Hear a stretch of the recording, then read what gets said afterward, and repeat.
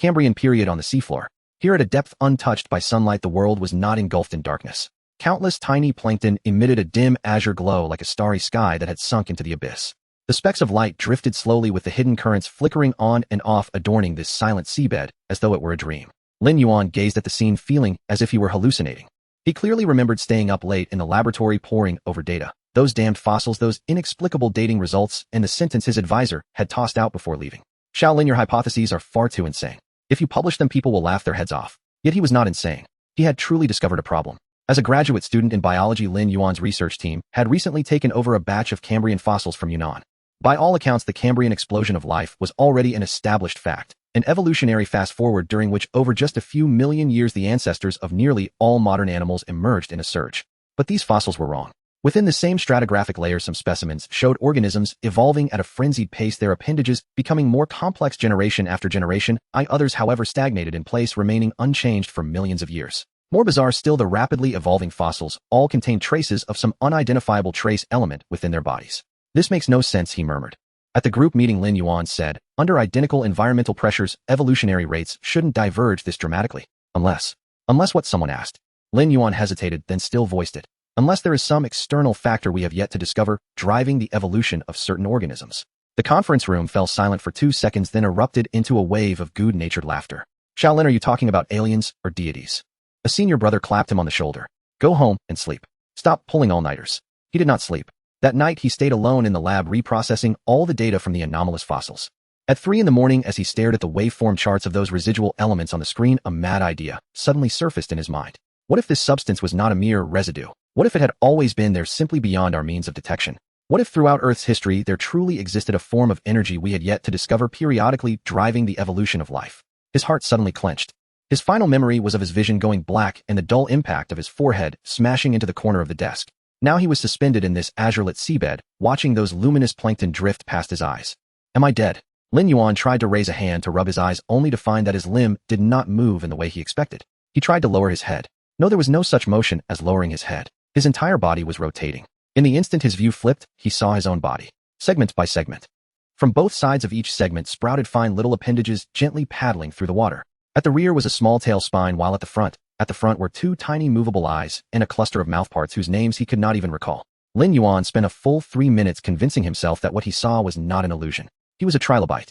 A trilobite larva less than 1 centimeter long. Cambrian seafloor azure points of light floating plankton. This was no dream. This was Earth 600 million years ago. Well then, I've become truly ancient stock. Lin Yuan wanted to laugh, but he had no way to. He wanted to cry, but he had no tear glands. All he could do was float in this strange ocean, watching the glowing microbes drift past him, his mind blank. A trilobite. He had studied trilobites widely distributed during the Cambrian, one of the most successful arthropods in Earth's history, surviving for a full 270 million years. Put nicely, they were masters of patient, cautious development, saints of long-term survival. Put bluntly, they were roadside fodder. Perennial prey in popular science videos, the go-to experience points for every rising overlord of the seas, background extras in the ocean's great drama, small-time nobodies in the Cambrian, the mandatory trash mobs to be farmed whenever a marine hegemon appeared. Worse still, he was only a 1 centimeter larva, who any slightly larger creature could easily treat him as a snack. Heavens, I had an early morning class. Inside, Lin Yuan shouted this plea countless times, but there was no response. The seafloor remained as silent as ever, with only the plankton glowing to themselves. He drifted like this for a long while, until he finally accepted that he had truly crossed into another time. Fine, Lin Yuan sighed inwardly. At least I don't have to worry about delaying my graduation anymore. From childhood to now, his luck had never been particularly good. His parents divorced when he was young. He failed the college entrance exam. Just before his graduate entrance exam, he was in a car accident. He had long since developed a kind of immunity to misfortune. Since things had already come to this, he might as well make do. It was not as if he could simply transmigrate back. Since he had become a trilobite, he might as well strive to be a formidable trilobite first. Just as this thought formed, a powerful wave of hunger surged up from the depths of his body. The hunger rolled through him like a tide, driving his entire body to the brink of collapse, his life like a final spark of embers flickering and fading. Only then did Lin Yuan realize this frail body had not eaten for who knew how long. Instinct took over everything. His appendages began to paddle on their own, carrying him toward those glowing plankton. When the first plankton brushed against his mouthparts, those mouthparts opened and closed of their own accord. He swallowed it. A faint warmth spread from his abdomen, slightly easing the hunger. Lin Yuan froze. Not because of the warmth. It was because at the instant the food was digested, he felt the inside of his own body. The sensation was hard to describe. He was not seeing with eyes nor thinking with his brain, but perceiving directly and instinctively. He could feel every single cell of his own body. Those tiny units of life were sharply defined within his awareness. He could sense their states, which ones were dividing, which were absorbing nutrients, which were expelling waste. More astonishingly, when he focused his attention, he discovered he could command them. Accelerate division. The cells that had been dividing really did speed up. Strengthen the carapace. The outer cells in that region truly began secreting more chitin. Lin Yuan understood what this was. Cell-level control over his own body. He had transmigrated into a Trilobite, but had been granted a power that allowed him to manipulate every one of his cells. What did this mean? It meant he could make his carapace thicker, his eyes sharper, his appendages stronger. He could actively evolve himself. He no longer needed to wait upon natural selection. He could choose his own evolutionary path. A cheat ability that existed only in novels. Suspended in the seawater, Lin Yuan watched the glowing plankton drift past, watched the vague silhouettes of larger creatures occasionally glide in the distance, and watched this ancient, yet unfamiliar seafloor world. This was an age when life had only just begun to explode, when the environment was reshaping every species at a frenzied pace. The birth of each new organ demanded a price paid in tens of millions of failed attempts. In the brutal struggle of survival of the fittest, only the advantageous traits were preserved. But Lin Yuan was different. So long as he wished, he could reshape his body and will construct all manner of organs, and with an almost limitless capacity for trial and error evolve into a form of life never before seen. If he evolved into something sufficiently superior, he might even endure the long ages and return to the era in which he had been born.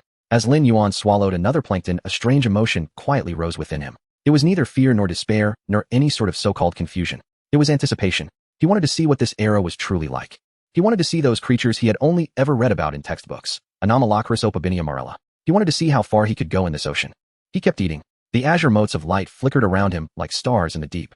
A trilobite larva began its first day in the Cambrian. The Cambrian Sea was a world slowly rousing from its slumber. The oxygen content was steadily rising and the waters were saturated with inexhaustible nutrients.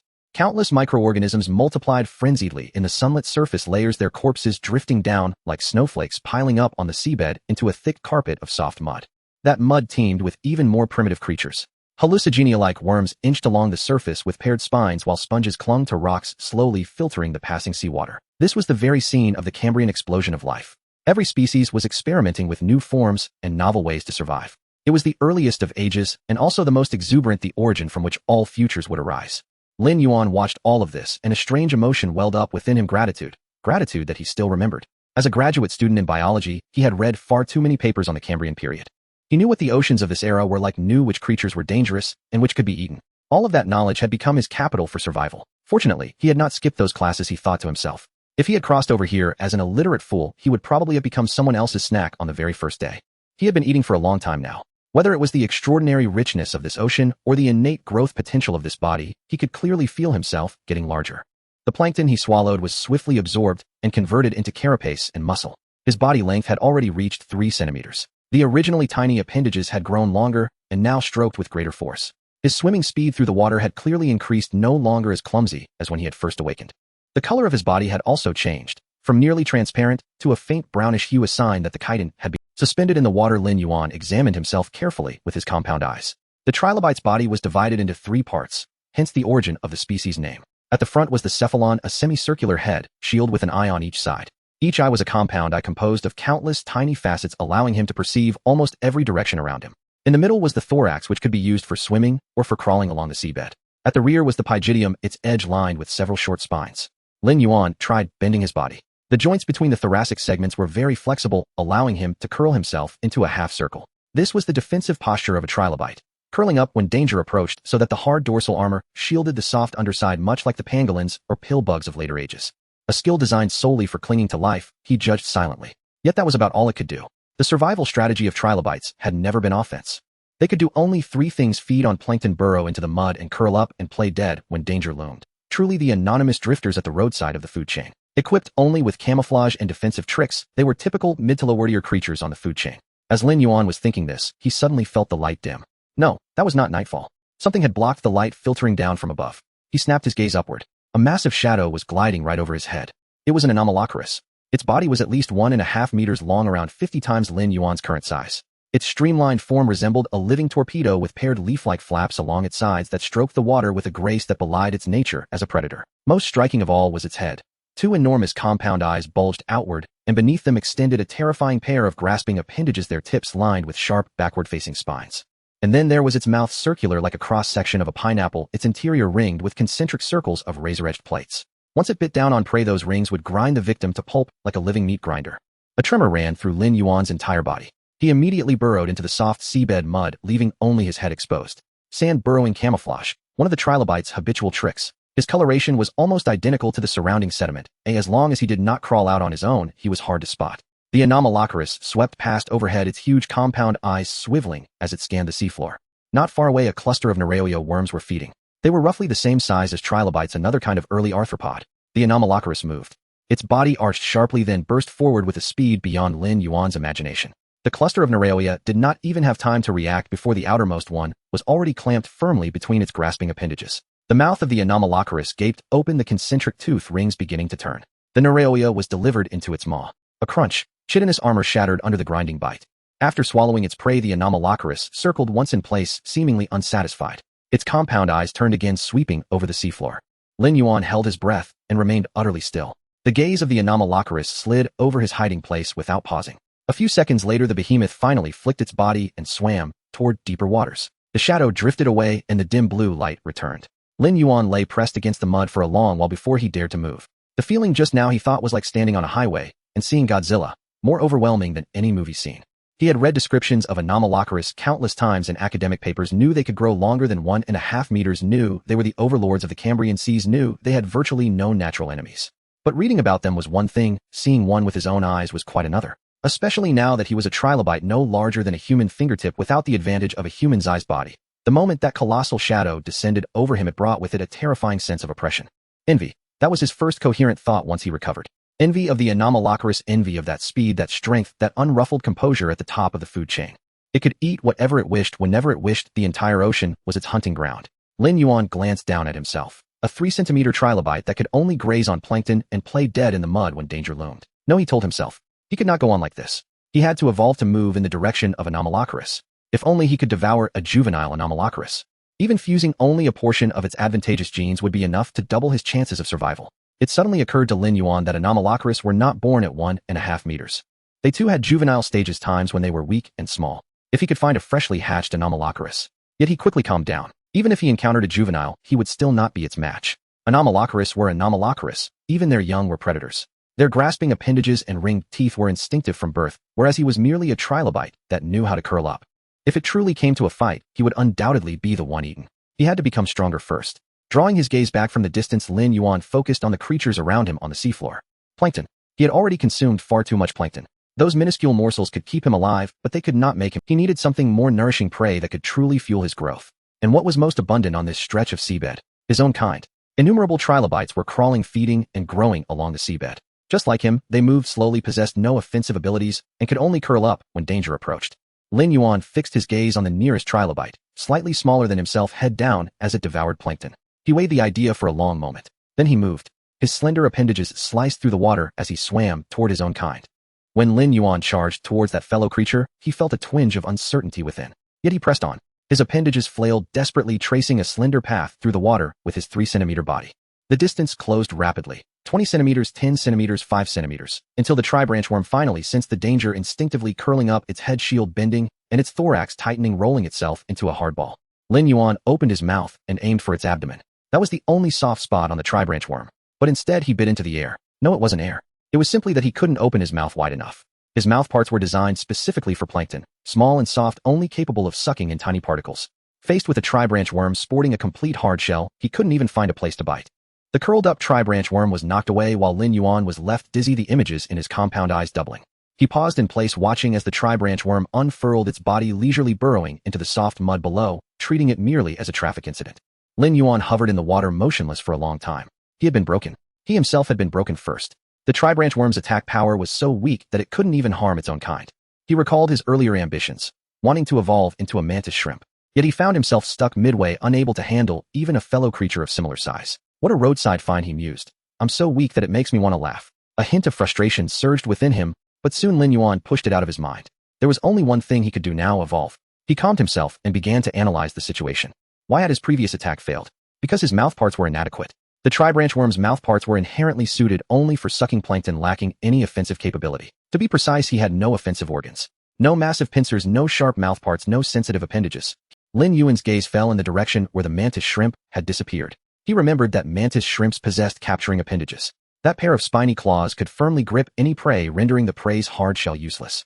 Even if he couldn't bite, he could first control it, and then gradually figure out a way. He didn't need to have mantis shrimp-level appendages right away, but he could have his own. Relying on his cellular-level control, Lin Yuan closed his eyes and sank his consciousness deep into his body. He began to sense the cells at the front of his body. His current appendages were merely used for swimming and crawling, soft and slender, lacking any offensive power. But what if he could modify them? Lin Yuan began to mobilize those cells, urging them to accelerate division and growth. At the same time, he strived to recall the shape of the mantis shrimp's capturing appendages, sturdy, powerful, with sharp spines at the ends. He did not know if his cells could grow into that form, but he had to try. Time passed slowly. Lin Yuan remained suspended in the water, motionless. If someone were to observe closely, they would notice that his two pairs of front appendages were changing at a visibly rapid pace, thickening from their originally slender forms, while the chitinous layer on the surface continued to thicken. But that was not enough. He needed barbs. Lin Yuan concentrated, directing the cells at the tips of his appendages to grow in specific directions. Those cells seemed to understand his commands, starting to protrude outward, forming small bumps. The bumps grew longer, and finally 2 slender barbs emerged. Lin Yuan opened his eyes, gazing at his newly modified forelimbs. They were no longer the appendages of a tri-branch worm. The new forelimbs were twice as thick as the hind appendages, their surfaces covered with deep brown, hardened chitin glimmering slightly under the light. The tips were slightly curved, resembling a pair of small hooks with 2 rows of tiny barbs growing on the inner sides. These barbs slanted backward, ensuring that the more the prey struggled, the deeper they would embed. An offensive organ that the tri-branch worm had failed to evolve in 200 million years was thus easily replicated. Lin Yuan attempted to move them. The forelimbs opened and closed flexibly, the barbs interlocking, producing faint sounds of friction. It worked. Though less than a centimeter, it was still a great start. It wasn't a weapon of mantis shrimp caliber, but for him at this moment, it was more than sufficient. Lin Yuan turned around and began searching for a new target on the seabed. This time he had learned to be clever. He no longer sought creatures of similar size. He needed to find one smaller than himself, a juvenile that had yet to develop a complete hard shell. After a while of searching, he spotted a target behind a rock. It was a small tri-branch worm about 2 centimeters long with an incomplete thorax and a noticeably softer carapace. It was crouched on the soft mud, dedicatedly feeding on plankton, completely unaware of the impending danger. Lin Yuan slowed his movements, inching closer. His appendages moved gently, stirring no water currents. The distance closed. 10 centimeters, 5 centimeters, 3 centimeters, until the little tri-branch worm seemed to sense something, lifting its head and turning its compound eyes towards him. Now's the time. Lin Yuan suddenly accelerated, his newly formed forelimbs darting out like lightning. Caught! The little tri-branch worm struggled desperately, trying to curl up. But Lin Yuan's forelimbs firmly gripped the midsection of its thorax, right where it was still soft and undeveloped. The barbs pierced into the delicate joint gaps, and the more it struggled, the deeper they sank. Lin Yuan spared it no opportunities. The other forelimb reached out too, and both forelimbs exerted force simultaneously, forcibly tearing the little tri-branch worm apart. The sound of chitin cracking echoed through the seabed. A warm liquid surged forth, spreading through the seawater. Lin Yuan lowered his head and quickly began to feed. This was not the tiny particles of plankton, but real flesh, nutrient-rich tissue filled with energetic bodily fluid. With every mouthful consumed, he could feel warmth spreading throughout his body. He ate slowly and carefully, swallowing every bit of nutritious part.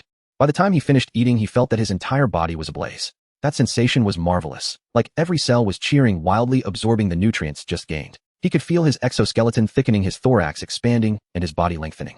Indeed, fellow creatures provided far more nutrition than plankton. He did not know how long it had been when that feeling gradually subsided. Lin Yuan looked down at himself. 3.5 centimeters. He had grown half a centimeter. Just by hunting a small fellow creature, he had grown half a centimeter. What if he continued to eat like this? What if he consumed 10, 100, 1,000? How large would he grow? What form would he evolve into? Lin Yuan raised his head, scanning the seabed with his compound eyes. Countless tri-branch worms were crawling, feeding, and growing. They were completely unguarded against him, continuing to bury their heads in their plankton. His forelimbs opened slightly, and then slowly closed. The barbs interlocked, producing faint sounds of friction. In the days that followed, Lin Yuan became the most dangerous hunter in this underwater realm. He concealed himself in the crevices of rocks nestled within the soft mud and hidden beneath the shadows cast by seaweed. Once prey passed by, he would pounce fiercely, using his barbed forelimbs to ensnare his target, and then tear apart 1, 2, 10. He lost count of how many of his kind he had consumed. All he knew was that with each meal his body underwent changes. Within a few days he had grown to nearly 5 centimeters, almost twice his original size. But soon a new problem emerged. His forelimbs were becoming insufficient. It wasn't due to a lack of hardness. The barbs remained sharp, and they securely caught smaller prey. However, when faced with trilobites of similar size and harder shells, he was at a loss. After all, the strange shrimp relied on these appendages to capture and control prey, requiring a spiral mouthpart to unleash their full power. The attack power is inadequate. I need to enhance them again. Lin Yuan hid behind a rock, watching a sizable trilobite crawl by in the distance, refraining from a reckless attack. But he also discovered a problem. Every enhancement consumed energy, and the source of energy was food. This meant he needed to eat until full amass enough energy, and then he could enhance. After enhancing, he would become extremely hungry again, requiring immediate hunting. It was a cycle that continually strengthened him. Lin Yuan began to consciously store energy while hunting.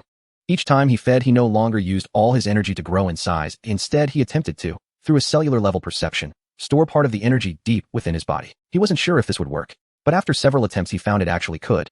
The energy stored between cells felt like small warm clusters ready to be summoned at any moment. After an unknown period of accumulation, he finally felt it was enough. Then he spent an entire day starting to modify his forelimbs. He recalled the lobsters he had seen in his past life. Those massive creatures with a pair of giant claws. The claws were heavy, capable of easily crushing the hard shells of mollusks, and also usable for defense and intimidation. That was exactly what he wanted. Lin Yuan closed his eyes, his consciousness sinking deep into his cells. The cells in his forelimbs began to wildly divide and grow. The chitin thickened layer by layer, muscle fibers thickened, and the shape transformed from slender hooks into robust claws. After a day, the accumulated energy was completely consumed. Lin Yuan opened his eyes, suppressing the hunger in his abdomen, and gazed at his entirely new forelimbs. They could no longer be called mere appendages. They were true claws. Each claw was a third of his body length, covered with a layer of hardened black chitin that reflected a metallic sheen in the dim blue light. The claws split into two parts with robust teeth protruding on the inner sides, perfectly interlocking when they closed. He tried to snap them together forcefully. Crack! A shell he had used as a test subject shattered instantly, fragments scattering in all directions. Lin Yuan looked at the shards, a wave of indescribable satisfaction surging within him. It was done. Though only 2 centimeters in size, it was still a great start. He should be able to crush the shells of those trilobites now. He turned around, preparing to begin a hunt. Then he discovered a new problem.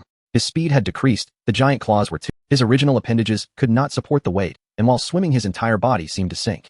After struggling to move forward a bit, a small trilobite leisurely crawled past him, and he reached out with his claws. But he couldn't reach it. The trilobite didn't even notice him continuing to munch on food. Lin Yuan. Not fast enough. His legs couldn't support the weight of the new weapon, and Lin Yuan lay on the seabed, watching the trilobite crawl further away, eventually disappearing behind a rock. Then he began to think of solutions. If he couldn't chase fast prey, he wouldn't pursue them. His gaze fell on the immobile creatures on the seabed, mollusks. In the Cambrian ocean, primitive mollusks had already emerged. They were fixed to rocks or half buried in soft mud, feeding by filtering seawater. They couldn't run or hide. Their only defense was that hard shell. But for Lin Yuan now, that hard shell was no issue. He found a rock covered with small mollusks and slowly crawled over. Those mollusks were completely unprepared for him, continuing to filter seawater with their shells open. Lin Yuan raised his giant claw, aiming for the largest one. Crack! The shell shattered. He reached in with his claw, extracting the soft flesh and bringing it to his mouth. Warm currents spread within his body. This is right. Lin Yuan quickly consumed, storing the energy. In the following days, he relied on hunting mollusks to accumulate energy. Mollusks couldn't run, he just needed to crawl over, crush them, and eat. Although each one provided less energy than a trilobite, they excelled in safety, stability, and continuous supply. The energy continued to build up. He began to modify his legs. The original appendages were too small, unable to support the weight of the giant claws. He needed stronger, longer legs, ones that could allow him to move quickly. Using the old method, recalling. He remembered the legs of crabs from his past life, slender, powerful, suitable for crawling on the seabed, and capable of short bursts of speed. Then he would grow in that direction. Cells divided, grew, and strengthened. 1 day, 2 days, 3 days. When Lin Yuan opened his eyes again, he was completely different.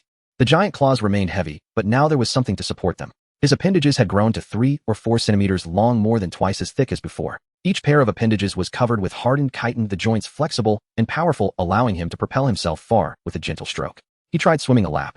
Fast. Very fast. The trilobites he could never catch before he could now reach in a single sprint. Lin Yuan paused in the water, truly examining himself for the first time. His body length had reached 7 centimeters. The carapace still resembled that of a trilobite, semicircular with compound eyes on either side. But beneath the carapace were a pair of massive black claws, their teeth interlocking, ominously intimidating, just to behold. The thorax had several more segments than a normal trilobite, with elongated appendages on each side. Those appendages swayed slightly in the water, ready to spring into action. The tail plate had also enlarged, with the short spines along the edge transformed into long tail spines capable of striking back in danger. If only looking at the limbs, he resembled a lobster. However, if one looked at the main body, he remained a trilobite. Combining the characteristics of both creatures, Lin Yuan gazed at his current form, suddenly recalling those strange fossils. He had studied those fossils countless times in the lab. Specimens from the same stratum evolved rapidly, while others stayed. At that time, he couldn't understand why, but now he suddenly had a hypothesis. What if he had gained the ability to manipulate cells due to some unknown element? What if that element wasn't encountered by just him? What if there were other creatures in this ocean also experiencing some degree of cell activation under the influence of that element? They might not possess as complete control as he did, but they could rapidly evolve, driven by instinct. In the face of danger, they would grow defensive spines. When needing to hunt, they would develop attacking claws. If they wanted to swim faster, they would elongate their appendages. They were evolving by instinct. While he was evolving through consciousness, Lin Yuan suddenly felt excited. If his hypothesis was correct, then this ocean surely still harbored creatures far beyond the ordinary. Those creatures might possess organs that should not belong to the Cambrian period, exhibiting forms not typical of this era. They were hiding somewhere in the deep sea waiting to be discovered. He wanted to see. He wanted to witness those creatures with his own eyes, to know what they looked like and to attach their organs to himself. Lin Yuan's compound eyes rotated, scanning the surroundings carefully. The trilobites on the seabed had become scarce. The frenzied hunting during this time had nearly wiped them out in this area. Occasionally he would glimpse one or two, but they were tiny juvenile forms hiding in the cracks of rocks. He tried to chase one and eat it. His body barely reacted. Growth was incredibly slow, so slow, he could hardly feel it. The larger the size, the more energy required for growth. This marine area can no longer satisfy me. Lin Yuan quickly understood the issue. He lifted his head and looked into that direction was where the strange shrimp had disappeared a few days ago. What could be more energizing than hunting a strange shrimp in this ocean? Exploring on his own was still too slow. It would be best to catch a strange shrimp, study it closely, and replicate its advantageous organs. Lin Yuan certainly knew how strong the strange shrimp was, with a size of 1.5 meters and terrifying capturing appendages, but he also knew that strange shrimp weren't born at that size. They also had juvenile forms. Juvenile forms similar in size to him. If he could find a young strange shrimp.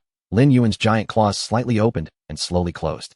Crack! A soft sound echoed through the seabed. He moved his appendages and swam toward the direction where the strange shrimp had disappeared. Dim blue lights flickered around him like stars in the deep sea. The trilobite at the lower end of the food chain began its first expedition. The vastness of the ocean far exceeded the imagination of those who had never experienced it, especially for a 7-centimeter trilobite. Surrounded by the dim depths of the sea, it was difficult to discern the passage of time, with only endless darkness surrounding it. Lin Yuan had lost track of how long he had been swimming. Leaving the familiar seabed behind, the terrain gradually changed, from a flat, soft mud plain to rolling hills. The trilobites were becoming increasingly scarce, replaced by a variety of strange creatures whose names he could not recall. Some wriggled like worms in the mud, some floated like jellyfish, and some creatures resembling shrimp, but not quite shrimp, waved their elongated appendages as they swept past him. Most of these were vaguely described in textbooks, and he could only match their true forms to blurry descriptions. But textbooks would not overlook the protagonists of this era. Lin Yuan caught a worm, replenishing his protein, while recalling information about the anomalous shrimp in his mind. Anomalous shrimp. The top predators of the Cambrian period, growing up to 2 meters in length. Their bodies are streamlined, lacking true legs, relying on a dozen appendages to paddle through the water. Their attacking organs are a pair of capturing appendages equipped with sharp barbs, making it difficult to escape, once caught, resembling 2 spiked whips. This is what the textbooks say. Yet the information in textbooks is incomplete. The fossils only preserve the hard parts of the anomalous shrimp, the shell, the appendages, and the mouth parts. The soft tissues had long since decayed and could not be preserved. What did the real anomalous shrimp look like? What special organs did they possess? No one knows. What concerned Lin Yuan even more was another matter. If his conjecture was correct, some unknown element was driving evolution, then anomalous shrimp should possess special individuals like himself, with the disparity between anomalous shrimp being as vast as that between himself and ordinary trilobites. He pondered what kind of monsters he might encounter and what rewards would come from devouring them. However, one must eat one bite at a time. Starting with an ordinary anomalous shrimp would be best. Lin Yuan's compound eyes turned, and an undercurrent of excitement began to swell in his heart. After swimming for a long time, the seawater began to grow murky. The originally clear azure was replaced by a grayish-white expanse filled with countless suspended particles. These particles were likely disturbed sediments, indicating nearby biological activity, intense and abundant biological activity. Lin Yuan slowed his pace, cautiously approaching. The murky seawater gradually cleared. He spotted a reef. It was a stretch of undulating rocks extending from the seabed up to where sunlight barely penetrated. The rocks were covered with various sessile organisms, sponges, brachiopods, and strange things resembling seaweed. Countless small creatures darted among the crevices of the rocks. He finally saw the anomalous shrimp. Not just one, but several. The largest lay atop the reef, measuring about 10 centimeters in length. Its body was light brown, and its massive compound eyes rotated, scanning the surrounding waters. There were a few smaller ones swimming and hunting among the rocks. The smallest one was about 9 centimeters long. Lin Yuan concealed himself at the edge of the murky water, pressing his body low as he slowly sank into the soft mud at the seabed. The sand covered him, obscuring his color. 9 centimeters. He glanced at himself. 7 centimeters. He was 2 centimeters smaller than the smallest one. Not to mention those capturing appendages and their terrifying speed. In a direct confrontation, his odds were not high. But he also did not plan to engage directly.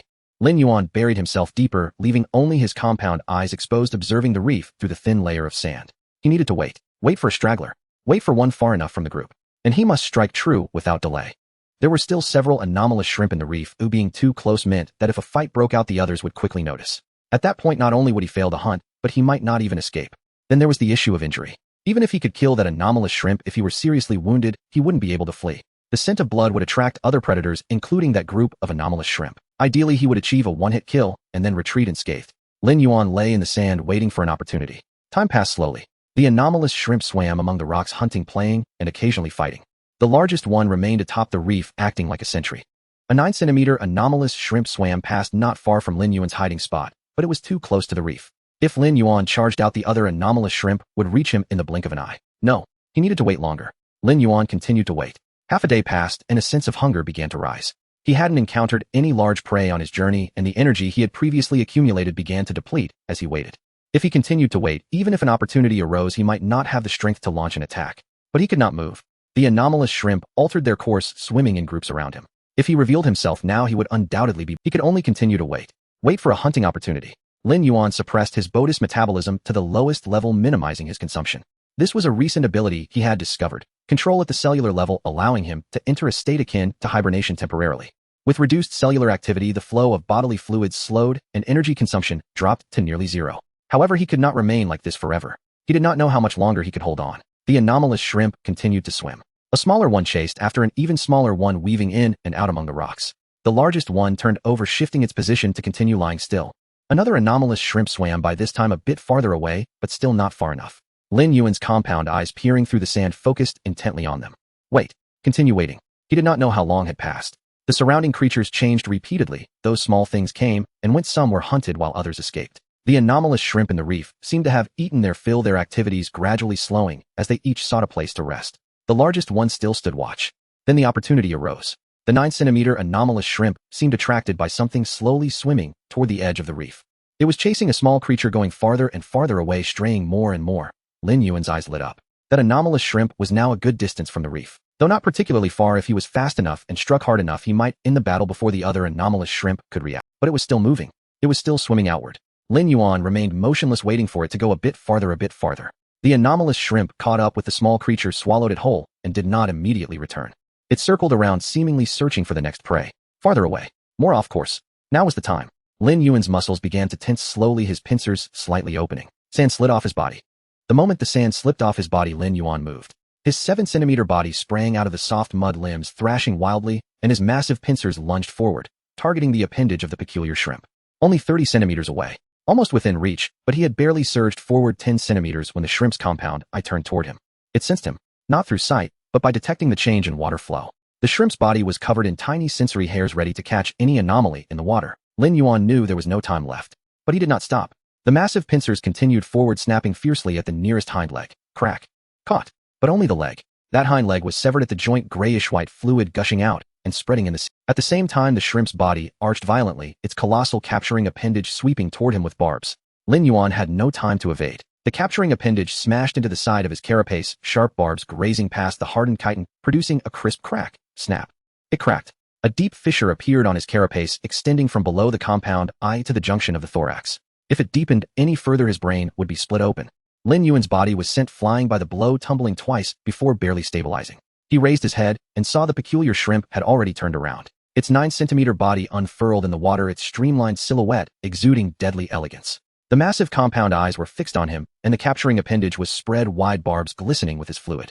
The severed appendage was still oozing fluid, but it seemed completely unconcerned. That insignificant wound did not affect its combat capabilities. Lin Yuan stopped about a meter away from it, his two front limbs slightly spread, massive pincers aimed forward. The shrimp did not rush at him immediately. It was sizing him up. The compound eyes rotated, scanning him from head to toe. The severed leg floated gently with the water, but its posture revealed no flaws. The capturing appendage was ready to spring, and its body could accelerate at any moment. Lin Yuan's compound eyes were also observing. In terms of strength, he felt the disparity from their earlier clash. The shrimp's capturing appendage had explosive power, moving so quickly that he could hardly react. If it weren't for that timely clamp severing its hind leg, causing its attack trajectory to veer slightly, he would have been great. And as for speed, it was needless to say. The shrimp's sprinting speed was at least 3 times his own. His only advantage lay in those massive pincers. If he could clamp down on its vital points, head, thorax, or mouth parts, he could win. But how to clamp down? He recalled the results of his earlier clamp. Only severing a hind leg, or more precisely a swim. For the shrimp, that was far from a fatal wound. Would its speed be affected? Perhaps it would slow slightly, but not by much. And as for himself, his carapace was cracked, the fissure deep. Although it did not impair his movement, another hit in the same spot could cost him his fighting capacity. In the first round of combat, he had not gained much advantage. The standoff lasted for a few seconds. Then the shrimp moved. Its body arched, leaf-shaped appendages slicing through the water, instantly circling to Lin Yuan's side. right where his carapace was cracked. Instinctively it knew where his weakness lay. Lin Yuan abruptly turned, sweeping his massive pincers across. But the shrimp had already retreated. It swam around him, continuously changing positions, its capturing appendage always aimed at his head. It was searching for an opportunity. Lin Yuan knew he could not wait any longer. If he delayed, other shrimp nearby might notice the disturbance, and this particular shrimp was clearly wearing him down, waiting for him to expose a flaw. It was a race against time. Lin Yuan lunged forward, his massive pincers wide open, aiming to clamp down on the shrimp's head. The shrimp's body contracted, easily dodging, while its capturing appendage swooped in from the side. This time Lin Yuan did not evade.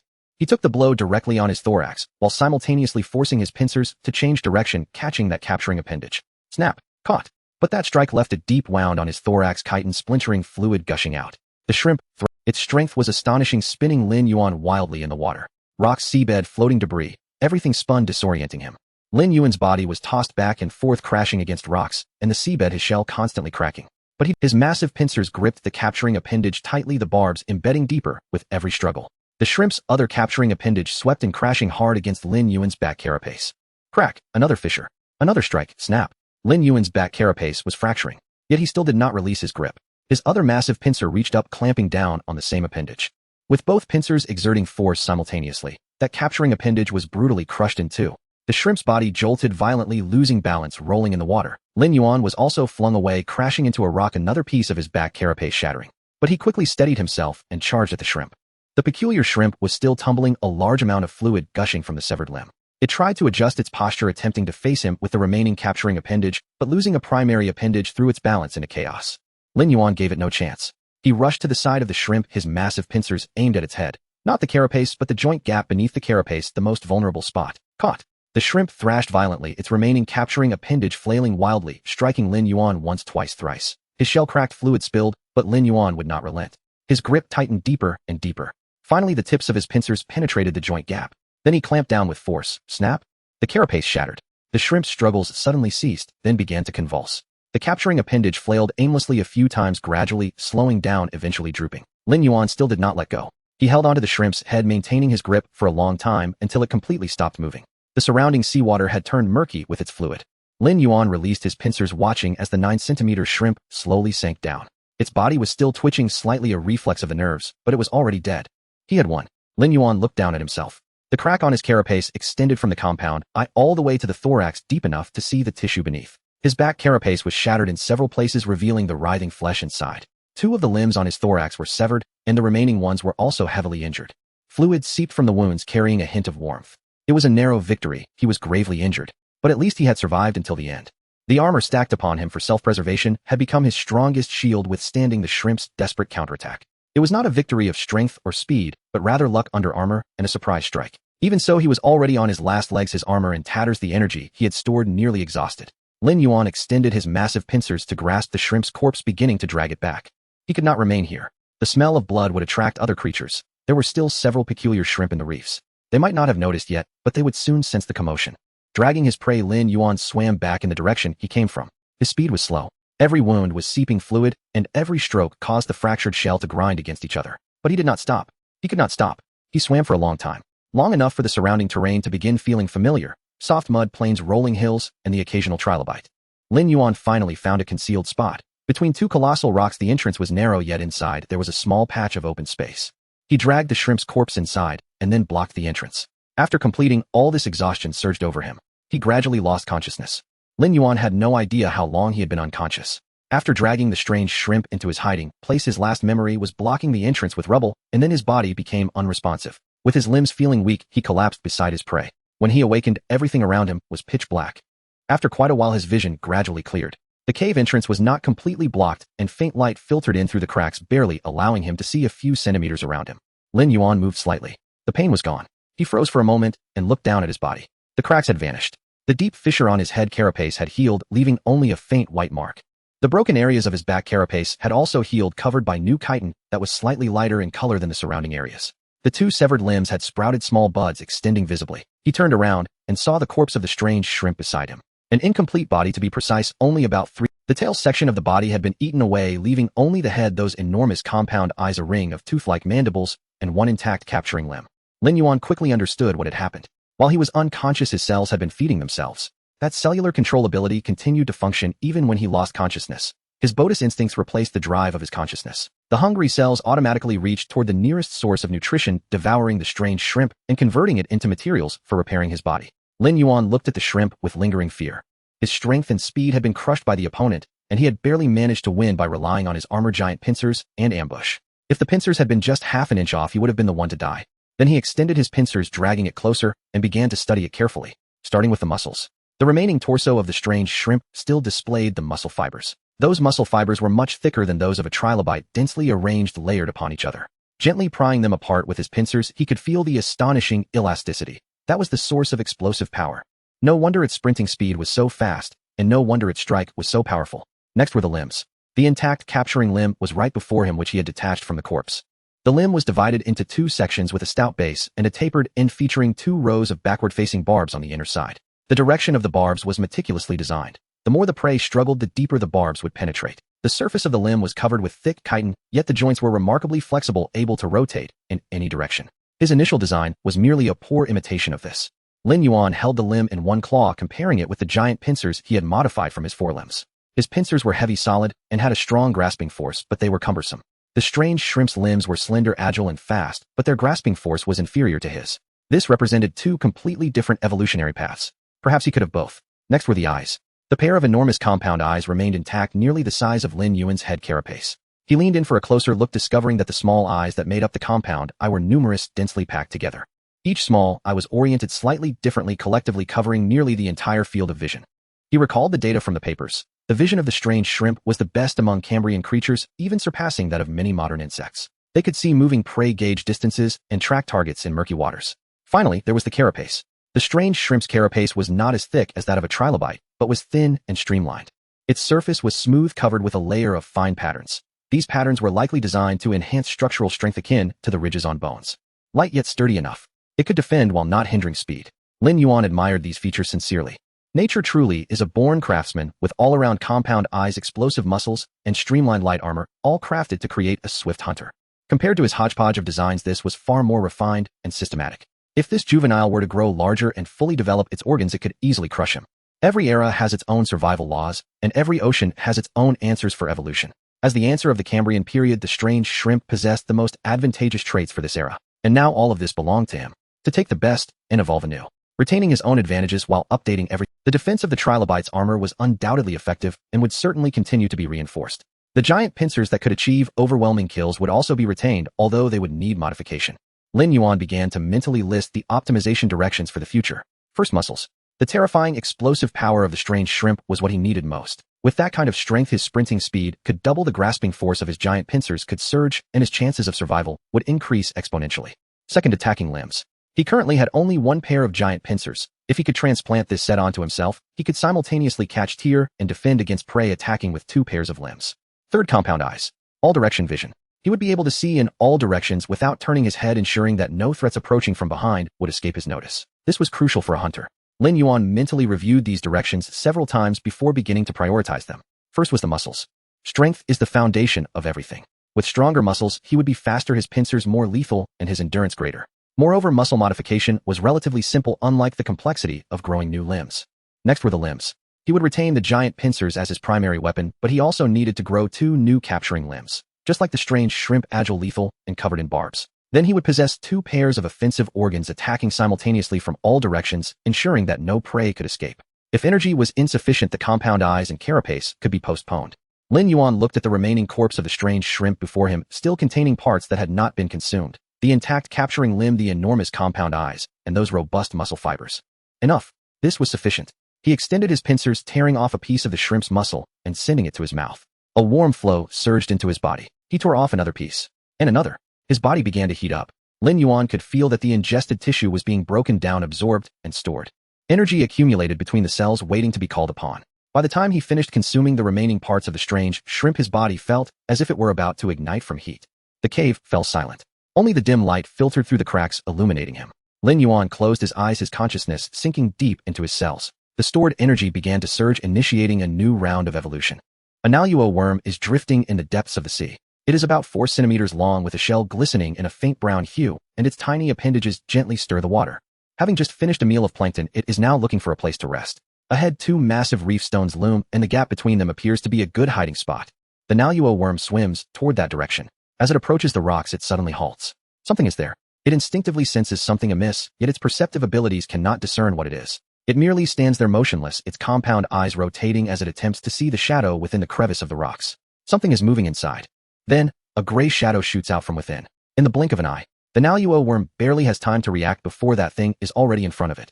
A pair of enormous black pincers clamp down from both sides, and with a crunch, it is instantly severed in half. Before its body fragments can even disperse, two pairs of slender attacking appendages simultaneously thrust out their barbs, piercing into its body, pinning it firmly in place.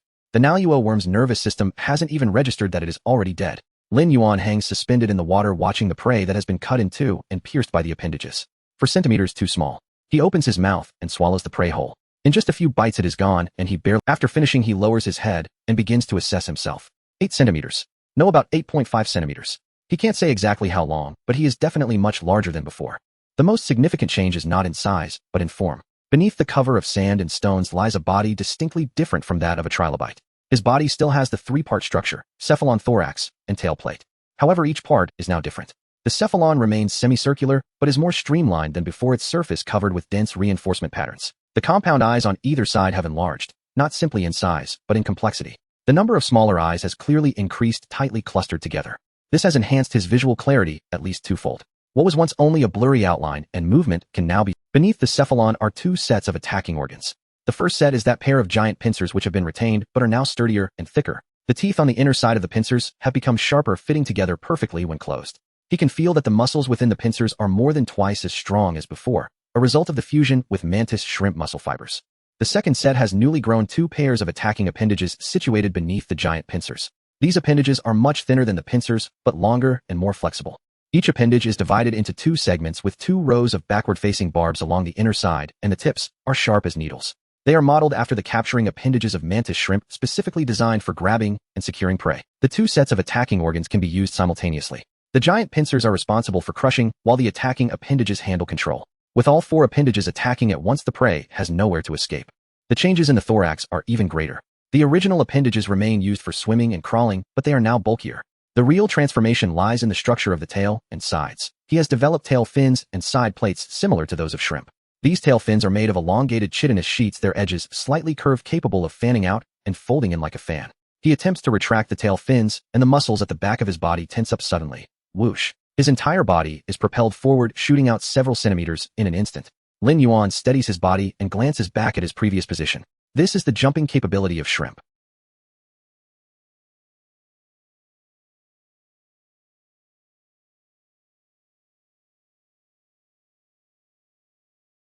He moves his giant pincers. Crack, crack. The sound of the pincers opening and closing echoes dully in the water. He also exercises the two pairs of new attacking appendages. The appendages move flexibly, their barbs interlocking, producing a faint rustling sound as they rub against each other. Then he engages in an internal battle with himself. 3 or 4. At least 3 or 4 of his previous selves. The structure of the pincers has not changed, but the muscles driving them have significantly strengthened. Previously, he found the pincers cumbersome and slow, always contemplating whether to change directions. But now he understands. It was not the pincers that were lacking, it was his strength that couldn't support such heavy pincers. Now that his strength is sufficient, the true power of the pincers can be unleashed. And with these new appendages, the combination is simply perfect. The giant pincers handle the frontal assault, while the attacking appendages manage control and cleanup. Speed has increased, strength has grown, and perception has sharpened. His compound eyes rotate, scanning the surroundings. The distant reef stones come into clearer view, with every tiny pattern, the small creatures crawling atop them, and the subtle changes in the water flow, all escaping not his notice. This is still not a fully fused state. He has only absorbed part of the complete abilities of mantis shrimp's compound eyes. But it is already sufficient. In addition to these advantages, there is also an unexpected delight. Lin Yuan moves his limbs and quickly buries himself, revealing only his head and the part resembling a trilobite. After acquiring powerful muscles, his digging ability has greatly increased, and his stealth speed has quickened, allowing him to use the appearance of a trilobite to lower the vigilance of prey and then launch a surprise attack. After all half buried in the sand, he looks from a distance like just another trilobite, with no discernible difference. After testing his current abilities, Lin Yuan crawls out of the sand pit, suddenly feeling an intense hunger surge from deep within his body. Unlike the previous hunger, this is deeper, more fundamental. The earlier hunger feels like a filled cup of water, while now it feels like a filled bucket. After merging with the genes of mantis shrimp, his life span has increased. The number of cell divisions has risen, the space for his body to grow has expanded, and his energy storage capacity has also improved. But the cost is he is now starving to death. Lin Yuan turns around, looking back to the direction he came from. Over there lies the reef cluster, the territory of the mantis shrimp. Previously, he fought desperately to take down the smallest one and almost met his demise. But now, he wants to try again. Not for revenge, but for energy. Each mantis shrimp is a substantial source of high-energy nutrients, and each one brings him closer to his complete form. Not to mention their shells, eyes, and muscles, which he has yet to fully merge. If he can hunt a few more, Lin Yuan's giant pincers slightly open and then slowly close again. He needs more energy to evolve his armor and to complete those compound eyes. That cluster of reefs now resembles a mobile energy reserve. Lin Yuan retracts his tail fins, muscles tense, and propels himself toward that direction. Whoosh! The 8-centimeter body creates a gray shadow in the seawater, disappearing into the darkness ahead. When Lin Yuan returned to the rocky reef, the seawater remained murky. The suspended particles were still there, the rocks were still there, and the small creatures weaving between the rocks were still there. The peculiar shrimp was still present. The largest one lay atop the rocks, its 10-centimeter body particularly conspicuous in the dim light. The smaller ones swam around, hunting and battling. The absence of one of their kind did not alert them to any threat. Lin Yuan counted them. 4. The largest one did not. Now there were 3 smaller ones measuring about 10 centimeters, 9 centimeters, and 9 centimeters respectively. He paused at the edge of the murky seawater, observing for a while before selecting his target.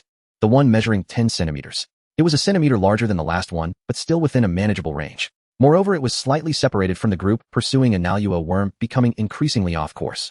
Following the same strategy as last time, he concealed himself beneath the sand, but quickly closed the distance with his strong limbs much faster than before. 3 meters, 2 meters, 1 meter. In the blink of an eye, both parties had closed in. The evolved slow crawling speed was now equivalent to the previously normal crawling speed. Lin Yuan's tail plate suddenly snapped, transforming into a shadow that pounced from the sand.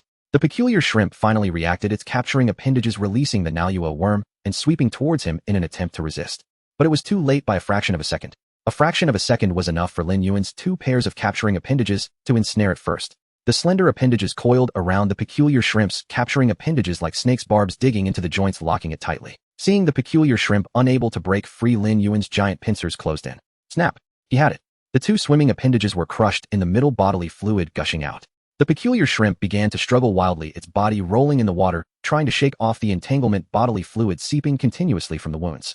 But Lin Yuan's 2 capturing appendages had already wrapped around completely.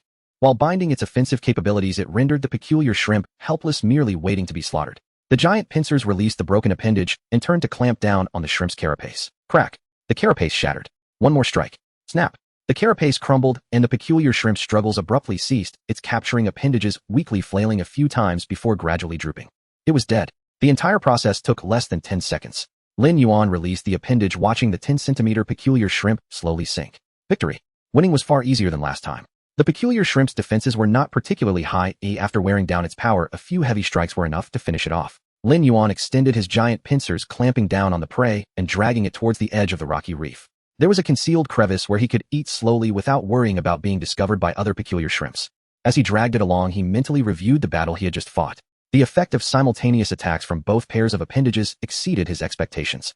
One pair of capturing appendages was responsible for control and entanglement, while the giant pincers delivered the fatal blow. The division of labor was clear, and their cooperation was seamless. The peculiar shrimp only had 1 pair of capturing appendages, while he had an extra pair of giant pincers, a fortatwo advantage. 2 fists could hardly contend against 4 hands, and the numerical advantage was too obvious. Moreover, the abdomen of the peculiar shrimp was a weakness. When he ensnared that peculiar shrimp, he had clearly felt its abdomen was soft with no defenses. Trilobites would curl up when in danger, using their hard shells to protect their abdomens, but peculiar shrimps do not. They have never had that need. During the Cambrian period, they were the top predators, never needing to consider the possibility of an attack to their abdomens. But once the abdomen was attacked, it essentially meant death. He couldn't help but wonder if peculiar shrimp could curl up like trilobites. What would that be like? Unfortunately, they could not. This was a blind spot in their evolutionary path. Lin Yuan dragged the prey into the crevice and began to eat. A warm current surged into his body, slightly alleviating his hunger. As he ate, he observed the rocky reef in the distance. The remaining 3 peculiar shrimps were still swimming, seemingly unaware of their companion's disappearance. He began his feast. Next, he would kill them one by one, starting with the 2 measuring 9 centimeters, and finally, taking down the largest one. After each kill, he would drag it back to consume, gathering enough energy before going out. This rocky reef was his hunting ground, and this group of peculiar shrimps was his reserve food. A day later, the 2 9-centimeter peculiar shrimps had vanished. 2 days later, the last 10-centimeter one also died. Lin Yuan lay atop the rocky reef where the largest peculiar shrimp had once rested. He looked down at his abdomen. There now lay a thick layer of chitinous shell, a layering technique he had learned from trilobites. Though often jokingly referred to as a roadside creature, not just any random animal could survive for 200 million years. To outlast several generations of oceanic overlords, it indeed had its unique skills. For instance, the layering technique along with camouflage was a trademark skill of trilobites, nearly perfecting it for their body type with considerable thickness and structure. Moreover, trilobites would curl up when in danger, using their hard dorsal shell to protect their soft abdomen, leaving no opening. Lin Yuan spent several days without impacting flexibility, using the energy he accumulated to create a layer of armor on his abdomen with larger gaps. This way he no longer had to worry about surprise attacks on his abdomen and could curl into a ball while escaping diffusing the force of enemy attacks, thus achieving 2 defensive modes. In addition, he also optimized and thickened the shell on easily attacked areas such as the head and back. Now he had no obvious weaknesses. Lin Yuan leapt from the top of the reef and landed on the seabed. Not far away, a peculiar shrimp swam. It was the last one, the smallest, only about 8 centimeters long, which Lin Yuan had spared due to its size. Now it had come to him willingly. Lin Yuan stood atop a coral, observing it from above. The peculiar shrimp noticed him, its compound eyes rotating, seemingly mistaking him for a trilobite. Then it suddenly dashed over, its capturing appendages spread wide, aiming at Lin Yuan's head. Snap. The pair of capturing appendages struck Lin Yuan's head shell, leaving only a shallow white mark. Lin Yuan looked down at it, not retaliating. The peculiar shrimp paused for a moment before making another attempt. Still a white mark. It took a few steps back, its compound eyes rotating, seemingly pondering why the attack was ineffective. Lin Yuan extended his giant pincers and gently clamped down on its capturing appendage. Snap. It was severed in one strike, and then he began to eat. As he ate, he recalled a comic he had read long ago, Corpse Brother. In the comic, the boss, the Corpse King, could continuously extract the genes of other creatures, taking the best traits and transforming himself into an increasingly powerful monster. At that time, he was in the throes of adolescence, watching that comic, fantasizing countless times about having such abilities. Fusion: the speed of a cheetah, the eyes of an eagle, the strength of a bear, plus the electric discharge of an electric eel, evolving into the ultimate life form. Little did he expect that his juvenile fantasies would actually come true. Just not in the era of humanity, but in the depths of the Cambrian Sea 600 million years ago. Lin Yuan finished the last peculiar shrimp, lifted his head, and gazed into the dark waters ahead. He had already wiped out all the peculiar shrimps in this area, but countless others remained in the Cambrian Ocean. Large ones, small ones, strong ones, weak ones. They were scattered throughout the ocean, waiting to be hunted, devoured, and feared. Moreover, there were many types of peculiar shrimp. Just as fish are a broad category, with goldfish and sharks both being fish, yet vastly different in combat capability. The ones he had been killing were merely the most common juvenile peculiar shrimps, at most comparable to Cambrian goldfish. The true peculiar shrimp overlords, those adult individuals exceeding 1 meter in length, were still hiding somewhere in the deep sea. Lin Yuan's compound eyes scanned the deep blue sea, but it didn't matter. He had plenty of time. The Cambrian period would last for tens of millions of years, followed by the Ordovician, Silurian, and Devonian. One era after another would unfold, and one increasingly terrifying creature would evolve. The path he had to walk was still very long. Lin Yuan moved his appendages, swimming towards the deeper waters, while behind him the rocky reef gradually faded into the darkness. The days that followed were uneventful. Lin Yuan swept across one stretch of sea after another, slaying anomalous shrimp in succession. Large, small, powerful, frail. Either true anomalous shrimp or their close kin. Their forms varied slightly, some bore longer appendages, some possessed larger compound eyes, yet at heart they remained the same kind of creature. Devour, assimilate, refine. Devour again, assimilate again, refine again. His body kept expanding. From 8 centimeters to 15, from 15 to 20, from 20 to 25. Each feeding brought subtle change, though every prey contributed a few useful genes. His carapace was being He repeatedly reinforced the lightweight carapace characteristic of anomalous shrimp, layering chitin upon chitin to form a defensive structure akin to the stacked armor of trilobites. To increase protection without adding undue weight, he generated a dense lattice of internal reinforcements, bone-like struts crisscrossing his shell, exchanging the least material for the greatest strength. His compound eyes were evolving too.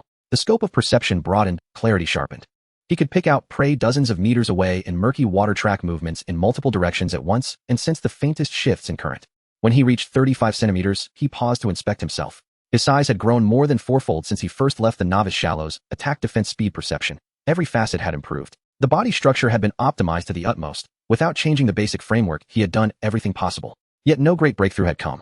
It was still the same set of elements: muscle, appendages, compound eye, shell. Only quantitative change, no qualitative transformation. Sometimes Lin Yuan wondered whether he would be forever trapped within the shrimp trilobite paradigm. No matter how much he devoured, he would only perfect those two lineages, never become something wholly different. For now, that question had no answer. One other thing was changing: his human memories. The recollections of laboratories, fossils, mentors, and papers were growing increasingly faint. He could remember that he had been human, that those events had occurred, but when he recalled them, it felt like reading someone else's story. Distant, blurred, separated by some impermeable veil. He did not know whether the feeling was good or bad.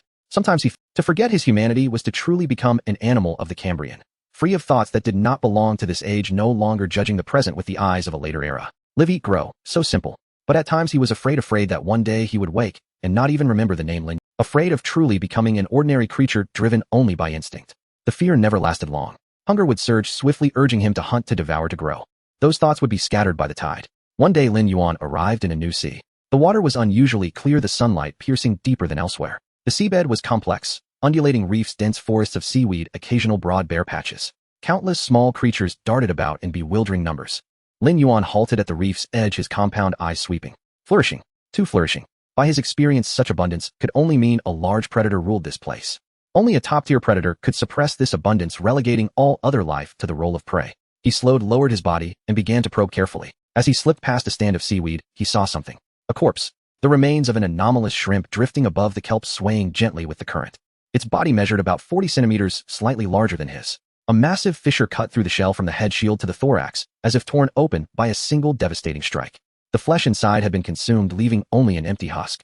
Lin Yuan stopped, his compound eyes fixed on the tear. It had been ripped open. The wound had been made by something exceedingly sharp, forcibly split from the outside. He had seen many anomalous shrimp corpses. He had created many himself. But none looked like this. This was the work of something else. Lin Yuan's compound eyes swept the surrounding waters. The kelp forest was silent save for the scurrying of small creatures. The reef area showed no anomaly. The distant seabed opened flat and bare. Nothing could hide there. Was the killer still here, or had it already departed? He hesitated, then moved on. Skirting the kelp, he entered an open reef zone. Rocks rose and fell, carving countless crevices and shadows. Lin Yuan hugged the seabed and crept, his appendages parting the water without stirring it. Then he saw it. Above a cliff hung a protruding rock. A creature reclined on that rock. Blue. Roughly his length, around 40 centimeters, but its form differed utterly from ordinary anomalous shrimp. Its body was sleeker, more elongated, its streamlined contours seeming deliberately forged. Its head bore 3 compound eyes, 2 in the customary positions, the third perched atop the crown, gazing upward. Its grasping appendages were unlike the barbed pincers of common anomalous shrimp. They were flattened and elongated, edged like blades. Those blades gleamed faintly in the dimness like polished metal. What concerned Lin Yuan most, however, was its back. There sprouted a pair of strange appendages spread laterally like wings. Fin-edged with delicate striations, they resembled fish fins. Usually folded upon its back, it would occasionally extend them to adjust an angle. Watching the wings, he quickly grasped their purpose. They could not enable flight. There was no air in the water, yet they were. When diving from above, those appendages could generate lift and control, sharpening dives into faster, more deceptive, and more precise attacks. It favored ambushes from above. Lin Yuan's compound eyes fixed on the blue shrimp as his mind raced. 3 compound eyes. Its field of vision must be broader than that of ordinary shrimp, perhaps with no blind spots at all. Those blade-like appendages, terrifying striking power capable of rending the shell of a 40-centimeter anomalous shrimp in a single blow. And those wings, diving strikes of breathtaking speed. He recalled the batch of fossils he had studied, specimens that had evolved rapidly, fossils that retained traces of some mysterious. If his conjecture was right, if some unknown element had been driving accelerated evolution, then this before him was proof, a creature shaped by that influence. Under instinctual pressure, it had grown organs that did not belong to its age. Lin Yuan stared, and an idée fixe leapt into his head. If before crossing over he could have recorded this creature's morphology and written it into a paper, what faces would his skeptical mentors and mocking senior brothers wear? A Cambrian anomalous shrimp evolved 3 compound eyes, blade-like appendages, and wing-like gliding structure. This was no dream. This was what he saw with his own eyes. In his mind, he gave it a codename, Lan Xia, the blue hunter, a deep-sea predator of the Cambrian. If he could return alive and write up this discovery, it might shake the world of paleontology. It might even prove his theory that an unknown element had propelled evolution forward, that organisms not native to this age could exist. Alas, he could not go back. That did not matter. He could do another thing, make every detail of it into a specimen, record it forever within himself. Lin Yuan sank slowly, concealing himself amidst the seaweed fringing the cliff. The long strands swayed with the undercurrent, masking his color and silhouette. He began to move. Along the cliff's rim, inch by inch, he crept toward the protruding rock. The seaweed fluttered above him. A bluish light filtered down from above. Far off, the blue hunter lay upon the rock, its 3 compound eyes rotating as they scanned the abyss below. It had not yet noticed him. Seaweed swayed above his head. Lin Yuan moved slowly along the edge of the cliff, his body pressed low to avoid stirring up any water flow. Although the bottom was not sandy, making it impossible to ambush from below, he had other methods. The cluster of seaweed provided the best cover. It swayed with the undercurrent, breaking his silhouette into countless fragments. As he drew closer, the figure of the creature became increasingly clear. A blue strange shrimp perched at the edge of the reef, its 3 compound eyes focused on the abyss, watching for any movement below. It seemed to be waiting for something, perhaps for prey to rise from the depths. Lin Yuan selected his angle and slowly adjusted his position. He planned to ambush from below at the side, using the cover of the seaweed to launch himself before it could turn around and clamp down on its abdomen with his giant pincers. That was the weakness of all strange shrimp, which he had verified countless times. He continued to close the distance. For meters. 3 meters. 2 meters. Lin Yuan's tailplate suddenly surged with power. His 35-centimeter body shot out from the seaweed cluster, diving straight towards the reef. 2 pairs of appendages opened simultaneously. The giant pincers reached forward while the other appendages flanked from both sides. Water surged, and the giant pincers were mere inches away from the creature's vital spot, seemingly on the verge of a successful ambush. But at that moment, the blue creature moved. With an unbelievable speed. It did not turn around. The blade-like appendages merely sliced through the water, and its entire body glided away from the reef, as if pushed by some unseen force. Lin Yuan's giant pincers grazed its abdomen, brushing against only a few strands of water. Then it had already swum upward. The 3 compound eyes turned to fixate on him. The ambush failed. Lin Yuan stopped beside the reef, looking up at the blue shadow above. It hovered in the water, its wing-like appendages slightly spread, adjusting its body posture. The blade-like appendages folded in front of its chest, poised to strike at any moment. So fast, more than twice the speed of ordinary strange shrimp. It controlled the water flow with those wing-like appendages turning in the water like a bird. In this 3-dimensional seawater, it could almost move instantaneously in any direction. This was not the place to fight. This movement was inconvenient, and he needed to change location. Lin Yuan did not hesitate and began a strategic retreat. He thrust his tailplate, propelling himself downward along the cliff edge, swimming toward the open sea. Behind him, the blue shadow moved, not in pursuit, but gliding. It merely waved its wings lightly, maintaining a steady distance above him. It was watching him, like an eagle watching a mouse on the ground. Lin Yuan swam a few dozen meters into an open seabed. There were no reefs, no seaweed, only a flat, muddy plain. He suddenly stopped and turned around. The blue shadow indeed descended. It folded its wings, arched its body, and its blade-like appendages lunged forward, diving toward Lin Yuan. Its speed was astonishing, with the blades aimed directly at his carapace. Lin Yuan did not hesitate, his body curled up abruptly. The carapace bent downward, the thorax tightened, and the tailplate flipped over. His unique Trilobite defensive posture rolled him into a hard ball. Crack! The blade struck his back shell, but the spherical shape dissipated most of the force, leaving a crack. Lin Yuan's body rolled out for several circles, crashing onto the soft mud a few centimeters away. The blue shadow missed its strike, hovering in place, its 3 compound eyes rotating, as if observing this strange prey. Lin Yuan unfurled his body in the mud, assessing his condition. There was a new crack on his back shell, but it was not serious, though it was still alarming. Other strange shrimp only left a few scratches, yet this one had managed to breach his armor while dissipating its own force, proving its strength should not be underestimated. Lin Yuan raised his head to look at the blue shadow not far away. It was also assessing him. That posture, that speed, that reaction was unlike any opponent he had encountered before. It relied not on brute strength, but on speed, on that incredible maneuverability. If he could consume it, he too could acquire such lightning-fast speed. Lin Yuan felt a surge of excitement as his previously dormant emotions revived. He opened his 2 pairs of appendages, positioning his giant pincers forward, ready to attack. Come on. The blue shadow moved. It did not dive, but instead shifted sideways, its wings lightly fluttering, instantly circling to Lin Yuan's side. The blade-like appendages swept in, targeting the crack on the side of his carapace. It had remembered the location where he was previously injured. Lin Yuan's giant pincers met the attack. Clang! The pincers clashed, producing a dull sound. The blue shadow's blade left a crack on Lin Yuan's giant pincers, while its body retreated with the recoil, circling to the other side. So fast. Lin Yuan turned around, his giant pincers striking once more. Clang! Another sound echoed. The 2 sides broke apart again, and the blue shadow once more created distance. Lin Yuan stared at the 2 cracks on his pincers and the intact blade of his opponent. His weapon was at a disadvantage. Those mantis-like blades were indeed sharp and posed a threat to him. However, the opponent's armor was thin, and if he could land a hit, he could severely injure it. Thus it was somewhat balanced. Thus the entanglement began. The blue shadow's attacks were relentless, each one coming from a different angle, above, the side, below, and from behind. Its wings allowed it to launch attacks from any position, each movement so fast that it was hard to see. Lin Yuan's capturing appendages tried several times to entangle it, but they always lagged half a beat, only managing to grasp at water. The battle gradually stalemated. No matter how strong his body's mobility was, it could not match those wings. Lin Yuan's compound eyes fixated on the opponent's trajectory, searching for a flaw. But the blue shadow's movements were too quick enough that he could only passively block with his giant pincers, with no chance to counterattack. Crack! Another strike landed on the giant pincers, leaving a deeper mark this time. If this continued, the pincers would surely be rendered useless. Lin Yuan felt a chill in his heart. If this dragged on, he would inevitably be worn down by the opponent. It would be better to let these pincers play some role. He charged forward, suddenly disregarding the blade, lunging directly at the blue shadow's body.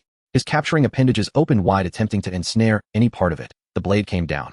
It slashed from the upper left at an angle so tricky that it perfectly avoided the blocking range of the giant pincers. Lin Yuan had no time to evade. Crack! The blade struck the base of his left pincer, the sound of chitin fracturing exploding in the seabed. The giant pincer fell away from his body, tumbling down toward the bottom. At the same time, his capturing appendage finally ensnared one of the blue shadow's hind legs. The barbs dug into the joint gap, locking it tightly. The blue shadow struggled violently, its wings flapping frantically in an attempt to break free. Lin Yuan's other capturing appendage reached out, as well grabbing the same hind leg, pulling hard. That hind leg was forcibly torn from its joint, taking a chunk of flesh with it. The blue shadow broke free. It drifted back a few meters, hovering in the water, its 3 compound eyes locked onto Lin Yuan. Body fluid gushed from the severed hind leg, slowly spreading in the seawater. Lin Yuan did not pursue. He remained in place, looking down at his left pincer. Now gone, only half a remnant limb remained, with body fluid still seeping from the severed edge. He lifted his head to look at the blue shadow. It was also watching him. The blade-like appendages were slightly spread, stained. The wings gently fluttered, maintaining the boat's stability. Blood continued to flow from the severed leg, yet its posture showed no change, still in a stance ready to attack at any moment. 5 meters apart. Both were injured. Lin Yuan's giant pincers were reduced to 1, while his capturing appendages remained, but without one pincer his attack power was greatly reduced. The blue shadow was missing a hind leg, which surely affected its speed, but those blade-like appendages were still intact, and the wings were still functional. Who would move first? Neither dared to make the first move. A ghostly blue light fell from above, illuminating this open seabed. In the distance, a school of fish swam by, oblivious to the standoff. Lin Yuan focused on those compound eyes, slowly opening his capturing appendages. For meters away, Lin Yuan hovered in the water, a giant claw slightly open, with bodily fluids still seeping from the broken left claw. 2 pairs of capturing appendages stretched slightly, a warm sensation diffusing in the ocean. Across from him, blood flowed from the severed leg of the blue shadow. 3 compound eyes simultaneously fixed on him, and the blade appendages swayed gently, while its wings maintained its boat's stability. Lin Yuan's mind raced. He couldn't match it in speed. Those wings allowed it to move instantaneously in any direction, no matter how fast his reactions were. He couldn't compete with that kind of mobility. He couldn't match it in skill either. Every attack from those blade appendages was precise and deadly. He had barely managed to block its earlier strike with all his strength. But he possessed something the opponent lacked: defense. The layered carapace of the Trilobite, coupled with his own thickened shell, along with a rapid recovery ability. The earlier strike had hit his shell, leaving only a crack and not injuring his insides. The previous blow had severed his left claw, but claws were weapons, not vital points. He was a tank. The opponent was an assassin. To defeat a tank, an assassin needed to wait for the right moment to strike at the vital points. To defeat an assassin, the tank needed to trade injury for injury. Lin Yuan's gaze fell upon the blue shadow's wings. Those wings were the source of its mobility. If he could incapacitate them, its speed would slow down, and he would be able to catch up. How to incapacitate them? Get close to it. Let it attack. Block its blade with his vital points and counterattack the moment it closed in. Lin Yuan did not hesitate for long. His body suddenly curled up. His head carapace bent, his thorax tightened, and his tail flipped, rolling himself into a hard ball. This was the ancestral defensive posture of the Trilobite, which he had used once before to deflect the blue shadow's dive. Then he moved. He made the ball roll. He charged directly towards the opponent. The spherical body rolled towards the blue shadow with the last push from his tail. The speed was not fast, but it was stable. Every vital point was wrapped in hard shell, with only the toughest back carapace facing outward. The blue shadow clearly had never encountered such a tactic. It instinctively dodged, its wings flapping, moving its body sideways. But Lin Yuan's ball continued to roll, adjusting its direction to crash into it again. The blue shadow's blade appendages came slashing down. Crack! It struck the back carapace, leaving a deep mark. Lin Yuan's body shook, but he did not stop, continuing to roll towards it. The blue shadow struck again. Crack! Another mark. Lin Yuan's back carapace was fracturing, but he had already rolled to the side of the blue shadow. In the instant the blade was raised once more, his body suddenly unfolded. A giant claw emerged from the ball, aiming straight for the blue shadow's head. The blue shadow's reaction was still astonishingly quick. It leaned back, retracting its blade to block. But Lin Yuan's target was not its body, but its eyes. The giant claw changed direction midair, missing the blade, missing the head carapace, and aimed directly at the center of those 3 compound eyes. Crack! Got it! The joint between the eyes was firmly clamped. The teeth of the giant claw bit down, crushing that section of one compound eye lost its support, falling from its socket and rolling down towards the ocean floor. The blue shadow's body shook violently, its attacking stance instantly disrupted. It had lost 1/3 of its vision, and its sense of balance was compromised. But its counterattack still came.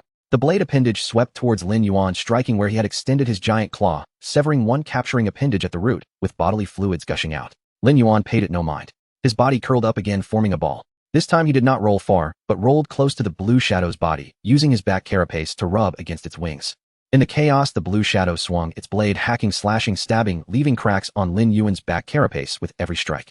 But Lin Yuan refused to back away, the ball continuously rolling, occasionally extending the remaining capturing appendage to entangle the base of its wings.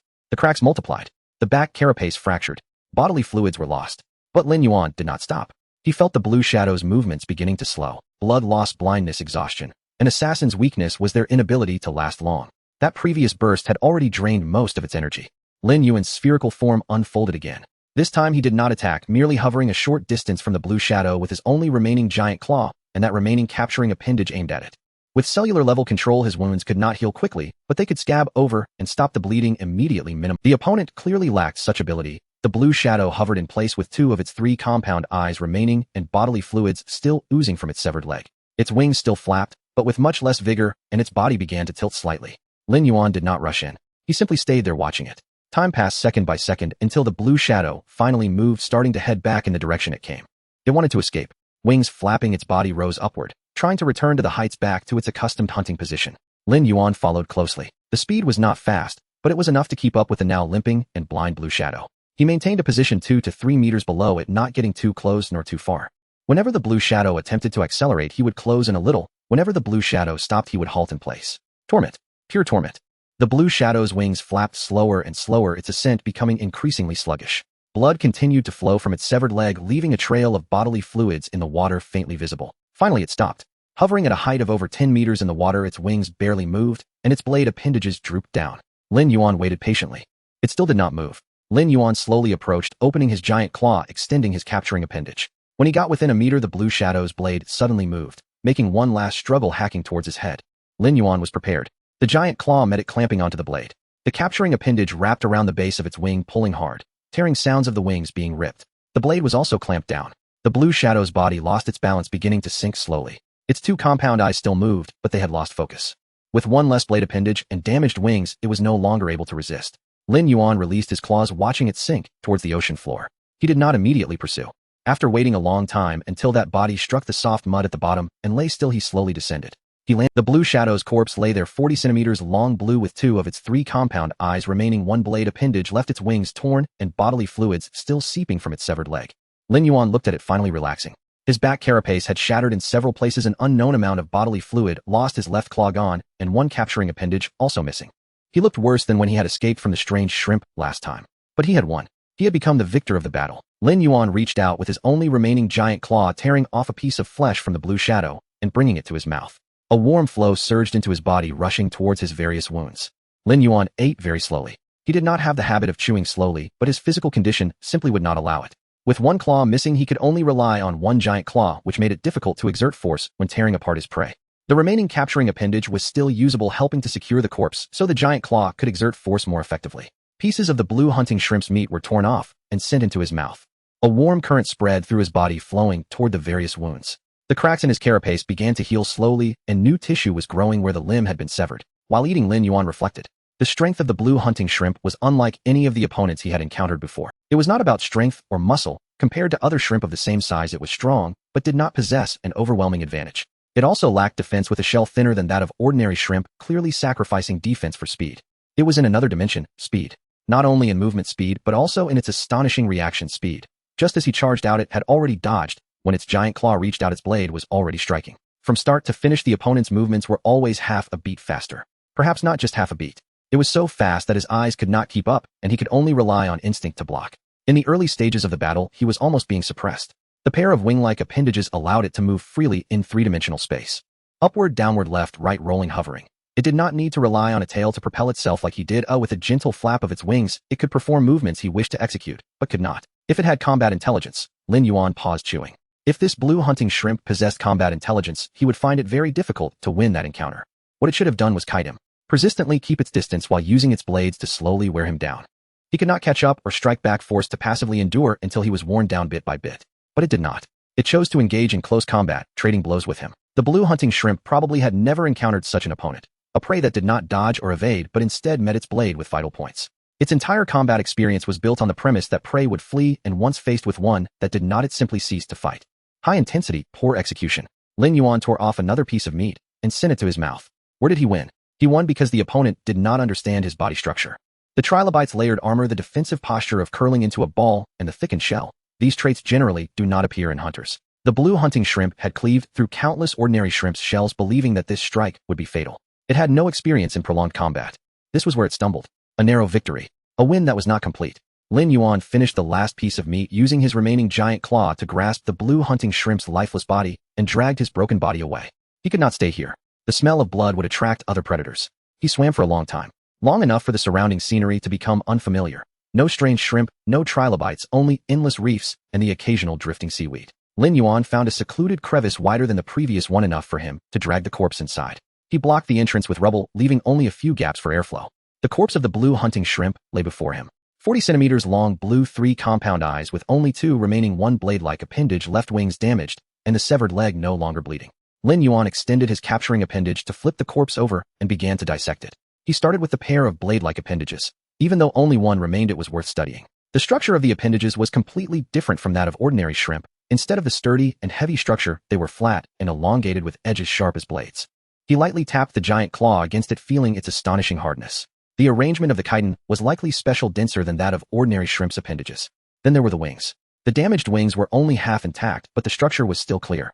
Extremely thin, extremely light, with a fine texture on the surface. That was to enhance strength, just like insect wings. One of the compound eyes was removed for a closer look.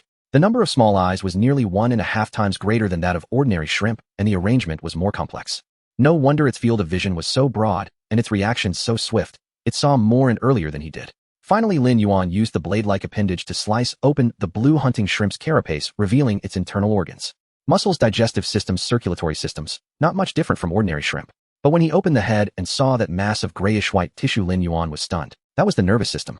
Almost twice as thick as an ordinary shrimp's nerve cord, with branches that were far more complex. It extended from the head to the tail with countless tiny nerve fibers branching off, connecting to every organ in its body. Eyes, appendages, wings, muscles. Lin Yuan stared at that mass of tissue. A thought flashed through his mind. Its reaction speed was so fast. Nerve conduction speed.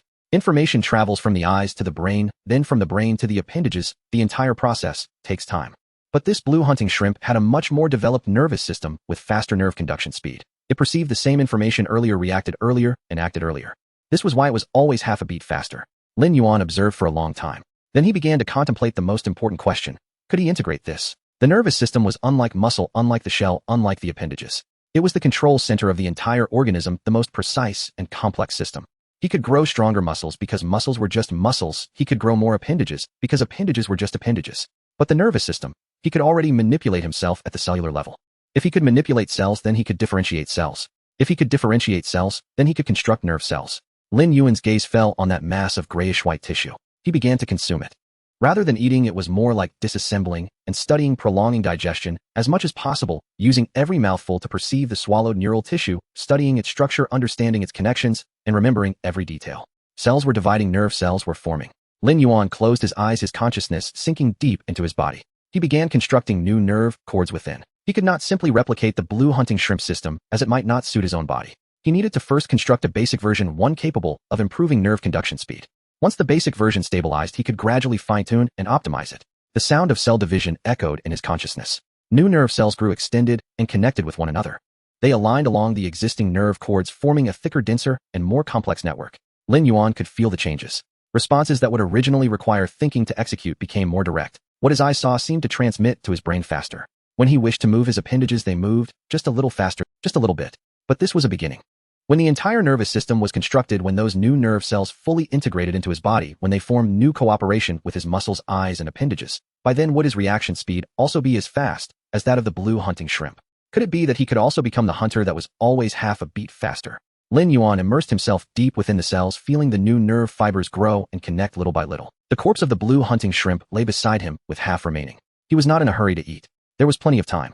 The cave fell silent. Only the eerie blue light filtered through the crevices, illuminating him and the blue corpse. In the distance, a school of fish swam by, oblivious to everything happening here. Lin Yuan had a dream. In the dream, there were voices speaking, many people were talking, buzzing, and the content was indistinct. There was white light, blinding white, unlike the deep blue of the seabed. There was only the rustling sound of paper turning, the tapping sound of a keyboard, and the crisp clinking of glassware colliding. Then the scene appeared. A laboratory. White walls, white lighting, and a few gray stones placed on a white table. Someone stood beside the stones, pointing at one of them and saying something. The person's face was blurred as if seen through frosted glass. Lin Yuan wanted to move closer to see the face clearly, but his feet wouldn't move. He looked down at his feet, but saw no shoes only. Several pairs of appendages, slender and covered in chitin, were gripping the sand at the seabed. No, he should be in the laboratory. Why was he gripping sand? The scene changed again. It was no longer a laboratory, but a classroom. The blackboard was filled with writing, and someone was lecturing. The voices were buzzing, still indistinct. He sat at a desk looking down at the textbook. The words on the page were blurred into a mess, not a single one recognizable. Lin Yuan. Someone called him. He looked up, wanting to see who was calling, but that person's face was equally blurred. There was only the voice, as if it came from a very distant place. Lin Yuan, your paper. Lin Yuan, this batch of fossils. Lin Yuan, listen to me. The voices grew more distant and softer like the ebbing tide. Lin Yuan wanted to chase after them to grab those figures, but his body wouldn't move. He stood there watching those blurred faces drift farther away, watching the classroom recede, watching the beam of white light grow more distant. Then he woke up. The cave was dim. Only a faint light seeped through the cracks in the stones, illuminating the opposite wall. The remains of a blue shrimp lay half-eaten beside him, already starting to decay. In the distance there was the sound of flowing water, very soft and fine like some rhythmic whispering. Lin Yuan moved his appendages. A new nervous system had been constructed. That feeling was hard to describe, as if his mind had been swapped with a faster processor. At the moment he woke up, he could even feel his compound eyes refreshing as the speed at which visual information reached his brain increased, the images becoming more coherent frame by frame. But that wasn't what left him stunned. What left him stunned was that dream. He tried to recall the faces of the people in the dream, but he couldn't remember them at all. Those blurred outlines, those indistinct voices, those images that should be very familiar. Now they had all merged. He still remembered there being a laboratory. He still remembered there being a classroom. He still remembered someone calling him. But what about those people's faces? Who was the one speaking beside the fossils? Who was the one writing on the blackboard? Who was the one calling out his name, Lin Yuan? He couldn't recall. Lin Yuan remained silent for a long time. Then he began to search through his memories, as if checking the cells within his body, sifting through them piece by piece. The remnants of humanity still lingered. He remembered his name was Lin Yuan. He remembered he was a biology graduate student. He remembered that batch of fossils, those nonsensical radiocarbon dates, that sudden death on that fateful night. He remembered the lights in the laboratory, the voice of his mentor, the scene of his senior brother patting him on the shoulder, telling him to go take a nap. But that was all. What about before that? What did his parents look like? Where was home? Childhood memories. Events before university. Those most ordinary, everyday memories, blurred. Some only remained as outlines like faded photographs. Some had lost even their outlines, leaving only the feeling that there should have been something. Lin Yuan suddenly realized a problem. Human consciousness is born in the human brain. That brain has hundreds of billions of neurons, has a complex cortical structure, and a long evolutionary history. Human society, language, education, culture. All of these jointly shaped a person named Lin Yuan. Yet now those elements were crammed into the body of a trilobite, a crustacean less than 40 centimeters long, a mass of segmented nerve cords, a nervous system that could only handle basic needs like eat, escape, grow. It couldn't bear it. It truly couldn't bear it. Those memories were not being forgotten normally, but worn down. Like a hard drive, when the capacity is insufficient, the earliest written data begins to be lost. And this body, this nervous system, was that insufficient hard drive. Lin Yuan felt a chill. A wave of immense fear surged in his heart. If this continued, if he kept using this rudimentary nervous system to carry human consciousness, those memories would continue. More and more people and events would become blurred, and longer pasts would be forgotten. One day, he would even forget the name Lin Yuan. By then, he would truly become nothing more than a Cambrian trilobite. Just a bug. Lin Yuan's compound eyes rotated, gazing at the stone wall above the cave. He must evolve quickly. He must acquire a more advanced brain structure. He must replace this rudimentary nerve cord with a real brain, one with enough neurons, enough complexity, capable of carrying human consciousness. But the problem was that kind of brain couldn't just grow out of thin air. He needed a template. He needed some organism that had already evolved a complex nervous system to devour, dissect, and merge. Just like before when he fused with the blue shrimp's nerve cord, but this time he needed not faster, but more complex. But did such organisms exist in the Cambrian? Lin Yuan didn't know.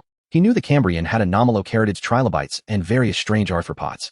But the nervous systems of these creatures were all similar. Just a nerve cord and a few ganglia, nothing more.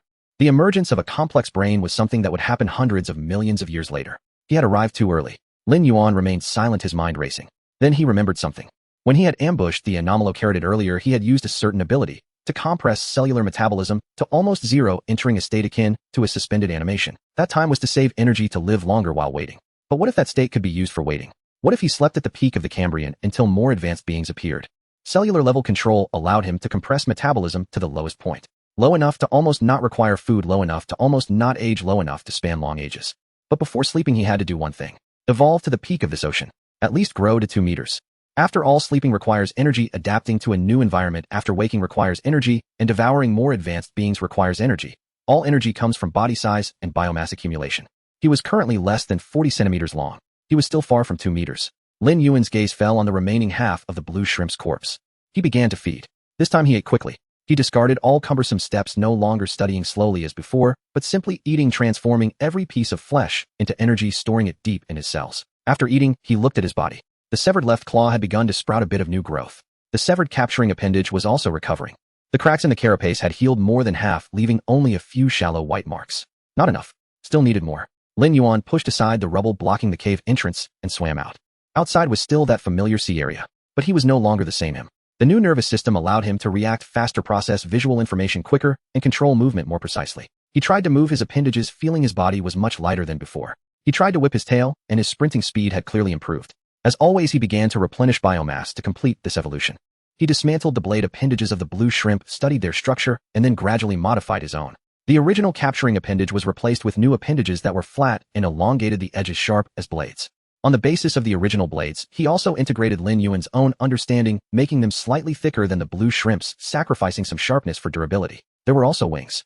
The pair of wing-like appendages had been integrated as well. They grew on either side of his back, folding up normally, spreading out when needed. He had tried a few times in open waters, wing flapping the water flow, lifting his body from below, allowing him to glide through the water. Though he still couldn't match the astonishing maneuverability of the blue shrimp, his speed had indeed more than doubled. With the modifications complete, Lin Yuan stopped on a rock, looking back at himself. A body over 50 centimeters long with a streamlined silhouette. On his back were a pair of wing appendages, translucent with fine patterns along the edges. On either side of his thorax were two pairs of appendages. One pair was massive pincers, thick and sturdy. The other pair was sharp blades, flat and elongated. His head shield was thicker than before, covered with rib-like patterns. His compound eyes were larger than before, with a field of vision covering nearly all directions. He looked nothing like a trilobite anymore, nor did he fully resemble an Anomalocaris. He looked like some creature that had never existed before. Lin Yuan's compound eyes rotated, gazing into the dim waters ahead. There were countless prey, countless energy, and countless spaces for growth. He remembered that dream again, recalling those blurred faces and those indistinct voices. Time was of the essence. He must quickly grow to 2 meters, quickly evolve to the peak of this ocean, and then wait for more advanced organisms to appear in his slumber. He could no longer procrastinate, could no longer hunt leisurely as before. Every moment those memories were wearing away. Lin Yuan leapt off the rock, spread his wings, and carved an arc through the water, swimming towards the deeper waters. Lin Yuan did not know how long he had been swimming in this sea area. He only knew that he could not stop. Since emerging from that cave, his hunting method had completely changed. No longer lurking, no longer waiting, no longer meticulously calculating every bit of energy. He was like a machine running at full power, charging through the seawater, pouncing on any moving creature he encountered, killing, devouring, and then continuing on. The strange shrimp were no longer his match. Those predators that had once forced him to fight for his life were now merely. His speed was twice theirs, his reflexes twice as fast. With a gentle sweep of his blade-like appendages, he could leave deep, bone-revealing wounds on their shells. He didn't even need to use his giant claws. The shockwave generated by his wings alone could throw them off balance. For a 40-centimeter strange shrimp, he only needed one dive. For one that was 50 centimeters, it would take 2 dives. Anything over 60 centimeters would be a bit troublesome, but just the struggle would not last more than 10 seconds, and then those creatures that once stood at the top of the Cambrian food chain would become energy in his belly. Lin Yuan did not know how many he had killed. He only knew that his size was rapidly increasing. 60 centimeters, 65 centimeters, 70 centimeters. His body's lines became increasingly smooth. The burdens that affected his speed were gradually trimmed away, his shell becoming thinner and lighter without losing strength. He employed a structure reinforced like that of the blue hunting shrimp, thin yet tough. His wing appendages had been optimized several times with a larger surface area and more agile movement, allowing him to perform various complex maneuvers in the water. Now he could easily catch up to any strange shrimp in open waters, weave through reefs with grace, and execute a dive attack before his prey could react. Speed was everything. A little faster, even faster. If he could increase his speed just a bit more, he could kill one more. Kill one more, and he would be closer by 2 meters. Closer by 2 meters, he could fall asleep earlier, preserving those memories that were wearing away. Lin Yuan dared not stop to think about how many memories he had left. He could only keep swimming, keep killing, keep eating. That day he swam into an unfamiliar sea area. The water was murkier than elsewhere with more suspended particles. Lin Yuan slowed down, his wings slightly spread, adjusting his body's posture. His compound eyes scanned the surroundings. Visibility was low, only able to see a few meters ahead. He felt something was amiss. It was a strange aura. Having lived in the Cambrian for so long and killed so many creatures, he was intimately familiar with this ocean. The scent of strange shrimp, the scent of trilobites, and the scent of those nameless little creatures. He could discern them even with his eyes closed. But this was different. It was something he had never encountered before. Lin Yuan's muscles tensed slightly, his wings folding in a bit, slowing down as he crept along the seafloor. In the murky water, a massive shadow gradually emerged. It was not a strange shrimp. It was a scorpion. More accurately, it was the ancestor of scorpions, the Eurypterid. The term flashed through Lin Yuan's mind, deep within the fading memories. He vaguely recalled having read about this creature. It lay on the soft mud of the seafloor, measuring at least 80 centimeters, 10 centimeters larger than Lin Yuan. Its body was divided into 2 segments. The front was the cephalothorax, adorned with several pairs of robust appendages, while the back was a long abdomen trailing a sharp tail spine. A pair of small eyes were located at the front of the carapace, fixated on a certain direction, seemingly waiting for prey. The sea scorpion, the new ruler of the late Cambrian. Lin Yuan stared at it, the blurry memories swirling in his mind. Eurypterids appeared in the late Cambrian and later thrived in the Silurian, replacing strange shrimp as the new masters of the ocean. If it was indeed the late Cambrian now, then the era of the strange shrimp was coming to an end, and this one before him was the future ruler.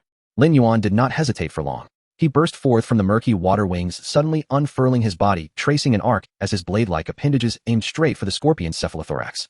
The sea scorpion's reaction was not slow either. It spun around suddenly, its massive pincers opening wide to meet Lin Yuan's blade. Crack! The blade struck the pincers, leaving a white mark. The sea scorpion's pincers were much harder than the capturing appendages of the strange shrimp.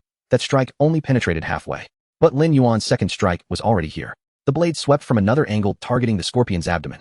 The shell there was thinner than that of the cephalothorax, and with one slash it cut open a gash.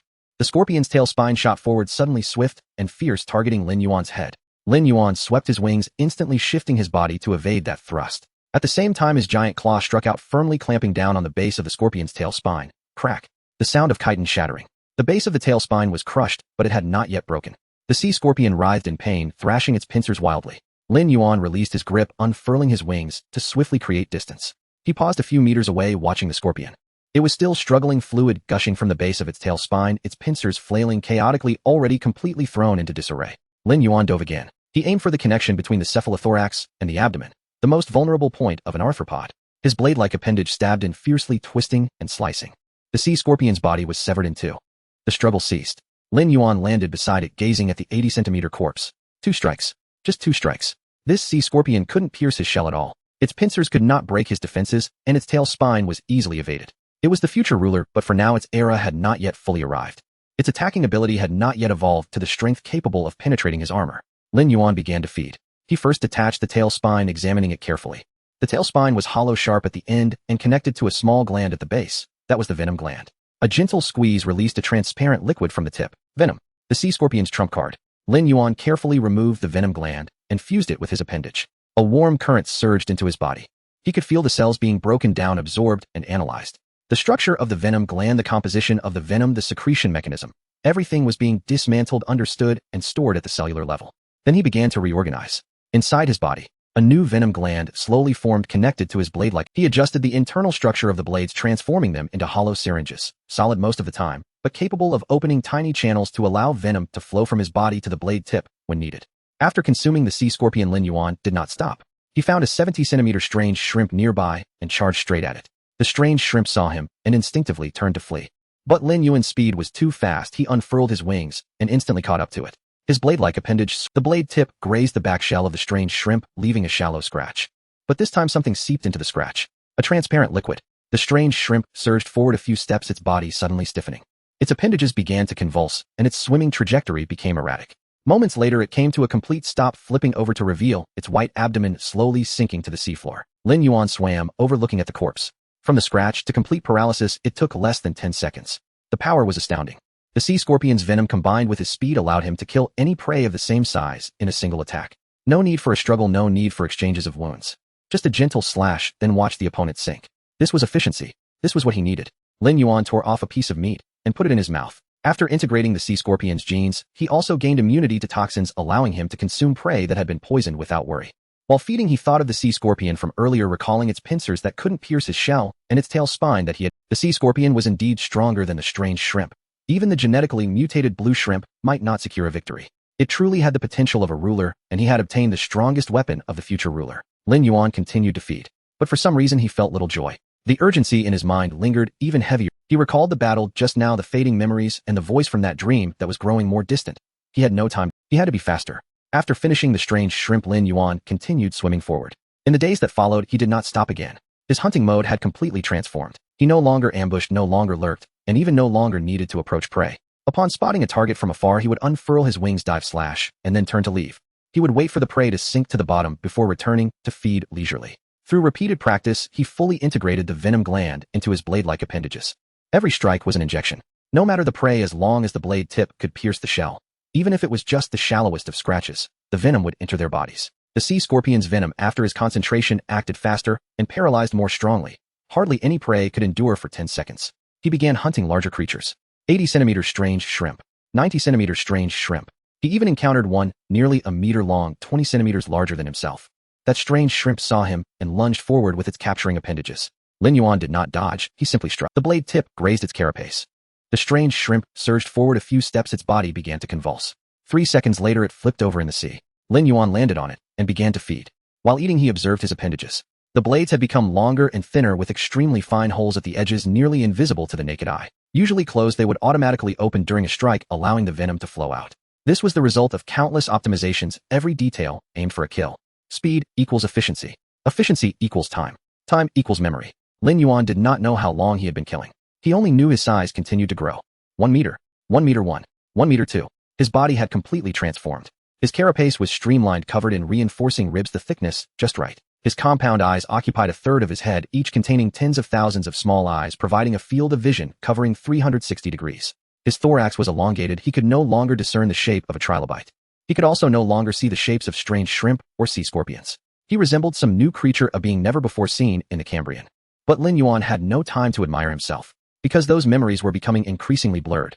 He did not know when it had started, but sometimes he would forget certain things, like what prey he had just eaten, whether he had been to the sea area before, or why he had to swim so fast. Once he paused and thought for a long time. Why did he have to keep swimming? Why did he have to keep killing? Why did he need to grow to 2 meters? There was one answer in his mind, but he could not grasp it. It was like looking through water. It was clearly there, yet always blurred. He thought for a long time and finally remembered. To hibernate. To sleep. To wait for more advanced beings to appear. But why? He thought for a long time. Because human consciousness wears away. Because he did not want to become a bug. Those words surfaced one by one, but connecting them became difficult. In times of anxiety, time always seems to stretch endlessly. Beneath the Cambrian sea there is no day or night, no seasons, only eternal deep blue. Lin Yuan gazed into the profound darkness, feeling as if this emotion had almost solidified, pressing down on him, so that he could hardly breathe.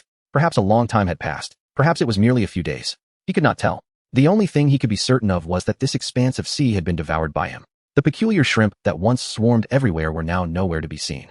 Trilobites had become extinct. On rare occasions he might encounter 1 or 2 small ones, but they were insufficient to satisfy his hunger.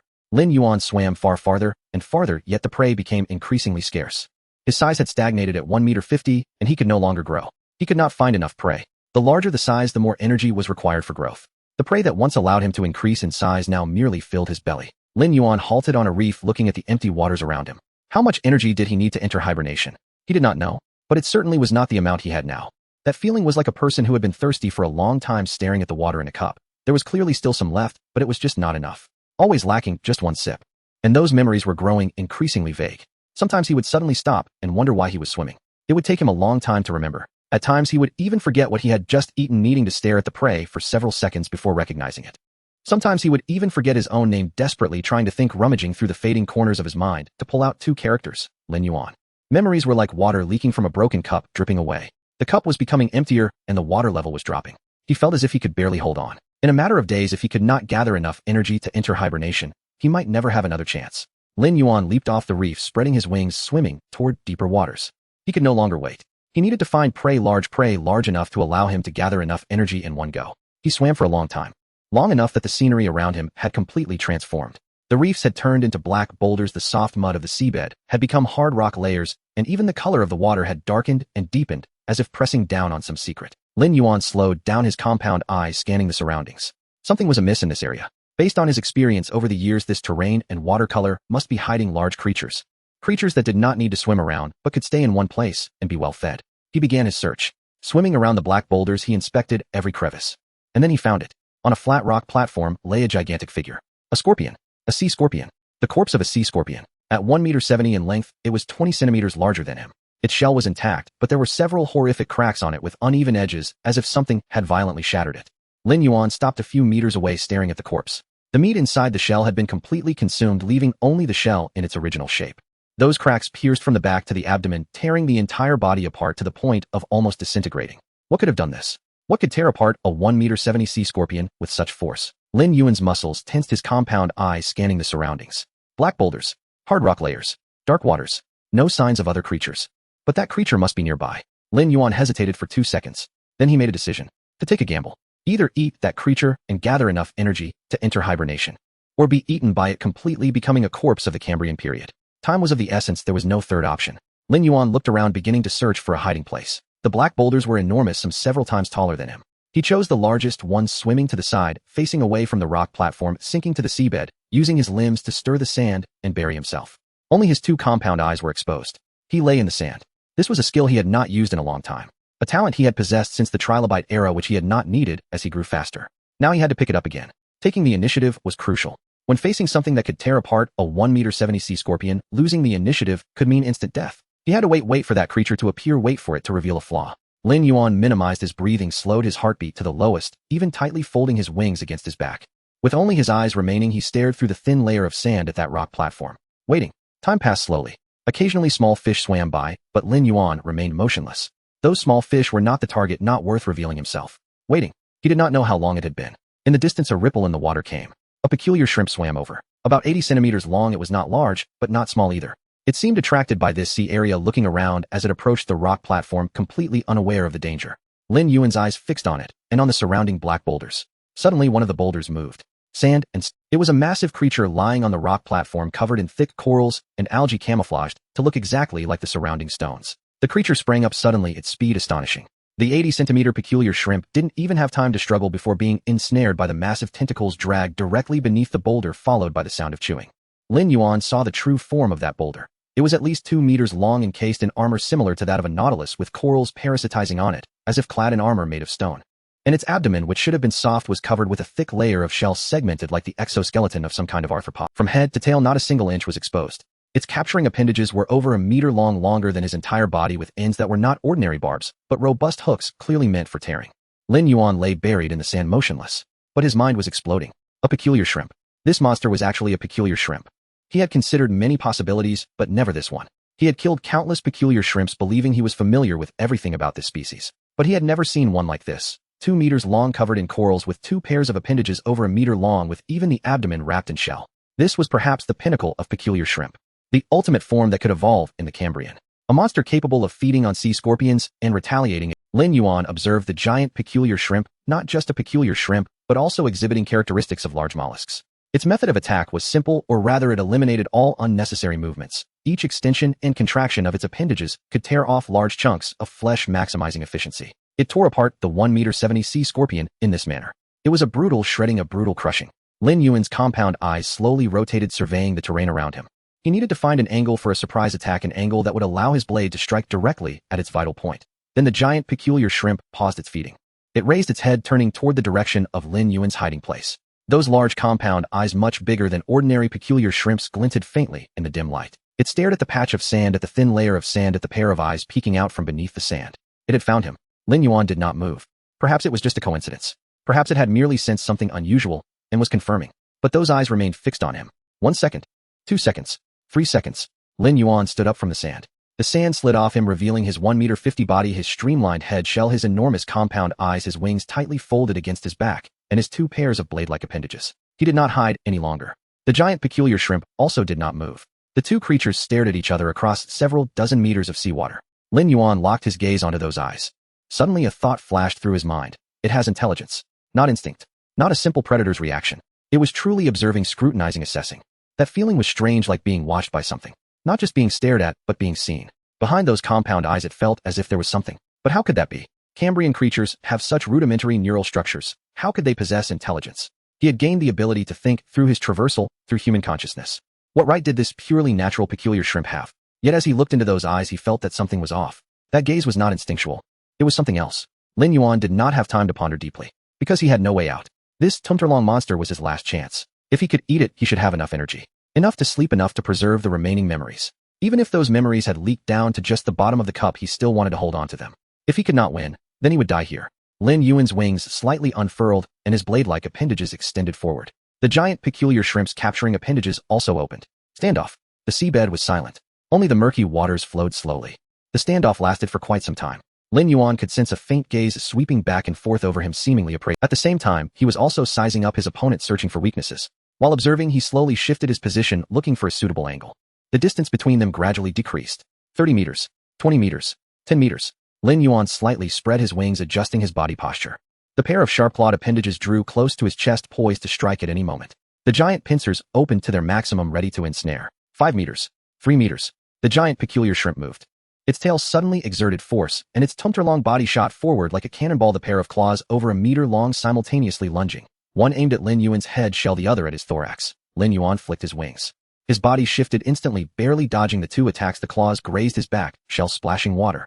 However, before he could counterattack, the second wave of assault from the giant peculiar shrimp had already arrived. The speed at which the claws retracted was astonishing, They almost grazed him before immediately changing direction and striking again. This time, it was a sweeping motion covering a larger area, forcing Lin Yuan to roll backward, flapping his wings frantically to evade. The sound of limbs clashing rang out for the first time. Bang! Lin Yuan's sharp-clawed appendage finally found an opportunity to meet one of the claws. The two weapons collided, producing a dull thud. Lin Yuan felt a tingle throughout his appendage. Such immense strength. His blade only left a shallow white mark on the opponent's claw, yet he himself was knocked back several meters. The giant peculiar shrimp did not pursue. It remained stationary, its massive compound eyes fixed on Lin Yuan, its claws slightly opened, as if waiting for him to charge again. Lin Yuan steadied his body, the compound eyes scanning the spot where he had just struck. A white mark. Not even a crack. He knew best how sharp his current blades were. Previously, when hunting those 70 to 80 centimeter peculiar shrimps, a single strike would split their shells open. Even those over a meter long could leave deep wounds visible to the bone. But this strike had only left a white mark on the opponent's claw, thicker than his shell. The first probing round ended and both sides fell into a brief silence. Lin Yuan relaxed his muscles, recovering his numbed appendage, while a new tactic rapidly formed in his mind. 7 seconds later, he charged forward again. This time he would not engage Hedon, but would use his speed to circle around to the side. With a flap of his wings, he drew an arc through the air, slicing in from the left side of the giant peculiar shrimp, aiming directly for its abdomen, where the shell was covered but theoretically thinner than the back and head. Bang! The reaction speed of the giant peculiar shrimp matched his own. Just as his blade approached, its claw was already waiting.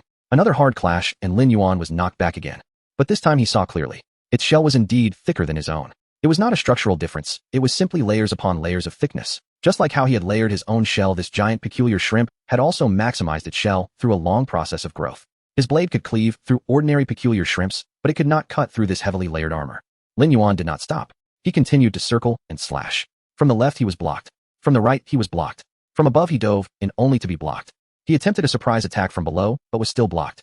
The pair of claws over a meter long acted like two doors, sealing off all angles. Every strike he made left only a shallow scratch on the opponent's shell, and those scratches would likely heal in no time. Bang! Another hard impact. Lin Yuan's wings flapped wildly, stabilizing his shaken body. He glanced down at his blade. It had developed slight serrations along the edge. Not good. If this continued, his weapon would be ruined first. Lin Yuan pulled back, hovering 10 meters away from the giant peculiar shrimp. The giant peculiar shrimp did not pursue. It remained stationary, its massive compound eyes locked onto him, claws slightly open. Its posture was calm, as if waiting for him to exhaust himself. A thought suddenly flashed through Lin Yuan's mind. He was familiar with this tactic. Using his own defense to wear down the opponent's stamina bit by bit until the opponent could no longer move. Now it was his turn to be worn down. The giant peculiar shrimp was stronger than him, its shell thicker, and its reaction speed comparable. The only advantage he had was speed and mobility. His wings allowed him to evade, forcing it to stand still and wait for him to attack. But what good was that? He could not cut through its shell. Each attack only left a shallow scratch on its body, which for a tumtor-long creature was hardly even a surface wound. And what about him? Each hard clash was draining his stamina. Flapping his wings required energy, swinging his appendages required energy, and maintaining this high-speed maneuverability required even more energy. His energy reserves were already low. From the moment he set out to hunt, he had expended quite a bit. Lin Yuan glanced at the giant peculiar shrimp. It remained still, occasionally flicking its tail to adjust its position, but most of the time it stood motionless. It was waiting for him to tire, waiting for him to slow down, waiting for him to expose a flaw. Then it would strike for the kill. He had to find a way to break the deadlock quickly. Lin Yuan's compound eyes moved, his mind racing. Kiting wouldn't work. He couldn't injure it. A heating clash was even less feasible. He couldn't win. Escape. The thought just emerged: what would happen after escaping? This area had been completely depleted by him, and swimming further away would take an unknown amount of time to find new prey. Moreover, even if he found it, it would be of ordinary quality, insufficient to gather enough energy for hibernation. By the time he returned, the giant peculiar shrimp would either still be there or have left. In either case, he would not have this was a dead end. Either win or die. There was no third option. Lin Yuan stared at the giant peculiar shrimp, focusing on its two pairs of claws over a meter long, on the layers of thick armor, and on its completely covered abdomen. All its attributes surpassed his own. Strength, defense, reaction speed. Completely overwhelming. This was heavyweight against lightweight. He was the assassin, and it was the tank. But the assassin lacked the ability to deliver a fatal blow, being crushed in attack power by the tank. The scene felt oddly familiar. A flash of a memory crossed Lin Yuan's mind. The blue hunting shrimp. The agile assassin with wings and blades. When it faced him, was it not the same feeling? Its speed was not faster, its mobility not stronger, yet his blade could not. It could only exchange its defense for his stamina, wearing him down bit by bit until he could no longer move. Now it was his turn. Only this time he was in the role of the blue hunting shrimp, and the giant peculiar shrimp before him was an enhanced version of himself. Lin Yuan's wings felt slightly sore. Stamina was depleting. In that last round of intense attacks, he had thrown at least a dozen strikes. Each strike was with all his might, each one met with a hard clash in return. His muscles protested and his cells screamed for energy. And what about the giant peculiar shrimp? It remained still, its posture unchanged. It was just waiting for him to exhaust himself. Lin Yuan suddenly realized something. This giant peculiar shrimp had likely encountered opponents like him before. This area was its territory. That 1.7-meter sea scorpion, those prey it had devoured, and the unfortunate peculiar shrimp from earlier. It had hunted who knows how many creatures, accumulating countless battle experiences. It had seen speed, seen ferocity, seen flying creatures, seen poisonous ones. It knew how to deal with them. It would wait for Lin Yuan's body began to feel heavy. He could not continue like this. He had to find a way, had to discover something it lacked. Something seemed to explode in Lin Yuan's mind. Yes, poison.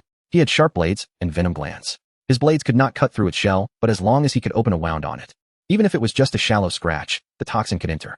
The toxin from the sea scorpion, after being concentrated by him, could paralyze prey of the same size within 10 seconds. This giant peculiar shrimp was 50 centimeters larger than him, requiring more time for the toxin to take effect. But as long as the toxin entered its body, no matter how strong it was, its strength would gradually diminish. The question was how to create that wound. Its shell was too thick, ordinary attacks could only leave white marks. He had to find the weakest point and strike with all his might. Lin Yuan scanned the entirety of the giant peculiar shrimp. The head shell was the thickest, not viable. The back was covered in thick armor, not viable. The abdomen was somewhat thinner, but guarded by claws, making it difficult to hit. The abdomen was completely covered with no gaps whatsoever. His gaze finally settled on the joints. For arthropods, the joints were always the thinnest part of the shell. Although this giant peculiar shrimp's joints were also covered in armor, they couldn't be too thick for movement. As long as he could hit the joints, Lin Yuan pulled his gaze back. The giant peculiar shrimp across from him still stared at him, its massive compound eyes glinting in the dim light. It had no idea what he was thinking. It only knew that his speed was slowing down, his stamina was depleting, and soon he would not be able to hold on. Lin Yuan's wings slowly spread. His muscles tightened once more. The venom glands within his body contracted slightly, the transparent liquid flowing along the hollow interior of his blade, all the way to the tiny opening at the blade tip. He moved. No more evasive maneuvers. Instead, it was a direct charge. With a sudden burst of power, his body shot toward the giant peculiar shrimp like an arrow. His sharp-clawed appendages drew close to his chest, waiting to spring out at the last moment. The giant peculiar shrimp's claws opened, coming to meet him. The distance continued to close. 10 meters. 5 meters. 3 meters. Lin Yuan's eyes locked onto its joint. The joint of the left forelimb, where the shell was thinnest. As long as he struck true, he could reverse the situation. 3 meters. 2 meters. 1 meter. Lin Yuan's bladed limb snapped forward. His target, the joint of its left forelimb, the thinnest point in its carapace. A single puncture there would deliver venom directly into its body. But the giant Anomalocarid's hooked claws arrived simultaneously. It did not block. Instead, it drove straight for his cephalic shield. An exchange of wounds. It chose to endure the blade strike so long as it could land a killing blow. Lin Yuan did not evade. This too had been anticipated. His bladed limb pierced deep into the joint's fissure, while those 1-meter-long hooks slammed into his cephalic shield with a sickening crack. Lin Yuan felt his entire skull reverberate. His body was hurled sideways by the impact, wings flailing wildly, yet unable to stabilize him. Instinctively, he curled inward, cephalic shield lowering, thoracic segments compressing, telson folding upward, the most ancient defensive posture of trilobites. Then he tumbled away like a stone struck from below. Tumbling, colliding. The roar of seawater filled his ears. His back struck something hard, perhaps coral, perhaps bedrock, impossible to tell. His body kept rolling, then halted abruptly against an unseen obstacle. He had no sense of distance traveled. When Lin Yuan finally came to rest, he found himself embedded headfirst in soft sediment. Head downward, half his body buried in mud. He struggled free, flipped onto his back, and realized his wings were gone. Crushed under immense force during the collision, those translucent wings had shattered, leaving only tattered gossamer fragments clinging to his back, drifting faintly with the current. Lin Yuan lowered his gaze to inspect himself. A deep fissure ran across his cephalic shield, from above his left eye to the crown, though it had not fully penetrated. All other sections remained intact. This blow, though brutal, had been absorbed by his armor. As expected, he had known evasion was impossible. An exchange of wounds demanded sacrifice. Lin Yuan flexed his limbs. They still responded. His wings were lost, but he possessed spares.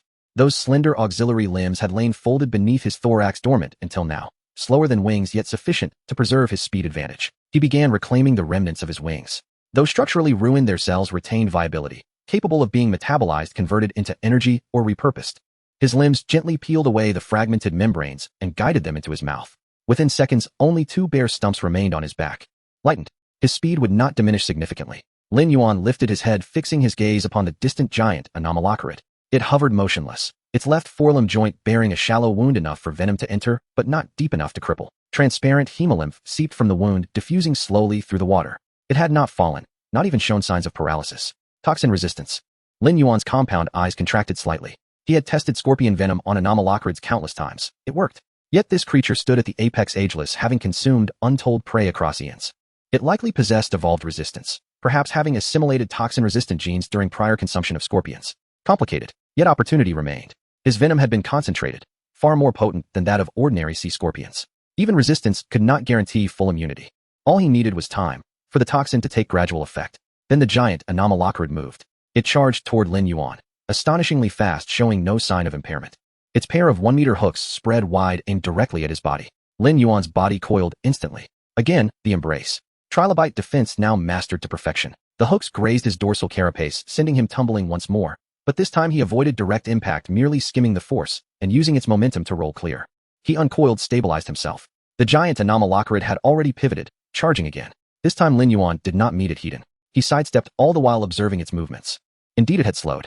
Imperceptible to most, but measurable. The interval between its first and second charge lengthened by several tenths of a second. Its reflexes remained intact, but its musculature no longer obeyed with prior precision. The venom was taking hold. Lin Yuan began circling. No frontal engagement, only delay, drawing out time. Using his auxiliary limbs to maintain velocity, he orbited the giant Anomalocarid, neither closing nor retreating, luring it into continued exertion. He waited for the venom's culmination. The giant Anomalocarid followed, circling, then suddenly reversed course, surging away in the opposite direction. It abandoned its opponent outright, fleeing into the distance. Trying to escape, Lin Yuan took only a few pursuit strides when something flashed at its tail. Too late to react. That thing lashed out, faster than any tentacle, faster than any prior attack. A black streak erupted from its abdominal terminus, aimed unerringly at Lin Yuan's head. Crack. One compound eye shattered. Lin Yuan's body spun violently outward. His field of vision instantly halved. Shards drifted before him. Hemolymph welled forth, searing pain radiating across his skull. He tumbled backward, steadied himself, and at last saw what had struck him. The tailhook. A slender barbed stinger extending from its abdominal tip, now suspended in water, swaying gently. It had remained concealed beneath coral and carapace, entirely invisible until now. It possessed one too. It had copied the sea scorpion's tailhook and made it faster, deadlier. Lin Yuan stared at the stinger, and a sudden, incandescent realization ignited in his mind. That retreat had been feigned. It had lured him into pursuit, then struck with the tailhook for the kill. Had his reflexes faltered even slightly, that thrust would have struck not his eye, but the fissure in his cephalic shield. This giant Anomalocarid was no mindless brute. It bore combat experience. Having survived to this apex, it had hunted down countless adversaries, assimilating untold genetic traits. It knew Lin Yuan outpaced it, so it faked flight, baiting pursuit. It knew its hooks might miss, so it concealed the tail stinger until the decisive moment. It had evolved battlefield intelligence. Lin Yuan hung suspended in water, one eye weeping hemolymph, the other locked unblinkingly upon the giant Anomalocarid. A strange sensation rose within him. Perhaps in this era, across this ocean, supreme evolutionary convergence destined such a confrontation. It. Only the victor would pass its genes forward. Only the strongest would survive into the next epoch. Lin Yuan wiped fluid from his eye with a limb. Bleeding had ceased. Cells divided. Tissue regenerated. But compound eyes were no ordinary tissue. Their restoration would be slow. This visual deficit would persist throughout the battle, until its conclusion. Either victory, and then recovery, or defeat, and no recovery required. Lin Yuan's limbs parted slightly. Across 20 meters of water, the giant Anomalocarid's hooks swayed slowly. Its tail stinger retracted beneath its abdomen, ready to spring forth anew. Two beings faced each other across the abyssal expanse. Then in unison they moved. This time, neither held back. Lin Yuan's sprint angled with ruthless unpredictability, exploiting speed to shift position incessantly. The giant Anomalocarid coordinated hooks and tail stingers, sealing every possible approach. Close quarters combat commenced, weapons clashing relentlessly. Clang, clang, clang. Each impact siphoned vitality from Lin Yuan's reserves. The venom still acted, but this monster endured beyond expectation. Its movements did grow slower, but after reaching a threshold they stabilized. Its physiology had suppressed the toxin to its absolute limit. And what of himself? Though bleeding had ceased, the searing pain persisted. His consciousness blurred, as if something else were gradually seizing control. Instinct. He was exhausted. His cells screamed for energy. Muscles protested overuse. His nervous system began defaulting to power conservation mode. Unwelcome instincts surfaced. Flee, halt, curl inward, and cease movement. Lin Yuan fought desperately, not to be consumed by instinct. His gaze swept the giant Anomalocarid's form. Cephalic shield, too thick. Dorsal surface, too armored. Ventral flanks, guarded by hooks. Joints. He had tried, venom entered, but proved insufficiently lethal. Tail stinger, too swift to engage directly. Where else remained unshielded. Lin Yuan's gaze settled beneath. Their four slender tentacles undulated near its oral apparatus, delicate soft sensory organs attuned to prey. At their center lay its mouth. The mouth, where the Anomalocarid fed. Unarmored. The most vulnerable point, yet also the most perilous. Any attacker aiming for the mouth must first breach the perimeter guarded by those four tentacles, more sensitive than eyes capable of detecting the subtlest shifts in water flow. Should anything draw near, those hooks would shred it in a tenth of a second. Lin Yuan fixed his gaze upon that spot. It might be the sole opening, but how to breach it? He had only one chance, to surge inward, pierce its brain with venom before the tentacles registered his presence. A fraction of a second's delay would bring both hook and stinger down upon him. His wing stumps trembled faintly. Consciousness frayed further. Instinct roared inside his skull. Stop. Do not go. You will die. Lin Yuan drew a deep breath of seawater, extracting the final dregs of strength from his body. Water flooded his filtration organs. Microscopic gill filaments labored furiously, squeezing the last trace of dissolved oxygen into usable energy. That breath ignited like fire within his veins. He moved. A final absolute assault. Lin Yuan unleashed his last reserve, his body erupting forward, thoracic segments compressing, telson folding, launching midair into a rigid armored sphere aimed directly at the Anomalocarid's mouth. Without warning, swift as thunder, faster than thought. Yet the Anomalocarid's tentacles sensed it. All four slender appendages stirred at once, tracking minute disturbances in the water. Hooks flared open. Tail stingers snapped forth, both converging upon the tumbling sphere. But the sphere was too small, too perfectly rounded. Its arc defied precise tracking, a trajectory too fluid for tentacular prediction. It skimmed past the first tentacle, slipped past the second. The third nearly brushed his dorsal carapace. Lin Yuan's body unfurled instantly, bladed limb snapping forward, straight for the mouth center. In that instant, he saw the concentric rings of teeth rotating, poised to grind him to pulp. He saw the hooks sweeping in from the side. He saw the stinger descending from above. He saw every weapon converging upon him. But his blade was faster. Its tip pierced the mouth center, piercing soft, pierced the brain. His venom gland contracted violently, injecting its entire payload at once. Then impact arrived. Hooks crashed against his dorsal carapace, shattering chitin. The tail stinger struck his thorax, opening another fissure. The colossal force hurled him backward from the Anomalocarid's maw, tumbling once more toward the seabed. Lin Yuan slammed into bedrock, skidding meters before stopping. He lay motionless, every fiber ablaze with pain. Yet he did not stir. He simply stared, with his one remaining eye, at the distant giant Anomalocarid. It remained upright. Its hooks hung limp. Its tail stinger drooped lifelessly. Its four tentacles ceased undulating. The concentric tooth rings stilled. 1 second. 2 seconds. 3 seconds. The giant Anomalocarid's body began to tilt. First a subtle sway, then a slow, inevitable toppling. Its 2-meter frame collapsed onto the seabed, raising a cloud of silt. And it moved no more. Uncertain of how much time had passed, Lin Yuan's consciousness emerged from a haze like a drowning person finally breaking the surface. He opened his eyes. Only one eye remained. The other eye was still intact, but his vision was filled with indistinct shadows requiring time to recover. The corpse of a giant shrimp lay not far away. Lin Yuan stared at the carcass, straining to recall what had happened. His last memory was of him stabbing the toxin into its brain, then being struck simultaneously by its claws and tail spike, his body flying away. After that he could not remember. But given the situation, it seemed that instinct had taken over his body. Before falling into a complete unconsciousness, or perhaps after it, his body had crawled over and begun to eat. He continued to eat until he could no longer move, then collapsed beside it, falling back into unconsciousness. The giant shrimp's corpse had already been consumed by nearly half. Its shell was torn open, revealing a mostly empty cavity. The pair of claws over a meter long were still attached, but now drooped limply on the sea floor. Lin Yuan looked down at himself. His body was covered in wounds. There were several cracks in his carapace, deep indentations on his thorax, and one eye was still useless. However, all the wounds were scabbed over, and new shell was slowly growing. He moved his appendages. Fortunately, they all responded. Lin Yuan turned his gaze back to the corpse of the giant shrimp. It was time to continue eating. He crawled over, tore off a piece of flesh, and brought it to his mouth. A warm current surged into his body, flowing towards all his wounds. It was a familiar sensation, one he had experienced countless times. But this time was different. After swallowing the piece of flesh, a strange feeling rose up from deep within his body. It was not energy nor strength, but something else. Like his mind had been cleansed, those vague thoughts suddenly becoming a bit clear. Lin Yuan was momentarily stunned. He carefully recalled what he had been thinking a moment ago. He had thought it's time to continue eating, which was fine. But further back, he thought the last memory was him stabbing the toxin in, and that was also clear. What about before that? He remembered the blue hunting shrimp. He recalled the blue shrimp with 3 eyes and wings. After eating it, it seemed his thoughts had also become particularly clear for a while. At that time, he hadn't paid much attention, thinking it was a side effect of neural fusion. But now that he thought about it, it was not just a side effect. Lin Yuan tore off another piece of flesh and brought it to his mouth. That feeling surged up again. His mind became clearer, and those thoughts he usually neglected began to surface automatically, such as why he needed to grow to 2 meters, why he needed to sleep, and why he needed to retain his memory. These thoughts, which previously took a long time to recall, now appeared in an instant. Lin Yuan stared at the piece of flesh in his hand, suddenly struck by a guess. There was something special inside this giant shrimp. It was not ordinary nutrients, not proteins or fats, but some kind of chemical substance. Trace elements. It was what he had studied in the lab, the remnants found in those fossils. If such a thing truly existed, it could allow organisms to evolve faster. It could enable organisms to grow organs that did not belong to this era. It could make organisms' nervous systems more developed, and even give rise to consciousness. The blue hunting shrimp had this substance, which is why it grew 3 eyes and wings, and why its reactions were so quick. This giant shrimp had it too, which is why it could grow to 2 meters, develop such thick armor, and evolve combat intelligence. And he himself from the moment of his crossing had cellular-level control. Was it also because of this substance? Or more directly, was he crossing because of this substance? Lin Yuan did not know, but he knew one thing. Eating these creatures could slow down the erosion of his memories. With the blue hunting shrimp, he had regained clarity for a while. This time was even more pronounced. That feeling was like adding water to a nearly empty cup. He needed more of this substance.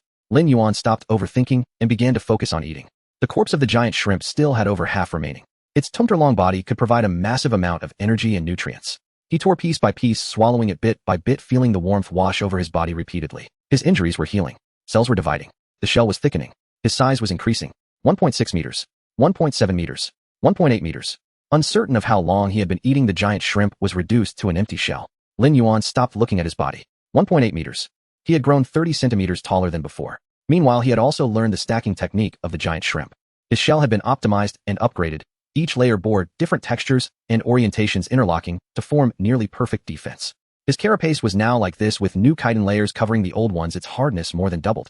His strength had also significantly increased.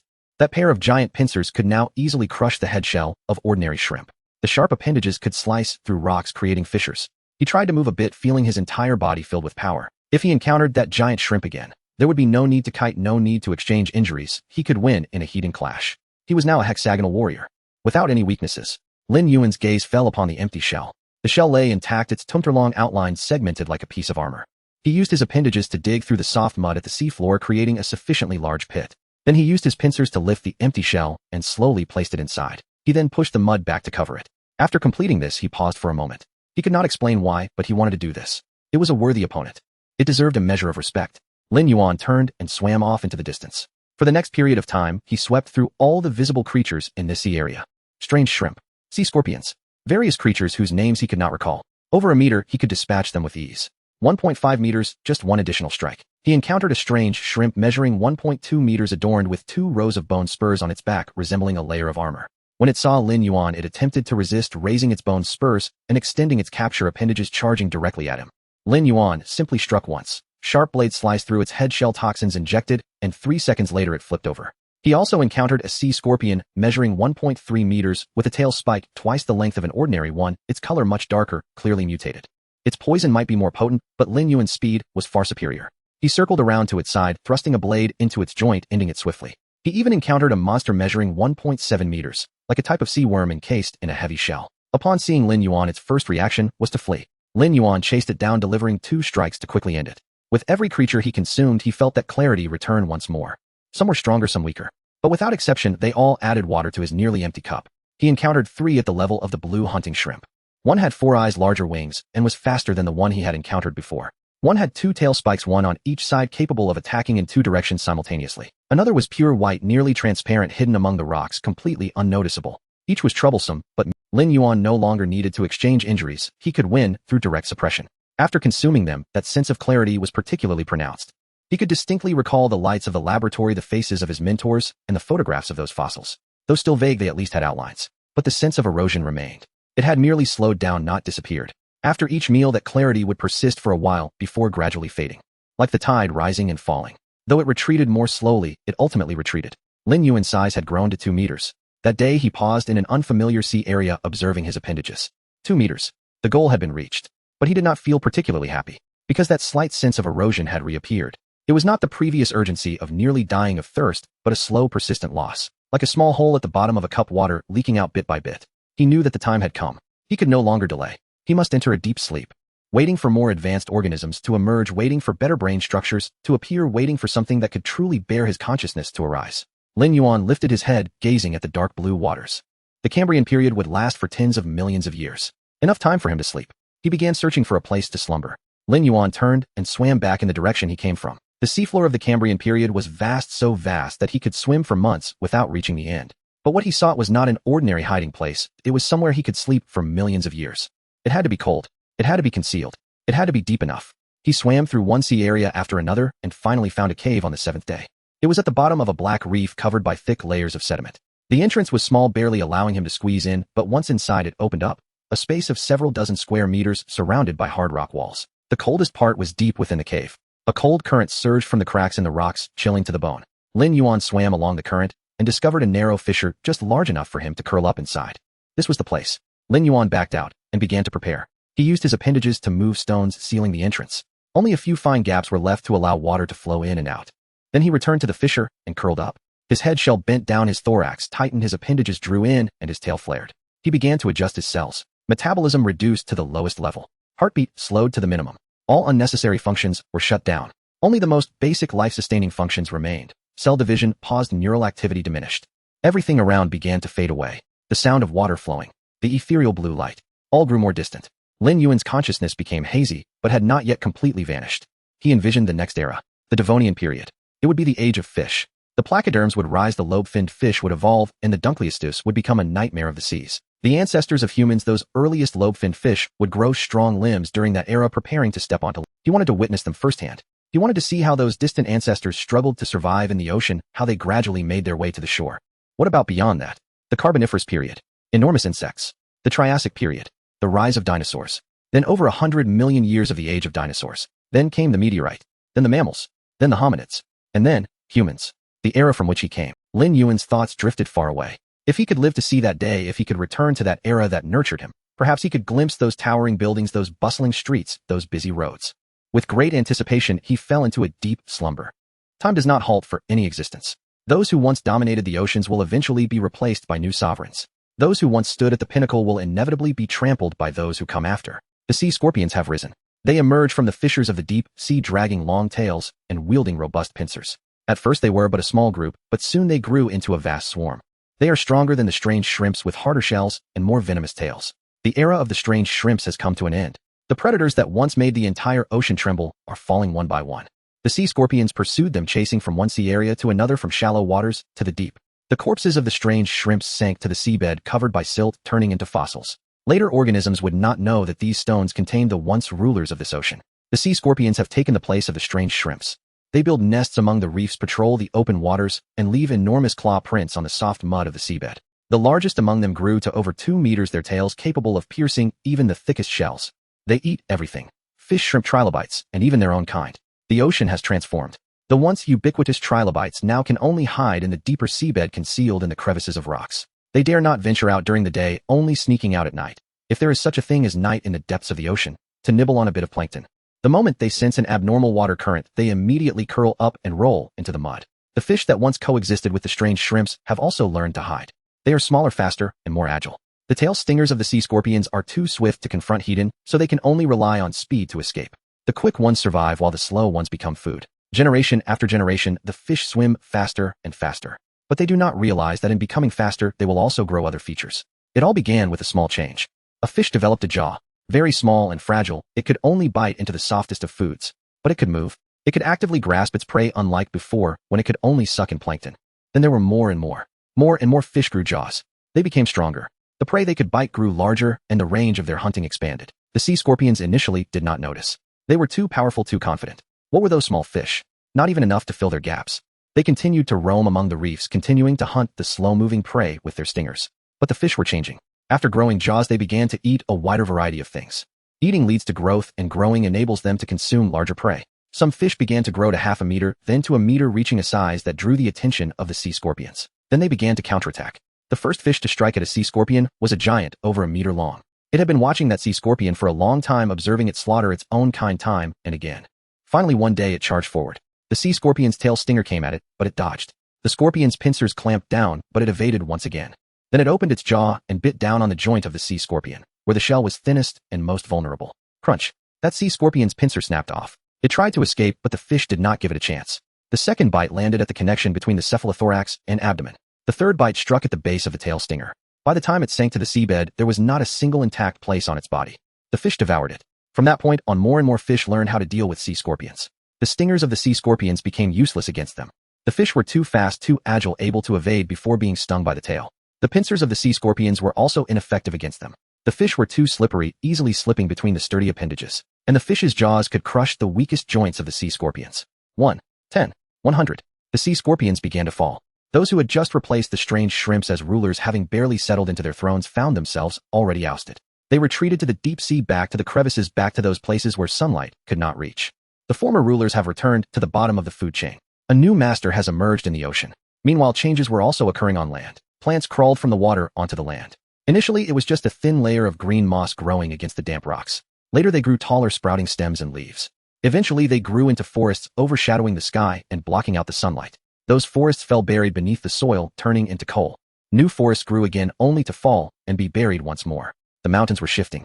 Some places rose to become mountains while others sank to become seas. The seawater surged in, drowning the forests. When the seawater receded, new land emerged. Countless organisms were born in these changes, and many died in these transformations. Some survived, passing their genes to the next generation. Others did not survive, turning into stones waiting to be discovered millions of years later. This journey of evolution has officially begun. No one knows where it will lead. No one knows what will ultimately survive. In a corner of all these changes, there is a small cave. The cave is deep, hidden at the bottom of black reefs. The entrance is blocked by rocks, leaving only a few very narrow gaps. Cold, dark currents surge out from the gaps, carrying the chill of the deep sea. A fish swims by. It discovered this place while searching for food. The reefs appear ordinary, but the water seeping from the gaps is colder than elsewhere. Cold things often hide unusual. The fish wriggles its way into the gap. The passage is narrow, and it struggles greatly to squeeze inside. Inside is a cave about dozens of square meters in size, surrounded by hard rock walls.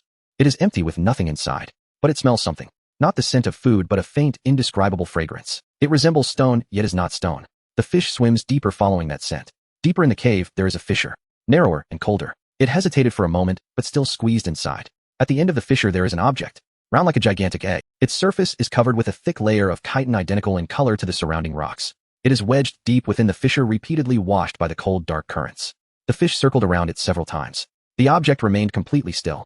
The fish bumped it with its head. It was very hard. The fish opened its jaw and took a bite. Only a shallow white mark remained on the chitin. Its teeth were too tender to bite through such material. The fish gave up. It turned around, swam back through the fissure out of the cave, and returned to its own sea. Behind it, within that cold fissure, the round shell remained utterly motionless. But it was unaware. At the moment it turned to leave, a small crack appeared on the surface of the round shell. Very small, very fine, almost invisible, but it indeed exists. The smallest farewell hall in the funeral home had only half the lights on.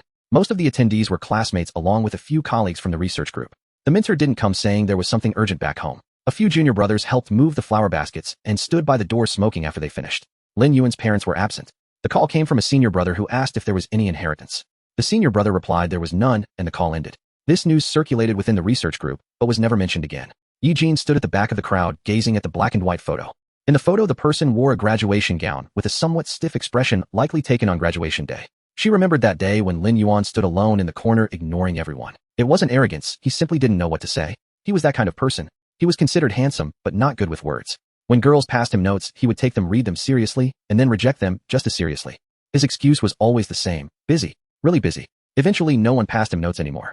Eugene had never done so. She was 2 years his senior and stayed at the school to work in administration after graduation.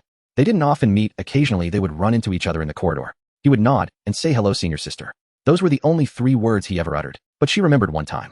It was past 10 at night when she went back to the lab to get something and saw Lin Yuan staring at a few stones, lost in thought. She asked why he hadn't left yet, and he said he would soon. The next morning at 7, he was still there, his posture unchanged. "Did you not sleep all night?"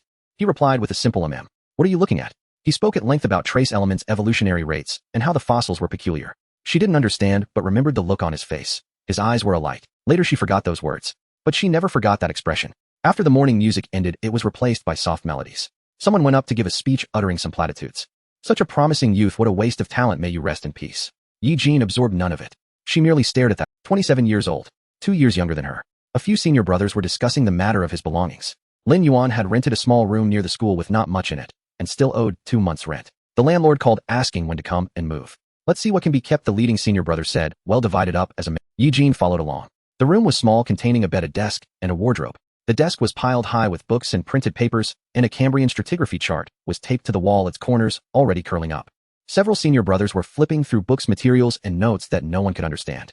Eugene stood in front of the desk and noticed a notebook pressed under the computer. She pulled it out and opened it. It was a handwritten notebook, the writing messy but legible. It contained various sketches, diagrams of trilobite structures, appendages of anomalocarids, along with a bunch of arrows and question marks. Towards the back, a section was circled. The evolutionary rates of fossils at the same stratigraphic level vary greatly, unable to be explained by existing theories. It speculated the existence of unknown external factors influencing them. If proven, it would rewrite evolutionary theory. Below was a faint line of text: "If only it could be proven." Eugene stared at that line for a long time. She closed the notebook and returned it to its place. When she returned to school in the afternoon, the corridor was chaotic. Several people stood at the laboratory door, craning their necks to look inside. "What's going on?" Eugene asked. A junior brother turned around, his expression somewhat strange. Senior sister, you should come take a look. She walked over and squeezed through the door. In the center of the lab table lay several assembled fossils. They were large crustaceans, segmented. They were grayish-white with a fine texture on the surface. A few people were comparing them with magnifying glasses. Just assembled, someone explained. We used to think they were several specimens, but today we discovered it's one. Eugene walked closer and saw the shape of the specimen clearly. It was over 2 meters long. It resembled an anomalocarid, but not quite. The exoskeleton was layered and very thick. The head showed traces of appendages unlike typical anomalocaridids, but rather thicker and longer. The tail had a long slender spike curved with a backward-facing hook. What is this? She asked. No one could answer. Sea scorpion. Someone suggested. It doesn't look like it. Sea scorpions aren't this big, and their exoskeletons aren't like this. Anomalocarid. Anomalocaridids don't have tail spikes. The group began to debate. Could it be a mutation? Someone speculated. Wasn't there a bunch of odd fossils in the same batch? Some had particularly long appendages, and others had an unusual number of eyes. That's too coincidental. It could also be a new species. A tumtor-long anomalocarid. Cambrian. Silence fell for a few seconds. Eugene stared at the fossil, and suddenly the notes she saw that morning flashed through her mind. Unknown external factors. If proven, it would rewrite evolutionary theory. She remained silent. Someone raised their phone to take a photo, the flash illuminating the room. Others began flipping through references, trying to find similar records. Some merely stood there watching, unsure of what to say. Sunlight streamed through the window, illuminating the fossil. The tumtor-long exoskeleton glimmered grayish-white, its segmented outline resembling a silent sentence. The tail spike curved into an arc, the hook tip pointing upwards, as if piercing something invisible. Traces of the appendages remained thick and powerful, once wielded, once tearing apart something. It once lived. Eugene stood there unmoving for a long time. The sunlight slowly shifted, moving off the exoskeleton and falling onto the empty floor. The fossil remained silent, as if it had endured a long passage of time. Lin Yuan awakened. The sensation of slumber was difficult to articulate. His consciousness did not enter sleep, but rather he remembered that before sinking into that cocoon, he could clearly sense where he was. Within the neural cluster beneath his carapace, that was his location. But after descending, that location vanished. His consciousness spread like a drop of ink in the ocean, gradually diluting and merging with every cell. Each cell contained a fragment of his consciousness. Yet that fragment within each cell was too weak to think or perceive, merely existing. Like 100 billion fragments scattered in every corner of his body. No dreams. No time. Only a vague, indescribable feeling. He was waiting for something. Waiting for a signal, waiting for an opportunity, waiting for the moment when seawater would seep in. Now the signal had arrived. The seawater infiltrated through the cracks, the cold stimulation, causing those scattered fragments of consciousness to begin to converge. From the tail segment. From the thorax. From the tips of every appendage. Those fragments, like iron filings attracted by a magnet, gathered towards the area beneath the carapace. Faster, more numerous, denser. He could feel his appendages again. He could feel the cracks on his shell. He could feel the seawater washing over his soft tissues. And then his eyes opened. Not the compound eyes of a trilobite. It was something more primitive, a mass of cells that had yet to differentiate into structures embedded beneath the carapace. It could see nothing, only perceive light. There was light. Weak, but indeed present. It took some time to regain clarity. Lin Yuan did not know who he was, where he was, or what he was. Those pieces of information existed, but felt buried deep, momentarily inaccessible. What returned first was instinct. Then came fragments of memory. Strange shrimp. Blue hunting shrimp. That tumtor-long monster. And the last cave, the cold, dark current where he curled his body, secreting chitin layer by layer to encase himself within. Those memories pieced together bit by bit, like shattered mirrors reassembling. He remembered. He was Lin Yuan. He no longer had the concept of because he no longer had a body. To be precise, his body was still there, but it was no longer. The self he perceived was not a tumtor-long trilobite, but a mass, stem cells. All differentiated tissues had. The shell was gone, the muscles were gone, the appendages were gone, the compound eyes were gone. Those things still existed, but were no longer in their original structure. They had transformed into a mass of primitive, undifferentiated cells. His entire body was a clump of cells. A mass of cells wrapped in chitin, curled up deep within the cave. Yet strangely, his consciousness was clearer than ever before. Clearer than when he had just eaten that giant strange shrimp. Those memories of humanity that had become fuzzy at the end of the last epoch were now even clearer. He remembered the laboratory, the fossils, the words of his mentor. He even recalled earlier memories. The sounds of his parents arguing when he was young. The chime of the exam hall during the college entrance examination. The scene of glass shattering during the car crash. Those things he thought he had lost all returned. Something fundamental had changed. Lin Yuan attempted to move. There were no appendages to paddle, no muscles to contract. He could only control those cells, directing them to divide, to differentiate, to reshape into the forms he needed. The speed was much faster than in the last epoch. Previously, when he modified his appendages, he needed to concentrate, directing cells to grow little by little, shaping them like molding clay. Now it was different. He only needed to think, I need eyes, and the cells in the location of the carapace began to divide frantically. Within seconds, photoreceptor cells, lenses, and pigment layers had differentiated. A simple eye was fully formed in 10 seconds. He tried again with his appendages. Cells sprouted from both sides of his body, elongating, hardening, and forming joints at a speed visible to the naked eye. In just over 10 seconds, a complete appendage had grown. This was not right. It had never been this fast before. The speed of cell division had absolutely not been this rapid before he fell asleep. Back then, modifying his body took hours, or even days, and consumed large amounts of energy. Now it was as if the cells themselves had undergone some qualitative change. They were no longer ordinary cells, but had transformed into something more efficient, more flexible, he did not know what term to use. Something more alive. And there was another change. He could feel his consciousness was omnipresent. Not just curled up within the neural mass beneath the carapace, but every single cell could sense the presence of consciousness, as if there were countless versions of himself. This feeling was strange. He tried to cut off a newly grown appendage. The cells automatically severed the connection and a thin membrane oozed from the wound to seal the cut surface. The severed appendage fell to the bottom of the shell, still twitching slightly. Then he saw that appendage. Not with his eyes, but with his consciousness. The cells within that appendage still retained remnants of his consciousness, and were still alive. They sensed that they had been cut off, and began to crawl back. Yes, crawl. That appendage moved like a small worm wriggling at the bottom of the shell, slowly making its way back to him. Upon reaching the cut surface, the cells on both sides automatically recognized, connected, and healed. In just over 10 seconds, the appendage was reattached. It was exactly the same as before. Lin Yuan stared blankly for a long time. This was no longer mere regeneration. Regeneration involves growing something new from the cut surface. This was the severed part crawling back by itself. It was as if each cell had an independent will, yet all obeyed the same command. He recalled the giant strange shrimp he had consumed at the end of the last epoch. And those trace elements undetectable in the fossils. Those things had not vanished. During his slumber, they had completely fused with his cells. They were not merely attached to the surface of the cells nor stored within them, but had become a part of the cells. Like water merging into water.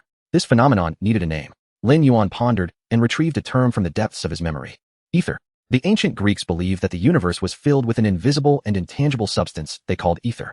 Later, this term was borrowed by physics and subsequently discarded. Now he reclaimed it. Ether had fused within his cells. The trace elements remaining in those fossils were ether. It had always existed, driving evolution since the Cambrian period, yet humans could not detect it. And those organisms that evolved particularly quickly, blue-hunting shrimp, giant strange shrimp, had accumulated more ether within their bodies. He consumed them, and ether accumulated within him. Once it accumulated to a certain threshold, a qualitative change occurred. Did his awakening also relate to ether? When the seawater seeped in, he felt the stimulation. That stimulation caused the scattered fragments of consciousness to converge again. Was ether sensing something? If ether could drive evolution and merge into cells, could it perceive the environment? Could it actively awaken sleepers under suitable conditions? Lin Yuan contemplated a possibility. If ether truly surged periodically, would the moment of his awakening mark the beginning of the next ether tide? Moreover, if more organisms had accumulated enough ether while sleeping, would they also awaken? Could there be other sleepers hiding in some cave or crevice like him, slowly regaining consciousness? The cave was very quiet. Only the sound of dark currents washing over the rocks. Lin Yuan finished growing the last few appendages and moved his joints. The carapace recovered its color deeper than in the last epoch, almost black, blending seamlessly with the surrounding rocks. He did not know how long he had slept. A year, a million years, 10 million years. Any of these were possible, but he did not want to think about that now. He wanted to go out and see. To see what this era had become. Lin Yuan propelled his appendages, squeezing out through the cracks of the round shell. He swam toward the light, heading outside. Lin Yuan emerged from the depths. A light shone from outside the cave, filtering down from above and transforming the cave entrance into a blurred blue ring. He pushed his appendages, squeezing through the narrow crevice. Gravel scraped against his shell, producing a faint sound of friction. The ring grew larger. Then he floated out. The cave's exit lay at the bottom of the reef. Surrounding him was a vast expanse of black rocks, uneven and jagged, resembling collapsed structures. Light cascaded from above, casting the shadows of the reef onto the seabed. The shadows varied in length, gently swaying with the ripples on the water's surface. He did not rush out directly. With a retraction of his appendages, he sank down, burrowing into the nearest sand. The movement was swift, almost instinctive. Sand surged from both sides, covering his back, shell leaving only his two eyes exposed. He waited and observed. Do not move. This was the most crucial lesson he learned in the Cambrian period. He had no idea what this era had become. He did not know what swam above, what lay in wait, or what was hungry and searching for food. Every unfamiliar place was a hunting ground. The newcomer was always the prey. The sand was warmer than in the cave. This confirmed one thing for him. There was indeed light outside, and it came from above. It was not bioluminescence, it was sunlight. He was not far from the water's surface. His eyes slowly adjusted to the light. He began to see. The seabed appeared transformed. The Cambrian seabed was thick with soft mud sinking underfoot. It was teeming with bizarre worms and sponges. Signs of life were everywhere. Now it was different. Sand and gravel covered most of the seabed, with a few bare rocks occasionally visible, devoid of any attack. Sea lilies grew in the shadows of the rocks, several tentacles extending outward, gently swaying in the current. It was quieter now. The Cambrian seabed was once filled with the bioluminescence of plankton, resembling a starry sky in the deep sea. Now that light had vanished. In its place was the stable sunlight filtering down from above, illuminating everything. This clarity made him uneasy. Being visible meant he could not hide. He continued to observe. Not far away, a group of small creatures crawled over the sandy surface. About 10 centimeters long, dragging long tail spines waving their pincers. It took him a while to recognize them. The monstrous beings that had grown over 2 meters in the late Cambrian were now only this small. It was not surprising. With their ecological niche lost, they could only shrink. Smaller size meant less energy consumption, faster evasion, and a lower likelihood of starvation. Those that refused to shrink had long been consumed. The sea scorpions crawled past him, their tail spines dragging shallow grooves in the sand. They moved slowly, their pincers occasionally picking up a fragment to consume, as if scavenging. Lin Yuan watched them, recalling the strange shrimp that had fled for their lives before the sea scorpions in the last epoch. He also remembered the even earlier time when trilobites curled up before the strange shrimp. The wheel of fate had turned. Now it was the sea scorpions' turn to be the bottom feeders. He remained still. The sea scorpions were too small, offering little meat and nothing worth taking. He continued to wait, waiting for the true hunters to appear. It wasn't long before he noticed a change. The light on the water's surface suddenly dimmed. Something swam overhead. Lin Yuan looked up. A school of fish. Over 30 of them, each about 20 centimeters long. Their silver-white bellies reflected blinding light at the water's surface. They formed a loose formation sweeping over the reef with a speed akin to arrows loosed from a bow. He observed their swimming patterns closely. Centered around their spine, their muscles coordinated, powerfully compressing and releasing like springs. Each movement propelled their bodies far. They were moving too quickly. In the Cambrian, no creature could keep up with such speed. The target of the fish was not him. They swept over the reef, their formations suddenly tightening, all diving in one direction, towards the sea scorpions. The sea scorpions sensed the change in the water flow. Their tail spines stood on end, pincers spread wide, assuming defensive postures. But it was too slow. The first fish dove down, mouth agape, biting the base of a sea scorpion's tail spine. With a crack, the tail spine snapped. The sea scorpion tried to turn, but a second fish had already arrived, biting onto its pincer joint. 3 seconds. 5 sea scorpions were torn to shreds. The remaining sea scorpions began to flee, burrowing into the sand, slipping into the crevices of the reef. The school of fish did not pursue, merely consuming the fragments before reforming and continuing on. The entire process took less than 10 seconds. Lin Yuan lay still in the sand, not moving. The speed, coordination, and biting power of these fish far exceeded any creature from the Cambrian. Their nervous systems must be far more advanced than that of the blue hunting shrimp. The transmission speed of their spinal cord, their reaction time, had been optimized to some extreme. He wanted to know how their bodies were constructed. How did their muscles attach to the spine? How did the nerves extend from the brain to the... How did their gills maintain oxygen supply while swimming at high speeds? If he could acquire these elements, the school of fish swam overhead, the tails of the last few brushing the surface, creating a flurry of bubbles. They did not notice him. A crustacean lying in the sand, blending perfectly with the rocks, went unnoticed. Once the school of fish had swum far away, Lin Yuan emerged from the sand. He began to move among the rocks, searching for solitary prey. The school of fish was formidable, but there would always be stragglers, always those swimming slowly. After searching for a while, he found one behind a rock. About 30 centimeters long, slightly larger than those in the school. It was swimming slowly in the shadow of the reef, as if resting.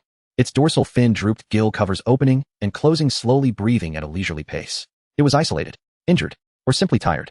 Lin Yuan approached from the side. His appendages moved along the sandy surface, stirring no currents. The color of his shell was nearly identical to the rocks, allowing him to blend seamlessly into the background as long as he remained still. The distance was closing. The fish continued to swim slowly, its tail occasionally flicking its body, swaying gently. 1 meter. Lin Yuan suddenly lunged forward, clamping down on the middle of the fish's body.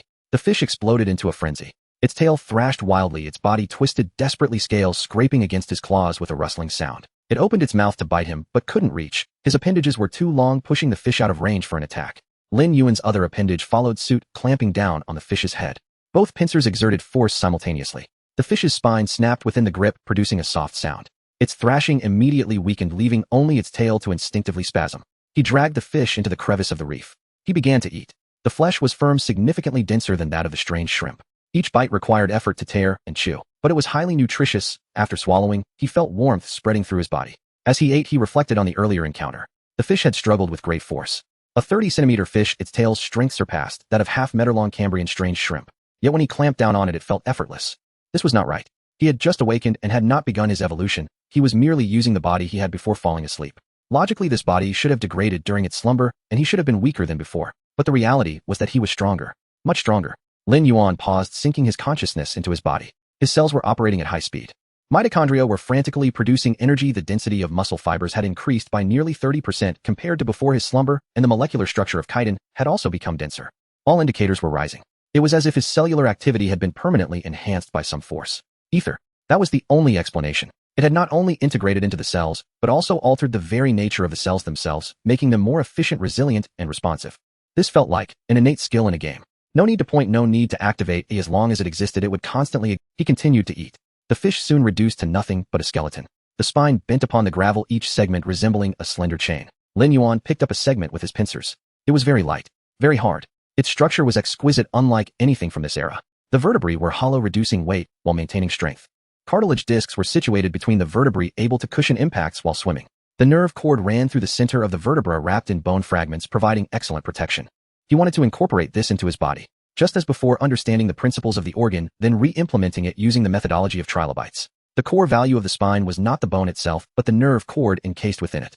Thicker, faster, and with a transmission efficiency an order of magnitude higher than that of the ventral nerve cord in arthropods. He needed this. He needed a more powerful nervous system. Otherwise, when he encountered larger, faster fish in the future, he would not be able to react in time. Lin Yuan tore the entire spine from the skeleton and stuffed it into his mouth. The bones were chewed and swallowed while the nervous tissue was absorbed directly. He closed his eyes. He began to construct. A new nervous system started to grow from his head downwards. Cells divided, differentiated, and connected. Nerve fibers extended from his head, laying down along the inner side of his carapace. At each thoracic segment, a bundle of branches sprouted, connecting with the existing ganglia. Then came the replacement for the spine. He did not grow bones. Bones were too heavy and unsuitable for the structure of arthropods. Instead, he grew a row of bone plates along the inner side of his carapace, extending from the head to the tail plate. The bone plates were connected by ligaments, allowing for flexibility and extension, serving a similar supportive role as a spine. The nerve cord was embedded in between the bone plates while protected. The transformation took about the time of a meal. When he opened his eyes again, the entire world felt different. The surrounding current, to be precise, his perception had accelerated. Every drop of water striking his appendages was distinctly felt. He could discern direction, speed, and even changes in water temperature from those tiny sensations. The patterns on the rocks also became clearer. What had previously appeared as merely a rough surface could now be recognized with different layers of texture. Marks where sea lilies had adhered, bite marks from shells, and grooves carved by the water's flow. And sounds. The vibrations around him were distinctly perceptible. The swishing of a fish's tail would create extremely faint pressure waves in the water, which he had been unable to detect before, but could now. 20 meters away, a fish was swimming by. He could sense its direction, speed, and approximate size. The upgrade to his nervous system brought not only enhanced reaction speed, but also an expansion of his entire perceptual dimension. Lin Yuan moved his appendages. His reaction speed had more than doubled. Previously, when he saw something, the signal would have to travel to his brain, where it would be processed and sent back, a process laden with delays. Now the transmission speed of the nerve cord was several times faster than before. Almost simultaneously with a thought, his body moved. He recalled those fish. A 30-centimeter fish, its nervous structure already surpassed that of the blue hunting shrimp. What if it grew to a meter? 2 meters? Just how powerful would their nervous systems become? Lin Yuan stuffed the last piece of fish meat into his mouth, emerging from the crevice of the reef. The version had updated. The Cambrian methods were no longer sufficient in this era. The speed of the strange shrimp was inadequate. The nervous system of the blue hunting shrimp was not sufficiently advanced, and his pride in his layered armor technology might not hold against the jaws of fish. He had to keep up. He needed to be faster, stronger, and more responsive. He began to move between the rocks, searching for the next prey. The version had updated, and he needed to update too. The modification of his nervous system was just the first step. He desired the muscular structure of fish, the oxygen efficiency of gills, and the fluid dynamics of fins. He pushed aside the rocks and swam out. After emerging, Lin Yuan did not rush toward the deep. He sought out a stretch thick with reef rock and settled between several large outcrops. There were many crevices here, ideal for concealment, and shoals seldom ventured in, and the gaps were too tight to turn. For the next while, he occupied himself with only one thing: eating. The reef zone was narrow yet teeming with small fish. Those 20 or 30-centimeter swimmers loved to dart through fissures in search of marine worms and tiny crustaceans. They believed the reef to be sanctuary, assumed the narrow slits would bar predators. Lin Yuan, however, was more suited to that terrain than they imagined. His body measured only about 1 meters. With his appendages retracted, he could slip through any seam with ease. He extended a pincer, pinched, and hauled his prey back. The fish struggled for ever shorter spans. His reflexes had sharpened since waking, now fast enough to snap a spine before a tail beat completed. After each meal, he paused to digest, quietly studying the prey's anatomy, how muscle fibers aligned, how layers stacked and angled, how nerves branched from the brain and joined the spinal cord, how gill arches were supported, and how filaments arranged themselves to let oxygen-laden water rush through. He had been able to read such structures before, but it took time. Since his cells had fused with the ether, his pace of anatomical analysis had become astonishing. Before the fish flesh was fully digested, he had already built a complete three-dimensional model in his mind. And then began. Muscle was the first to change. Fish possess white fibers for explosive power and red fibers for endurance. He incorporated both. White muscle nestled at the bases of his appendages, red fibers fanning along the sides of his carapace. Previously, his muscles were of a single fiber type. Power and stamina could not coexist. Now they could. He continued to refine his nervous system. The longshore shrimp's nerves had been top tier in the Cambrian, but against fish, they were insufficient. A fish's spinal cord contains abundant interneurons that complete simple reflexes before signals ever reach the brain, an exquisitely efficient arrangement. It meant fish could act without thought. A nudge to the tail triggered an automatic flick, a shift in flow produced, and he grafted that mechanism into himself. The new nerve cord gained a layer of reflex neurons distributed through every segment. In future ambushes, his body could move before the brain registered the threat. His silhouette remained roughly the same, around 1 meters, perhaps slightly reduced from a former 1.15. Yet the difference in capability was stark. He tested his strength by pinching a chunk of reef. The instant his claws closed, the stone shattered. That had been impossible. Once he could only crack rock, not pulverize it. Efficiency changed too. To traverse 10 meters previously required 7 or 8 strokes of his appendages. Now 3 or 4 sufficed. Explosive muscle power, a sleeker streamline, far less drag. He was pleased, but he knew this was only the beginning. These small fish were the bottom rung of their era. The true leviathans, those that grew to several meters, or even tens of meters, were the apex hunters of this version of the sea. Their muscle density, nerve speed, and sensory range would dwarf these little ones. To confront them with his current form would be no different than courting death. Lin Yuan pressed himself into a crevice and began to reassess his entire anatomy. His composition was a hodgepodge. Trilobite shell and limbs, the grasping feet and tail flukes of Anomalocaris, the wings and nerves of the lawn show shrimp, the venom glands of sea scorpions, and the fish muscles and reflex nerves he had just acquired. Each component had once been an optimal solution, but assembled together they did not necessarily fit, like fitting parts from different manufacturers into a single machine, functional but discordant. He needed a complete reconstruction. To abandon the old framework, dismantle everything, and redesign. Preserve each part's strengths, excise conflicts and redundancy, and make the body operate as a coherent whole. But the idea carried a grave problem. Rebuilding would take time. Tear down the old, grow the new. There would be an interval of vulnerability. During that interval, he would be nothing, no shell, no appendages, no capacity to attack. A casual passing fit. He could not gamble. Staying in the crevice was not safe either. Sea lilies move, burrowing worms tunnel into something, might crawl inside and stumble upon his motionless body. He needed a safer method. Lin Yuan stared at his claw for a long moment. A severed pincer could still crawl away and survive. That meant each cell possessed a degree of autonomy and could survive detached from the main body for a time. Could he then cut off a portion and allow that fragment to evolve independently? If it succeeded, he would transplant the gained experience. If it failed, the loss would be a mere sliver of tissue, the host would remain intact. The idea crystallized. He found a flat slab of reef, anchored himself, and began to excise.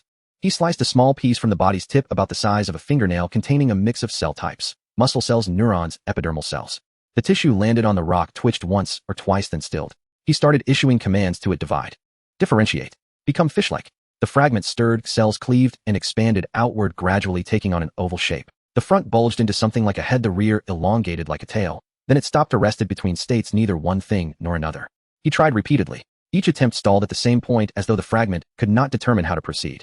The reason was clear: his understanding of fish anatomy was insufficient to will a complete organism into being. The route from scratch was a dead end. He lay back on the reef and considered. If he could not build from nothing, he would use what already existed. Find a fish and introduce his cells into it. Let his cells grow, spread, and take over within the fish. The fish's body was an already constructed framework. He did not need to erect a new one, only replace parts. Lin Yuan slipped from the crevice and began to search the nearby water. It did not take long. At the reef's edge, a roughly 20-centimeter fish was rummaging the sand. It swam slowly, its dorsal fin drooping, clearly ill. He circled to its rear and approached with care. A pincer probed out, not to clamp, but to press lightly on the tail, just enough to prevent escape. The fish thrashed in panic, its body twisting as it tried to turn and bite. His other pincer pinned the head to the sand. Then he separated a portion of his cells, not seeping from a wound, but actively secreted from pores at the pincer tip. A small mucus clump of cells, gray-white, landed on the fish. The cluster moved, slipping into gaps between scales, through the epidermis into the dermis and musculature. The fish twitched as the invasion progressed, but its resistance waned. The clump advanced along vessel walls, through connective tissue, inching toward the spine. At each station it left behind some cells. Those cells divided and fused with the host tissue. The process took only. By the time the cluster reached the spine, the fish lay motionless. Control of its body had been transferred piece by piece. Although the fish's nervous system still operated, every command it sent was intercepted, altered, and overwritten by Lin Yuan's cells. The fish's eyes rolled. A new field of vision unfolded in Lin Yuan's mind. He had possessed the fish. The sensation was strange, an extra module grafted onto his sense, feeling its heartbeat, the rasp of its gills, the sweep of its fins. It was not him, yet it obeyed him fully. The fish swam a lazy circle over the sand, returned, and halted before him. Lin Yuan stared at it, and in that instant felt the struggle for survival in this age had eased significantly. Lin Yuan controlled the fish to swim around on the sandy surface, then turned back. It felt strange, not merely a simple manipulation, but as if he was the fish itself. The fish's eyes were his eyes, and its fins were his hands. He could feel the water flowing through the gill slits, smell the faint scent of blood in the seawater, and sense a worm wriggling a few centimeters below the sand.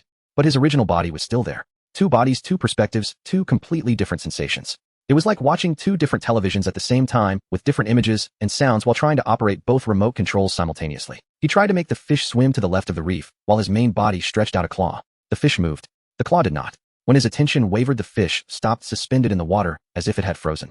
He tried several more times. He made the fish flick its left fin, while his main body blinked. The left fin moved, but the eyes did not blink. When he focused on issuing two commands simultaneously, his bodies began to clash. The fish's tail flailed wildly, while his main bodus appendages trembled, and the actions on both sides became distorted. It was like drawing a circle with one hand and a fist with the other. Doing them separately was easy, but doing them together turned into a mess where neither could be completed. After trying for over 10 minutes, he gave up.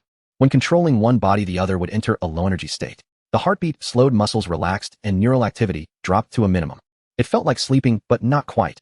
As long as he diverted a bit of attention to the main body, that body could wake up and the two bodies couldn't stray too far apart. Beyond a certain distance, the signal was lost. He tried making the fish swim to the edge of his vision, and he could still control it. Further away, swimming to an unseen place behind the reef, the sensation began to blur. Although he wouldn't completely lose contact, it felt like trying to hear someone speaking through thick water. Commands couldn't be transmitted and feedback couldn't be received. This distance was about 50 meters. Beyond 50 meters, the doppelganger could only execute the simplest commands: swim forward, turn around, stop. Fine control was lost. He called the fish back and made it swim in circles beside him. Achieving this level was already sufficient. There was no need to control both bodies to engage in two separate fights. What he needed was to send one body to do dangerous things while the other waited safely. Once the dangerous task was completed, he could retrieve the experience and resources. The current problem was that this fish was too small. 20 centimeters was nothing in this era. A slightly larger fish could easily eat it. He needed a larger prey. 3 to 4 dozen centimeters would certainly not suffice. He needed something over a meter long, or even longer and bigger, capable of allowing him to complete a full reconstruction. Lin Yuan had the fish stop on the sandy surface beside his main body, starting to think about how to find one. Going out directly was too dangerous. His main body, which was 1 meter 1 in height, was relatively safe in the reef area. Outside this region was open water. He couldn't catch up to those large fish when they swam, nor could he escape. But the fish body could. The fish body was just a fish, and in this era, it wouldn't be considered an anomaly. It could swim out boldly and report back to him what it saw. Lin Yuan would swim out first while his main body lay in the sand waiting. He passed through the edge of the reef area and entered a more open body of water. The seabed dropped sharply here, forming a gentle slope. The slope was covered with a layer of fine sand, and occasionally several large reefs towered like small mountains. The water flow became faster here, carrying organic matter washed down from the shallow sea, filling the entire area with a faint fishy smell. The light dimmed somewhat. The water surface above still existed, but it was further away. After sunlight penetrated through dozens of meters of seawater, only a cool blue hue remained. Lin Yuan swam down along the gentle slope. Sea lilies grew on the tops of the reefs, their tentacles spread out like blooming flowers. Their stalks were as thick as arms, capable of supporting tentacle clusters over a meter long. Several small shrimp scurried between the tentacles, picking up the filtered debris. Deeper down lay a bed of seagrass. The thin algal films from the Cambrian period had long since disappeared, replaced by true seagrass with stems and leaves, some reaching over 2 meters high, their blades swaying gently in the current. Various small fish and crustaceans hid among the seagrass, and occasionally fish about half a meter long could be seen darting above the grass, their silver-white bellies flashing by. Lin Yuan passed along the edge of the seagrass bed and continued downward. The slope steepened here, and the sand surface was washed into ripples by the undercurrents. A fish swam toward him from ahead, nearly a meter long, covered in fine scales, with a protruding jaw that revealed 2 rows of sharp teeth. It swam past Lin Yuan without stopping, uninterested in such a small 20-centimeter creature. Lin Yuan continued. Then he saw the fish. It lay motionless beside a rock at the base of the slope, nearly 2 meters long. Its head armor resembled a massive shield extending from the top of its head to the position of its pectoral fins, the surface covered with rough bone plates and protruding nodules. The edges of the armor were sharp like an inverted knife. Its eyes were small, embedded on either side of the armor, with pupils narrowed to slits. Its mouth was tightly closed, but the muscles of its jaw were extremely developed, capable of generating terrifying power when closed. Lin Yuan recognized it. The Dunkleosteus. The apex predator of Devonian fish, though not the giant 4 to 5 meter beast rumored. Its 2 meter size was still enough to roam the oceans. Its armor could withstand most attacks, and its jaw could crush any shell. Very few creatures dared to provoke it. Lin Yuan stopped 30 meters away, hiding behind a crack in the reef. Then the Dunkleosteus moved. Its tail flicked gently, and its entire body slid out from beside the reef, turning. It saw him.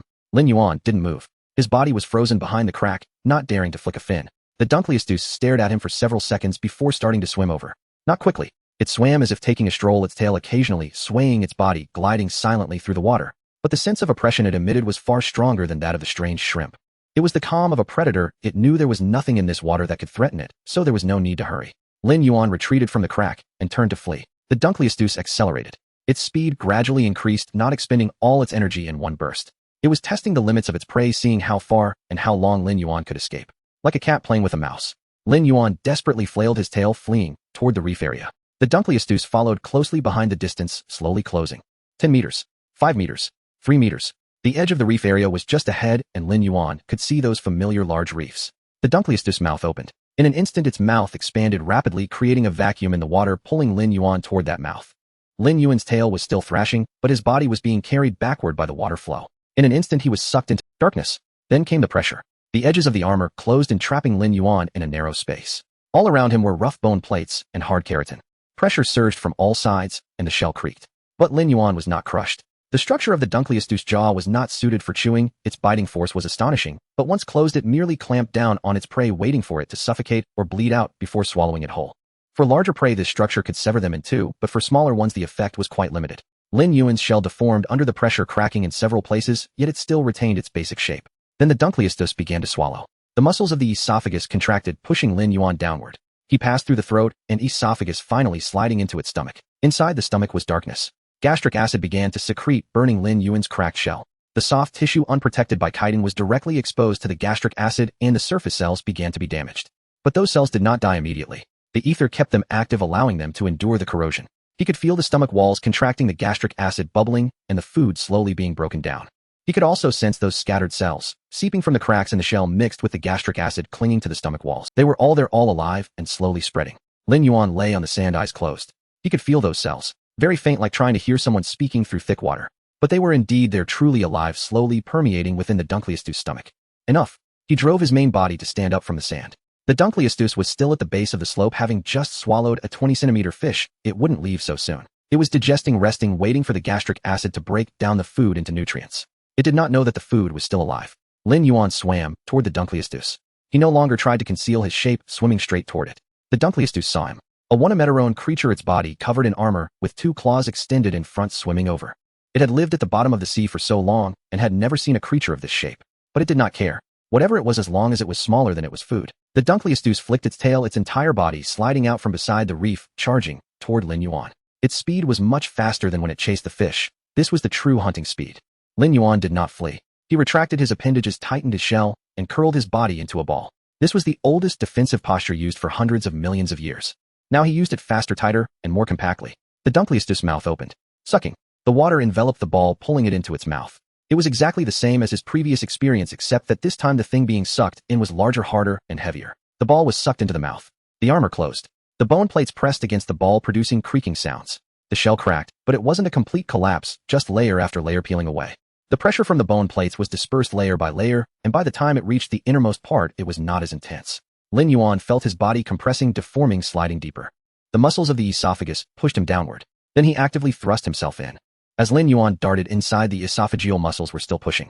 The body of the dang fish was large, and its esophagus wide enough for him to turn inside. Lin Yuan steadied himself, unfolding the curled ball. His appendages extended, claws opened, bracing against the esophageal wall. The wall was very slippery, coated in mucus. The claws could not grip, and after a few pushes they slipped off. The dang fish sensed the foreign object, and the esophageal muscles began to contract violently, trying to push him down. He held on. The tip of one claw pierced the esophageal wall, hooking it. The other claw also stabbed in, securing him. His body was stuck between the esophagus and the throat, unable to move up or down. The dang fish started to struggle. The predator's composure shattered, and excruciating pain drove it into a desperate struggle, its tail thrashing violently, its body rolling in the water, crashing against rocks and the sandy bottom. The gravel on the seabed was stirred up, creating a murky mess. Lin Yuan remained still. The claws were hooked into the esophageal wall, and his body pressed against the upper wall of the esophagus, stable and secure. No matter how the dang fish rolled, it could not shake him off. He was wedged in the narrowest part of the esophagus like a cork that could not be pulled out. He freed 2 of his appendages. Those 2 pairs of capturing appendages had evolved at the end of the previous era, designed for attacking in confined spaces. Now they were put to good use. The blades at the ends of the appendages unfolded, aimed at the upper part of the esophageal wall. Just a few centimeters upward was the brain of the dang fish. The blade pierced in. The muscle of the dang fish was thick, layer upon layer, like cutting through steak. The blade sliced through muscle fibers, severing small blood vessels, making its way upward. The dang fish went mad. Its body arched like a fully drawn bow, then suddenly snapped back. Its entire body slammed into the nearby rocks, shattering the stones. It crashed into another rock, and it shattered again. The sand was swept into a large pit by its tail, mixing gravel and sand, obscuring everything. Lin Yuan was still drilling. The blade had already penetrated the esophageal wall and muscle layers, reaching the nerve cord beneath the spine. The nerves there were thick about the width of a finger, grayish-white, wrapped in a thin layer of connective tissue. He stabbed the blade into the nerve cord, and the venom glands began to secrete. The toxin seeped out from the tiny pores at the blades and spreading upward along the nerve cord directed straight toward the brain. This toxin was obtained from the sea scorpion, specifically targeting the nervous system, having helped him kill many prey in the previous era. The movements of the dang fish began to slow down. The toxin invaded the brain, disrupting nerve signals. The movements of its tail became uncoordinated, with the left and right muscles no longer synchronized. Its body began to tilt, and it could no longer control its direction of swimming. It was still struggling, but it posed little threat now. The force of crashing into rocks diminished, and the thrashing of its tail weakened. Lin Yuan stabbed the other blade into the nerve cord, injecting another batch of toxins. The tail of the dang fish twitched one last time before becoming still. Its entire body sank to the seabed, crashing onto the sandy bottom, stirring up a small cloud of silt. Its gills still moved, its heart still beat, but the brain could no longer command the body. He did not rush to eat. The claws released the esophageal wall, and the appendages retracted. His body turned half a circle at the throat of the dang fish, beginning to check his own condition. The shell was significantly damaged. There were over a dozen cracks, some crushed by the dang fish's bone plates, others shattered against the rocks. All were minor fissures, not penetrating, and did not harm the internal soft tissue. The appendages were intact. The blades were intact. About 1/3 of the toxin in the venom glands had been used, leaving plenty remaining. The most significant loss was that fish clone. The 20-centimeter small fish was soaked in gastric acid inside the dang fish's stomach, its shell nearly corroded through. The soft tissue was also damaged, but the cells were still intact, and consciousness remained. He had hardly sustained any injuries. He leveled up 2 ranks, killed a dang fish twice his size, and the cost was merely some shell damage and a worthless clone. Lin Yuan settled down in the throat of the dang fish, beginning to review. Size was not everything. He had known this before, but never as clearly as today. The dang fish was twice his size, stronger than him, had a more powerful bite, and a harder shell. Yet all these attributes were useless when faced with an opponent that had slipped into its throat. No matter how strong it was, it could not bite something lodged in its throat. No matter how hard the shell, it could not protect the esophageal wall and the nerve cord. What truly determined victory or defeat was the adaptability brought about by cellular vitality and the various means of attack afforded by a complete body structure. He had blades, venom glands, appendages that could move flexibly in confined spaces, and claws that could brace against the esophageal wall. These elements combined were far more useful than mere size. Conversely, he thought that when he grew larger in the future, he would need to guard against this tactic. He could not allow anything to slip into his mouth. He could not allow anything to approach the esophagus and throat. The oral cavity needed added defenses, the esophageal entrance required muscle rings, and the gill slits needed filtration structures. Any opening could become a weakness. Moreover, he could prepare a plan specifically for this tactic. The main body would remain in a safe place while the clone executed. The clone did not need to be too large, it just needed to be able to deliver the toxin. He would specialize in poisoning in the future. Lin Yuan stored these thoughts for now, redirecting his attention back to the dang fish. Although this fish was motionless, its body was still alive. Its heart was beating, its gills were moving, and its blood was circulating. All organs were still functioning normally, only the brain was paralyzed by the toxins. This was a perfect research subject. He began to disperse cells outward. The tissue began to actively expel from the secretion pores of the claws. Clusters of cells, grayish-white and sticky, crawled along the walls of the dang fish's blood vessels. The first cluster of cells reached the spine. At the center of the spine was the nerve cord, several times thicker than what he had seen in small fish. The cells crawled along the nerve cord, passing each vertebra, recording its shape, size, and connection method.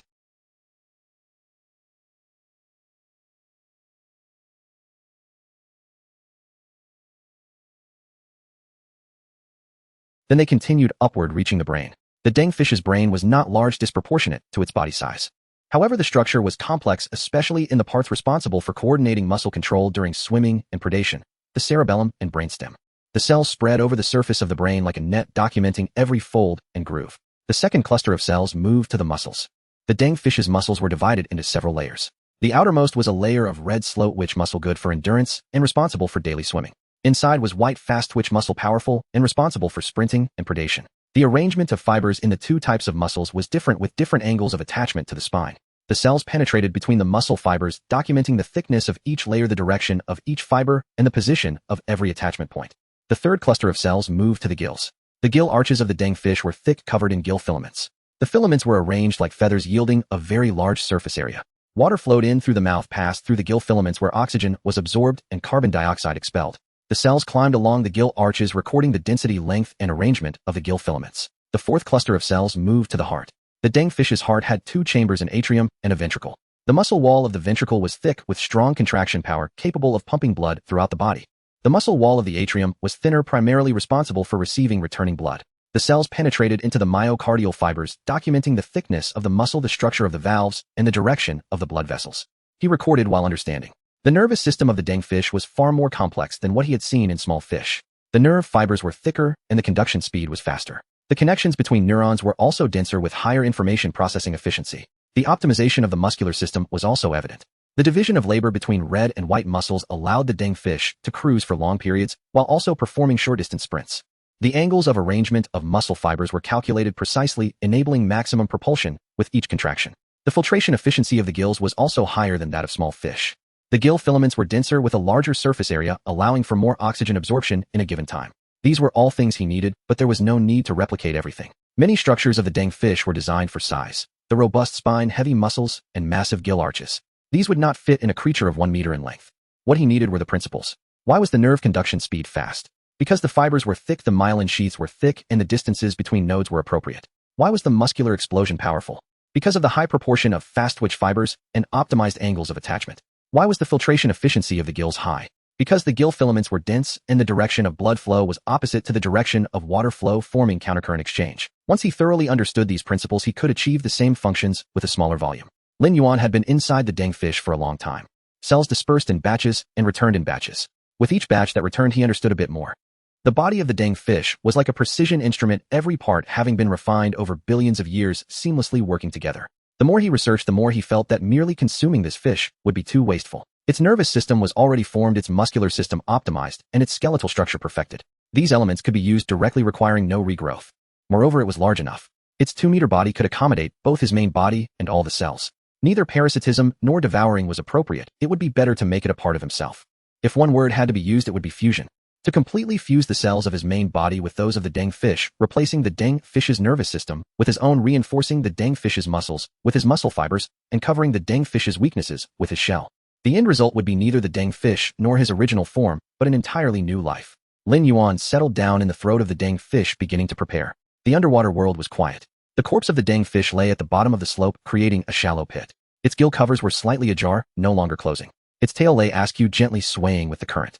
Silt slowly drifted up from the bottom of the pit, like a thin mist enveloping the corpse. It was unclear how much time had passed. A school of small fish swam over. They were about 10 centimeters long with silver-white bellies and dark stripes on their backs. They circled the corpse a few times, confirming there was no danger, and began to nibble at the soft tissue from the tail.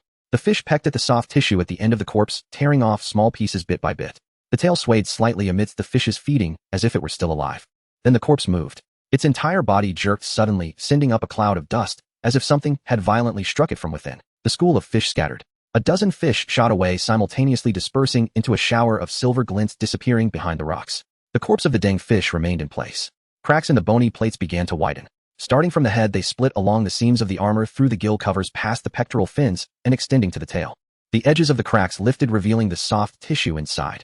There was no blood, no internal organs, only a grayish-white surface that was slightly writhing. The cracks suddenly shattered.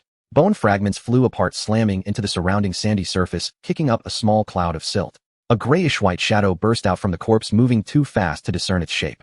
As it burst out of the corpse, it created a current that pushed the scattered bone fragments even farther away. The shadow swirled in the water and came to a halt 2 meters above the corpse. It was a creature about 1.6 meters long. Its body resembled a fish, streamlined with a pointed head and a slender tail. However, its surface was not covered in scales. It was grayish-white armor with a dark gray back and a light, white belly, the junction blurred. At the top of its head was a short white horn about 10 centimeters long, sharp, like polished bone. On either side of its head were compound eyes, deep brown, composed of countless small facets. Behind it was a pair of wings. These were not thin. They were 2 sturdy frameworks covered with grayish-white membranes folding against its back. When spread, they were wider than its body. Fish fins were located on both sides of the body. The pectoral fins were behind the gill covers, while the abdominal fins were in the midsection of the body. The abdomen had 2 pairs of appendages folded against it, resembling folded blades. When not in use, they could be retracted, but when needed, they could unfold to act as claws to help secure prey. When not needed, they could also be used as fish fins to assist in adjusting direction. The armor was restructured. The bony plates of the dangfish were shattered and embedded within the chitinous shell of a trilobite. The outer layer was hard, the middle layer flexible, and the inner layer soft. It was lighter than before, but also sturdier. The compound eyes were upgraded as well. Each compound eye consisted of tens of thousands of facets capable of seeing almost all directions. It could easily detect anything approaching from the sides or the back. This set of enhancements was specifically designed for the dangfish. Now that he had it, he needed to test its effectiveness. Lin Yuan turned to look at the nearby corpse of the dangfish. The 2-meter-long giant was already motionless, its armor still intact with layered bony plates appearing quite solid. He backed up a few meters. He spread his wings. The wing membrane's tightened muscles contracted to the limit and the framework bent slightly resembling a taut bow. Then he flapped them forcefully. Bang!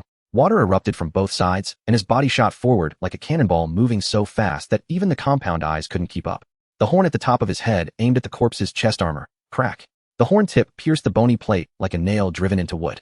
The plate cracked from the point of impact, spreading fissures like spider webs, shattering the entire chest armor into several pieces. The corpse was knocked up from the sandy surface, flipping twice before crashing back to the seabed. Boom! The mud and sand exploded, mixing into a murky cloud. Fragments of stones and bones splintered and scattered, striking the surrounding rocks and creating a series of crackling sounds. Lin Yuan shook his head to stabilize his body. The horn was fine, the head armor was intact, just slightly numb. The murkiness gradually dispersed. The corpse's chest armor now had a hole, its edges lined with shattered bone fragments and torn soft tissue. The shape of the hole was identical to the cross-section of the horn, a perfectly round opening. He swam over, opened his mouth, and bit down on the edge of the hole.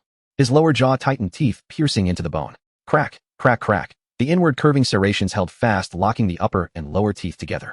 The toxin glands at the tips of his teeth slightly contracted, and a small amount of venom seeped into the gaps of the bone. The skull shattered.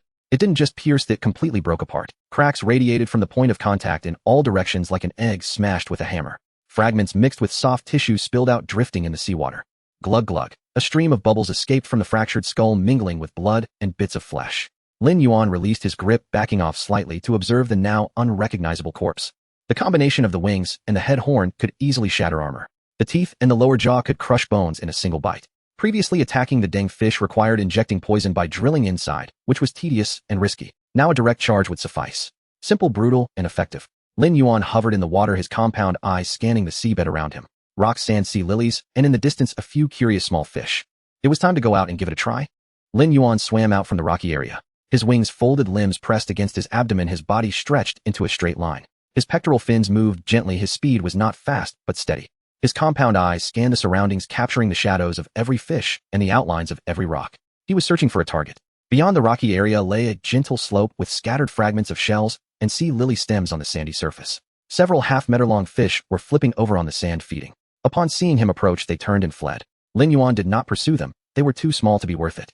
Continuing to swim forward. At the end of the gentle slope was a flat sandy area with a clear view where nothing could hide. In the middle of the sand lay a grayish-white shadow. 2 meters 3. A dang's fish. It was a size larger than the previous one. Its head shield was thicker, its bony plates denser, with several old scars along the edges, as if it had gone through numerous battles. It kept its eyes closed, its gill covers slowly opening and closing, resting. Lin Yuan paused. He observed for a few seconds. It was large, heavily armored, but its movements would not be swift. The structure of the dang's fish determined that it was not an agile hunter. It had strong explosive power, but was cumbersome in turning. He retreated a short distance. Wings spread wide. The wing membrane's tightened muscles contracted to their limit, and the skeleton bent slightly. The dang's fish seemed to sense something. It opened its eyes slightly, raised its head, and looked in his direction. Lin Yuan did not give it time to react. He suddenly flapped his wings. Bang! The seawater exploded. His body shot out like a cannonball, the horn on his head aimed at the dang's fish's head shield. In a distance of several dozen meters, it took less than a second. The dang's fish had no time to evade. Crack! The moment the horn struck the head shield, the sound of bones shattering was like breaking a thick pottery jar. Blood gushed from the point of impact, scattering into a cloud of red mist in the seawater. A hole formed in the head shield with radiating cracks at the edges, and the soft tissue inside was visible at its deepest point. The entire body of the dang's fish was knocked back half a meter, plowing a shallow trench in the sand. Lin Yuan was bounced back by the recoil, flipping over in the water, but quickly stabilized his body. His head felt a bit dizzy. The images in his field of vision shook twice, but quickly returned to normal. His horn was fine, the armor was intact, and the joints were still secure. The dang's fish opened its mouth. It wanted to bite. Its massive lower jaw opened, revealing 2 rows of thick, bony plates, extensions of its own armor with edges worn blunt. It charged towards Lin Yuan, not slow, but too clumsy in turning. Lin Yuan flapped his wings. Whoosh! He swept past the side of the dang's fish, moving so fast that the fish's eyes couldn't keep up. It bit at nothing, its lower jaw smashing into the sandy surface, splattering mud and sand. Lin Yuan circled around behind the dang's fish. His mouth opened, aiming at the tail stalk. 8 upper teeth, 8 lower teeth, with inward curving serrations. He bit down. Crack! The teeth sank into the seams of the tail stalk's armor. That was the thinnest part of its body, with only a layer of bony plates beneath which lay the spine. The lower jaw tightened, the teeth pierced through the bony plate, sinking into the soft tissue. The venom glands contracted. The mixed toxins were injected into the wound through the canal in his teeth. The dang's fish's body jolted violently. Its tail thrashed wildly, and its entire body rolled in the water. It turned its head, opening its lower jaw to bite at Lin Yuan's body. Lin Yuan did not loosen his grip. The lower jaw of the dang's fish slammed into his back armor. Crack! The bony plate slid across the surface of the armor. The Deng's fish's bony plates were too dull to grip the smooth surface of the armor, merely scraping a white mark before sliding away. The Deng's fish bit again. It still slid off. Its method of attack was designed to crush crustaceans, not to tear into streamlined armored hunters. Unable to grip, it exerted no force. Lin Yuan's teeth sank deeper. The toxin spread. The tail of the Deng's fish thrashed weaker and weaker, and its body twisted more slowly. 5 seconds. 10 seconds. 15 seconds. The body of the Deng's fish began to stiffen. The gill covers ceased their opening and closing, and its eyes lost focus. The tail twitched one last time, then became completely still. Lin Yuan loosened his grip and backed away slightly. The Tumterlong Deng's fish lay horizontally on the sandy surface like a stone sinking to the bottom. He began to feed. Starting from the tail, there was more meat and less bone there, making it easier to bite. His lower jaw clamped down on the tail stalk and tightened. Crack, crack, crack, crack. The bony plates shattered under his teeth like cookies being crushed. The biting force was more than doubled compared to before. The Deng's fish's armor could not withstand his jaws. He tore off a chunk of meat and swallowed it. His stomach immediately began to work. The newly evolved stomach wall was thicker with more glands, and the secretion speed of digestive enzymes was astonishingly fast. The chunks of meat were rapidly broken down and the stomach nutrients absorbed and transported throughout the body. Previously, eating a Deng's fish took most of the day. Now, it was much quicker. Lin Yuan continued to eat, piece by piece, from the tail to the torso, and from the torso to the head. With each bite, he could feel his body growing stronger. Muscle fibers thickened, armor hardened, and cells divided. This evolution was indeed the right choice. The tactic of using wings and horns was simple and straightforward yet effective. His speed was so fast that opponents couldn't react as long as he didn't misjudge the strike and avoid the thickest parts. The recoil would only leave him a little dizzy. The curvature and hardness of the armor made it difficult for the Deng's fish to apply force with its bite. If it slipped off, it couldn't harm the soft tissue inside. With teeth and venom glands, a single bite could render the opponent immobile. No need for entanglement, no need to exchange injuries. The corpse of the Deng's fish quickly reduced to just a skeleton. Lin Yuan lay on the sandy surface a short distance away, eyes closed. His body was digesting, absorbing, and growing. He could feel every cell changing, becoming stronger. The design of this body was flawless. No need for major changes, just minor adjustments. Thicken the seams of the armor a bit to prevent anything from slipping. Add a few more ligaments at the base of the horns to cushion greater impacts. Strengthen the muscles of the wings a little more to enhance explosive power. He mentally went through these optimizations and then began to execute them. Cells divided, differentiated, and reorganized. The chitinous layers at the seams thickened to double from a single layer to 3 layers. For more ligaments were added at the base of the horns, tightly binding the horns to the skull like cables. The muscle fiber density at the base of the wings increased by 20%. After the modifications, his body length remained unchanged, still about 1.6 meters. But his strength had increased a bit. Lin Yuan opened his eyes. Next was accumulation. Big fish eat small fish. Keep eating, keep growing. Growing to 2 meters, 3 meters, 5 meters. With an increased size and strength, he could eat larger prey. But this era had more than just Deng's fish. He recalled the last days of the previous epoch. Blue hunting shrimp, giant odd shrimp, those creatures that accumulated trace elements within them, each stronger than the last. They were not ordinary evolutions, they had awakened something. Aether. This era must also have such creatures. Not ordinary Deng's fish, but monsters that have accumulated Aether and awakened extraordinary abilities. They might be faster, stronger, with even stranger abilities. He needed to bulk up before encountering them. He aimed once more to stand at the pinnacle of the food chain. The upcoming experiences reminded Lin Yuan of a game. Hungry Shark. That pixelated shark ceaselessly consumed everything on the screen, devouring small fish, large fish, and anything edible. With every bite, its size grew. The more it ate, the larger it became, and the larger it became, the more it could eat. He was now that shark. It was uncertain how much time had passed. Days, weeks, perhaps even longer. In this ocean, there was no concept of time, only eating and digesting, and eating. The first Deng fish he consumed took an entire meal's effort. The second was even quicker. By the third, he no longer needed to ram it with his horn. He simply flapped his wings, surged forward, clamped his jaws around the fish's head, tightened his lower jaw, and the fish became motionless. His efficiency continued to rise. His size increased as well. 7 meters, 8 meters, 2 meters. His armor thickened, the muscles in his wings grew firmer, and the base of his horns embedded deeply into his skull, becoming fully fused with his spine. The things he consumed were no longer limited to Deng fish. Sea scorpions, large fish, and occasionally solitary ammonites. Those shelled mollusks resembled massively enlarged nautiluses with shells that could reach a diameter of 5 meters, their tentacles slowly drifting out from the shell opening in the sea. They were not tasty as their shells were too hard and their flesh too scant, but it was better than nothing. What was truly useful was a small fish about 30 centimeters long adorned with blue stripes. Inside, it contained a toxin not meant to kill, but to paralyze its prey. After Lin Yuan consumed it, he spent some time analyzing it and integrated that paralyzing toxin into his own venom glands. His venom glands upgraded as well. Their capacity tripled and their secretion speed increased. Previously, they would run out after a few uses. Now they lasted through more than 10 battles. He thoroughly absorbed the advantages of the creatures of this era, continuously transforming himself. The evolution was complete, and he accumulated enough biomass. Lin Yuan began to create a clone. He sliced off a small piece of tissue from his abdomen the size of a fingernail, grayish-white and slightly writhing. The cells began to divide, differentiate, and grow. After several dozen minutes, a 20-centimeter small fish appeared before him. To be precise, it was a miniature version of him. With grayish-white armor, a streamlined body, 2 pairs of appendages tucked against its abdomen, and a pair of tiny wings on its back. It had a horn on its head, only 1 centimeter long, thin like a needle. The little creature circled around him, moving very agilely. Lin Yuan attempted to control it. He commanded the clone to swim forward. The clone swam forward. He instructed the clone to turn left. The clone turned left. He directed the clone to circle around him. The clone began to circle, maintaining a steady speed and smooth trajectory. Then he simultaneously controlled both the main body and the clone to perform different actions. The main body swam forward while the clone swam backward. The main body opened its mouth and the clone retracted its appendages. The 2 bodies began to battle. The clone's tail flailed wildly, and the main boat's pectoral fins trembled, resulting in distorted movements on both sides. It was like drawing a circle with one hand and a square with the other. It was easy when done separately, but simultaneous actions made it impossible to achieve either. He practiced for a long time. He had the clone perform simple movements around the main body, circling, bobbing up and down, swaying left and right. The main boat's movements remained simple, merely swimming slowly forward. This way it could maintain stability without chaos. Then he increased the difficulty. The clone performed more complex movements such as weaving and suddenly accelerating before abruptly stopping. The main body also began to perform complex movements such as turning and diving. Chaos ensued. He practiced again. More chaos. Practice again. After an unknown amount of time, he finally managed to control both bodies to perform some not overly complex movements simultaneously. They couldn't fight, nor could they perform 2 completely different tasks at once, but he could have the clone scout ahead while the main body followed behind. That was enough. This was the effect he desired. In the future, when encountering unfamiliar places, he would have the clone go ahead to take a look. If there was danger, the clone would perish first, and the main body would remain safe. If the clone died, he could create another. If the main body perished, everything would be lost. Moreover, the clone was small, its color similar to that of the sand lying still, making it undetectable by ordinary creatures. Lin Yuan had the clone stop above him and began to swim into deeper waters. After swimming for a while, he had a vague feeling. He couldn't quite describe what it was, but it felt like something was ahead, far away. It was not a common sense like sight or touch, but a vague, indescribable sensation, as if it had created some form of resonance. He didn't pay much attention and continued swimming forward. Then he saw it. A shadow darted overhead, quick as lightning.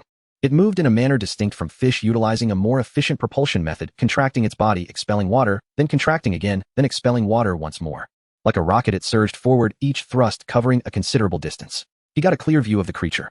It resembled an octopus with long tentacles beneath, propelling itself with water expulsion. However, unlike an octopus, it had a circular shell on its back. Ammonite, the ancestor of mollusks. But it was larger than any ammonite he had seen before. The shell measured at least 5 meters in length, the spiral exterior shimmering with a deep brown luster under the light. Its surface bore intricate suture lines resembling some ancient runes. Tentacles extended from the shell, opening thick and powerful, swaying with the currents. Even more astonishing was that the creature was enveloped by a layer of white energy. It wasn't light refraction or reflection of seawater. It was real visible energy. Like mist, like steam, it seeped from the surface of the shell and the roots of the tentacles swirling around its body. Ether. Lin Yuan was stunned in place. That vague sensation he felt earlier became clear all at once. He had accumulated ether within himself and could now sense other etheric beings. It wasn't through ordinary senses, but by sensing with the ether itself. Like 2 magnets, they could feel each other even at a distance. Yet he hadn't expected the first etheric creature he would encounter would be an ammonite. This shelled mollusk had existed since the Cambrian period, always living in the middle lower strata of the food chain, surviving by filtering plankton and scavenging. It hadn't changed much for tens of millions of years. Now it had awakened ether. Moreover, that layer of white energy he had never seen before in the Cambrian. Blue hunting shrimp didn't have it, nor did giant weird shrimps. This was something new, something that belonged to this era. The clone slid out from behind the reef, swimming close to the sandy bottom. With its wings tucked against its back and appendages pressed against its abdomen, the armor's color was nearly identical to the sand. Upon reaching a flat stretch of sand, its body sank, and it burrowed into the sand. Only its 2 compound eyes and a small segment of the horn on its head were exposed. It settled down. The ammonite continued to swim. Its tentacles waved behind it like snakes, gently swaying in the water.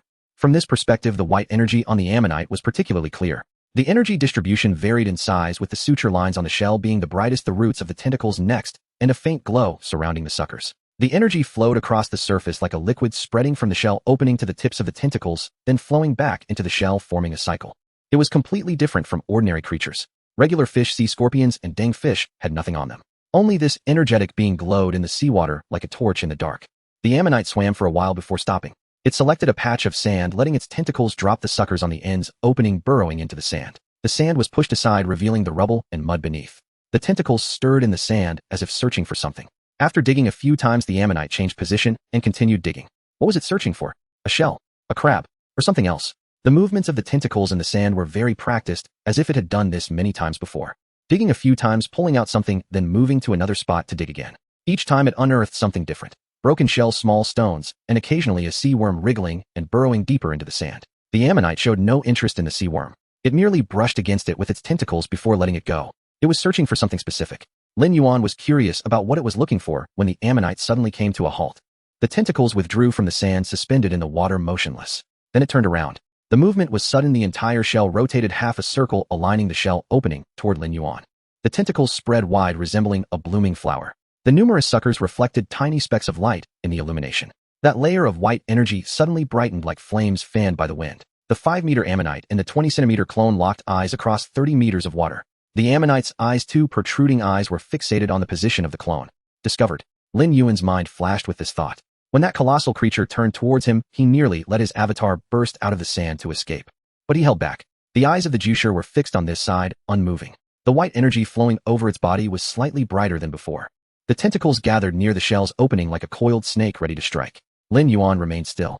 His avatar also did not move. Its 20-centimeter body was buried in the sand with only 2 compound eyes exposed. The color of the armor was almost indistinguishable from the surrounding sand and should not be noticed. After a few seconds, the Jus's gaze shifted away. Its head retreated slightly into the shell, and the tentacles relaxed, no longer maintaining an aggressive posture. The layer of white energy dimmed, returning to its previous brightness. It turned halfway around at the shell's opening and swam in another direction. Lin Yuan had just breathed a sigh of relief. But suddenly he sensed something was wrong. The sand beneath him began to tremble, slightly, very faintly, as if something was slowly approaching from below. It was not caused by flowing water. Something alive was moving through the sand. The next moment, boom. The sand exploded from directly below, and a tentacle rolled out, its suction cups open like a large mouth lunging towards the avatar. The sand was sent flying in all directions. The avatar flapped its wings violently, its body rebounding to the side. Whoosh! The edge of the tentacle grazed the avatar's abdomen, scraping off a layer of its armor. It was a close call. Had it been a moment slower, it would have been ensnared. The juicer had not been fooled at all. Its earlier shift of gaze had been a ruse, waiting for Lin Yuan to let down his guard. The avatar steadied its body, flapping its wings in rapid succession, surging towards the water's surface. His shell opened, and dozens of tentacles surged out simultaneously. Each tentacle was 5 to 6 meters long, grayish-white, covered in suction cups. The sandy ground erupted. The tentacles were not merely chasing, they burrowed into the sand, moving underground, then resurfacing from other locations. One emerged from the left, sweeping horizontally towards the avatar. The avatar dodged sideways, the suction cups brushing past its carapace. 2 others drilled up from the right, simultaneously blocking the path from above and below. The avatar flicked its tail, slipping between the gap in the middle. 3 tentacles pressed down from above like 3 pillars collapsing. The avatar flapped its wings fiercely, dashing forward through the gaps between them. Each tentacle had its own trajectory. Some swept across, others struck directly, some suddenly emerged from the sand, while others turned midair. They did not interfere with each other, working together like a well-rehearsed performance. Just as the avatar dodged the one on the left, the one on the right arrived. Just as it surged upward, 2 more were waiting above. Wanting to dive down, several tentacles were surging in the sand below. The entire sandy ground was overturned. The sand was churned up by the tentacles, mixed with mud and debris, making the seawater murky. The tentacles weaved through the murk like snakes, surrounding Lin Yuan from all directions. He maneuvered his avatar, darting left and right, his wings flapping continuously as its body slipped between the tentacles. One tentacle lashed out from the front. He sidestepped to avoid it, the suction cups grazing past the tips of his wings. Another tentacle coiled up from behind. He flicked his tail, slipping past it. Ahead lay the rocky area. 5 meters. 3 meters. 1 meter. A tentacle emerged from the sand beside the rocks, precisely blocking the path between the avatar and the rocks. There was no time to change direction. The avatar flapped its wings forcefully, its body slightly skewed, brushing past the tentacle's side. It merely grazed against it. The avatar's tail was firmly stuck. The mucus on the surface of the tentacle was like glue, astonishingly sticky. The avatar desperately thrashed its tail and flapped its wings wildly, but could not break free. The tentacle coiled around, enclosing the entire rear half of the avatar. Then it began to tighten. The tentacle wrapped around the avatar like a snake, 1 loop, 2 loops, 3 loops. The suction cups dug into the crevices of the armor, biting down tightly. With each tightening loop, the pressure increased. The avatar's armor creaked under the strain. The outer layer of the exoskeleton began to crack, fissures spreading from where the suction cups bit into it. Crack! The armor shattered. The outer layer of the exoskeleton exploded, the middle layer of chitin fractured, and the inner soft tissues were directly crushed. The lower half of the avatar's body was reduced to a pile of fragments. The tentacle did not stop. It sent the remnants of the avatar towards the shell opening. His mouthparts opened, revealing several hard keratinous plates, forming a circular hole. Inside the hole, a series of muscular patterns could be seen, resembling a grinding mill. The remains of the avatar were pushed into the mouthparts. The keratinous plates began to rotate, grinding up and down, creak, creak. reducing both bones and armor to rubble. The fragments were swallowed and disappeared into that black hole. The entire process took less than 3 seconds. The Just's tentacles retracted one by one, slipping back into the shell opening, and the layer of white energy gradually dimmed. It did not notice.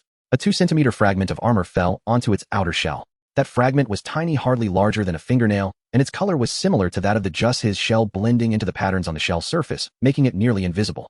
The inner side of the fragment had a thin layer of mucus that adhered it securely to the shell surface. At the very center of the fragment, a tiny compound eye opened.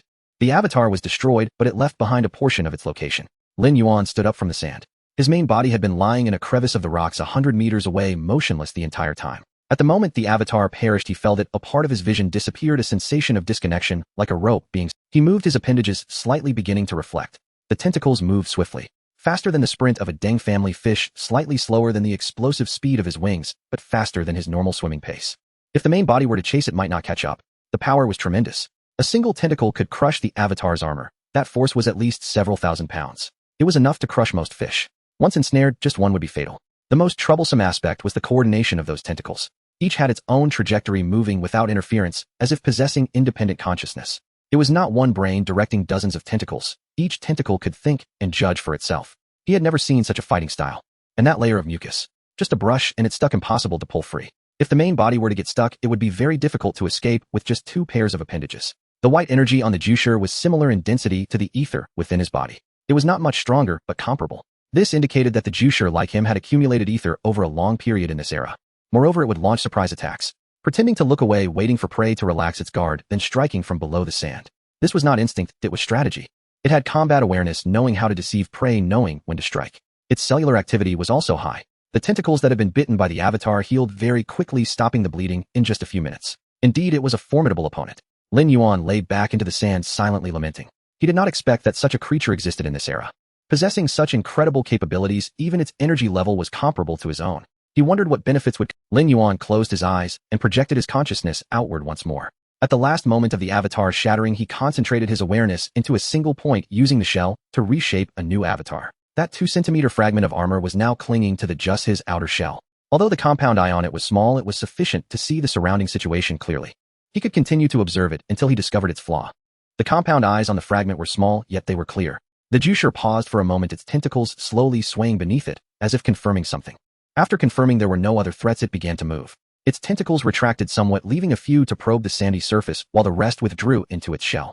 Its whole body lowered, nearly touching the sand. Then it found a position. It was a patch of sand that looked no different from... But the juicer stopped there, several tentacles extending simultaneously, the suckers at their ends opening up to begin digging in the sand. The movement was swift. The tentacles drilled down like augers, pushing away the sand to reveal the mud layer beneath. As the mud layer was excavated, a deeper layer of gravel was exposed.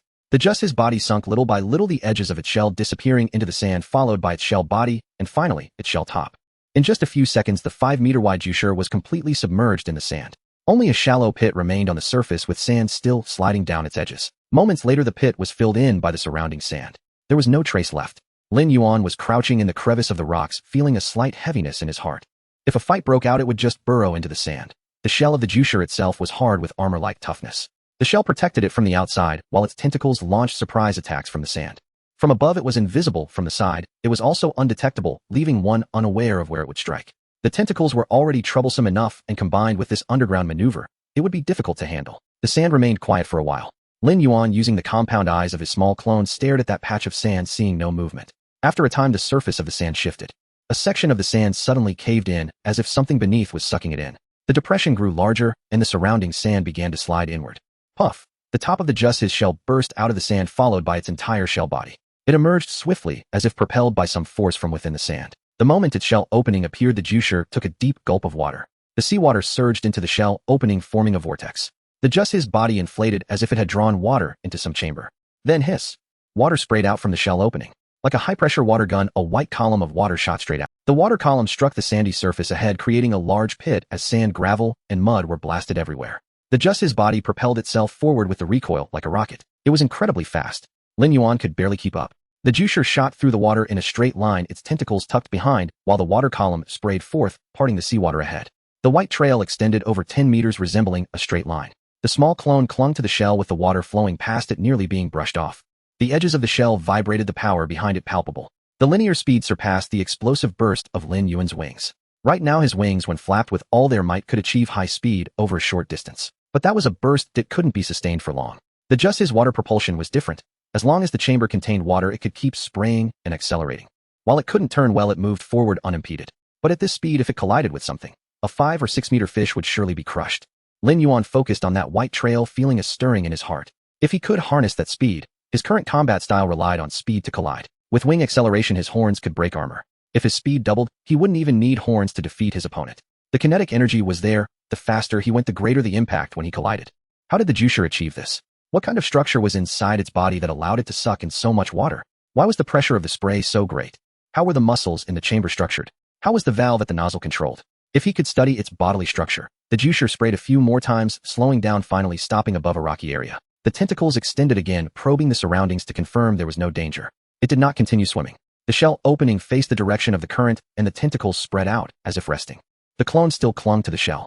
The compound eyes focused on the surface of the justice's shell, where the intricate seams undulated in the light, resembling the contour lines of mountains. Lin Yuan watched intently for a long time. Finally, he withdrew his gaze. But he couldn't shake the feeling that something was off. The way the juicer had just left didn't seem like a leisurely swim, but rather an escape. Its tentacles were retracted so tightly, the water propulsion was so fierce, and it vanished in a flash. What could make such a creature flee? Lin Yuan hesitated for a moment, but still sent the clone out. The main body remained still, crouched in the crevice of the rocks. The clone swam forward along the path the juicer had taken, close to the sandy surface. It didn't go far before stopping. There was a hole in the sand. It was about half a meter in diameter, too round to be naturally formed.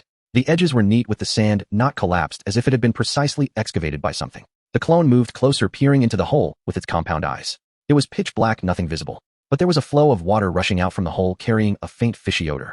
The clone burrowed inside. The walls of the hole were incredibly smooth, as if polished. It wasn't sand, there was a layer of something on the surface of the hole, slick to the touch. The clone crawled forward a few meters, and the hole maintained the same diameter, extending straight downward at an angle. Then it reached the end. There was nothing at the bottom of the hole. Empty. The clone turned around inside, confirming there were no creatures present. Only those smooth patterns on the walls, spiraling in circles, resembling the imprint of some creature's body. Lin Yuan frowned. Could it be that the juicer was hiding from something in this hole? But the entrance was only half a meter wide, suggesting that whatever was inside was only half a meter thick. Could a half-meter thick creature scare off a 5-meter wide juicer? This thought seemed absurd. Lin Yuan had the clone check the bottom of the hole again. Still nothing. No remnants of organisms, no secreted mucus, just that faint fishy odor gradually being diluted by the flowing water. Perhaps he was overthinking it. The justice's departure could have been for other reasons unrelated to this hole. Or perhaps whatever was in the hole had already left. Lin Yuan recalled the clone dismissing that thought. No matter what was in the hole, now was not the time to worry about it. He needed to deal with the immediate target first. He slowly descended, beginning his contemplation. In his current state, he couldn't defeat this juicer. His speed was not as fast as his strength might not exceed it, and he couldn't defend against its tentacle tactics. A direct confrontation held little chance of success. He needed to enhance his abilities. But simply increasing his size wouldn't suffice. He required targeted evolution. He needed to be faster, have tougher armor, and develop a way to deal with those tentacles. The juicer possessed the ability to burrow, to propel itself with water, and its tentacles could fight independently. Each aspect posed a serious challenge. Moreover, the ether concentration in its body was comparable to his. This implied that its cellular vitality might also be high. If it had similar abilities, like moving even after losing limbs or resisting after being consumed, then his stomach might not be able to digest it. During the Cambrian period, he had consumed many creatures, none of which survived in his stomach. But this juicer was different. As an etheric creature with high cellular vitality, its tentacles might still crawl away even if severed. If a fight broke out and it was injured, it could run away. That linear speed from its water propulsion, he wouldn't be able to catch up. If it ran, it would be lost. The clone was still on it, unable to escape. But that was the last insurance. If he startled it, causing it to realize that something was on it, and shake off the small clone, then it would truly be lost. He had to strike with certainty of a kill. Lin Yuan slowly descended, beginning his contemplation. At present, he had many shortcomings. Size. He needed a larger size which would yield faster speed and greater strength as the foundation for confrontation, increasing his margin for error. He needed to reach at least 3 meters to narrow the size gap. Armor. His tentacles had great strength. One alone could crush the clone. The armor of the main body was significantly thicker than that of the clone, but it might not withstand the impact. At the very least, he needed an additional layer for protection against the tentacle's constriction. Weapons. He had 4 types of toxins in his venom glands, but they were all aimed at muscle and nerve targets. But given the thickness of the opponent's armor, mere toxins wouldn't suffice. He needed to develop a weapon capable of piercing armor to inject toxins effectively. Lin Yuan examined himself, already having a sense of direction. He must evolve into something stronger to embark on this hunt. The long process of feeding began once again. With direction and purpose, the days became fulfilling. Due to the limitations of his clone's distance, he might lose connection beyond 20 miles. Lin Yuan hung far behind the chrysanthemum stone, sweeping back and forth in the nearby waters. From the rocky areas to the gentle slopes, and from the gentle slopes to the open waters. He consumed everything available, not picky at all.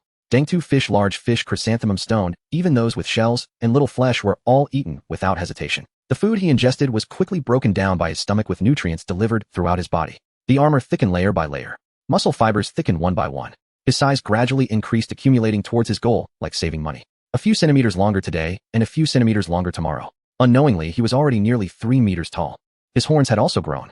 From a length of several centimeters to 30 centimeters, the roots embedded deeply into his skull, merging completely with his spine. The armor was reinforced repeatedly. The outer bone plates thickened, the middle chitin layer became denser, and the inner connective tissue gained elasticity.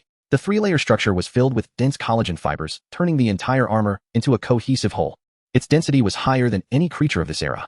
At the same 3-meter height, his weight was much heavier than that of fish. Heavy yet stable. The force of his collisions was also substantial. However, the horns were somewhat insufficient. Breaking armor was not an issue. A single strike could shatter the bone plates of Dangtu fish. But the chrysanthemum stone was different. Its shell was spiral-shaped, dispersing the force. The tips of his horns might not pierce through. Even if they did, it would only leave a small hole, not harming the soft body inside. He needed to allow his horns to also deliver poison. Lin Yuan began to modify the horns atop his head. Cells started restructuring from the roots, hollowing out the inner layers of the horns, leaving a fine tube extending from the root to the tip. The tube connected to the poison glands, allowing him to secrete a mixture of toxins when biting. The tips of the horns were also modified. From piercing spikes for breaking armor, they transformed into venomous needles. Once successfully pierced, the venom would be directly injected into the opponent's body. His fins were also being modified. The pectoral and abdominal fins were too soft, merely used for swimming, not for striking. He reinforced the bony structures of the fin rays, sharpening the edges to transform them into blade-like shapes. They would still serve as fish fins in ordinary times, but when needed, he could slice sideways to create a gash on his opponent. The propulsion system was also being optimized.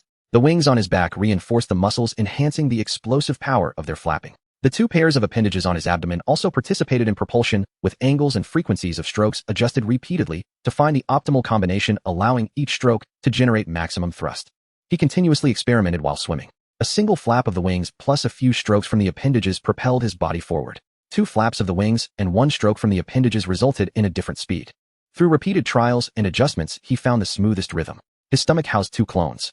Each clone measured 20 centimeters, grayish white, identical to him. They curled up in the folds of the stomach wall, wrapped in a layer of mucus in a low-energy state. They could be activated at any time when needed and expelled from his mouth.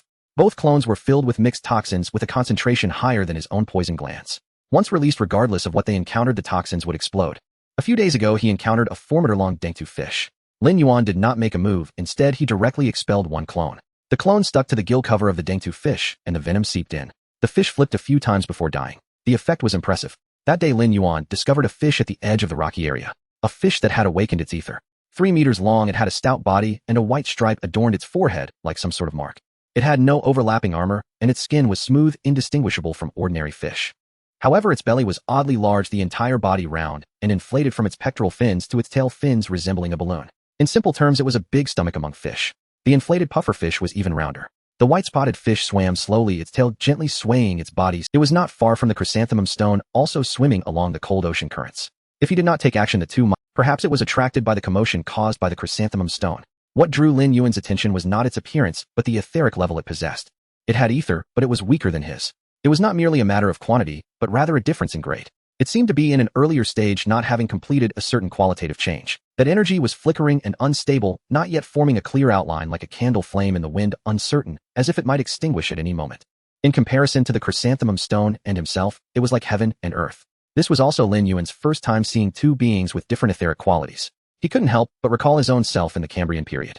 When he had just defeated the giant Anomalocaris, the ether concentration within him had not yet reached the threshold for qualitative change. It was only after awakening from slumber that his cells underwent a qualitative transformation. This white-spotted fish should be at the first stage. It possessed ether but had not completed the qualitative change. It was similar to his state at the end of the Cambrian period before defeating the king of Anomalocaris. Lin Yuan summoned the 2nd clone from his stomach, holding it in his mouth. The clone curled up into a ball with its armor drawn and leaving only a sharp tip exposed. The sharp tip was coated with mixed toxins at a high concentration. He swam above the white-spotted fish and expelled the clone. The clone shot towards the white-spotted fish's head like a bullet. The 20-centimeter body spun in the air, the sharp tip pointed forward. The white-spotted fish moved. Its belly suddenly inflated, becoming larger than before. Its skin tightened, resembling a drum. Puff! A liquid was sprayed from its mouth. It was a transparent acidic mucus. The mucus struck the clone, producing a sizzling sound. The armor of the clone began to corrode. The outer layer of bone plates softened and bubbled, revealing the underlying chitin layer. The chitin layer could not withstand it, either starting to soften, blacken, and crack. Within seconds, the clone was corroded through. The poison sac ruptured, and the mixed toxins exploded in the seawater, turning into a murky liquid. The white-spotted fish opened its mouth and sucked in sharply. The murky liquid, seawater, shredded flesh, toxins, and digestive fluid, was all drawn into its mouth. Its belly swelled again, even larger than before. Then it closed its mouth and slowly swam away as if nothing had happened. Lin Yuan frowned slightly. The mixed toxin was a mixture of 4 different poisons. Any one of them would be fatal to an ordinary white-spotted fish. That white-spotted fish had sucked in an entire mass of highly concentrated toxin without even flinching. Its stomach must have issues. An ordinary stomach could not withstand such toxins. Either the stomach walls had a special structure that could isolate toxins, or there was some substance within that could neutralize the poisons. Regardless of which, it indicated that its bodily structure was extraordinary. Moreover, the acidic liquid it expelled could corrode. Although the clone was only 20 centimeters, its armor structure was the same as the main body. Outer bone plates, middle chitin, and inner connective tissues. If it could be corroded through within seconds, the concentration and corrosiveness of that acidic liquid were very strong. Lin Yuan stared at the white-spotted fish. The white-spotted fish continued to swim slowly, its belly round and swollen, its tail gently swaying. It seemed oblivious to the danger, or perhaps it was aware, but did not care. He had to catch it. Not because of the ether within it, that amount of ether was insignificant to him now. It was its bodily structure. That toxin-resistant stomach, that gland capable of expelling acidic liquid, were all valuable assets. If he could obtain these traits, it would increase his chances against the chrysanthemum stone. Lin Yuan retracted his wings and slid out from behind the rocky outcrop. Lin Yuan slid out from behind the reef. He made no attempt to conceal himself. Wings unfurled, limbs extended, as he swam straight toward the white-spotted fish. 3 meters against 3 meters, their sizes were comparable, yet their densities differed drastically. His carapace was thick, his muscles dense and tightly coiled, his mass more than double that of his opponent. The white-spotted fish sensed the disturbance in the water. Its body quivered faintly, and its belly swelled once more. A stream of corrosive acid shot from its mouth, transparent, viscous, reeking with acrid fumes, and surged toward Lin Yuan's face. Lin Yuan did not evade. Instead, he lowered his cephalic armor, meeting the acid heat with the reinforced plate atop his forehead. The caustic fluid struck the plating with a soft, sizzling hiss. The outer bony layer bubbled and blistered, its surface pitted with fine, shallow craters. But the erosion halted there. The plate was thick enough, the acid could not breach the second layer. Having exhausted its acidic barrage, the fish's belly deflated as it prepared to inhale another surge of water. Lin Yuan flicked his wing once. Boom! His body launched forward like a spear, its 30-centimeter horn aimed unerringly at the fish's abdomen. The horn pierced skin, tore through muscle, and plunged deep into the stomach sac. Crack! The sac ruptured. Acid gushed from the wound, mingling with half-digested remnants, flooding the abdominal cavity. The white-spotted fish convulsed violently, its belly blackened by the burning acid which now spilled from the rupture onto the sandy seabed. Where droplets struck the sand, sizzled, releasing tiny bubbles, and leaving behind charred ashen scars. Blinded by agony, the fish thrashed wildly, its tail lashing, its body tumbling in turbulent spirals, churning clouds of silt. Yet it did not flee. Instead, it arched its spine, tensing every fiber of muscle to clamp shut the fatal wound. The bleeding ceased. Lin Yuan paused, startled. Such instinctive wound control was rare. Most creatures grievously injured would panic, darting aimlessly until blood drained and strength waned. This fish was different. In the very instant of injury, it had sealed the breach, not with clotting, but with raw muscular constriction. Clamping the wound tight, it whipped its tail and bolted toward the deeper waters. Its speed remained startling. Despite the gaping hole in its belly, it swam faster than ordinary fish. But it mattered little. Lin Yuan gave chase without hesitation. 2 wing beats, 3 limb strokes. In an instant, he closed the distance, gliding alongside the fish's flank. Tilting sideways, he exposed the pair of razor-edged fins along his ventral surface, edges honed to lethal sharpness. Shoo! His fin sliced across the fish's lateral flank, from pectoral to caudal fin, a long, clean gash splitting open skin and flesh alike. Blood welled instantly from the wound. The fish shuddered violently, its speed halved at once. It strained again to contract its musculature, attempting to seal the gash. But the wound stretched too far, spanning from pectoral to caudal fin, its fibers unable to bridge the gap. It struggled feebly, its velocity dwindling, its trajectory faltering. Though its belly still swelled, it lacked the strength to expel acid once more. Blood poured steadily from both wounds, staining the surrounding water a deep, murky crimson. Finally it stilled, rolling onto its back, belly upward adrift in the current. Its eyes remained open, its opercula fluttered faintly, but it could no longer swim. Lin Yuan approached and began consuming his prize. The anatomy of the white-spotted fish was extraordinary. Its mouth was small, its teeth diminutive, unsuited for tearing or biting. Yet within lay a short, robust duct leading directly to the stomach, ringed by highly developed glands capable of secreting concentrated acid. The acid was stored within the stomach itself, expelled on demand through the duct and out the mouth.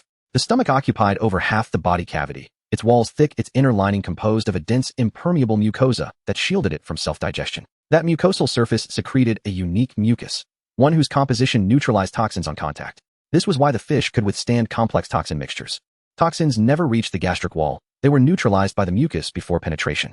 Yet once the stomach ruptured and acid leaked outward, even the fish could not survive. Its abdominal cavity lacked that protective mucosa. The acid burned straight through internal organs. Thus it had evolved rapid self-repair cells at wound sites divided at extraordinary speed, sealing breaches within minutes. Immediately after the horn punctured its stomach, it compressed the wound with muscle, buying precious time for cellular regeneration. Its gills too possessed unusual architecture.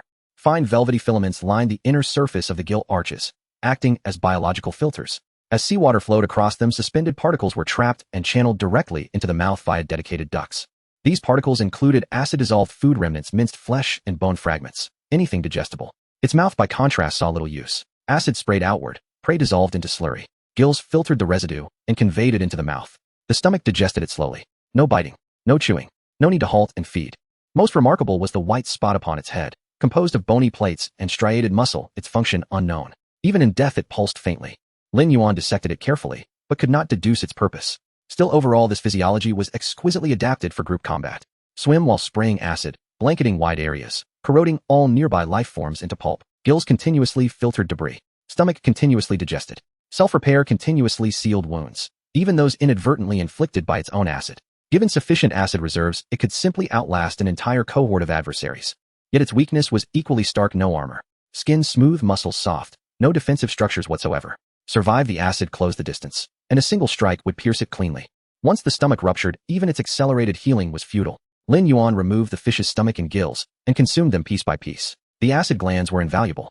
If transplanted onto his own body, they would revolutionize his effectiveness in math. Wings accelerating, he'd plunge into schools of white-spotted fish, spray acid in a full arc, dissolve the swarm, then filter the resulting slurry with his gills, fighting and feeding simultaneously with ruthless efficiency.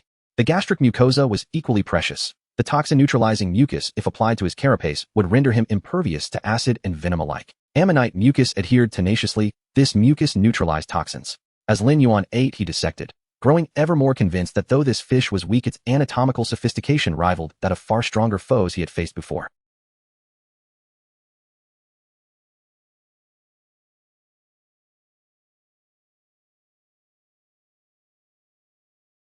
The cycle demanded minimal energy, yet yielded abundant returns. Alas, it bore no armor. His reaction speed currently exceeded the fish's by more than double.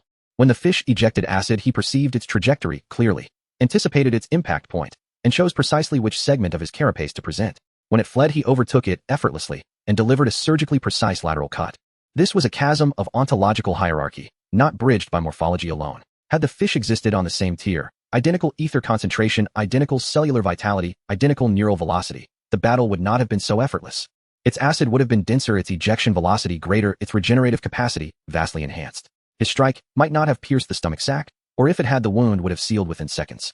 Then the duel would have stretched across dozens of exchanges, perhaps ending with the fish escaping intact. But now it belonged to a lower tier. Lin Yuan swallowed the last edible fragment and hung motionless in the water. He began mentally mapping tiers of existence. He and the 5-meter ammonite occupied the same level, having undergone 2 qualitative metamorphoses: awakening, then dormancy-induced refinement. This white-spotted fish and the giant Anomalocarid resided 1 tier below, having achieved only the first metamorphosis, awakening alone. Between these tiers yawned an uncrossable threshold, not surmountable by biomass alone.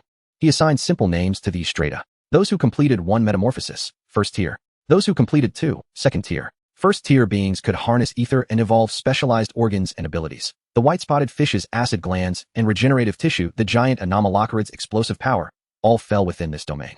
Second-tier beings exhibited dramatically heightened cellular vitality, faster reflexes, greater metabolic intensity, and the capacity to sense other ether-infused life forms.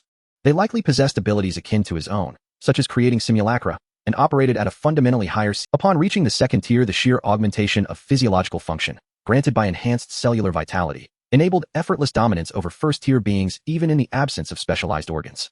Just as he had dispatched the Dunkleosteus and the white-spotted fish with negligible effort. Yet given the scarcity of reference specimens, this evolutionary taxonomy remained crude, awaiting refinement with further observation. Still, it marked an auspicious beginning, at least offering clear hierarchical delineation. With greater exposure to diverse life forms, he might refine this system into a predictive map of future evolution.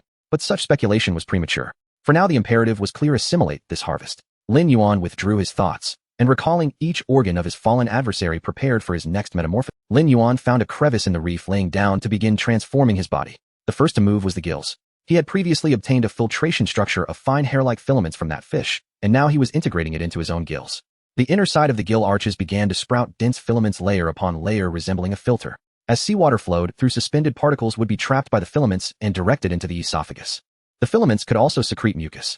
This mucus could neutralize toxins and protect the gill filaments from being corroded by acidic liquids. The water intake had also increased. The gill cavity expanded and the muscle's efficiency in pumping water improved. Previously, a single gulp of water filtered only a small portion of oxygen and food particles, but now it could filter 3 times that amount with a single gulp.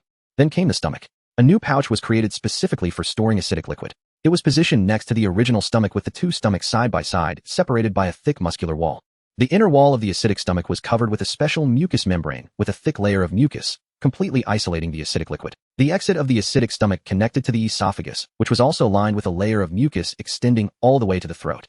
This ensured that when expelling acidic liquid, he wouldn't harm himself. The transformation took an entire day. Previously, modifying muscles or armor was measured in hours. This time was different. The gill filaments, stomach mucosa, and throat protective layer were structures he had never dealt with before. Although the speed of cell division was rapid, achieving precise shapes required repeated adjustments. If it grew out wrong, he would dismantle it and regrow it. After regrowing it and finding it still slightly off, he made further adjustments. By the end of the day, the transformation was complete. Lin Yuan swam out from the crevice in the reef and found an open area of water ready to test his new abilities.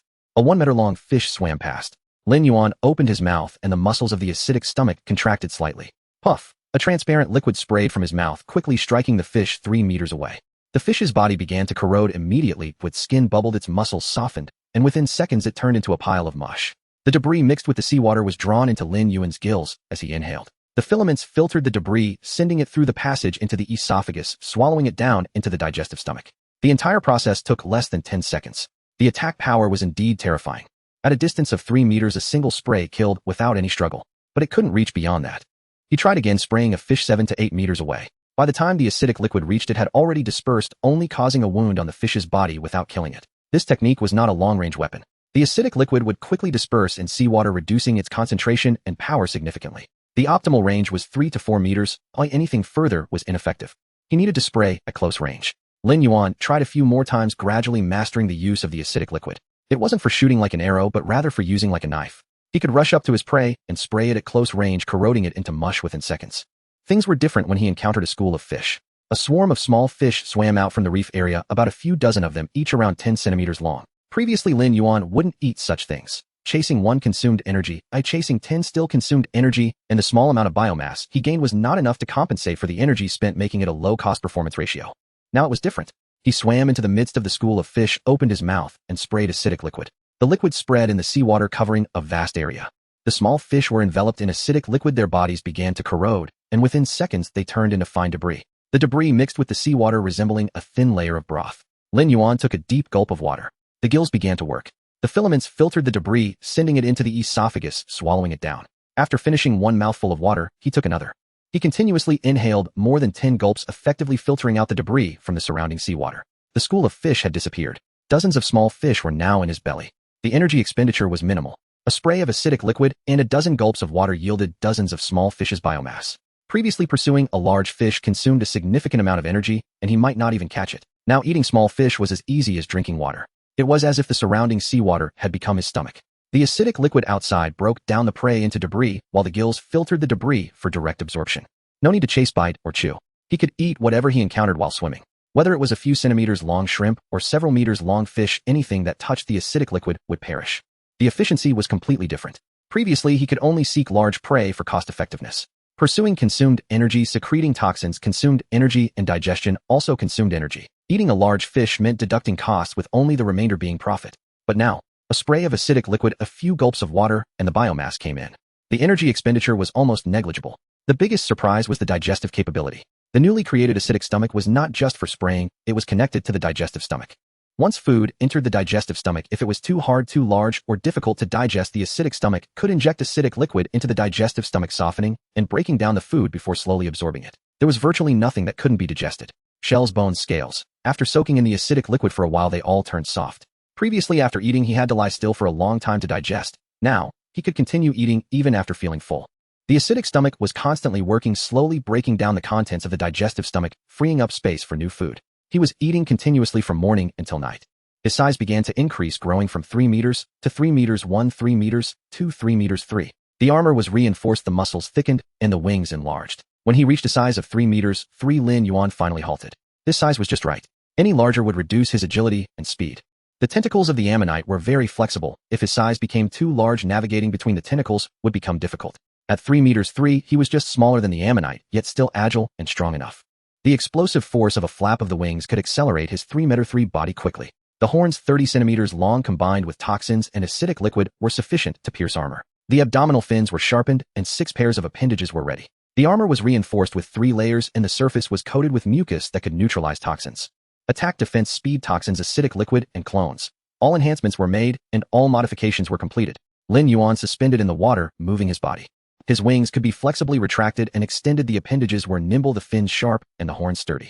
The acidic stomach was full, the venom glands were full, and the digestive stomach was nurturing the last remaining clone. There should be no obvious flaws left. He closed his eyes, sensing the position of the clone.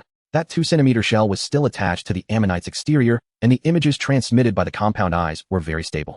The ammonite was still active near that reef area, surrounded by white energy, occasionally spraying water to speed up its swimming or digging into the sand to search for something. Lin Yuan opened his eyes, flapped his wings, and swam in that direction. Lin Yuan was about 10 kilometers away from the Jiushi. He slowed down, not rushing in directly. He needed to think about how to strike. The Jiushi's ability to burrow underground was quite troublesome. If it were attacked in open waters, its first reaction would surely be to burrow into the sand, and then its tentacles would surround him from all directions, making any attack ineffective. He needed to lure it to the reef area. The seabed there was made of hard rock, which it couldn't penetrate. No matter how agile its tentacles were, they could only strike in open waters, allowing his wings' explosive power and heat and assault to shine. Lin Yuan swam, while contemplating, still 10 kilometers away from the Jiushi, and there was no rush. He needed to wait for the opponent to move. He would strike once the Jiushi swam close to the reef area. During this time, he kept observing. In the days of preparation, he had occasionally used his clone to monitor the Jiushi's movements. The small shell fragments stuck to the Jiushi's shell were only 2 centimeters long, hidden in the grooves of the shell, completely unnoticed by the Jiushi. Through that tiny compound eye, Lin Yuan saw some interesting things. The Jiushi spent most of its time in the muddy sand area, searching through the sediment. This did not seem like hunting. Hunting didn't require such effort. It could easily catch fish, sea scorpions, or small Jiushi without digging through the sand. It was looking for something. Moreover, the locations it chose for its activities were very similar. Cold sea areas with thick sediment layers that looked no different from other places. Yet the Jiushi would spend a long time digging there, its tentacles reaching deep into the mud, as if searching for something that had been buried for a long time. Lin Yuan furrowed his brow. This behavior was suspicious. He had seen how the top hunters of this era hunted. The dang fish would actively patrol and directly bite upon encountering prey. Large Jiushi would ambush from dark spots, striking suddenly when prey approached. But no hunter would dig through the mud every day, unless what it was searching for was more valuable than casually catching a fish. Moreover, it always operated in cold areas. Cold sea regions. Deep beneath the seabed. A vague guess surfaced in Lin Yuan's mind. That guess was too outrageous, and he hesitated to believe it. But the Jiushi's behavioral patterns were leaning towards that direction, searching, digging cold, deeply buried. He did not continue to think further. Regardless of what the Jiushi was looking for, he had to act before it found it. Or wait until it found it, and take action while it was.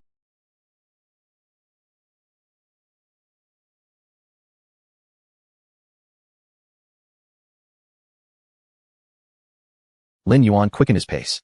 His wings gently flapped, and his body glided silently through the water. His appendages were tucked against his abdomen to reduce resistance. His 3.3-meter frame left a grayish-white shadow in the deep sea. Suddenly, the image from the monitoring compound eye changed. The Jiushi had stopped.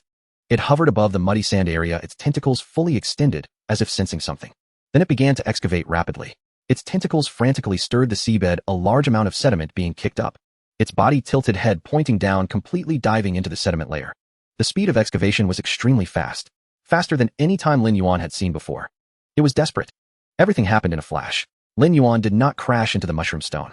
He headed straight for the strange shrimp. With his horns angled and body turned, his wings folded in at the last moment to slow down. His jaw opened wide, sharp teeth aimed at the strange shrimp entangled by the tentacles. He bit down. In the instant his teeth closed, Lin Yuan twisted his entire body, violently shaking his head to tear. Half of the strange shrimp's body broke free from the entangling tentacles, its shell shattered, blood and flesh flying everywhere. When the tentacles of the mushroom stone tightened, they only caught the remaining half. Lin Yuan had already taken half of the strange shrimp into his mouth. The mixed toxins were injected from the venom glands, flowing through the hollow, sharp teeth into the flesh of his prey. He did not hesitate, rolling his throat to swallow the half of the strange shrimp whole. The warm chunk of meat slid down his throat into his esophagus, landing in his stomach. The entire process took less than 2 seconds. The reaction of the mushroom stone was faster than he expected. Its 5-meter-long body suddenly turned, and all the tentacles exploded outward like a flower suddenly blooming. The white energy on its shell fluctuated violently, more intense than before. This was the prey it had long sought. It had dug for so long at the bottom of the sea, searching many places just to find the sleeper. Now it was snatched away from right under its nose. It became furious. The body of the mushroom stone abruptly turned, charging towards Lin Yuan. Its shell cut through the seawater, emitting a deep hum. All the tentacles opened wide, whipping towards him like whips. Lin Yuan turned and ran. His wings flapped vigorously, auxiliary limbs spread out to assist in swimming, and his body left a white trail in the deep sea. The direction was not chosen at random. He charged towards the rocky area. That was his home ground. The mushroom stone was hot on his heels. Its straight-line speed was faster than Lin Yuan's. The water jet propulsion system had immense explosive power. Each time it sucked in water and ejected it, it could surge forward a significant distance. But it couldn't turn well. Lin Yuan angled his wings nimbly, avoiding a rock. The mushroom stone couldn't turn in time. Its shell brushed against the edge of a rock, causing a splash of debris. He darted left and right, weaving through the clusters of rocks. The mushroom stone followed closely behind. Every time it seemed about to collide, he managed to shake it off. The distance was not shortened, but it was also not widened. Lin Yuan ran while feeling the movements in his stomach. The half of the strange shrimp was struggling. The toxins had already been injected, and the paralysis effect should have begun to take hold. But this creature's vitality was too tenacious. It thrashed in the stomach acid, its body convulsing, its shell banging against the stomach wall. If he hadn't evolved an acidic stomach beforehand, relying solely on ordinary digestion, he didn't know how long it would have taken to break it down. But now it was different. The gastric acid wrapped around it, beginning to decompose the shell and muscle. The paralyzed tissues had no resistance, layer by layer being stripped away. A surge of heat welled up from his stomach, spreading throughout his body. Energy was rising. Cellular activity was enhancing. Every cell was cheering frantically, absorbing the freshly decomposed nutrients and ether. That feeling was exactly the same as when he consumed a giant strange shrimp during the Cambrian period. His body was growing stronger, and his consciousness was becoming clearer. But it was still not enough. He needed time to digest, and the mushroom stone would not give him that time. Ahead appeared a vast area of rocky reefs, dense as a maze. Lin Yuan immediately accelerated, flapping his wings hard, diving into the narrowest passage. The mushroom stone chased, and momentarily hindered by the rocks on both sides, its speed sharply decreased. Seizing this opportunity, Lin Yuan widened the distance, circling through the rocky clusters, finally finding a suitable position. He hid his body behind a massive rock, holding his breath, waiting. The mushroom stone came after him. Its tentacles were still gripping that small half of the strange shrimp. It had never let go. Even in its furious pursuit, it did not abandon its prey. The half of the strange shrimp was tightly entangled by its tentacles, dragged below its body. It could not spare any tentacles. Those tentacles were needed for swimming, turning, and maintaining balance. The ones holding the prey could not fully exert their power. This was the best moment to strike. Lin Yuan no longer hesitated. He flapped his wings violently, launching himself out from behind the rock.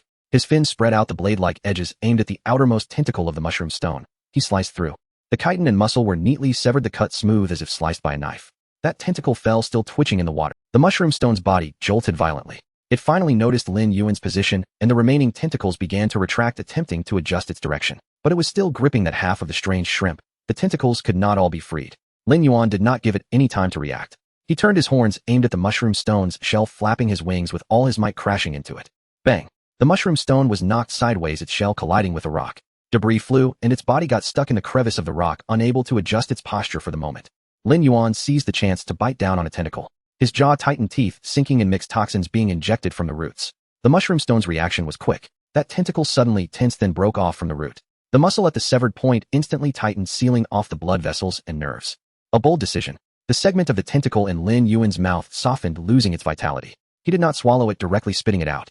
There was no time to eat this. The mushroom stone still had more than half of its tentacles left, and those that were severed were already regenerating rapidly, new muscle growing from the severed ends, extending visibly. If given a little more time, the tentacles would regrow. He had to act now. Lin Yuan flapped his wings, propelling himself. His horns pointed forward, aiming at the gap between the mushroom stone's shell and the base of its tentacles. This was the weakest point of the shell. If he could pierce there and inject toxins into the soft tissue, this battle would be over. His horns penetrated, but the sensation was wrong. It lacked the transparency of breaking through the shell. Instead, it was the sense of impeding penetration into a solid object. Hard, compact, as if piercing into a stone. Lin Yuan was taken aback. His horns had indeed pierced the shell, but underneath was not the internal organs and muscles. This creature's shell was solid. Beneath the mushroom stone's outer shell, much of its body was made of solid chitin. Those tentacles and mouthparts were merely superficial. The true body was hidden deep within the shell, wrapped in thick layers of chitin. He miscalculated. His horns couldn't reach the soft tissue. The toxins were expelled from the hollow tube of his horn, all flooding into that solid shell layer, failing to enter the bloodstream. The mushroom stone's body shook. Lin Yuan's horns were deflected from their path, sliding slightly out of the shell lodged in the chitin's crevice, unable to be pulled out for the moment. At that moment, the mushroom stone finally swallowed the small half of the strange shrimp hole. It had been waiting for this opportunity. All its tentacles were freed. The severed tentacles had already regenerated more than half, although they were not fully grown back, they were sufficient. The remaining intact tentacles curled toward Lin Yuan from all directions. One of the thickest tentacles was directly swung at him. The tentacle sliced through the seawater, bringing a dark current. Lin Yuan's horns were still stuck in the shell. He couldn't pull them out. The tentacle had already swung in front of him. In that final instant, Lin Yuan twisted his body sharply. His horns slid free from the gap between armored plates. Wings flapped frantically, attempting retreat. A second too late. The largest tentacle of the ammonite grazed the edge of his wing. The suckers latched on. Living and relentless, they clung instantly to his chitinous shell, edges constricting, gripping the wing's surface with unbreakable tenacity. Lin Yuan considered sacrificing his wings, but it was already too late. More tentacles coiled in from every direction. The ammonite became a vast, suffocating net, engulfing him entirely. Tentacles 5 or 6 meters long tightened from above, below, left, and right, binding him utterly. Suckers blanketed his carapace, each exerting crushing force. Lin Yuan had always sought to avoid close-quarters combat. Yet now cornered, he still held hidden reserves. But only if he could endure just a little longer. He thrashed with desperate strength. Limbs flailed wildly, fins slashed, wings beat furiously. Yet the tentacles multiplied.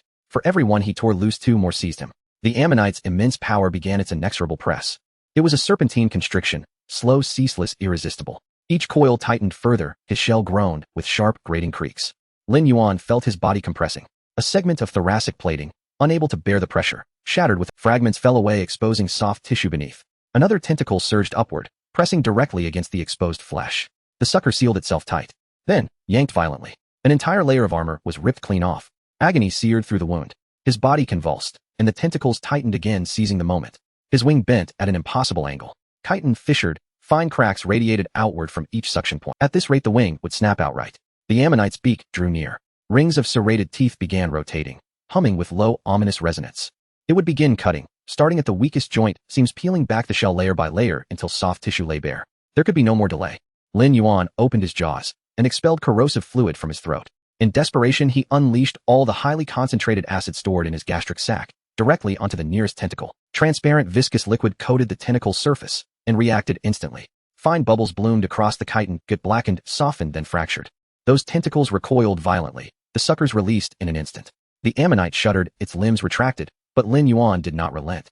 He kept spraying, forcing acid into crevices between tentacles, into the very centers of suction cups, into every vulnerable aperture. The acid diffused through seawater, eating away at the tentacle's outer integument. Widespread damage spread rapidly across their surfaces. The thinnest tentacles had already been corroded clean through, exposing raw muscle tissue to the sea, which the acid continued to devour. The ammonite instinctively recoiled, yet refused to release its prey. A standoff ensued.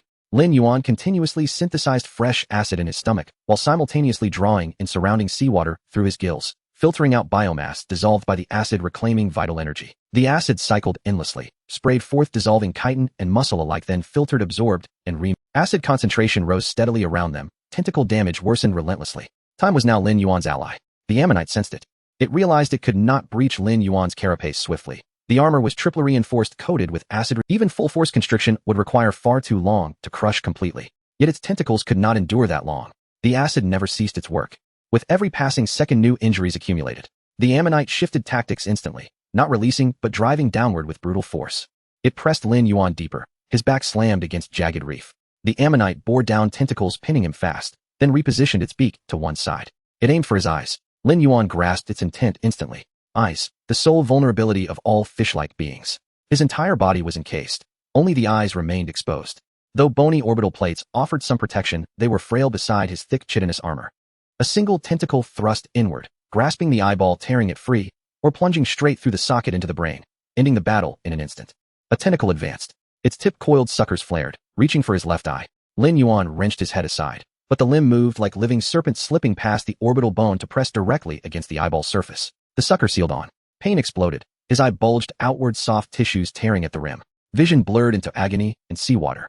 His body convulsed involuntarily. He tried to spray acid, but the ammonite had shifted its beak aside and tentacles pinned his head from the flank, denying him any angle. His eye was nearly torn from its socket. In desperation, Lin Yuan activated it. The dormant fragment clone adhered invisibly to the ammonite's outer shell since the day he prepared for battle. It had remained undetected, stuck there since preparation day. Now Lin Yuan commanded the fragment to detach, and crawl upward along the ammonite's carapace. The ammonite, wholly focused on the eye, remained oblivious. The fragment ascended to the side of its head, reaching the 3 massive compound eyes. Then, expanded abruptly. The 2-centimeter shard transformed into an opaque barrier, slapping directly over one compound eye. The ammonite froze mid-motion. That eye vanished beneath total occlusion, its field of vision ruptured by sudden blindness. Instinctively it jerked its head, tentacles loosening for a fleeting instant. That instant was all Lin Yuan needed. Jaw agape, he ejected his entire gastric sac, still brimming with half its corrosive payload swollen like a water-filled bladder. It flew the short distance, striking the ammonite's head with a wet, bursting slap. Acid erupted, splattering the fluid flooded into fissures between compound lenses, seeped into the soft tissue bordering its beak, and invaded every unprotected crevice. The ammonite reacted violently. Tentacles released entirely as its body writhed, tumbling wildly through the water. Acid burned its head, chitin blackened and crumbled. The lens of one compound eye dissolved into a cloudy, pitted crater. Lin Yuan broke free, wings wrenching free from entanglement. Though cracked, they still held. He beat them hard, gaining swift distance. Wounds began healing rapidly. Cells divided frenetically, rebuilding excised armor, sealing wing fractures. He swam while flaring his gills, filtering the surrounding seawater rich with biomass dissolved by acid, shredded tentacle fragments, chitin particles, and soft tissue residue, all diffusing in the corrosive current. Gill filaments captured these nutrients, absorbing them directly into circulation. Energy returned. The eye pain subsided quickly. Torn soft tissues regenerated vision, sharpening once more. Wing fissures narrowed as chitin extended outward from edges, bridging gaps. Since consuming the Anomalocarid, his regeneration had accelerated dramatically. Half that creature's residual energy still pulsed within him, cellular vitality exceeding even Cambrian norms by orders of magnitude. So long as death did not strike instantly, even grievous wounds healed swiftly. The ammonite too began recovering. Acid corrosion ceased. It had shed most residual fluid, though blurred, its damaged compound eye remained functional. New chitin grew rapidly from severed tentacle stumps. Its regenerative capacity too was formidable. Both were predators who had consumed awakened life. Both possessed deep ancient reserves. Yet the ammonite was clearly diminished. Acid had drained its stamina, several tentacles remained injured, one compound eye bore permanent corrosion. Its energy signature weakened noticeably from pursuit levels. It locked eyes with Lin Yuan, then turned surging toward the seabed. It meant to burrow. Lin Yuan's wings beat fiercely. He gave chase. The ammonite plunged into silt, tentacles churning violently, trying to dig in. It could not. This was a reef zone. The seabed was solid bedrock, only a thin veneer of sediment overlaying it. Tentacles churned briefly, then struck stone, unable to penetrate.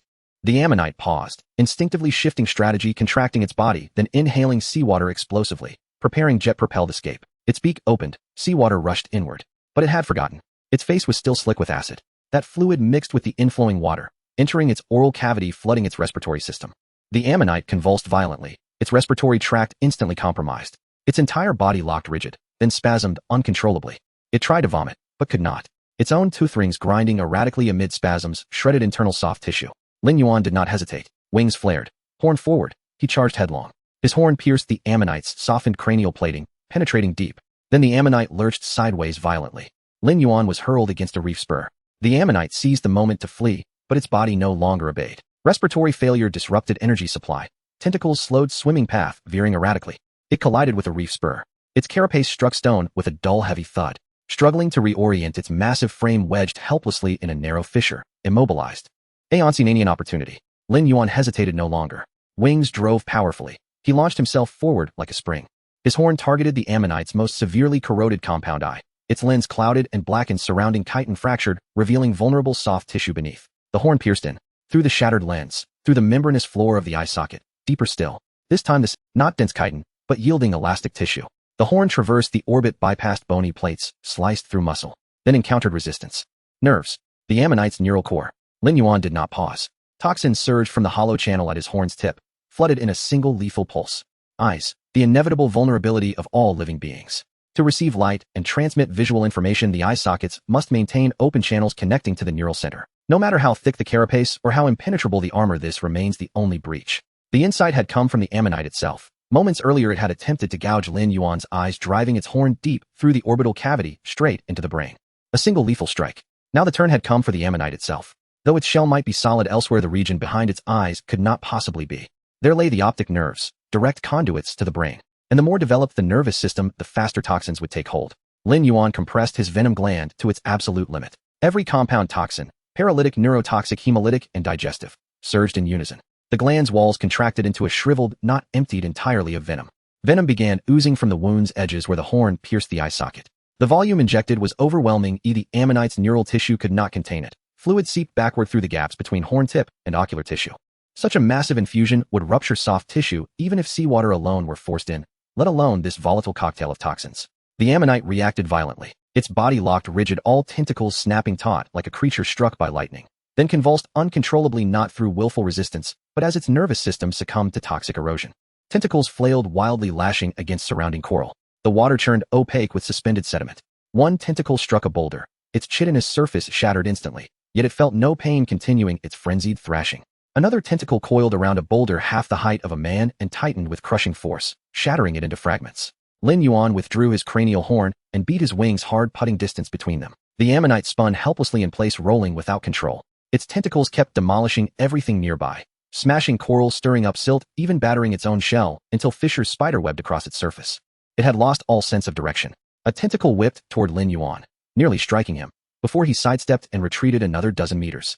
The ammonite struggled desperately to regenerate. New chitin sprouted from severed tentacle stumps. Acid-burned wounds knitted shut as muscle tissue retracted inward, sealing the breaches. But it was futile. The toxins had already invaded the central nervous system, a crisis no regeneration could resolve. Even at peak speed, cellular renewal could not outpace the relentless corrosion of neural tissue.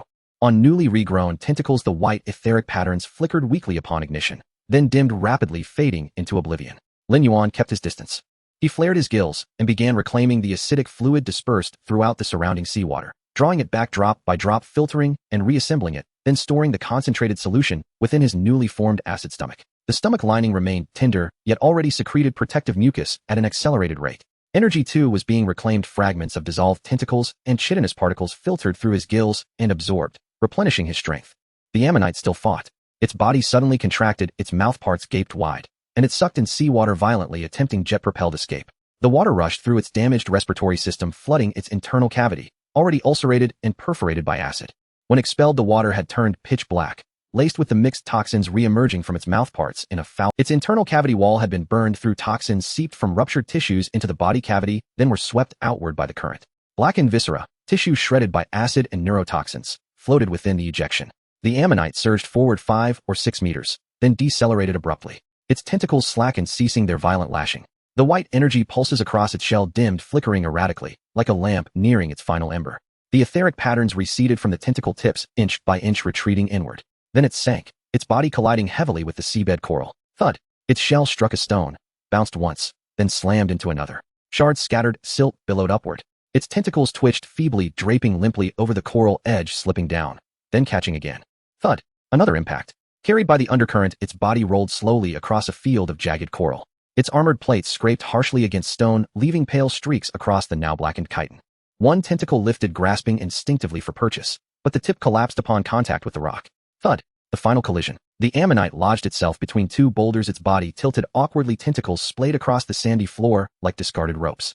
Its mouthparts remained slightly agape, oozing black fluid. It convulsed twice more.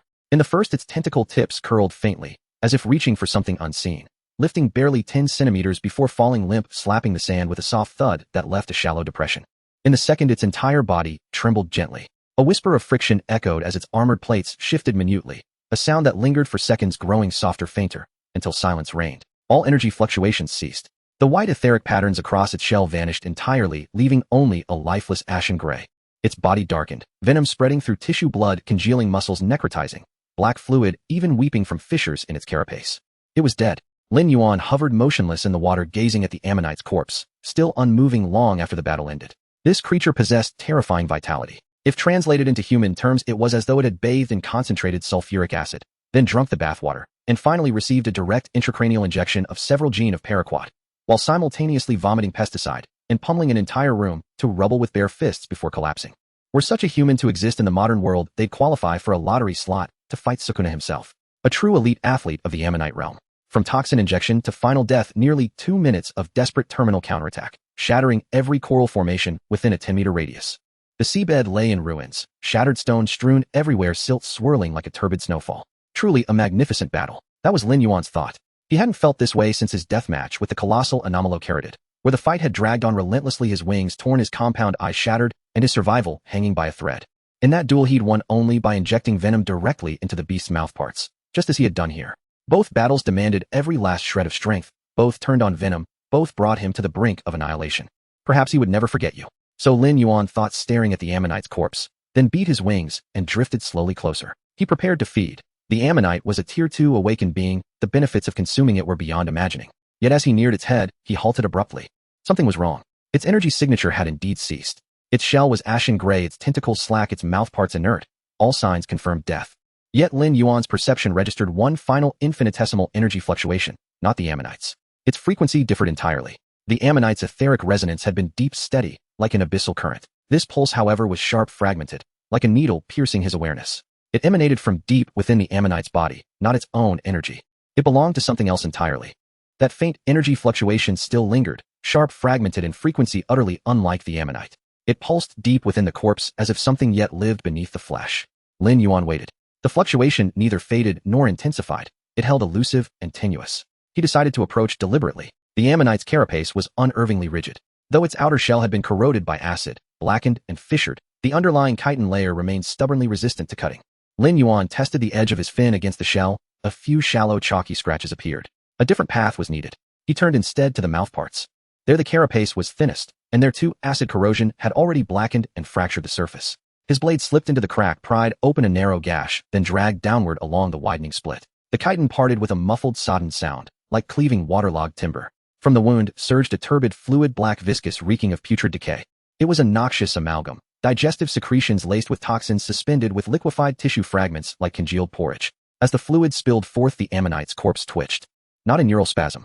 Something stirred within. Lin Yuan stepped back half a pace, forelimbs spread, poised, vigilant, ready for whatever emerged. The ammonite's digestive tract gaped open, still weeping black fluid.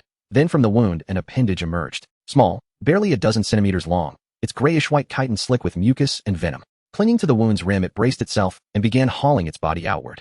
Another limb followed. Then the cephalic shield. Then the compound eyes. Then the tail hook. Anomalocarid. No, not whole. Only half. More precisely 1/4. Only the head and first 2 thoracic segments remained. The greater part of its body was gone. Of its limbs, only 3 survived. Both left ones severed entirely, only 2 right ones intact. Its tail hook remained, but riddled with fractures as if crushed beneath immense pressure. This was the very Anomalocarid the ammonite had swallowed. And it was not dead. Or rather, still clinging to life. At the moment of ingestion, it must have darted into a gastric pouch or some other cavity, evading the ammonite's grinding oral rings. The ammonite had swallowed too hastily. Chasing Lin Yuan, it had gulped its prey whole without chewing. That impetuousness granted the Anomalocarid a sliver of survival. Yet full survival remained beyond reach. The ammonite's gastric acids and digestive enzymes had relentlessly eroded it. Half its body dissolved, its chitin perforated and crumbling, most limbs sheared away. Even now Lin Yuan's injected toxin clung to its carapace, seeping into fissures, corroding soft tissues. Once clear of the wound, the Anomalocarid's body began to swell. Inhaling like breath, its musculature and internal tissues rapidly absorbed fluid, its volume expanding visibly before Lin Yuan's eyes. From the stumps of severed limbs, new chitin extended outward, straining toward regeneration. Lin Yuan stood transfixed. Its biomass reserves far exceeded all expectation. With only 1/4 of its body intact, it retained such extraordinary regenerative capacity, an indication of vast internal biomass stores sufficient, even in extremis, to attempt bodily restoration. But it availed nothing. The wound it emerged from was saturated with toxin. Within the ammonite's body cavity, the toxin concentration was lethal. Acid and venom intermingled, coating its chitin, infiltrating wounds, devouring its last vestiges of tissue. Its gills flared open, seeking breath, only to flood with poison. Its body convulsed violently, and the swelling carapace collapsed inward, like a punctured bladder. Regenerating antennae froze mid-extension, chitin growth at the stumps ceased, darkened, and rotted. It drew but a single breath, just one, before the toxin flooded its circulatory system, spreading through its entire being in seconds. Residual muscles spasmed, limbs flailed erratically, then slackened, went still. Life fled. Lin Yuan gazed silently upon the quarter-body corpse of the Anomalocarid, motionless for several seconds. Its tenacity was staggering, swallowed whole, steeped in gastric acid for hours, then marinated in mixed toxins. Yet still it crawled forth under its own will. Alas, survival eluded it. Lin Yuan probed its lingering etheric resonance, faint, dwarfed by the ammonite's overwhelming signature. Yet qualitatively, it was undeniably Tier 2. Its ether possessed the same dense, refined coherence as that of the ammonite, and of Lin Yuan himself. Only its quantity was meager, thin as mist. Likely it had awakened before reaching the apex of its oceanic domain, or simply lacked fortune, failing to consume enough etheric life forms. After all, not every sleeper possesses the ammonite's uncanny precision in locating kin buried in the same strata. A sudden thought struck Lin Yuan. Do beings with stronger ether awaken earlier? His and the ammonite's emergence likely occurred within mere years of each other, both slumbering deep within seabed sediments. If etheric quality governs the timing of awakening, then the Anomalocarid's weakness finds explanation. It was likely startled awake by the Ammonite's excavation, not roused naturally. Thus its etheric accumulation remained frozen at the moment of abrupt arousal. Lin Yuan filed the hypothesis away, without further elaboration. First, sustenance. With his forelimbs he extracted the Anomalocarid's remnant from the Ammonite's body cavity, seized it in his jaws, and swallowed it whole. The morsel slid down his esophagus into his stomach. A wave of warmth surged from his gut, a sensation uniquely familiar, identical to that experienced when consuming the colossal Anomalocarid in the Cambrian epic. Warm, dense energy seeped from his gastric lining, coursing through his bloodstream, permeating every fiber of his being.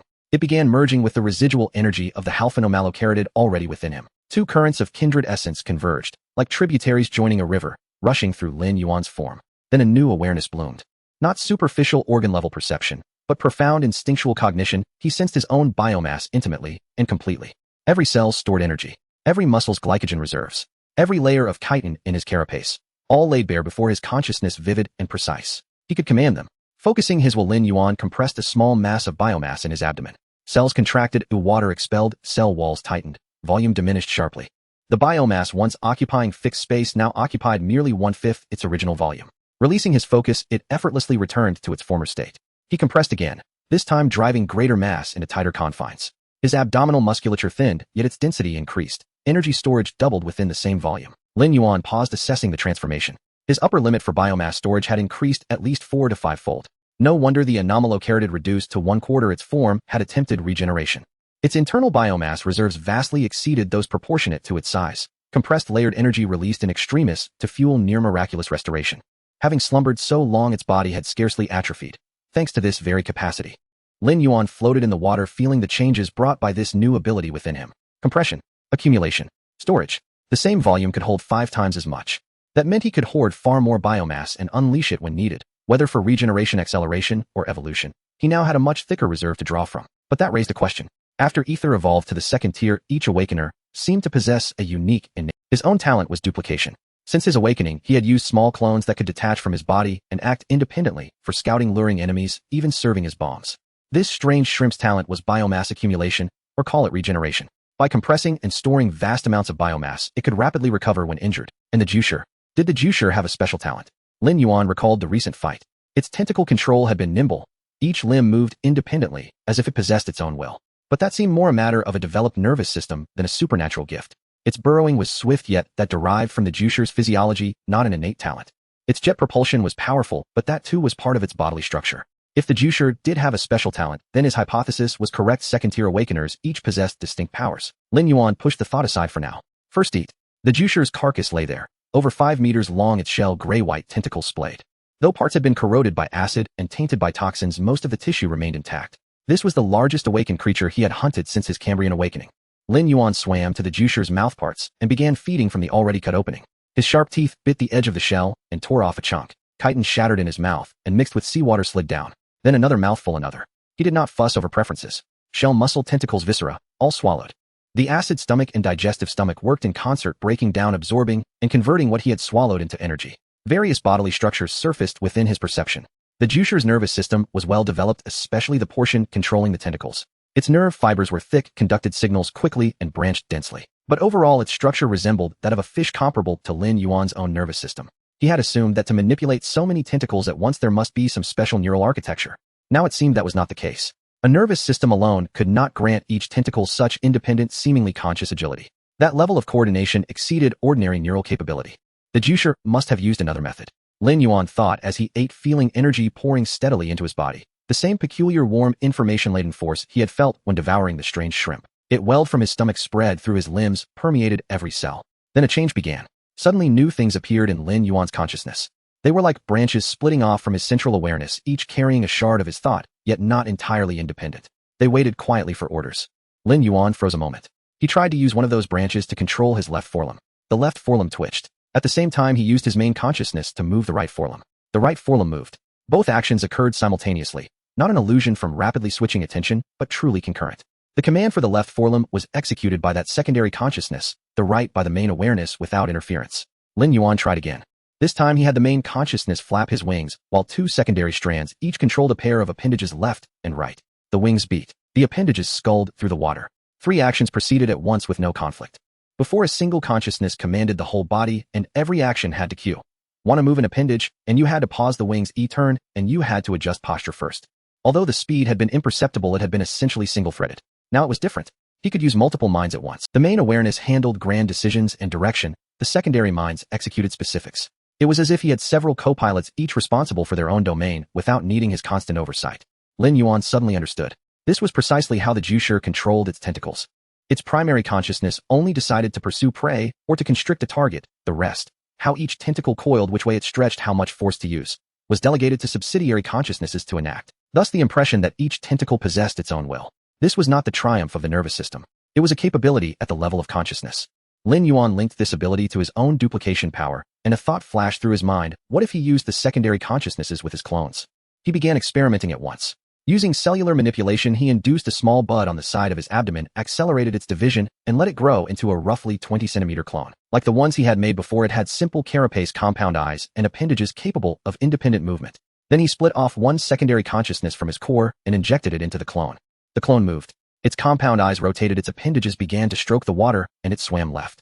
Lin Yuan's main consciousness had given it no instruction. The secondary consciousness was controlling it on its own. He had the main consciousness swim right, while the clone's secondary steered left. 2 bodies, 2 directions. Simultaneously. No interference. Lin Yuan induced a second clone and performed the same procedure, splitting off another secondary consciousness. Now he had 3 bodies, 1 host, and 2 clones. The host hovered by the Jusher's carcass, while the 2 clones swam off in opposite directions.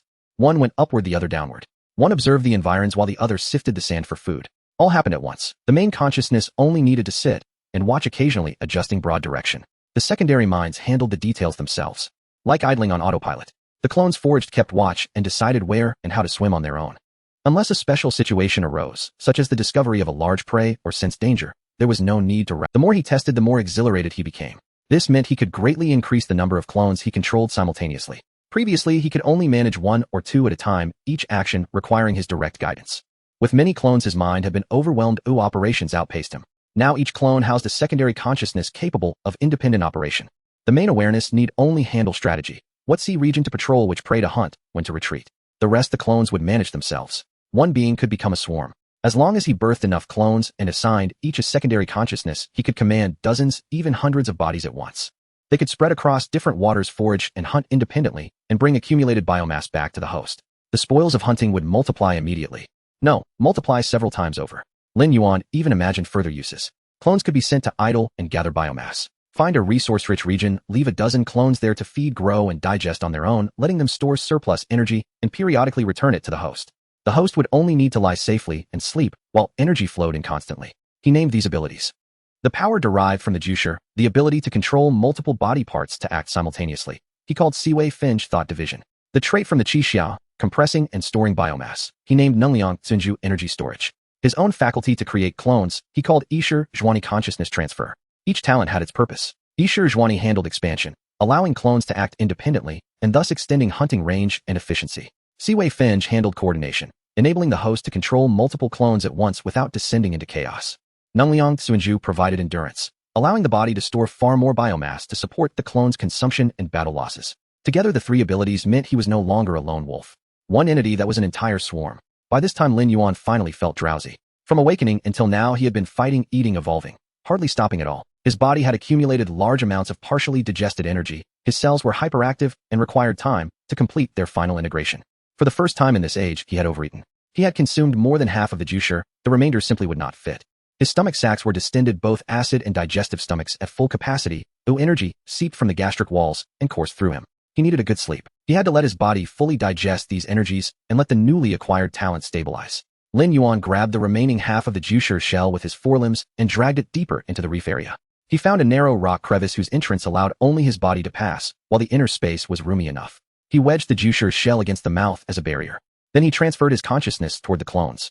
The 2 clones were still active outside. He summoned them back, assigning one to stand guard at the entrance and the other to patrol the reef perimeter. The secondary consciousnesses would handle most situations automatically. If true danger arose, they would wake the host.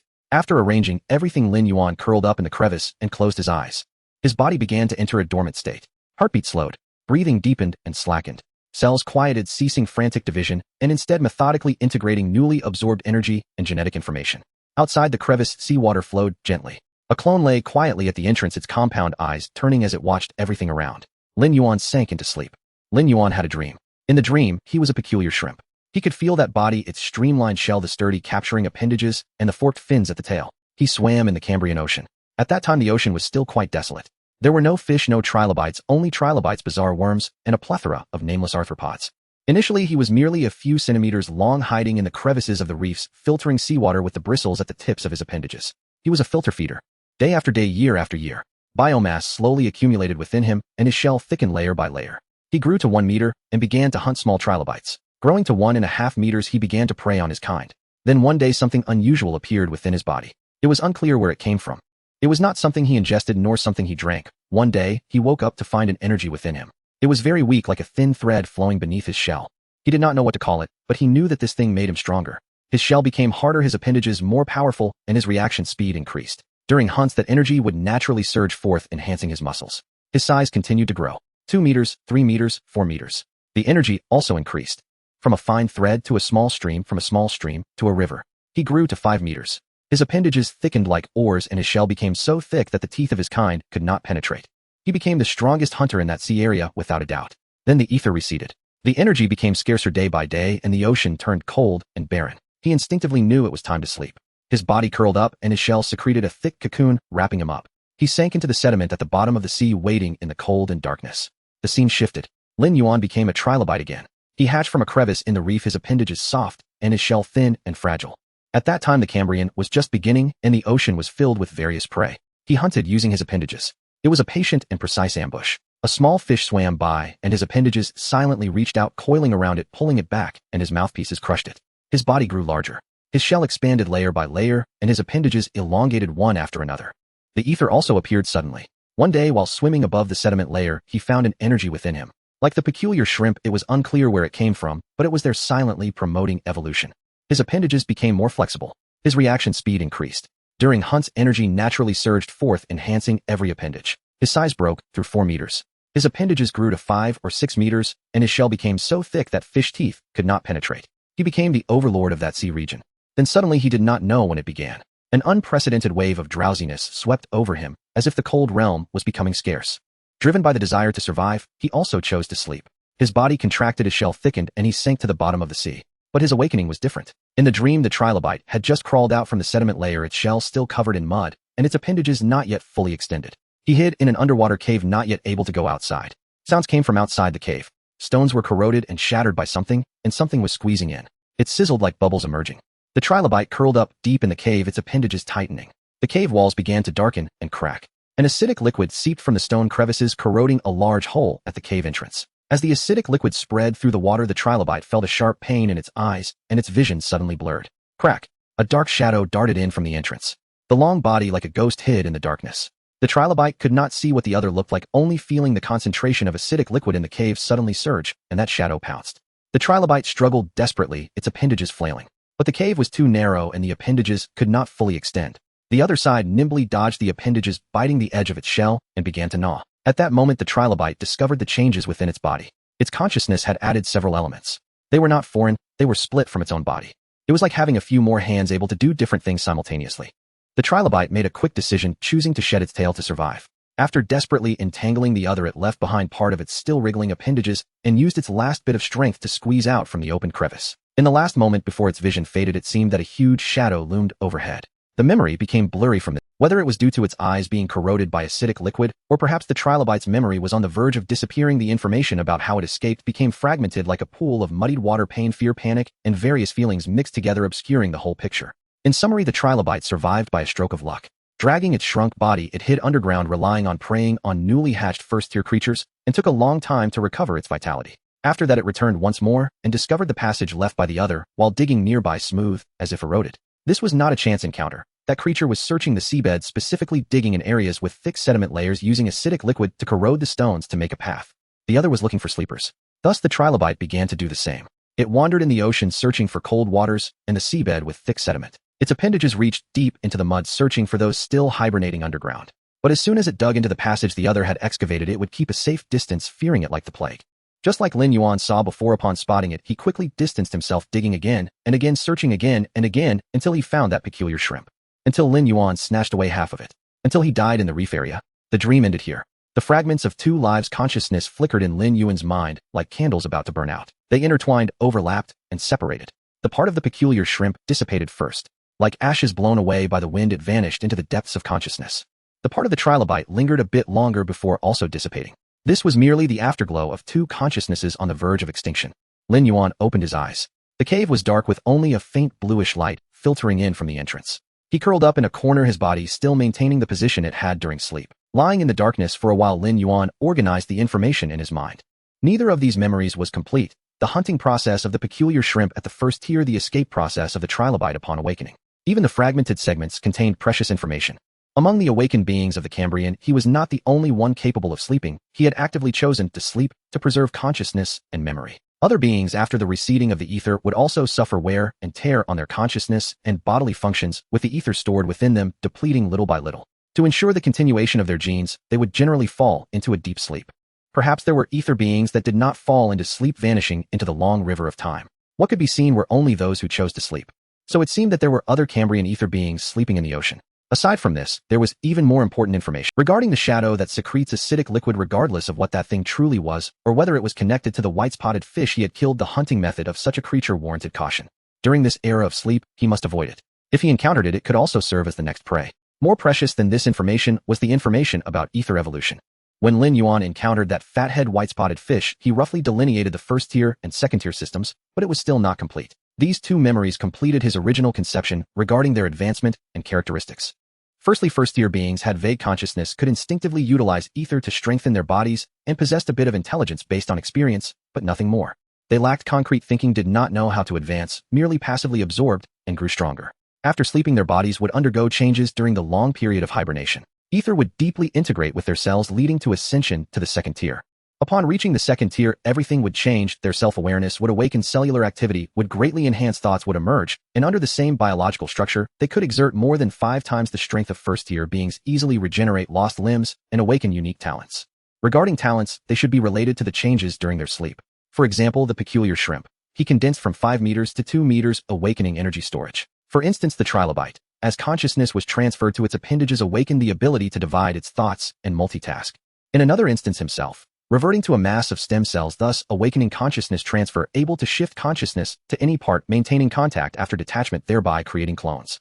All three were ancient beings of the Cambrian. They completed qualitative changes during sleep, thus awakening in this era. It seemed that ether should appear in cycles. Awakened beings in slumber would continuously accumulate ether and fuse it with their bodies during tidal shifts, thus advancing. After progressing, they would slowly awaken. The time of awakening is related to the speed of advancement, which is also related to accumulation. The more ether accumulated, the faster the advancement, and the quicker the awakening. That peculiar shrimp had only accumulated biomass, and the ether energy was too little, so it would be ambushed and devoured by the already awakened Trilobite and himself. If this conjecture is correct, Lin Yuan thought at this point a sudden idea emerged in his mind.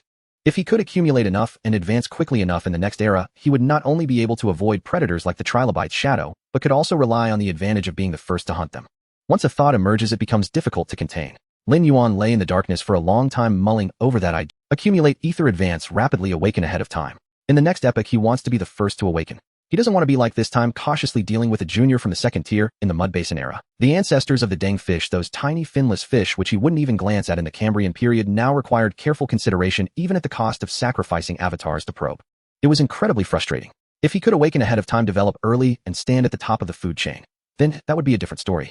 Perhaps this epoch was led by fish awakeners who awakened first, thus obtaining dominion over the era. Lin Yuan emerged from the stone cave. 2 avatars followed behind him, their abdomens swollen, filled to the brim with compressed biomass.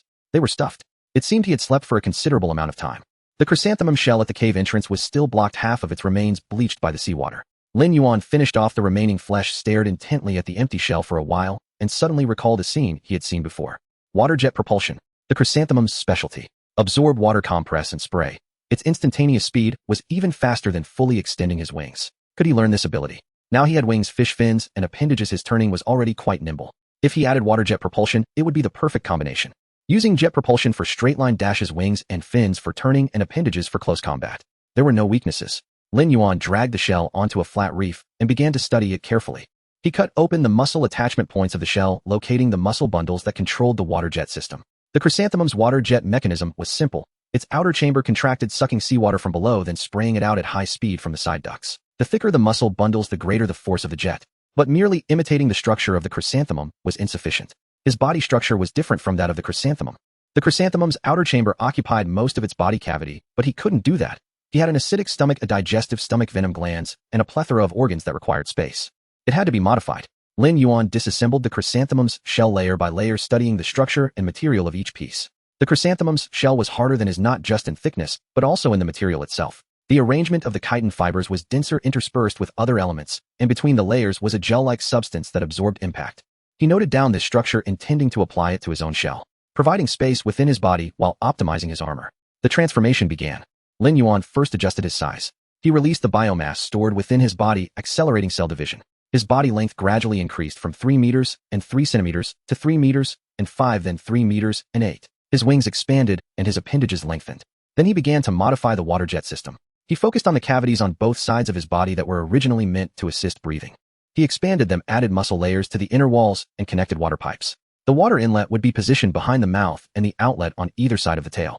Thus, during jetting, water would be drawn in from the mouth and expelled from the tail, perfectly aligning with the boatus midline.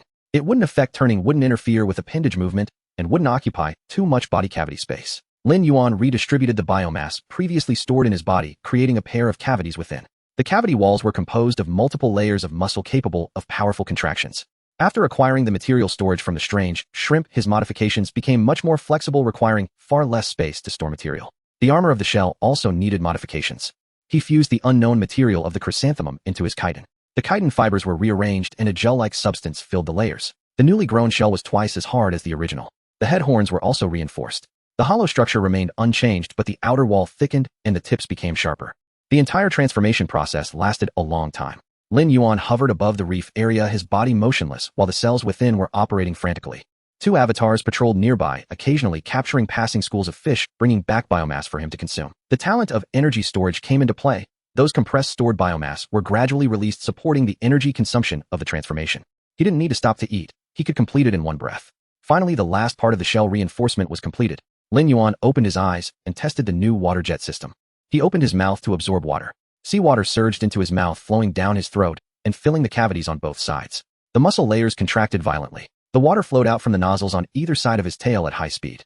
His body shot forward like an arrow. The reefs flew past him on both sides, and the resistance of the seawater was almost imperceptible. His speed was twice that of fully extending his wings. Ahead lay a reef over 3 meters high, blocking the path.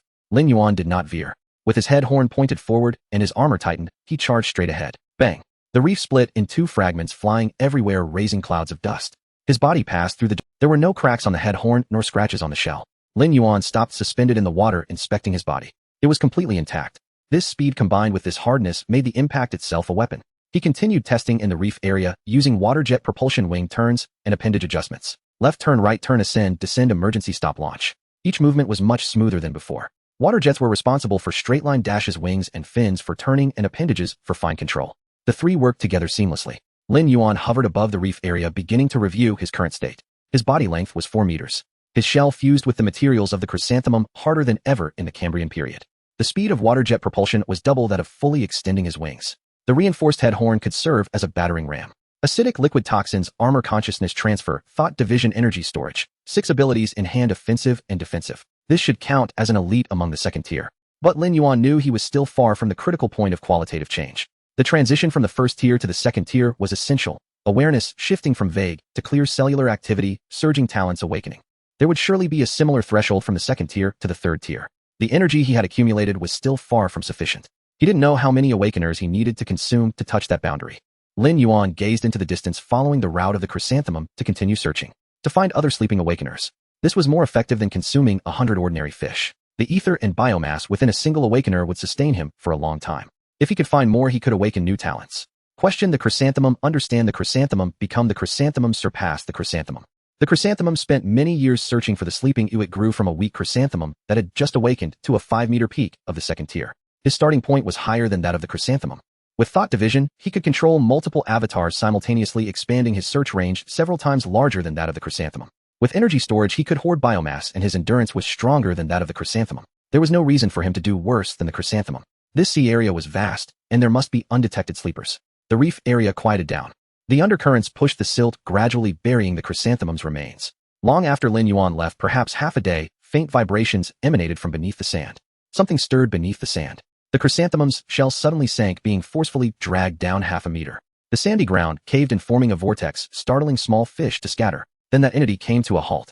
It seemed to be sensing to confirm. This was a hollow shell. Seconds later the shell was pushed, floating in the seawater, slowly spinning. A hole appeared on top, its edges neat, as if it were part of a once-living. After leaving the rocky area, Lin Yuan continued southward, propelled by water jets. His current speed exceeded his expectations. The seawater surged into his mouth and was expelled through the nozzles on both sides of his tail, continuously pushing his body forward.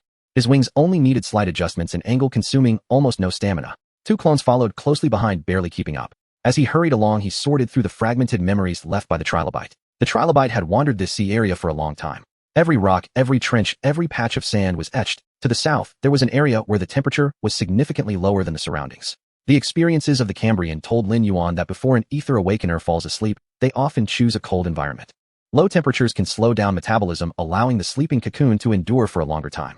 The Trilobite had been to the south. However, in its memory, that area was a blank. It wasn't the kind of blank that indicated no discovery. Rather, it was a blank that suggested it had been there and left nothing behind. Perhaps it hadn't consumed everything at once, resulting in incomplete memories. Lin Yuan didn't think much of it. He decided to reach there first. The water temperature continued to drop. Initially, it was just slightly cool, but as he traveled further south, the chill became more pronounced, seeping into his flesh from the shell. The algae on the rocks gradually thinned out. The once dense growth of brown algae turned into scattered clumps, their color darkening. The colonies of moss creatures also disappeared. Further ahead, even the schools of fish were gone. Lin Yuan slowed down and surveyed his surroundings. This was a flat seafloor. There were no protruding rocks, no sunken trenches, and no structures to hide. The sediment was evenly and tightly packed, as if something had repeatedly pressed down on it. Not a single blade of grass grew. He hovered 1 meter above the sediment, sensing the currents around him. There were no anomalies. But the temperature was indeed unusual. The water temperature here was at least half lower than that of the surrounding area, and the coldness continued to seep up from the seabed. There might be a sleeper. After the ether tide recedes, awakening beings construct their sleeping cocoons in cold places to lower their metabolism. The abnormal temperature in this area matched that characteristic. Yet the Trilobite had been here. Lin Yuan suddenly considered this question. The Trilobite had been here, and in its memory the south was a blank. If there really was a sleeper here, why didn't the Trilobite dig? The environment here was so suitable, there was no reason to miss. Unless, Lin Yuan contemplated several possibilities, but he came to no conclusion. He decided to dig first. He summoned the 2 clones to his side and began to create new clones. This time he used the Cambrian form. Cells separated from the main body, rearranging and recombining. With a chitinous exoskeleton, a 3-segmented structure, slender appendages, a tail, spine, compound eyes, and a pair of pincers, the 30-centimeter-long Trilobite looked exactly like his former self from the Cambrian. He created 7 in one breath. Each was assigned a strand of consciousness, allowing them to act independently. Digging and resting in the sand were the Trilobite's specialties. The 30-centimeter size was neither too big nor too small, just right for burrowing deep into the sediment. If there was indeed a sleeping awakener below, they should be able to sense it. The 7 clones dispersed, swimming in different directions. Lin Yuan ascended with the 2 clones, creating distance and overseeing the entire area from a higher vantage point. The first clone burrowed into the sediment. Its appendages pushed aside the surface deposits, and its body arched and pushed down. The chitinous shell rubbed against the sand grains, creating a faint rustling sound. The deeper it went, the harder the sediment became. The clone exerted force to break through the compacted layer and continued to delve deeper. Nothing was found. The second one also burrowed down, followed by the third and fourth. The 7 clones spread out beneath the sediment, each responsible for a specific area. The effectiveness of their compound eyes in the darkness was limited, relying mainly on their appendages to sense vibrations. Lin Yuan hovered above, simultaneously receiving information transmitted back from the 7 strands of consciousness. Sediment. Sediment. Still sediment. There were no signs of biological activity. There weren't even bottom-dwelling worms, as if all life had avoided this area. Time passed slowly. The 7 clones had already searched most of the range. The deepest clone had drilled down 2 meters into the sediment and hit a hard rock layer. Still nothing was found. Lin Yuan began to doubt his judgment. The temperature was indeed abnormal, but abnormality did not equate to the presence of a sleeper. Perhaps it was geothermal inversion or some ocean phenomenon he still didn't understand. Just as he was about to recall the clones, one of the edge clones transmitted an image. It was an entrance. Lin Yuan instructed that clone to stop at the entrance and sense carefully. The entrance opened on the rock layer, originally covered by a thick layer of sediment. The clone encountered the rock and excavated laterally, finally uncovering it. With a diameter of about 1 meter, the walls of the entrance were smooth. Very smooth. It was not the kind of smoothness formed by water erosion, but rather ground out by something repeatedly entering and exiting. Lin Yuan's heart skipped a beat. He had seen this kind of entrance before. When testing the Trilobite, he had been scared off by such an entrance. And in the Trilobite's memory, the creature that attacked him upon awakening, forcing him to escape by severing his tail, would leave such an entrance. It always remained a mystery to him. He only remembered shadows and a strong acidic scent. Lin Yuan stared at the entrance before him.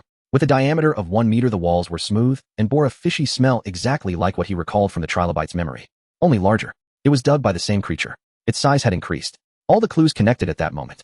The Trilobite had been to this southern sea area, immediately discovering traces of the entity because it detected some anomaly and thus chose to leave. At this moment, the clues in his mind finally fell into place. No wonder not a single blade of grass grew. No wonder the Trilobite did not come. It was for this reason.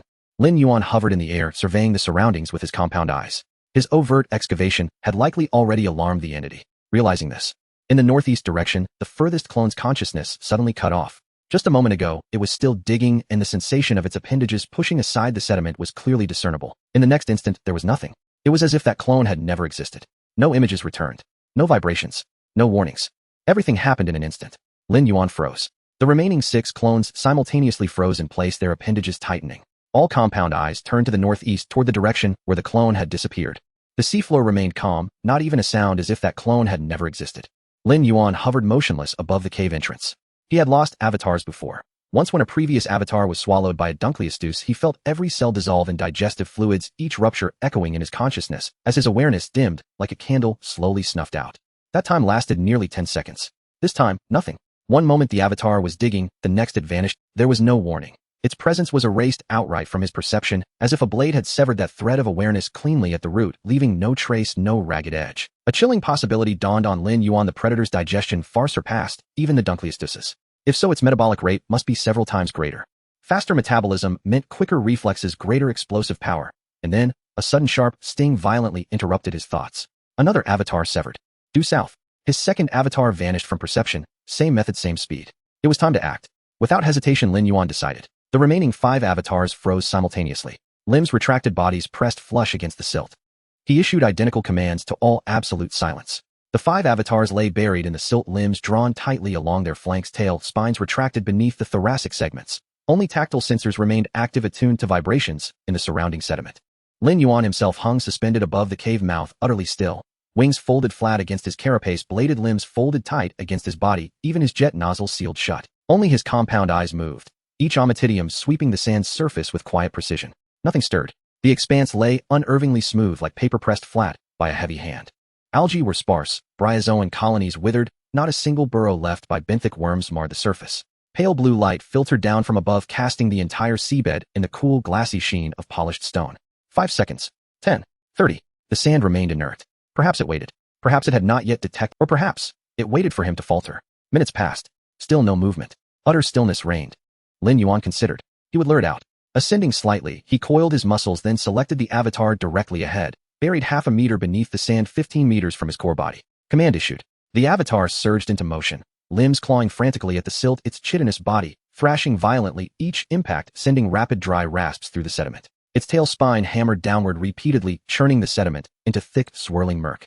The commotion was immense. Meanwhile, Lin Yuan's main body held itself poised, ready to ignite jet propulsion. His mouth parted slightly. Seawater began flooding inward. Muscles tensed, compressing the influx deep into his abdominal cavity. He waited. Most subterranean creatures navigated by vibration. If this one truly hunted by tremorsence, such violent disturbance could not go unnoticed. After several dozen seconds, a faint ripple appeared across the sand's surface. Shallow, narrow, like something moving at high velocity, just beneath the upper layer, lifting the grains into a subtle arcing crest. It moved with startling speed, far faster than Lin Yuan had anticipated. The ripple advanced in an unbroken straight line aimed precisely at the struggling avatar. Direction due east. Distance collapsing rapidly. 20 meters, 1510. The subterranean entity closed in. Lin Yuan did not stir. He continued coiling power, holding until it entered striking range. 5 meters. The seawater in his abdomen compressed to its limit, his muscles sang taut as drawn bowstrings. 3 meters. Wings unfurled slightly, adjusting his dive angle. 1 meter. Now, all jet nozzles flared open. Compressed water erupted from both sides of his tail, forming twin torrents of high-pressure thrust. The colossal recoil hurled his body forward, accelerating instantly to peak velocity. Seawater streaked past his compound eyes in blurred ribbons of light. 15 meters vanished in an eye blink. Lin Yuan banked sharply, recalling the Dunkleosteus' legendary bite, not mere crushing force, but a full-body torsion that transformed jaw closure into a devastating shear. He had adapted that principle to his own pectoral fins, evolutionary modifications refined over generations. Their leading edges were no longer smooth curves, but honed into razor-sharp blades overlaid with a hardened chitinous shell fused with a moneta-derived biomaterials. His body tilted sideways, right fin blade angled toward the ripple's projected path, half a meter ahead, anticipating its trajectory. Then, down it slashed. At the instant the blade bit into the sand, recoil shuddered up the entire fin. His carapace hummed with minute vibrations, muscle fibers fired in unison, channeling his entire kinetic energy into that single decisive stroke. Boom. The sand split open. Seawater parted. Gravel and silt exploded outward. The fin blade carved through the sediment like a white-hot knife through lard, grains parting cleanly on either side, swept aside by pressurized jets into two towering walls of churning sand. The fissure raced forward from the point of impact, 3 meters. 7, 10. At its terminus, the entire sand layer peeled back, exposing a meter-deep stratum of bedrock. Across the rock surface ran a clean, precise incision, edges razor-straight, depth roughly 2 fingers width. Pure physical force, no toxins, no acids, no auxiliary abilities deployed. Merely the conversion of velocity and mass into focused kinetic energy, concentrated through the blade's edge. His fin emerged unscathed. Lin Yuan checked his momentum, tracing a smooth arc upward once more. From either side of the newly gouged fissure, silt cascaded softly downward. Suspended particles bloomed outward in the water, like a slow expanding fog. He hovered above the rift, compound eyes fixed downward. The murk gradually settled, and there at the fissure's base, blood spread silently. Crimson blood. Faint, diluted almost to translucence by seawater, but unmistakably red, matching the hemoglobin-based physiology of fish. Likely some vertebrate. Its etheric resonance pulsed weakly. Tier 1. Lin Yuan paused. Tier 1. He probed the dissipating resonance again. Clear, unmistakable. Its concentration was even lower than that of the giant Anomalocarids he'd encountered earlier, comparable to the smaller ones he'd hunted among the reefs. Just like that, it died. A single primary body. A 40-centimeter avatar, as bait. One diving strike. Severed cleanly in two. Lin Yuan hovered above the rift, his compound eyes turning slowly. Something was wrong. Its hunting strategy was terrifyingly efficient. Acoustic localization, high-speed subsediment transit, near-instantaneous digestion. Against peers, prey had virtually no reaction time. But only against peers. Once exposed, once its movement predicted, it became a perfect target. No carapace. No scales. Not even a calcified layer. His fin blade sliced through it like soft flesh. Ammonites should not fear such a creature. A 5-meter Tier 2 ammonite. Dozens of tentacles, powerful jet propulsion carapace, so thick his horned rostrum couldn't pierce it. Even if this thing burrowed, the ammonite could dig after it. It possessed tentacles to skin multiple directions simultaneously. Jet propulsion allowed it to force paths through dense sediment. Even if trauma lingered from prior attacks, it shouldn't refuse to approach at all. He seemed to have overlooked something vital. Just as the thought formed, the seabed trembled violently. More intensely. More urgently. Lin Yuan routed all avatar sensory input exclusively to tactile receptors, and closed his compound eyes, relying solely on vibration. The tremors intensified, from faint quivers to sustained low-frequency oscillations. Sand grains leapt and fell rhythmically across the sediment surface. The entire seabed vibrated like a drumhead struck hard. In the feedback stream, a ripple appeared on the sand surface, then a second, a third, a fourth, a 10th, the 11th, then countless more. Dozens of ripples surged upward simultaneously from the depths, converging upon his position from every direction. Sand grains pushed aside, forming intersecting arcs. Beneath each arc, something sped forward, closing in from all sides. The ripples swelled like breaking waves, rolling toward him in relentless, suffocating unison. Tremors surged in from all directions. Ripples across the sandy seabed contracted inward, dozens of arcs converging upon Lin Yuan's hovering position as a center. Sand grains trembled with escalating violence, transforming the entire ocean floor into a cauldron on the verge of boiling. Lin Yuan did not wait passively. The seawater trapped within his abdominal cavity had reached maximum compression. He released all jet orifices, simultaneously unleashing high-pressure streams from both sides of his tail. His body shot upward vertically, like an arrow loosed from its bow, surging toward the surface. In that very instant, the seabed exploded. Not a single fissure, but the entire sand plain detonated at once. Mud and sand were violently upturned from below, erupting into a turbid, churning sandstorm. Sand roiled and dispersed through the water, obscuring most of his vision. Acid, not water, erupted from beneath the sand. Dozens of acidic jets blasted forth from multiple directions, tracing translucent, glistening trajectories through the storm. The moment acid met seawater, its edges flared outward, forming corrosive mist clouds. Sand grains engulfed by the acid instantly blistered and blackened, emitting faint, brittle cracking sounds. One jet struck precisely where Lin Yuan had hovered moments before. Had he hesitated even half a heartbeat, it would have pierced the seam between the armored plates of his abdomen. Lin Yuan opened his mouth. Seawater stored in his abdominal cavity compressed to extreme pressure, erupted in a focused jet from his oral cavity, colliding heat in with the acidic mist and shattering it outright with sheer kinetic force. Lin Yuan opened his mouth. Seawater stored in his abdominal cavity compressed to extreme pressure, erupted in a focused jet from his oral cavity, colliding heat in with the acidic mist and shattering it outright with sheer kinetic force. Through that breach, Lin Yuan looked down, and at last beheld their true forms: fish, slender, elongated creatures bearing white spots upon their heads. Their head spots matched those of the slain white-spotted fish exactly. Yet their physiques were opposites 3 to 4 meters long, cylindrical, in form lacking any distended abdominal cavity. Their heads tapered sharply, mouths were small, and bore no trace of filter-feeding gills. Their bodies were sheathed in tightly packed minute scales that glinted with a dull, ash-white luminescence beneath the deep sea's indigo light. They coiled like serpentine sea dragons. Lin Yuan's compound eyes swept over them. Between each scale, fine pores exuded viscous acid, coating their bodies in a thin, shimmering membrane of corrosive mucus. This mucus served as both natural lubricant while burrowing through sediment, and as a lethal weapon. Dozens of these slender white-spotted fish fully emerged from the sand, unfurling their sinuous bodies in the water. They did not scatter, but held tight formation, advancing upward toward Lin Yuan in unison like a vast net drawing closed. A few shimmered faintly with ethereal fluctuations. First-tier beings, yet their numbers were overwhelming. Whether stronger individuals lurked among them remained uncertain. Lin Yuan folded his wings and dove, plunging headlong into the swarm. His body adjusted its angle mid-acceleration. All tail nozzles flared open, releasing successive bursts of high-pressure water, propelling him ever faster. Seawater streaked into blurred ribbons beside his compound eyes. Whoosh! Distance collapsed in an instant. The lead fish lunged, jaws agape, aiming for his head. Lin Yuan twisted sideways and slashed with his right fin. The combined momentum of his dive and torsion drove the fin blade cleanly through the fish's jawline, carving backward along its mandible. Crack! Scales shattered explosively. The blade sliced effortlessly through muscle, unprotected by armor, and severed bone after bone, cleaving all the way to the dorsal ridge, bisecting the creature entirely.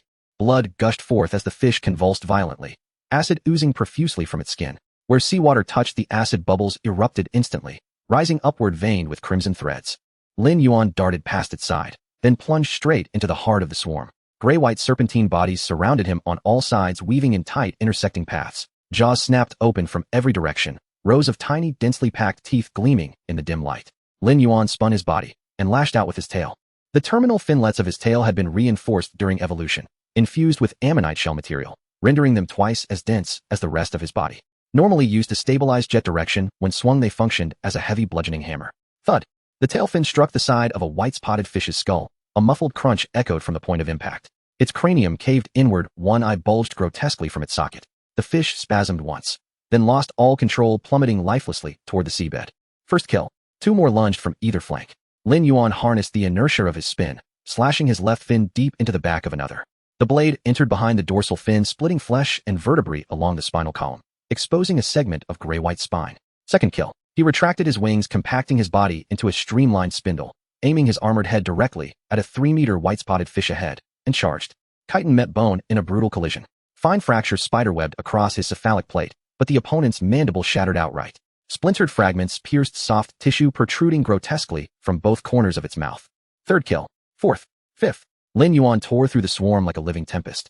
Each tail swing shattered bone, each fin strike cleaved muscle, each headbutt crushed carapace and skeleton alike. As a second-tier entity awakened with 3 innate talents, his physical prowess ranked supreme among beings of comparable size. None among the swarm could withstand even a single exchange. Most fell without landing a blow. Yet the enemy was legion. Several white-spotted fish succeeded in biting his limbs, tiny needle-like teeth gnawing relentlessly at his armored plating, leaving intricate hair-thin scratches. Acid flooded in from all directions. Multiple first-tier white-spotted fish simultaneously secreted their surface mucus, causing the ambient acidity of the seawater to surge catastrophically. Minute white specks bloomed across Lin Yuan's carapace, the first pits of corrosion. They spread, merging into patches, his armor thinning layer by layer. A sharp sting flared inside his mouth. Acid carried by inflowing currents seeped past his lips, contacting the delicate mucosal lining. Far more vulnerable than chitin, the tissue ignited with immediate searing pain. Not a piercing stab, but a slow creeping burn, as if something smoldered across the mucosa's surface. Direct contact with his gills would perforate his respiratory system within seconds. His fins dulled, his tail strikes weakened. His condition eroded steadily under the acid's relentless assault. His ability to draw in water failed entirely, yet Lin Yuan did not cease. Jaws clenched shut, sealing acid outside. Limb and fin strikes maintained their rhythm. Seventh kill. His tail fin punched through a white-spotted fish's abdominal cavity, revealing no stomach, only elongated intestines and atrophied digestive organs. Acid wept from the ruptured body wall, its concentration markedly higher than average. First tier. This one was first tier. A sharp sting radiated up his tail fin. Acid had breached microfractures in his carapace, burning into underlying soft tissue. Lin Yuan wrenched his tail free and flipped mid-combat. 8th kill. 9th kill. 10th kill. The swarm dwindled. Slain white-spotted fish sank toward the seabed, carcasses strewn haphazardly across the sand. Some skulls were pulverized, others bisected nearly in half, still others impaled through the abdomen. Blood welled from wounds, staining the sand a pale, ghostly red. Yet those remaining pressed on, no instinct to flee. Or rather their sole instinct was attack, jaws snapping, teeth grinding, acid secreting. Even as comrades fell one by one, the survivors maintained identical aggression. Damaged armor regenerated rapidly, depleted toxins replenished swiftly. Lin Yuan lashed tail and slashed fin, 11th kill. 12th. 13th. One of his limbs was severed cleanly at the joint. Chitin splintered at the wound, soft tissue bared to seawater. Acid infiltrated instantly, searing pain racing up his neural cord. He whirled, slashing his right fin deep into the neck of the attacker. The blade entered behind the gill slit, severing the primary neural cord. The fish's body locked rigid, jaws frozen mid-bite, strength utterly gone. Lin Yuan shook the corpse from his limb and charged anew. 14th kill. 15th. 16th. Vision blurred further under Acid's assault, but the slaughter continued. His tail fin struck the final white-spotted fish's spine. The crack of fracturing bone echoed louder than any before. Its body snapped in two, head and tail recoiling upward in a grotesque, unnatural arch. Then it fell. Lin Yuan hovered motionless in place, pausing for several seconds. Silence enveloped him. His acid-damaged compound eyes completed self-repair, vision sharpening once more. 19 corpses lay scattered across the seabed below, strewn in chaotic disarray. Some still twitched, tail fins fluttering involuntarily. Others lay utterly still, blood welling from wounds spreading across the sand in widening pools of faint crimson. All dead. At last, no white-spotted fish remained swimming. Lin Yuan rotated his compound eyes, scanning the surroundings. None escaped.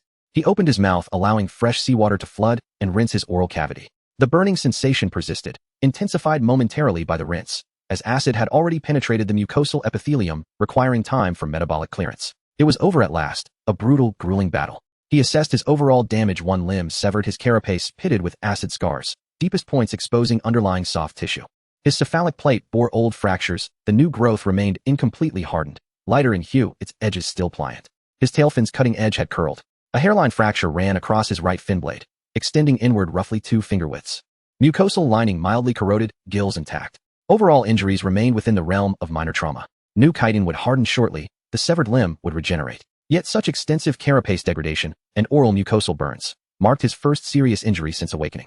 Individually, these white-spotted fish posed little threat, 5 first-tier specimens, the rest merely oversized common variants. No armor, no scale armor, fragile bones, soft musculature. In single combat, none could survive even one exchange with him. Yet en masse they became a different matter entirely. Acid converged from every direction, more concentrated than any he himself could produce. Jaws clamped onto his limbs and wrenched in opposing directions, countless needle teeth grinding ceaselessly against his carapace. While he slaughtered them, they dismantled him, piece by piece. Yet in the end, he prevailed. Even their combined might achieved only this to wound him. Lin Yuan stirred his fins, gazing down upon the mountain of fallen foes. With each subtle undulation, rich crimson bled outward, dissolving slowly into the surrounding water. Lin Yuan waited for a moment. No new ripples appeared. The sandy ground returned to calm with dozens of corpses scattered on the seabed, their blood already faded. The distant dispersed acidic mist was completely diluted, and the seawater regained its original deep blue. Lin Yuan withdrew his gaze, finally understanding why no creatures approached this area. The predators here were indeed terrifying. These white-spotted fish had evolved to hunt in groups. A dozen of them acted together, measuring 3 to 4 meters in length. With a first-stage ether concentration, the acidic liquid covered them from all directions, and their mouths clamped onto the prey, pulling in different directions.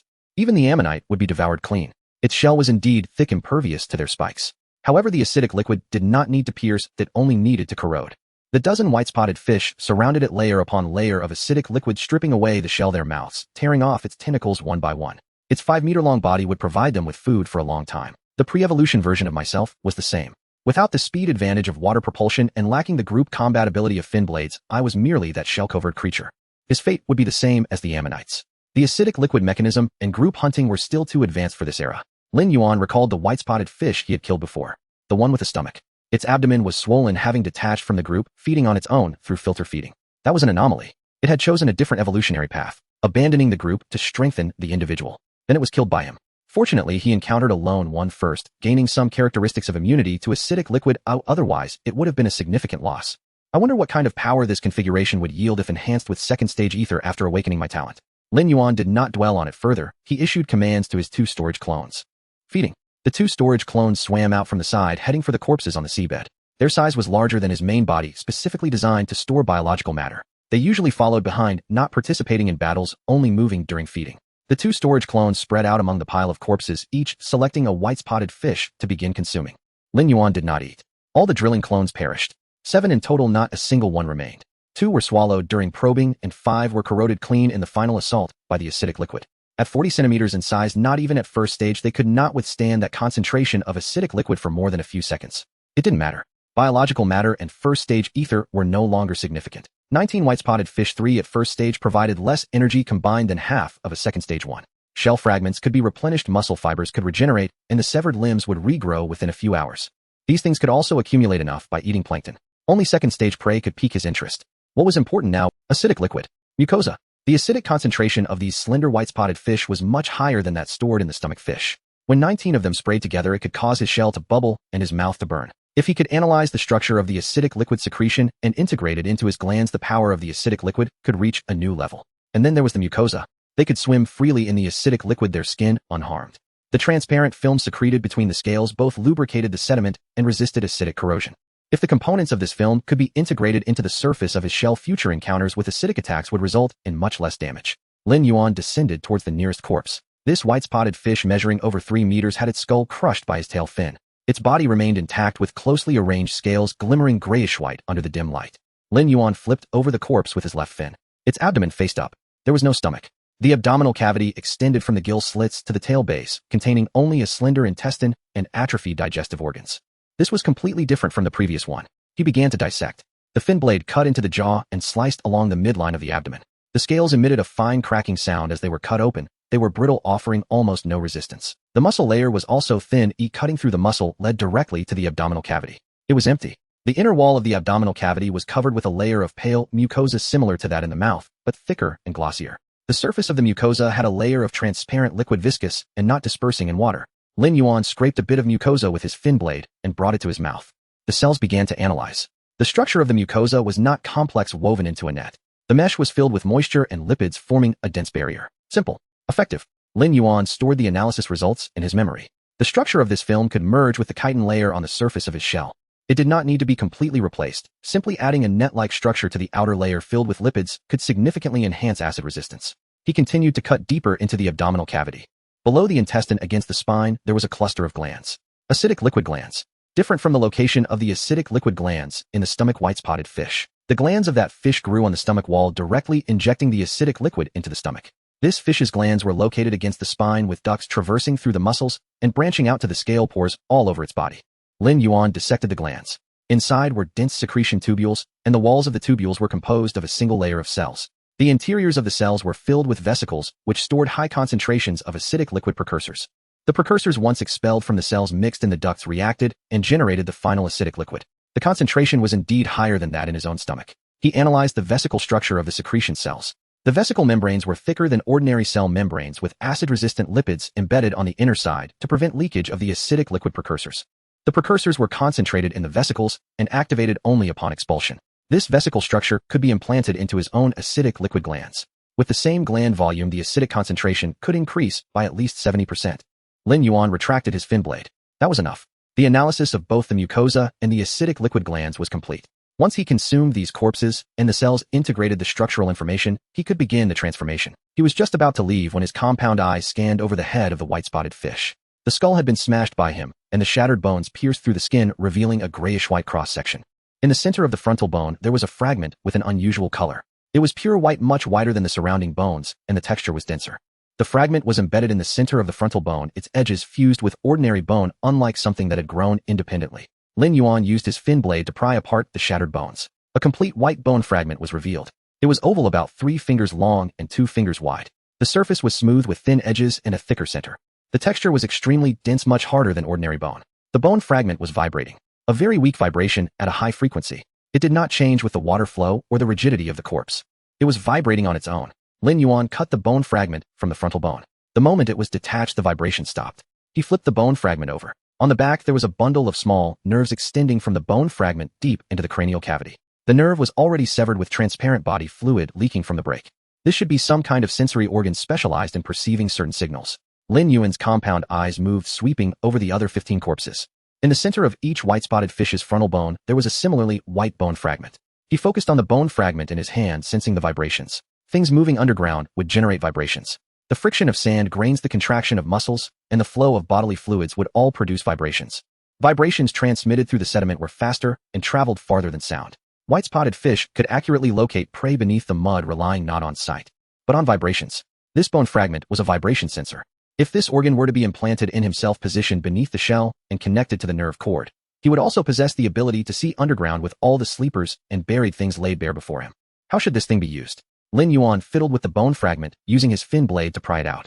The clean break on the back revealed a bundle of nerves with bodily fluid already solidified into a transparent gel at the fracture. He attempted to link the nerves to the bone fragment.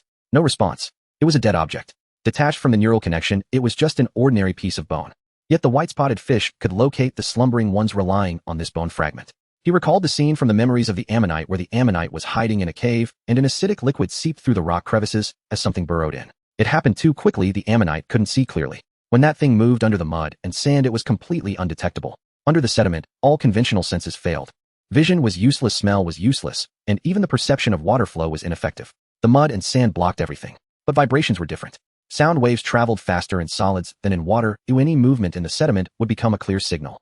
The bone fragment was meant to hear these vibrations. Lin Yuan picked up the bone fragment again. He tried placing it against his head carapace, attempting to connect with his consciousness. The bone fragment did not respond. He then tried to insert a strand of nerve fiber into the fracture, letting the nerve endings touch the remaining nerve bundle on the back of the bone fragment. The bone fragment vibrated slightly. Still no response. Lin Yuan continued to try. The nerve fibers branched and twisted, attempting to establish a connection with the necrotic nerves. This time he barely connected, but the information relayed back was vague, as if he were listening through thick water. It failed. The necrotic nerves could not transmit a complete signal.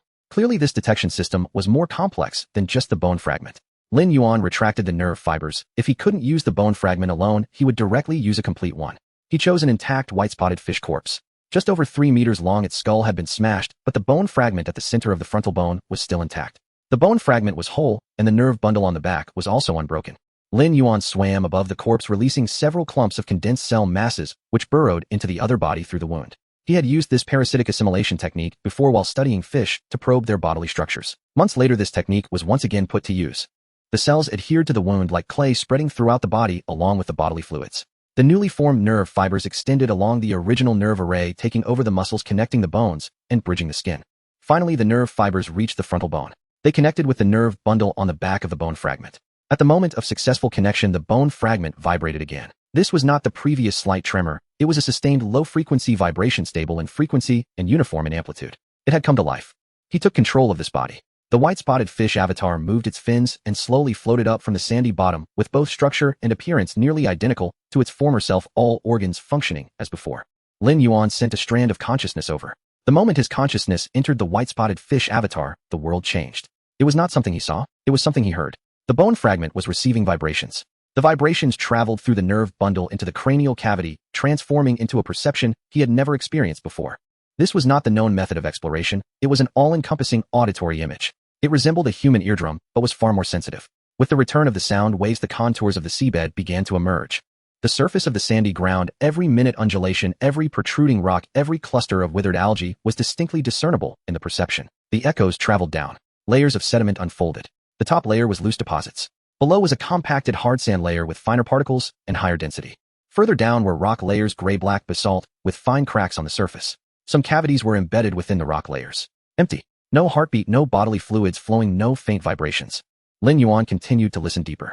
At greater depths, the rock layers became denser, and the echoes weakened as they penetrated. Beyond that, nothing could be heard clearly. He shifted his attention upwards. The water layers also manifested in his perception. The direction of the water flow, the temperature gradients, the density of plankton, all were depicted through the vibrations. When sound waves traveled through water, they produced different echoes when encountering objects of varying densities. The bone fragment received these echoes, piecing together a complete three-dimensional image in his mind. Lin Yuan attempted to actively emit sound waves. The muscles on the surface of the white-spotted fish avatar contracted, producing a low-frequency vibration. The sound waves spread from its surface, penetrating through the water layers, the sediment, and the rock layers. Then he waited for the echoes. The echoes returned. A swarm of creatures, crustaceans, and small fish, all very small in size. They were fleeing. They were fleeing with all their might, muscles contracting violently, tails whipping so hard they seemed about to snap. The vibrations carried a clear sense of fear. Something was approaching. Lin Yuan continued to listen.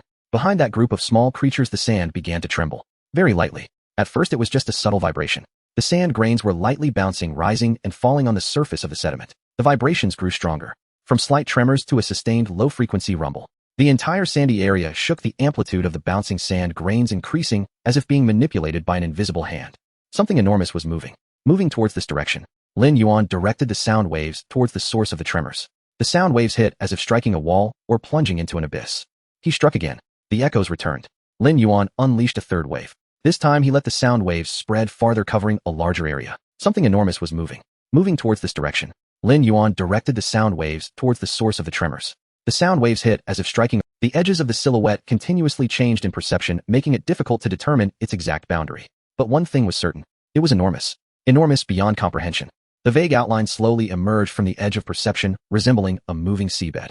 Wherever it passed, the vibrations on the surface of the sand were entirely suppressed, leaving only its own tremors. That immense and indistinct entity was approaching here.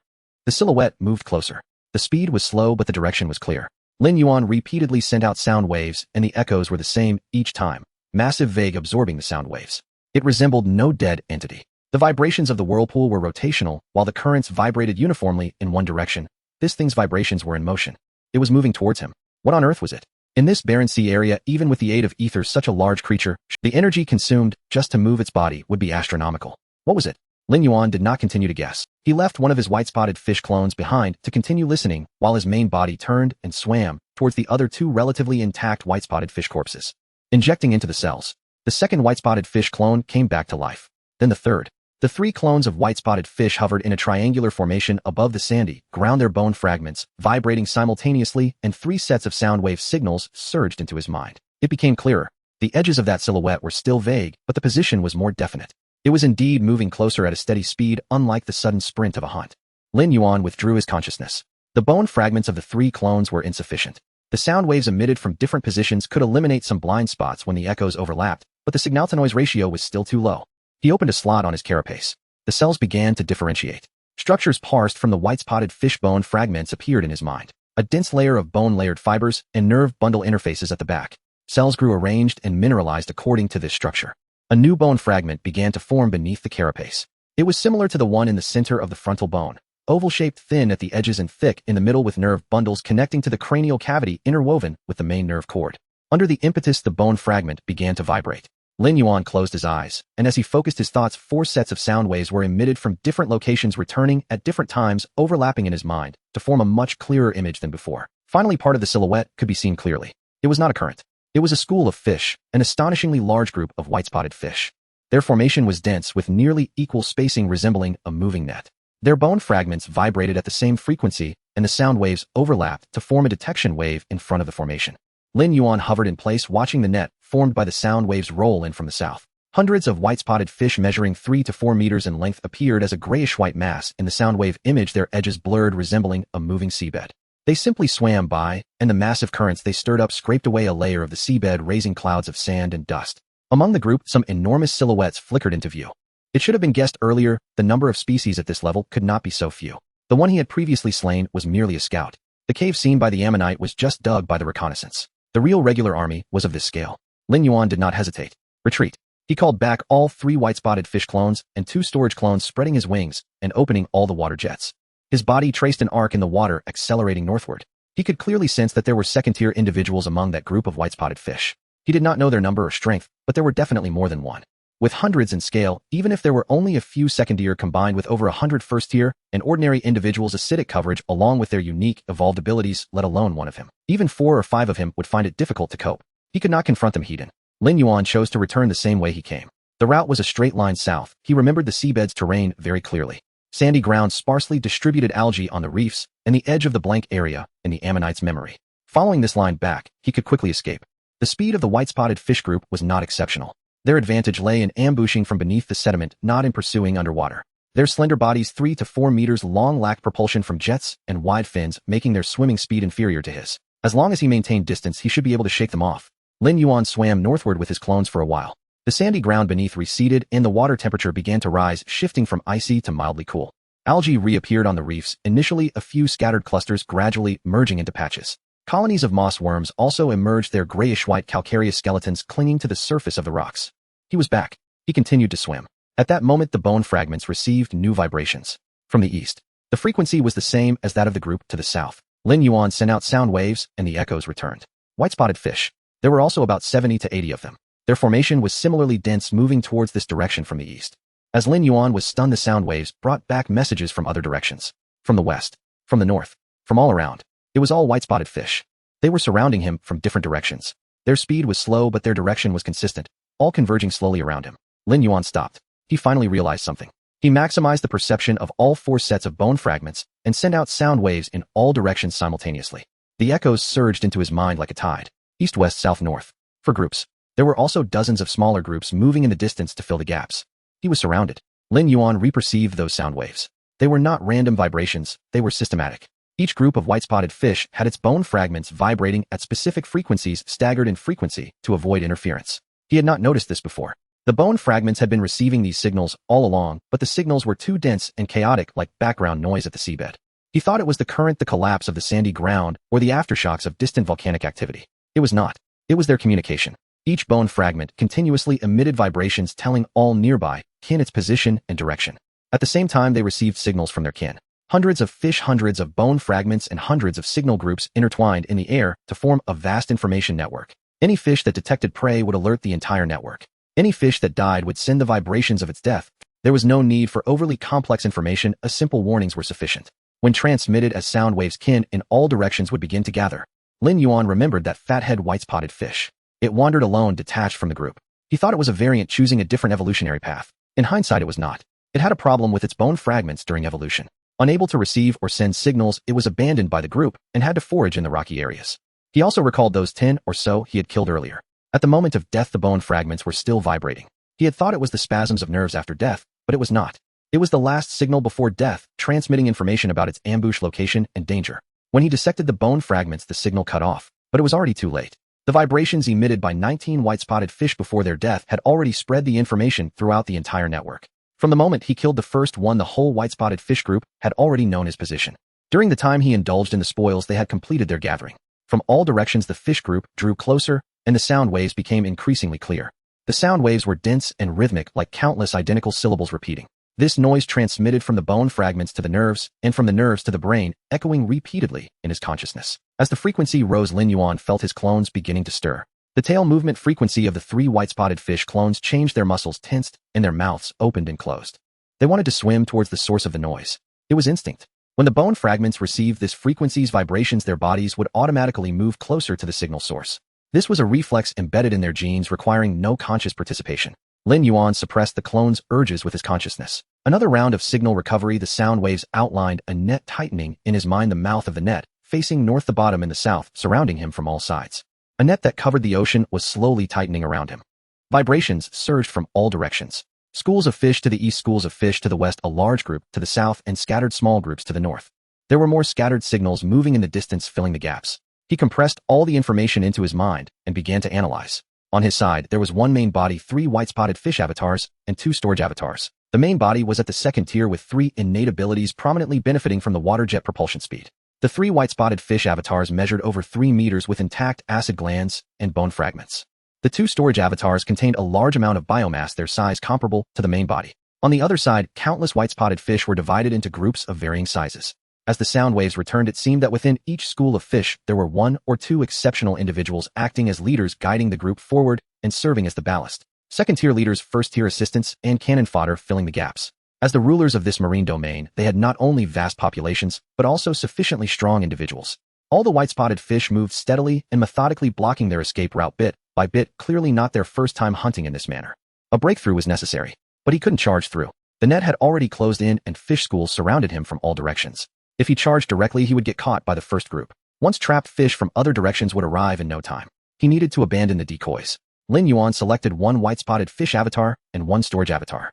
The storage avatar swam beside the main body. Lin Yuan inserted his fin blade into its abdomen, beginning to hollow out its interior, transferring the stored biomass to the main body.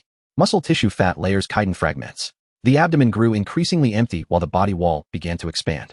Cells were stretching. The body wall thinned, increasing the surface area. The size of the storage avatar swelled, growing from 4 meters to 5, then from 5 to 6 meters. Its form transformed from a firm spindle shape to an inflated spherical shape, resembling a giant buoy in the deep blue seawater.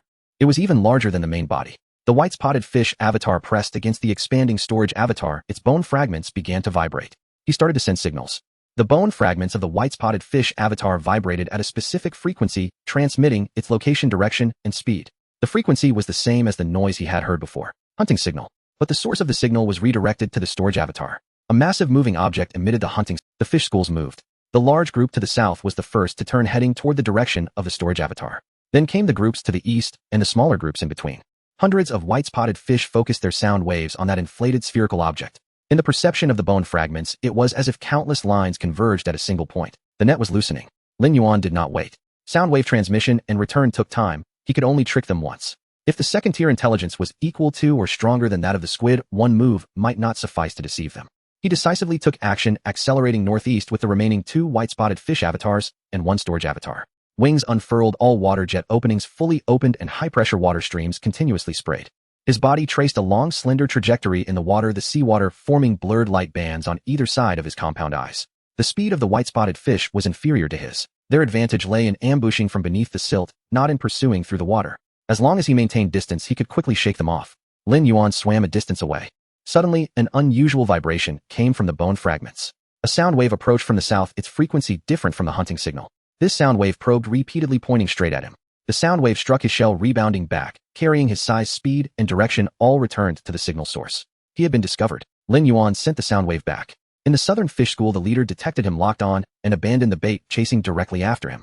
Second tier. Only second-tier beings could maintain independent judgment under the bait's interference. Lin Yuan retracted the sound wave. The few second-tier fish did not pursue, but their bone fragments' vibration frequency changed. A new signal emanated from their bone fragments, spreading throughout the net. The net tightened again. From the northeast, 50 to 60 white-spotted fish sliced in from the side. They had originally been small groups filling the gaps, but upon receiving the second-tier signal, they changed direction and cut across. The distance was closing. Lin Yuan adjusted his direction, accelerating directly east. The eastern fish schools simultaneously adjusted their direction, continuing to block his front.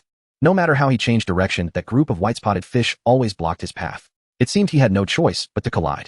Lin Yuan took a deep breath, and the distance between both sides gradually closed. In his sound wave perception, 60 to 70 signals transformed from vague shapes into distinct individuals until his compound eyes could see clearly. 3 to 4 meters long, slender bodies, grayish-white scales, and the bone fragments in the center of their foreheads vibrating continuously. It was like a wall standing in front of him. Lin Yuan wasted no time and accelerated again. All water jet openings fully opened, and the seawater in his abdomen was compressed to the limit, then released. High-pressure water blasted from his tail, propelling his speed once more. He did not intend to break through from the front.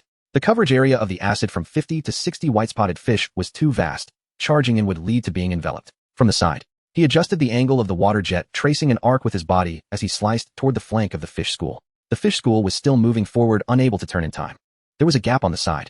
As long as he passed through it, he could leave the fish school behind. The gap was narrowing. Individuals on the edge of the fish school began to turn, attempting to seal it off. Lin Yuan pushed his speed to the limit. Just as he was about to slip through the gap, a shadow darted out from the fish school. There was no signal from the bone fragments indicating its turn, nor any fluctuations in the water flow signaling its acceleration. It suddenly sprang from the fish school like a knife, growing from a wall. Only the sound of breaking water could be heard. A sharp blade slashed toward his face. Lin Yuan sidestepped. The blade grazed the edge of his head shell, shaving off chitin fragments. If he had hesitated for a moment, it would have struck directly at his compound eyes. As he sidestepped, his tail whipped out. The tail fin smashed against the side of that entity, the sound of shattered bones echoing from the point of contact. The opponent's body was sent flying, tumbling toward the seabed. Lin Yuan finally got a clear look at it. A white-spotted fish. But it was unlike any other white-spotted fish. Its body was shorter and stockier. While an ordinary white-spotted fish measured 3 to 4 meters and was slender like a snake, this one was just over 3 meters, but its muscle thickness was twice that of an ordinary individual. Every muscle bundle was taut like a spring compressed to its limit. It had a broad fish fin on its back. To be precise, it was not a fish fin, but a bone blade. Bones extending from its spine had specialized into blade shapes, serving the function of fish fins, standing upright on its back like a shark from later generations. The bone fragments on the head of this blade fin fish were larger than those of ordinary white-spotted fish. The white bone fragment in the center of its forehead protruded outward, changing from an oval shape to nearly circular, with a vibration frequency significantly higher than that of ordinary individuals. Etheric waves radiated from its body. Second tier. It rolled in the air a few times, adjusting the angle of its tail fin to stabilize its body. The side that had been struck by the tail fin caved in with at least 2 ribs broken, but it did not lose its combat capability. The fin blade stood upright, blocking in front. Just this short while the gap was sealed again. 50 to 60 white-spotted fish completed their turn, forming a wall in front of him. Grayish-white slender bodies were densely packed, their mouths gaping open, small sharp teeth glinting in the dim light. Relying solely on speed to break through was declared a failure. Within the encircling school of fish, Lin Yuan hovered motionless at its heart, his compound eyes sweeping across all directions. 50 or 60 white-spotted fish advanced from the front, while the swarm behind tightened its formation.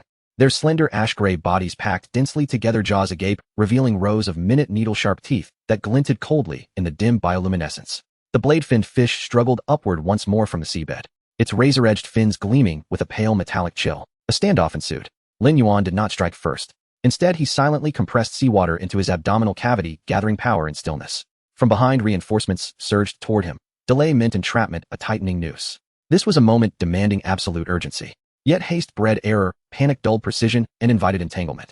Even as Lin Yuan prepared for battle, his mind swiftly assessed his adversary. The blade-finned fish bore larger osteoplates than ordinary white-spotted fish, vibrating at a higher frequency. Its etheric resonance stabilized at Tier 2, but its concentration remained modest, possessing 1 to 2 innate talents. Stronger than the ammonite, yet only marginally so. Lin Yuan possessed 3 talents, granting him superiority in both energetic capacity and somatic function. Yet 50 or 60 white-spotted fish ringed him, their corrosive secretions surging from every direction. Just a dozen could fracture his carapace and sear his oral mucosa. 50 or 60 posed a genuine threat. Roughly speaking, their strengths were evenly matched, yet the enemy's power was dangerously diffuse. In that fleeting instant, past battles replayed in vivid recall, tactical possibilities crystallized in his mind, until only one path remained clear. Lin Yuan's gaze sharpened. Just as he prepared to act, the blade-finned fish struck first. Though delay would have been wiser, it chose aggression. Its tail lashed violently, muscles coiling and releasing in explosive force. As it slashed diagonally from the flank, cleaving water like torn silk, its dorsal blade arcing sideways in a lethal sweep. Lin Yuan tilted his head slightly. The blade grazed the edge of his cranial carapace, shearing off a thin layer of chitin. His armor seemed paper-thin before that edge. Such unnatural sharpness must stem from its innate talent. Alas, its physiology lacked commensurate strength. Failing its first strike, the blade-finned fish twisted sharply in the water, then reversed its dorsal blade in a blinding counterstroke. Lin Yuan did not evade again. His muscles tensed, and he met the blade heat-in with his carapace. The edge bit deep into chitinous armor. It sliced effortlessly through bone plating, severed membranes, shredded muscle, then halted, lodged fast. Even the sharpest weapon demands sufficient force to wield. Beneath Lin Yuan's carapace, musculature contracted, fibers coiling like countless taut cables gripping the embedded blade from both sides with unyielding pressure. The blade-finned fish strained to withdraw. The edge refused to budge. The disparity in sheer mass was overwhelming. They hung suspended face to face. Crack! Lin Yuan lunged forward, jaws snapping shut upon the blade-finned fish's back, teeth-piercing scales sinking deep into flesh and sinew. The creature convulsed violently. Corrosive fluid erupted from its skin. Where seawater met, acid bubbles bloomed, crimson-veined, rising in frantic spirals. Lin Yuan squeezed his eyes shut, evading the spray, then wrenched his head sideways, tearing away a massive hunk of meat before coiling his body and delivering a devastating tail strike. Boom! His caudal fin slammed into the blade-finned fish's flank. A sickening crunch echoed from the point of impact. The creature was hurled sideways, tumbling over 10 meters before crashing into the rear of the swarm, its own bony blade impaling a white-spotted fish straight through the chest. 2 bodies tumbled into the school, scattering crimson blooms across the water. Neither was dead. A pity. Lin Yuan lowered his gaze. That bite had lacked depth, no toxin had been injected, thus not fatal. For Tier 2, being survival required only avoiding bisecting wounds. All external injuries were merely expenditures of energy, whether inflicted upon oneself or another. At that very moment, a searing pain pierced his consciousness, as if thought itself were being fractured, leaving behind a sudden hollow void and a jolt of agony. Lin Yuan's gaze hardened. He understood instantly. Far away, his decoy clone, the one deployed as bait, had gone silent, vanishing entirely from his sensory awareness. The decoy clone was dead, just as the burrowing clone had been consumed earlier. The lure had failed. Pursuers would arrive. Moreover, returning sonar signals confirmed that several Tier 2 predators had already broken ranks, abandoning the main swarm, and were now racing directly toward him. He must trade injury for injury. In this swiftly. He needed to move faster. Lin Yuan drew a deep breath of seawater. Wounds along his flank sealed rapidly as he compressed his cavity once more and charged into the swarm. The blade-finned fish spun mid-tumble, contorting awkwardly to vanish deep within the school, evading a fatal slash. The white-spotted fish it used as cover lost half its skull in the blow, its mangled body spiraling lifelessly to the seabed. Lin Yuan plunged into the school, dispatching the nearest few in rapid succession, yet the enemy widened the gap between them. After suffering such grievous loss, however, the foe would no longer close distance recklessly. The blade-finned fish fixed its gaze upon him. Its osteoplate vibration shifted in frequency. At its signal, the entire school responded. 50 or 60 white-spotted fish surged forward in unison. The swarm coalesced into a vast living net, constricting from all directions. Jaws gaped wide, acidic secretions welled from their skins. The water whitened. The blade-finned fish turned sharply and dissolved into the throng. Lin Yuan ignored the rest. He pursued the leader alone. Seize the king, slay the commander, and the rank-and-file Tier 1 fish would pose no barrier to escape. Crack! His right fin cleaved open the skull of the foremost white-spotted fish. His left fin sliced deep into the gill slit of the second. His tail shattered the spine of the third. His cranial carapace crushed the fourth's jaw. 5, 6, 7. White-spotted fish plummeted one by one toward the seabed. Skulls shattered, torsos split, abdomens ruptured. Blood welled from wounds, staining the water faintly crimson. Yet more pressed forward. Acid surged from every angle. White speckles bloomed across his carapace, spreading, merging, chitin thinning layer by layer. His oral mucosa burned. Acid seeped into the edges of his gills, each breath now a jagged sting. 8, 9, 10. His decoy clone covered his flank. Designed solely as bait, it had received minimal refinement. Its combat capability amounted to only 30% of his own. 2 white-spotted fish clamped onto its tail stem, only to be flung free. Lin Yuan whirled, striking both skulls with a single tail snap. 11, 12. He carved a crimson corridor through the swarm. Seizing an opening, Lin Yuan drove his venomous spine into an opponent's flank, then opened, all jet pores surging forward with the decoy clone through the narrowest breach. 12 corpses remained behind, scattered haphazardly across the sandy floor. He had broken through. Lin Yuan glanced back. The decoy clone followed, but its swimming motion was wrong. Its spine was broken. At the very moment of breakthrough, the blade-finned fish had lunged from the swarm, its dorsal blade shearing into the decoy's dorsal column, the snap of fractured bone unmistakable. One strike, and it vanished. The decoy's hindquarters were paralyzed, only its anterior musculature twitched, dragging its tail limply behind. Lin Yuan himself bore new shallow lacerations, pits etched by acid on his carapace, faint slashes where blades had grazed him. Superficial wounds. His triple talent regenerated healing was already sealing them closed. That brief hesitation allowed another dozen white-spotted fish to converge ahead, reinforcing the blockade. His adversaries multiplied, never diminished.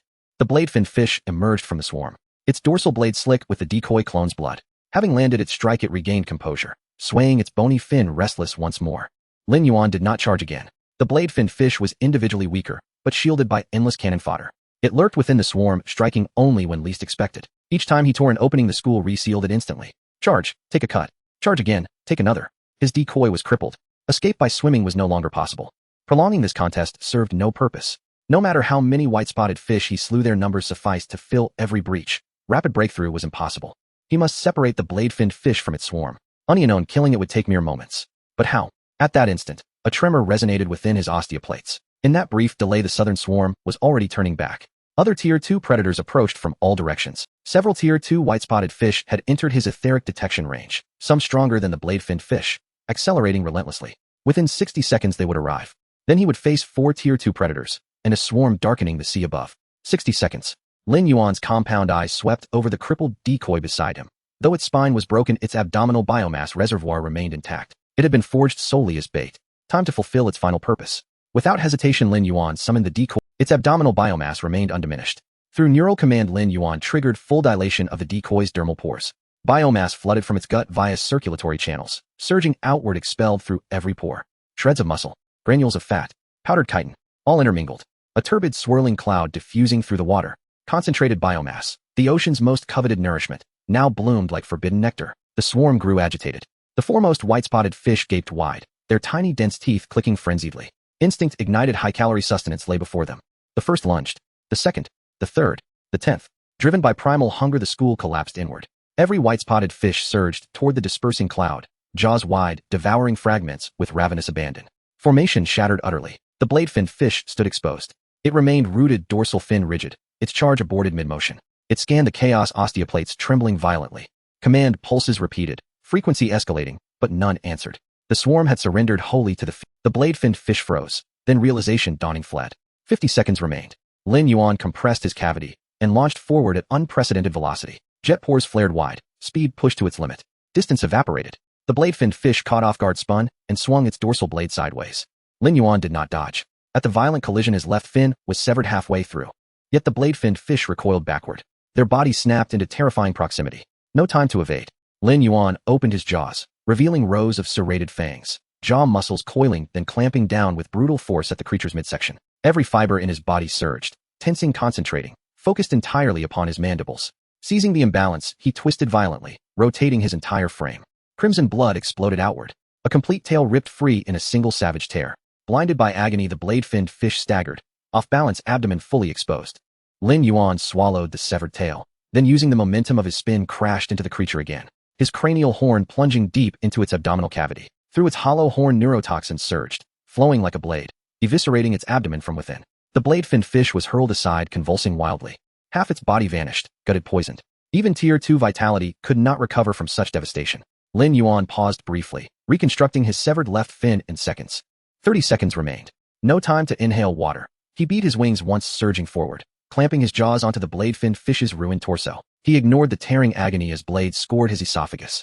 Gills sucked in seawater, the jet pores flared, spinning mid-current, then accelerating into a desperate, blinding sprint outward. Behind him, the swarm still fought over the biomass cloud. None noticed their leader dragged away. Reinforcements arrived. Southern fish converged in an instant. Yet he had already burst beyond the swarm, leaving it far behind. 20 seconds. Reinforcements closed in. Two swarms converging rapidly. As predicted, their Tier 2 leaders abandoned their schools, racing independently to intercept him first. Distance narrowed sharply. 10 seconds. Lin Yuan swallowed the corpse whole. Water parted around it. His speed surged anew.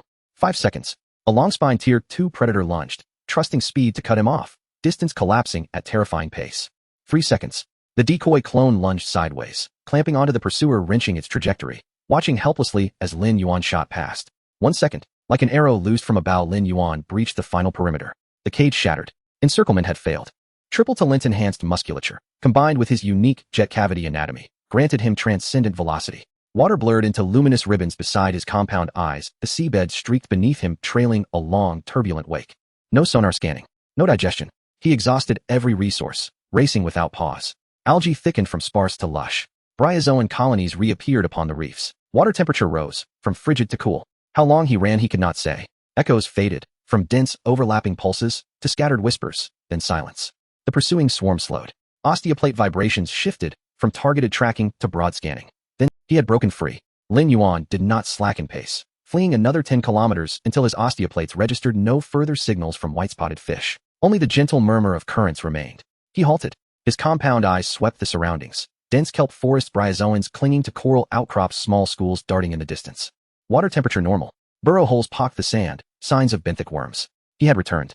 He had escaped. All clones were destroyed.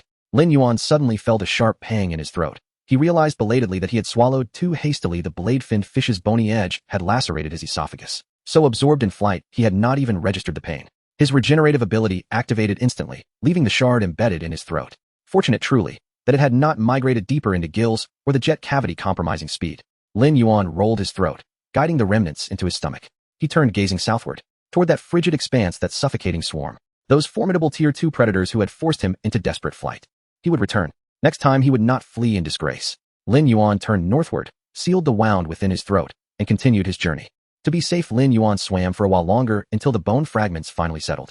The sound waves spread out in circles, returning only the background noise of flowing water and the sandy ground. There was no signal from the white-spotted fish, and no frequency locked onto him. He had shaken them off, leaving their active range, and found a sheltered side of a reef, sinking his body down, his shell pressed against the rough surface of the rocks. His compound eyes scanned the surroundings. Algae flourished, schools of fish swam, and moss worms clung to the reef with the water temperature normal. It was safe. Only then did Lin Yuan relax. Since awakening, this was the closest he had come to death. Both of his storage avatars were dead. One was devoured and the other self-exploded.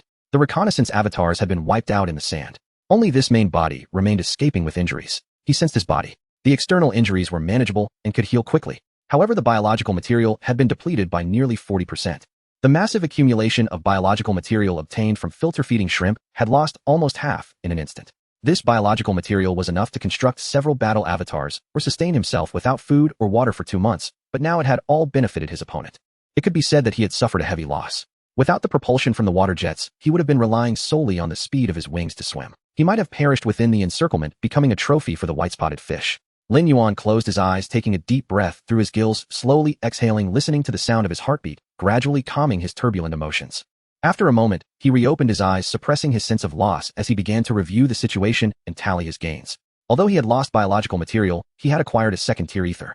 The corpse of the sharp-finned fish had been digested in his stomach during his escape. The muscle tissue was the first to decompose, followed closely by the fat layer, and the bones and scales slowly softened in the acidic liquid, transforming into biological material and ether that flowed into his body. However, one piece remained unchanged: the dorsal fin. That blade-like structure. Lin Yuan regurgitated it from his stomach. The fin blade hung suspended in the water before him, the blade surface intact, edges sharp, and the surface smooth as new. The acidic liquid flowed over its surface, leaving no trace. During the fight, he had sensed something was off. This fin blade could easily slice through his shell. Chitin felt like paper in front of it. Yet the muscle strength of the sharp-finned fish was not strong, and its bone density was low, having broken several of its ribs with a single strike from his tail. Sharpness and sturdiness were concentrated solely on the fin blade, mismatched with the overall strength of its body. Observing the reactions in his stomach, Lin Yuan confirmed his suspicions. He had previously digested the chitinous shell of a belemnite. That material was hard, but after soaking in acidic liquid for a long time, its surface would darken, develop fine cracks, and peel away layer by layer. That was the acidic liquid seeping into the gaps between the chitin layers, disintegrating the structure from within. But this fin blade was different. The acidic liquid could not penetrate at all. This was not an issue of material composition. The ether flowed over the surface of the fin blade, resonating with some internal structure. Lin Yuan felt it for a moment. Suddenly he understood. This was not merely biological tissue, it was an organ infused with etheric talent. The talent of the sharp-finned fish was not merely to sharpen the fin blade. Its talent was to infuse ether into a certain material, altering its arrangement at the molecular level, compressing, densifying, sealing all gaps, transforming ordinary bone or chitin into this nearly indestructible crystalline state. Material reinforcement. Lin Yuan named this talent. He attempted to process a piece of his own shell in the same manner. Ether mobilized, seeping into the chitin layers, trying to alter the molecular arrangement. The arrangement was indeed changing, the gaps were indeed shrinking, and the chitin was indeed becoming denser. But the speed was extremely slow. Ether seeped in bit by bit, with molecules rearranging layer by layer. At this rate, to reinforce a piece of shell to the extent of the fin blade would take time measured not in days, but in months. The sharp fin of the sharp-finned fish had probably been reinforcing since its advancement, soaking in ether every day, compressing molecular arrangements daily. Strengthened for who knows how many years to become what it is now. A slow and steady effort. There was no rush. Lin Yuan did not wait. He retrieved the fin blade from the water, clamped it with his appendages, and pressed it against his back. Since reinforcement required time, he would directly use what was at hand. This treasure was indeed effective, increasing. Cells from his back secreted new chitin, wrapping around the base of the fin blade, reinforcing it layer by layer, securing it in the center of his carapace. Nerve fibers extended to connect with the muscle tissue at the base of the fin blade. Fixation complete. Lin Yuan moved the muscles in his back. The fin blade stood upright, its blade surface gleaming cold white in the dim light. The angle could be adjusted, it could swing left and right, and it could slash downward. A ready-made weapon. But that was not enough. His sides needed reinforcement as well. The left and right pectoral fins required similar enhancements, becoming two indestructible bone blades. His tail also needed modification. The original tail fin was a blunt hammer weighted and fused with the material of the belemnite shell. Good for smashing, but ineffective for cutting. Now that he had the concept of material reinforcement, the direction for modifying the tail fin became clear. He added a fin blade structure on both sides of the tail base. Not long, but wide, with edges ground into a curvature. When he swung his tail, it would no longer be a blunt strike, but a slicing action. Two curved blades spread from either side of the tail base, resembling sharp crescent shovels. The framework was established. These newly formed fin blades were still very soft, requiring time to harden and enhance. But the framework was already in place, and the direction was clear. The future looked promising. Lin Yuan allocated the newly acquired ether to these nascent fin blades, allowing them to enter the reinforcement process from the very beginning. Slow as it may be, he initiated the work. The fin blade on his back. The fin blades on his sides. The fin blades beneath his abdomen. The curved blades on either side of his tail base. The subconscious mind receiving commands began working simultaneously. He unconsciously distributed different aspects of his subconscious. One focused on the base of the dorsal fin, one adjusted the angle of the pectoral fins, one controlled the curvature of the tail blades, and one promoted the extension of the abdominal framework. Each was working independently, not interfering with the others. Suddenly Lin Yuan paused. Something felt off. He hadn't been able to reach this level before. He re-evaluated the subconscious mind in his mind. The number of independent consciousnesses had increased, and significantly. Previously, he could maintain at most a few avatars at the same time. Any more would lead to interference, distorted movements, and sluggish reactions. Now he counted. One focused on the dorsal fin. One adjusted the pectoral fins. One controlled the tail blades. One promoted the abdominal framework. One maintained the movement of the main body. One monitored the signals from the bone fragments. One scanned the etheric fluctuations of the surrounding water flow. And there was still surplus. Close to 20. Each was stable, each capable of processing information independently. Unlike before, where the distributed fragments of consciousness would experience delays and deviations. This was the result of devouring the sharp-finned fish. Consuming ether could increase the number of subconsciousnesses. A second tier could increase by 4 or 5. If it were a second tier with even more talents, the benefit might be greater. Lin Yuan suddenly recalled that group of white-spotted fish. Hundreds acting in concert. Once a summoning signal was sent, the entire net tightened, simultaneously posing a threat to him. What if his avatars could accomplish that as well? If he continuously hunted second-tier creatures, constantly devoured their ether, and continuously accumulated the control limit of his avatars, then his pool of consciousness would continue to expand. 20, 30, 50. Each subconsciousness could control an avatar, and each avatar could fight independently. Then he could create schools of fish faster and stronger than the white-spotted fish. Lin Yuan swam out from the crevice of the reef, finding a clear area to begin the creation of his first avatar. Lin Yuan had previously created avatars, but they were merely for reconnaissance or self-detonation, serving significant purposes, yet remaining one-time uses without specialization in combat. The design of the new avatar should closely resemble his original form, possessing the ability for direct combat. This avatar must have the same structure as the original. Water propulsion chambers, muscle groups compressing seawater wings, fin blades, tail blades, and bone fragments. Lin Yuan's mouth split open, regurgitating a mass of biological material from his stomach pouch. Muscle fragments, fat particles, and chitin powder mingled together, resembling various construction materials. The biological material hovered in the seawater before him. Lin Yuan focused his attention. He began to design this body himself. All combat organs had to be equipped, but could not be identical. The avatar lacked the support of ethereal energy, resulting in inferior muscular explosive force and bodily functions compared to the original, and the cutting power of the fin blades was also diminished. The same structure could not unleash the same might. He needed to compensate from other aspects. Lin Yuan recalled the group of white-spotted fish. They also lacked ethereal energy, but possessed unique body structures. Acid seeped from their surface pores, activating upon contact with seawater, enveloping their bodies. There was no need for a stomach pouch or conduits for delivery. Secretion and activation occurred directly at the surface. He intended to transplant this structure. The surface of the fin blades sprouted fine pores. These pores connected to internal venom glands. The venom glands secreted a toxic mixture that seeped out through the pores, forming a thin layer of venom on the blade surface. There was no need to pierce and inject poison. The venom would seep in as the cut was made. Additional bone blades were added above and below. The avatar lacked ethereal amplification, and the damage range from a single fin blade was limited. So he added several more blades to widen the attack range. A primary blade on his back, with an additional blade on each side's pectoral fins. 3 blades unfolded, covering a broader angle. A mere scratch was sufficient. Blood meant death. The mixed toxins would seep into the wound, incapacitating the prey within moments. It was most effective against the unarmored white-spotted fish. As long as it struck, it could instantly kill. He added another blade to the abdomen, totaling 4 blades to enlarge the attack range. The water jets also required modification. The original aimed for linear acceleration with nozzles directed backward, propelling water to thrust the body forward. The avatar did not need such speed, it required flexibility. Lin Yuan adjusted the angles of the nozzles. The tail's nozzles split into 4 groups, each capable of independent control over the direction and force of the jets. During forward movement, all 4 groups would spray simultaneously. If a flip was necessary, the left nozzle would spray upwards while the right sprayed downwards, allowing the body to roll like a top. He recalled a previous scene. The sharp-finned fish had severed his left fin. He flipped and rolled, leveraging the imbalance, tearing. Using the rotation to enlarge the wound, he ripped off the opponent's tail, similar to the death roll of a crocodile. The avatar could achieve this as well. With its mouth wide open, it would bite the prey, while the 4 nozzle groups sprayed in different directions, causing the body to spin rapidly in the water, tearing as it bit, capable of directly ripping off the opponent's head. The 4 spray groups could also compensate for the lack of power. Confirming that the propulsion system and attack organs were properly installed, Lin Yuan attached the final structure. Bone fragments, identical to those of the original, embedded in the center of the forehead, capable of emitting sound waves, receiving echoes, hearing, and pinpointing locations. The shaping was complete. He stepped back slightly to assess the avatar. It was smaller than the original by a circle, approximately just over 3 meters. Its form was nearly identical to the original, with fin blades erect on its back, auxiliary blades extended on both sides, and the arc blades of the tail branching outwards. The shaping was complete. He stepped back slightly to assess the avatar. It was smaller than the original by a circle, approximately just over 3 meters. Its form was nearly... It was done. Time to test it. He targeted a nearby reef. Coral thrived with calcium skeletons layered upon one another, comparable in hardness to the skulls of ordinary fish. If it could slice through coral, it could slice through the bones of the white-spotted fish. The avatar swung its body, all 4 spray groups simultaneously propelling backwards, tracing an arc. The fin blade descended.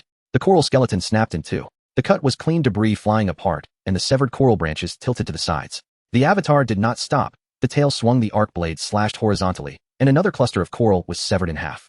Even the awakened ethereal fish would find it challenging to withstand such a cleave. Lin Yuan summoned the avatar back. He commanded it to strike a blow against the original. The avatar charged forward, striking the side of the chest armor with a thrust. The blade penetrated into the chitin, leaving a gash. It wasn't deep, but it had indeed cut in. Lin Yuan instructed the avatar to retreat. The gash on his chest was healing, the chitin remineralizing, closing within moments. Yet the ability to cut was undeniable. The avatar, without ethereal energy, managed to breach the original's shell through the expanded attack range of the 3 blades and the sprinting speed provided by the nozzles. The original's defense was inadequate. It needed further armor layering. He left the avatar outside, opening his mouth to expel the second mass of biological material. Then came the 3rd and 4th masses. Each mass was constructed with a skeletal framework, each infused with secondary consciousness beginning to grow autonomously. With a template in place, the secondary consciousness could replicate the operation without his direct design efforts. The various secondary consciousnesses busied themselves adjusting dorsal fin angles, calibrating nozzle directions, and weaving muscle fibers, starting to construct several additional avatars. The first avatar patrolled and kept watch with no interference among them. Lin Yuan redirected his attention to the original. The new gifted material enhancement was perfectly suited for layering, and he mobilized ethereal energy to secrete new bone material directly on his back. Bone armor. It was similar to that of the ethereal fish directly mineralizing into dense bone-like armor. Pieces were stitched together, forming a far more compact defense than before. He dispatched all secondary consciousnesses to manage different parts of the body, resetting chest armor, thickening back armor, modifying head armor, each with its responsibilities. Simultaneous advancement. The modifications progressed dozens of times faster than before. Lin Yuan assigned tasks and observed the secondary consciousnesses begin their labor, acting as the overseer awaiting completion. At that moment, a wave of drowsiness suddenly washed over him. This feeling was unlike ordinary fatigue, as if something pressed upon his consciousness, pulling him down from the depths of his mind. His body also began to feel heavy, completely beyond the control of his will. He was about to dream again. He was very familiar with this state, akin to consuming the jasper stone and peculiar shrimp, the residual memory fragments of the sharp-finned fish still scattered deep within his consciousness, awaiting his retrieval. A social animal, the memory of a second-tier white-spotted fish. The sharp-finned fish belonged to the second tier among white-spotted fish. Those memories should contain a complete picture of the social structure of white-spotted fish. The meanings of the signals from the bone fragments, summons, warnings, encirclement, retreat. The methods of group decision-making. How sharp-finned fish coordinate, allocate prey, and resolve internal conflicts. By viewing these memories, he could fully understand the white-spotted fish, thereby enhancing his hunting skills. There should be secrets within the memories that he was unaware of. It was like watching a precious documentary. The second avatar had already been shaped by this time. Lin Yuan sent it out to keep watch, while he wedged the original into a crevice of the reef, his shell pressed against the rock, muscles relaxed, and fin blades drawn in. He closed his compound eyes. The drowsiness surged like a dark current from the depths, enveloping him entirely. He sank down. Thus he fell into a deep sleep, embarking on an unknown journey.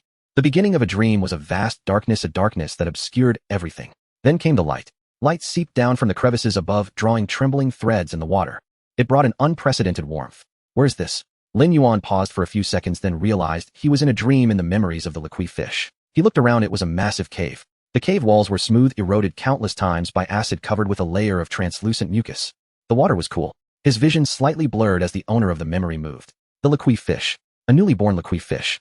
Its body separated from the mother, and the wound healed within moments.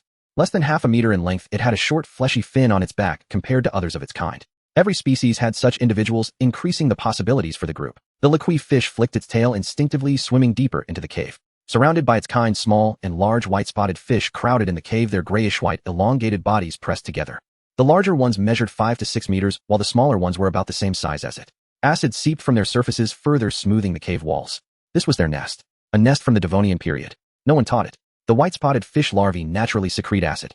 Pores on their bodies opened, releasing acid that formed a thin layer of mucus on their skin. Wherever it swam, shallow traces were left on the rock walls. Days later, it followed the group out of the cave. The mother no. All the white-spotted fish swam in the same direction, and it instinctively followed. The bone plate in the center of its forehead vibrated for the first time, receiving signals from the group. The signals had only two meanings: to hunt and to flee. There was no third option. No need for a third. The liquid fish moved through the silt, following the group. The bone plate received signals from ahead, and its body instinctively followed. The school flowed silently through the silt, like a grayish-white river. The signals were emitted by the leader of the group. An elderly fish king, 9 meters long, larger than any white-spotted fish. It swam at the front of the group. The frequency of the signals emitted by its bone plate was lower than that of ordinary individuals, transmitting further and guiding the migration of the group. The fish king led the group in migration, continuously migrating from one cave to another, from one sandy area. It seemed to be avoiding something, but the liquid fish did not know what. It only knew to follow. Day after day, its body grew. 0.5 meter, 1 meter, 2 meters, 3 meters. The fleshy folds on its back gradually hardened, the edges becoming sharp, but still far from the fins that would come later. One day it suddenly felt a surge of energy within. Very weak, but it was indeed there. The surrounding kin did not share this sensation, only it did. Aether awakened. After mastering this power, it chose not to dig underground. Instead, it began to infuse the ether into the fleshy folds on its back. Every day it infused a bit more, compressing it a little more. The edges of the fleshy folds became sharper, the surface smoother, and the texture denser, going against the grain. While other white-spotted fish used acid to corrode prey, it insisted on growing a knife. One day the group unearthed a slumbering creature. The signal changed. From migration to hunting, the frequency suddenly increased. All the white-spotted fish accelerated simultaneously, the bone plates vibrating in perfect unison. The liquid fish followed the group. It saw the slumbering creature, a massive trilobite. It was curled up in a sleeping cocoon, its shell layered and astonishingly thick. It was asleep, but the vibrations awakened it. The cocoon cracked open, and the trilobite struggled to crawl out, its limbs moving as it began to flee upward, moving at great speed. The fish school surrounded it, beginning the hunt. Acid sprayed from all directions. The trilobite's shell began to bubble, layers peeling away. Yet it continued to flee. The speed of the acid's corrosion could not keep up with its escape. The liquid fish darted forward, slicing in from the side. The dorsal fin blade struck down. That strike it had practiced for an unknown length of time. The ether had been infused countless times. The blade cut into the thinnest seam of the layered shell chitin, cracking muscle, severing bodily fluids gushing out. The Trilobite's body was split open with a massive gash. The fish school surged forward. It received a substantial portion, Trilobite flesh and Trilobite ether. After swallowing it, the concentration of ether within began to rise. From weak to clear, from clear to abundant. Then it fell into a slumber. Some images surfaced in the darkness. Blurry, fragmented, unclear. There was light, there were shadows, and there were shapes it could not comprehend. Those shadows moved, emitting sounds it could not understand. Prey. How could it be prey? At the moment this thought struck, the images abruptly shattered. It finally awakened. Promoted to the second tier. Compared to the arduous slumber for promotion, drawing from others' accumulations was indeed much faster. After being promoted to the second tier, it naturally became the leader of a group of fish. Through repeated hunts and interactions with its kin, it gradually realized that other second-tier individuals had developed additional meanings for vibrations. Not just hunting and fleeing. They conveyed more complex information through subtle differences in frequency, direction of prey, distance, quantity, and other intricate details. For all this, the Liqui fish couldn't be bothered. It focused solely on continuing to enhance its fin. Its fin blade was still not fast enough, not hard enough, and couldn't cleave through any shell. The meanings of those signals were sufficient to simply follow during a hunt. Was it necessary to learn so much? It was meaningless. As long as it could charge forward, that was enough. As long as it could charge fast enough, it could seize the largest share.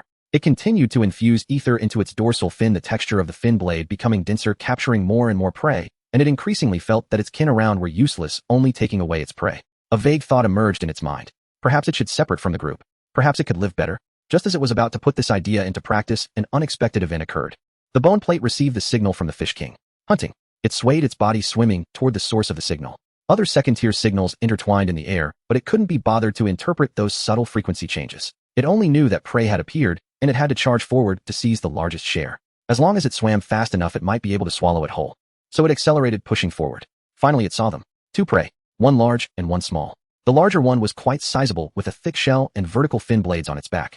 The smaller one trailed behind the larger one, its swimming posture somewhat sluggish. It was very valuable, akin to the Trilobite buried in the sand. It looked cumbersome, while swimming not impressive at all. It didn't think much.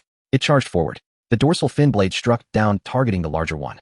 That strike landed on the prey's shell, cutting through only one layer. The blade got stuck in the chitin, wedged by the muscle, unable. But this time was different. The prey actually fought back, swinging its tail and directly knocking it away. Intense pain stimulated its nerves. The Liqui fish forced itself to stabilize its form, momentarily dazed. The food it had dug out of the sand was actually fighting back. It felt a strange emotion, directly ignoring the distant vibrations it couldn't understand, and charged forward again. But this time was different from before. The formerly invincible blade lost its effect. Each time it would get stuck on the opponent, and the school meant to provide cover inexplicably got drawn away. No summoning technique worked. After losing all its support, the instinct encoded in its genes made a decision. Flee. But it was already too late. Its speed was slower than the opponent's, and it was soon caught up, dying, and failing to retaliate, its tail torn off in a single bite. Its abdomen was pierced open, its head severed. The body shattered. Intense pain. Convulsions. Darkness. In the final moments of consciousness, it finally understood the signals it had previously found annoying. The signals from its kin simultaneously conveyed both hunting and fleeing meanings, one of which was directed at itself, and the Fish King's sound waves were particularly strong. It seemed to contain other information. Only then could it feel other kin rushing over, the frequency of vibrations growing stronger. For the first time in its life, the Liqui fish began to miss those kin who had fought over prey, missing the leader who had led them forward, hoping they could come a bit faster. But it was already too late. As the massive maw opened before its eyes, consciousness plunged into darkness. In the crevice, Lin Yuan opened his eyes. The rocky gap glowed with a faint blue light. Moss and clusters of small creatures surrounded him. The water was slightly cool. He was awake. The images from the dream still swirled in his mind, the life of the sharp-finned fish from beginning to end, every detail as vivid as his own memories. So that's it. It was born in the Devonian period. He sensed something was off during their encounter. This sharp-finned fish had pitiful combat experience, charging recklessly and retreating slowly with hardly any response other than slashing and dodging. Its combat instincts were among the lowest for a second-tier creature, feeling far inferior to the belemnite, comparable only to the filter-feeding amphipod, or even weaker. At first he thought it was just his illusion. Now he understood. It was merely a junior, still inexperienced. In terms of birth time, it was a junior, and among the white-spotted fish, it was also a junior. Having just recently advanced to the second tier, it relied on the protection of its group to act recklessly, never having faced headwinds or unknown battles. It could crush ordinary prey thanks to its talent, but when encountering a formidable opponent of the same tier, its true form was revealed. Courageous, yet foolish. Handing its body over to the belemnite for combat would have bought time until the pursuers arrived, but it messed up the encirclement with its erratic maneuvers. If the intelligence of the second-tier creatures in its group was sufficient, they would likely be cursing this fool. Lin Yuan reviewed the information from the dream again. The structure of the white-spotted fish group was roughly clear. It was divided into 5 or 6 clusters, hunting separately, led by second-tier fish under the command of the Fish King. The Fish King was 9 meters long, possessing at least 7 abilities, possibly more based on its size and signal strength. The entire group's signal network revolved around it. Besides the Fish King, there was another second-tier creature with 4 to 5 abilities. Its ether intensity was significantly higher than that of its peers, slightly stronger than Lin Yuan himself, leading the second-largest cluster. The other second-tier creatures had 3 abilities, or 2. There were very few with 1 or 2 abilities, and most second-tier beings had 2 or more. The rest were ordinary individuals and first-tier creatures. During hunts, the second-tier creatures spread throughout the fish schools, tasked with locking onto and intercepting prey, while ordinary individuals compressed space and covered it with acidic liquid. The division of labor was clear and highly efficient. It was already a considerably complete group. With a bit more refinement, it could be called a tribe. However, upon closer inspection, apart from the Fish King and that one, the other second-tier creatures were not strong in unknown combat. The sharp-fin fish likely shared the same characteristics as those with 3 abilities. Their strength was never in individual combat, but rather in their collective power. Fortunately, he also possessed the advantage of a group. Lin Yuan swam out from the rocky crevice. Outside, 7 avatars approached from a distance. Their dark gray bodies hung in the blue water's dorsal fins, raised auxiliary blades extended, moving in perfect unison. Like a squad of soldiers awaiting inspection, he swam over, circling around the first avatar. His compound eyes scanned every detail. The angles of the 4 fin blades, the orientation of the nozzles, the alignment of the bony plates, and the distribution of the venomous openings. Just like the design blueprint, he undulated his body, swimming towards the second one, then the third and the fourth. One by one, he inspected all 7 avatars. The movements were synchronized. He halted beside one avatar, tapping its carapace with a fin blade. The avatar remained unresponsive, its subconscious faithfully executing silent commands, awaiting signals. Its combat power was roughly 40% of the main body. Lin Yuan retracted his fin blade, assessing in his mind. Without ether support, its muscle explosiveness, shell hardness, and self-healing speed were inferior to that of the main body. However, the attack range of the 4 fin blades, combined with the maneuverability provided by the 4 sets of nozzles along with venom secretion, was sufficient to handle ordinary first-tier creatures. Against unarmored white-spotted fish, it was more than enough. He sensed the quantity of biomass stored within him. The biomass absorbed from the sharp-fin fish's corpse, along with what the main body originally had consumed, more than half in creating these 7 avatars. Not much remained. If he were to increase their numbers, the energy for self-healing would be insufficient. Broken shells couldn't be repaired, and torn muscles couldn't be reattached. It would be counterproductive. If the 2 reserve avatars hadn't perished, he could have created 4 more. What a pity. Nevertheless, he still had a bit of biomass left. Although it wasn't enough to benefit the combat avatars, it could be used for other purposes. He opened his mouth, expelling several smaller fragments of biomass. Each piece was slightly larger than a fist, floating in the water before him, totaling 14 pieces. The subconscious distributed them. The 14 pieces of biomass began to shape simultaneously. Cells differentiated, chitin mineralized, and muscle fibers wove together. The speed was much faster than creating combat avatars, given their smaller size. After a while, the 14 parasitic avatars took form. Each measured about 30 centimeters in length, flat and elongated. Their backs featured an adhesion device modified from the suction cup structures on the belemnite's tentacles. A ring of fine hooks on the edges with a negative pressure chamber in the middle, allowing them to attach anywhere. These avatars possessed no combat capabilities. Their purpose was to parasitize. Once attached to prey, their cells would permeate through the adhesion surface, drilling into the body along wounds or surface pores. Then they would take over the nervous system, replacing muscles, gradually transforming the entire body into a new avatar. Lin Yuan allocated the 14 parasitic avatars. Each combat avatar would carry 2. The parasitic avatars swam onto the backs of the combat avatars, their adhesion devices clamping tightly to the edges of the carapace, securing their position. The combat avatars wouldn't shed them while moving, nor would they during a dash. At the crucial moment, they could be released, clinging onto the prey during the distraction to seize control. All inspections were completed. 7 combat avatars, each carrying 2 parasitic avatars, aligned in a row in the water.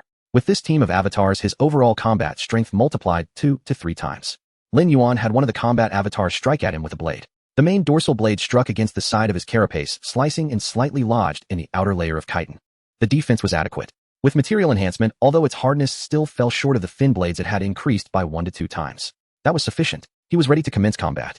As long as he consumed a single school of fish, he could produce more avatars like a rolling snowball. 10, 20, 50.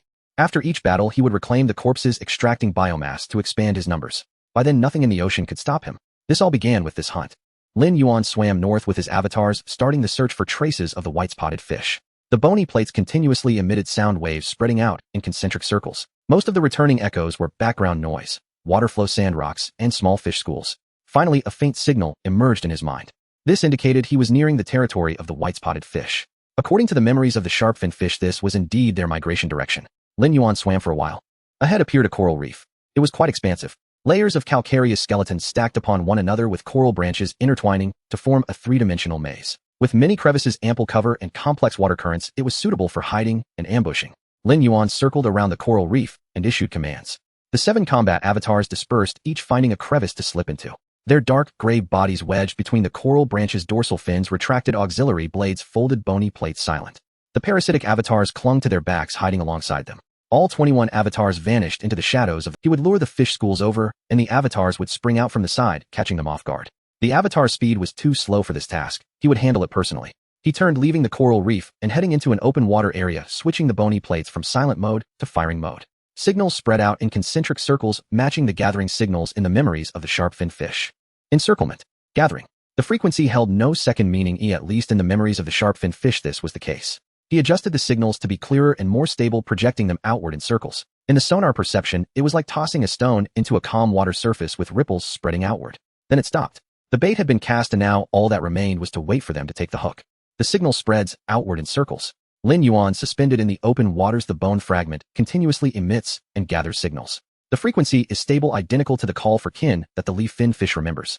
Waiting. The compound eye scan the surroundings. The deep blue sea, sparse algae, and small fish occasionally swimming by in the distance. In the images returned by the sound waves, there are currently no traces of the white-spotted fish. After a while, the bone fragment receives the first echo. It is the vibration of a living creature with a frequency matching that of the white-spotted fish. Southeast direction, not close, moving in schools as per their species habit. A dozen or so. Not too many, just enough for an appetizer. Lin Yuan directs the sound waves toward that direction, and an outline quickly forms in his mind. Leading the group is a peak first-tier fish over 4 meters long with etheric fluctuations significantly stronger than the average first tier. It swims at the forefront, the bone fragment vibrating with tentative frequency as it approaches while scanning. As the distance closes, the peak first-tier fish enters view, first its lips slightly parted. Its eyes sweep over, spotting Lin Yuan. It halts. The entire school of fish comes to a stop. The peak first-tier white-spotted fish hovers in place, its compound eyes fixed on Lin Yuan. The frequency of its bone fragment vibrations abruptly ceases, then suddenly changes. The signal frequency appears particularly clear in the seawater. Leave. It slowly turns first. A dozen white-spotted fish simultaneously pivot their formation, dispersing as they head back in the direction they came. They are much faster than when they arrived. Not bad. The leaf-fin fish is clever. It sees that the prey is not right and immediately retreats. Given time, it might grow into a second-tier fish. The potential is terrifying. It must not be left alive. Lin Yuan compresses his abdomen, fully opening the water jet holes. In the next moment, his body stretches into a gray-black silhouette. In the blink of an eye, he has swept past the side of the opponent, his fin blade slashing down. The blade enters from behind the head, cutting along the spine. The chitinous shell, muscle layer, and skeleton seem like fat being sliced by a hot knife before the enhanced fin blade. The cut is as smooth as a mirror. A whole 4-meter-long white-spotted fish is cleaved in two from head to tail. The two halves of the body separate, blood mist exploding in the water with internal organs scattering. Lin Yuan does not pause. His tail flicks, the curved blade sweeping horizontally. 2 white-spotted fish beside him are trying to escape sideways, and the curved blade slices through their midsections, severing them in half. The 4 severed bodies roll down toward the seabed.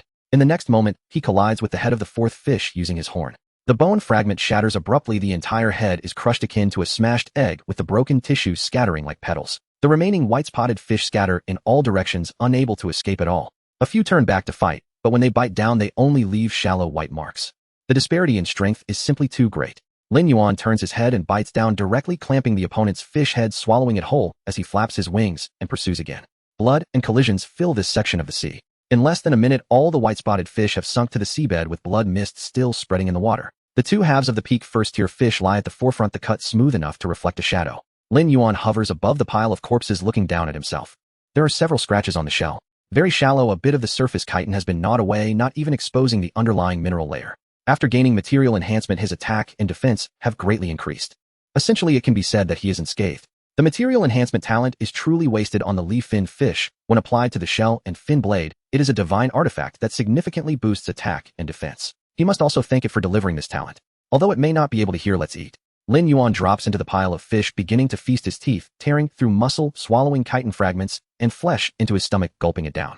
Ever since learning that biological matter can create avatars, his appetite has greatly increased. Previously, eating was merely for self-healing and storage, but now every bite allows his avatar cluster to grow stronger, so naturally, he must eat more. He loved eating fish in his past life, and now, although he lacks complex taste buds, imagining the texture of salmon still feels quite nice. As the wind sweeps away the clouds, he enjoys a hearty meal. When he is about 70% full, the bone fragment receives new vibrations. This time it is hundreds of signals densely packed, like raindrops hitting sandy ground, coming from the southeast. There are second-tier signals mixed in with etheric fluctuations clearly discernible. The big fish has finally taken the bait. Lin Yuan swallows the last bite of fish meat and rises from the pile of corpses. His compound eyes look southeast, and in the deep blue sea a gray-white tide is surging in. A school of white-spotted fish. Hundreds of fish tightly packed with acidic liquid seeping from their surfaces, slightly whitening the surrounding seawater. A few leading second-tier fish swim at the forefront, their bone fragment vibrations synchronized. Among them Lin Yuan recognizes one. The long-spined fish. Its size is a circle larger than the leaf-fin fish, over 5 meters long. The body is more robust, the muscles more developed. The white spot on its frontal bone is larger than any other white-spotted fish, almost covering the entire top of its head, constantly emitting vibrations. The most conspicuous feature is its long spike on the upper jaw. Like a modern-day swordfish, but thicker and straighter, extending from the snout forward nearly a third of its body length. The spike tip glimmers in the faint light, with fine holes on its surface. Acidic liquid seeps from those holes, forming among the second-tier fish that had besieged him last time. This one charged at the forefront. Fast with a fierce spike, it forced him to sacrifice his accumulated avatars to break free.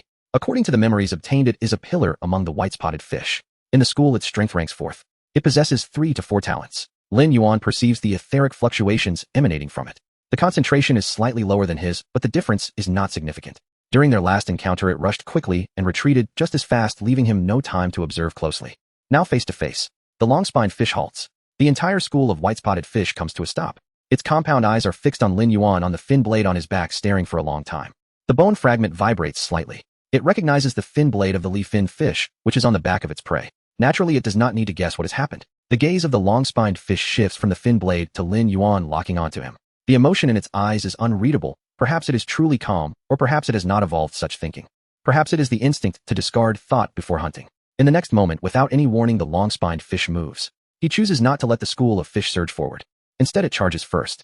Its body arches, muscles exploding, the long spike leading the way, and the whole body resembles a long spear hurled forward. Quick as a hare with the force of thunder. Transforming into a white lightning bolt, it rushes forward. Relying solely on its explosive power, it is able to achieve such speed. Lin Yuan's gaze sharpens, swiftly sidestepping as the long spike grazes his chest armor. The acidic liquid sprays forth, corroding the surface of his shell and leaving a cluster of white spots. He swiftly flicks his tail, the curved blade sweeping across. Bang! The blade and spike collide. There is no sound of shattering as expected. Surprisingly, the material of the long spike is similar to that of the fin blade of the leaf-fin fish, reinforced with ether. The long-spined fish twists its head, causing the spike to deflect the curved blade. Lin Yuan abruptly flicks his tail, leaving a trail of blood on the opponent's body. As it is pushed away, it suddenly raises its head, the spear tip extending a fine line, directly aiming for Lin Yuan's left eye. The acidic liquid jets out. In a moment of crisis, Lin Yuan tilts his head slightly, the acidic liquid landing on his shell, corroding a series of bubbles. After one round of confrontation, both sides create distance. Very strong. Stronger than the previous opponents combined. Its reaction speed is on par with his own, and its weapon is akin to an enhanced version of his head spikes, not only extremely hard, but also capable of injecting massive amounts of acidic liquid upon penetration, even possessing remote attack capabilities. If it pierces through his armor and injects a large volume of acidic liquid, it could potentially deliver a lethal blow, a standard assassin-style tactic. At this moment, Lin Yuan notices that the bloodstains on the opponent's body have somehow healed, indicating a likely healing tactic. It is also a highly sustainable assassin with a high margin for error. The battle strength of an awakener is not solely equivalent to ether concentration, body shaping, and relevant combat experience are more crucial. Among peers, the long-spined fish's combat power is undoubtedly top tier. In summary, its strength is formidable, at least equivalent to 10 leaf-fin fish. The leaf-fin fish is at most equivalent to 2. The filter-feeding shrimp counts as half. The leaf-fin fish counts as 1. However, he has faced such unarmored assassins before. Lin Yuan's gaze shifts slightly. The opponent's body is entirely prepared for explosive charges with low defensive capabilities. Once in close combat, his several bone blades can deal significant damage, while the opponent's long spear cannot exert any power in close-quarters combat. Perhaps realizing its weakness, the long-spined fish does not charge again. After a probing round, its head's bone plate rapidly vibrates, commanding the school of fish as it points the long spear forward. In an instant, countless white-spotted fish behind transform into a gray torrent rushing downward. First tier in the front, ordinary individuals behind, turning into a dense torrent sweeping down the school of fish, resembling a giant hand covering the sky, slowly closing its fingers. This ability to command a group is much more sophisticated and seasoned than that of the leaf-fin fish. It intends to use its companions as a meat shield to limit his mobility while it seeks to create an opening with its long spear and deliver a lethal blow with its powerful acid. Formulating a suitable tactic so quickly indicates that its combat experience is indeed seasoned. The white-spotted fish dominating this area of the sea undoubtedly includes not only those relying solely on their kin, but also clever and seasoned hunters. Lin Yuan will certainly not let it have its way. After slaying a few with a flick of his tail, he breaks free from the encirclement. He feels no reluctance. With a flick of his tail he departs. The long-spined fish immediately leads the school of fish to follow, pursuing him from a distance. Both sides begin a tight chase, fighting and retreating, gradually moving towards the coral reef. 2 kilometers stretched into an eternity. Lin Yuan, baiting his foe, could not unleash his full jet to sprint away. He maintained a sub-maximal pace, relying on agility and guile to keep the enemy at bay. The spearfish was equally cunning, well-versed in the assassin's kite strategy, either spitting acid from a distance or lunging with its spear and withdrawing at once, never lingering. Though its physiology and speed were inferior to Lin Yuan's at critical moments, it could use the school as a shield, summoning the fish to shove back an adversary, an advantage it consistently exploited. By the time the duel reached this point, the edge of the reef loomed near. Lin Yuan sidestepped the thrust, and using the momentum of the evasion continued to retreat. He had been fighting with considerable restraint. All his strikes had struck ordinary white-spotted fish, scarcely wounding the true enemy, who had not even revealed a single card. But it did not matter. Once he reached the reef, and the ambush sprang, whatever trump cards the spearfish held would be exposed. It was at the moment just before the reef. A new tremor came through his bone plate. Something approached from behind. Lin Yuan swept his sonic sense backward. From the opposite side of the reef, dozens of white-spotted fish were closing in. Their formation was dense and fast, yet the head was a first-rank specimen. They intended to block his retreat. Lin Yuan glanced. Dozens of ordinary white-spotted fish, plus 1 first rank. They could not stop him, he thought indifferently, and pressed on toward the reef. Then the spearfish abruptly halted. The vibration in its bone plate shifted frequency. It was not the familiar gathering or hunting cadence. It was a frequency Lin Yuan had never heard. Low, sustained. Etheric fluctuations radiated from it, not attacking, but bestowing. The wave swept across its guards as 6 first-rank fish shuddered in unison. They detached from the school and took positions before Lin Yuan. A talent. Lin Yuan widened his eyes in disbelief. Through his perception, ether branched from the spearfish like sap from a trunk. The etheric concentration of the 6 first-rank fish surged simultaneously to the peak of their rank. Their forms swelled noticeably. These 6 appeared enhanced, armored like the Dengclan fish with osseous plates or pale gray scales, their sizes surprisingly large, each nearly 5 meters. Were they guards or deathbound sentries? A talent that amplified others. Lin Yuan paid little mind and lunged forward. His fin blade struck the foremost guard, cleaving half its flank aside. Blood spattered and bone shards flew. The next instant 3 others surged in, gaping to bite. With a single sweep of his tail, he split 2 more open and flung the last 3 meters away. The sound of bone cracking carried clearly through the water. Any first rank, regardless of morphology, could barely withstand him for an instant. Yet something strange happened. The toppled guards quickly reformed their ranks. Accompanied by the spearfish's etheric tremor, the wounds along the guards knitted with flesh, sprouting fast enough to be seen. Their regeneration was astonishing. Their healing approached second-rank standards. This spearfish's talent could amplify ordinary first-rank fish. Astounded, Lin Yuan attacked several more times with the same result. The guard wall absorbed his strikes without yielding. The 6 split into 2 rotating groups, 3 to take his fin blades heat and 3 to loop behind in alternation. He had been stalled. Each solitary guard only reached the size and regenerative threshold of a second rank, at best a half ammonite in strength. Normally 2 moves would suffice to kill one. But with 6 taking turns shouldering the damage, wounds healed before they were fully torn open. They could not be killed and could not be bypassed. While he was thus engaged, the school began to contract. Over 100 white-spotted fish pressed from all directions, their formation tightening. Acid seeped from their skins, whitening the water into a pallid haze. His field of vision shrank, sonic echoes were muddled by the acidic fog. The school acted like a great net that slowly began to cinch tight. Once completely encircled and movement reduced to nothing, the spearfish would thrust from a blind corner, fully charged its spear-piercing shell to send its target to a grisly end. By now the spearfish itself had vanished, hidden somewhere and waiting for the moment. It could not be allowed to strike. Lin Yuan chose not to break out. He had planned to lure the spearfish into the reef and then have his duplicates break out, but now the rear was blocked and the noose was tightening. There would be no time to wait. No matter. He had already sent his replicas out. When the spearfish's guard wall first formed, he signaled his reef-bound duplicates through his bone plate. 7 combat duplicates slipped through the gaps, sheltered by their calcified frames, approaching from all directions. They were now perfectly poised for action. At the thought, the 7 ambushed duplicates received the order at once. All nozzle ports opened, gray-black silhouettes drove into the school from multiple angles. They did not break through from a single vector. They struck from every side simultaneously. 2 cut in from the left, 2 from the right, 1 descended in a press from above, 1 skimmed the bottom and surged upward, and another circled behind the school to block any retreat. 7 duplicates, 7 directions. For fin blades unfolded on each, and propelled by jet bursts, they plunged into the school, seeking maximal carnage rather than an instant kill. The blades sliced pale bodies of venom, seeped from the apertures and tracked into flesh through the wounds. Once infected, death tended to follow. Countless wounded white-spotted fish stiffened and, unable to retaliate, wavered and sank. The replicas spun, swish, swish, swish, into motion. All 4 nozzle assemblies sprayed in different directions, their bodies rolling like gyroscopes. The fin blades spun and tore through the school like 7 meat grinders. Limbs and fragments scattered. Blood mist burst within the acid, turning the pallid water a light crimson. The school descended into utter chaos. Enemies surged from every quarter, disorienting the fish completely. The white-spotted school no longer knew which direction to concentrate or whom to attack. The left wing sought to fall back rightward, the right wing edged inward, the front tried to shrink back, while the rear was already blocked. Formation loosened, then unraveled. The spearfish was forced to expose itself from behind the guards. Its bone plate's vibration shifted as it recalibrated, judged, and decided which flank to deal with first. Now, seizing its distraction, Lin Yuan darted at the guard wall. His fin blade rose, and he aimed for a forward plate. The blade cut through the acid haze and down through skull. The tailstock lashed, blood sprayed. The guard convulsed, muscles seizing detached from the wall and sank toward the seabed. At that strike, the spearfish's bone plate emitted a sharp new frequency. It sent out a fresh command, and the guard wall contracted, shifting from an offensive array into a defensive formation. 5 guards closed ranks, encircling the spearfish at the center. The formation steadied. The school, responding to the signal, drew back together. Though chaos persisted, the outermost white-spotted fish began to contract toward the spearfish, which reassembled the school around itself for protection. Lin Yuan had anticipated this maneuver before the battle and had rehearsed countermeasures. Without hesitation, he triggered his contingency. In the next moment, the interior of the school erupted. It was not an external assault.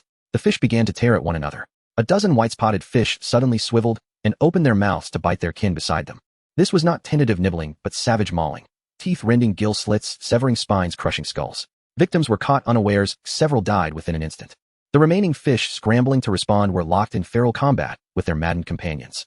Formation collapsed anew into pandemonium. Parasitic duplicates. 14 parasitic duplicates had latched onto the outer white-spotted fish, while the combat duplicates charged. They adhered, infiltrated, and usurped neural control. Now they had activated. The possessed fish attacked everything around them indiscriminately, friend or foe, obeying the single instruction the parasites broadcast: to sow chaos. The school lost all cohesion. The spearfish's bone plate throbbed wildly, emitting hunting, gathering, and dispersal signals in rapid succession across every frequency. It proved futile.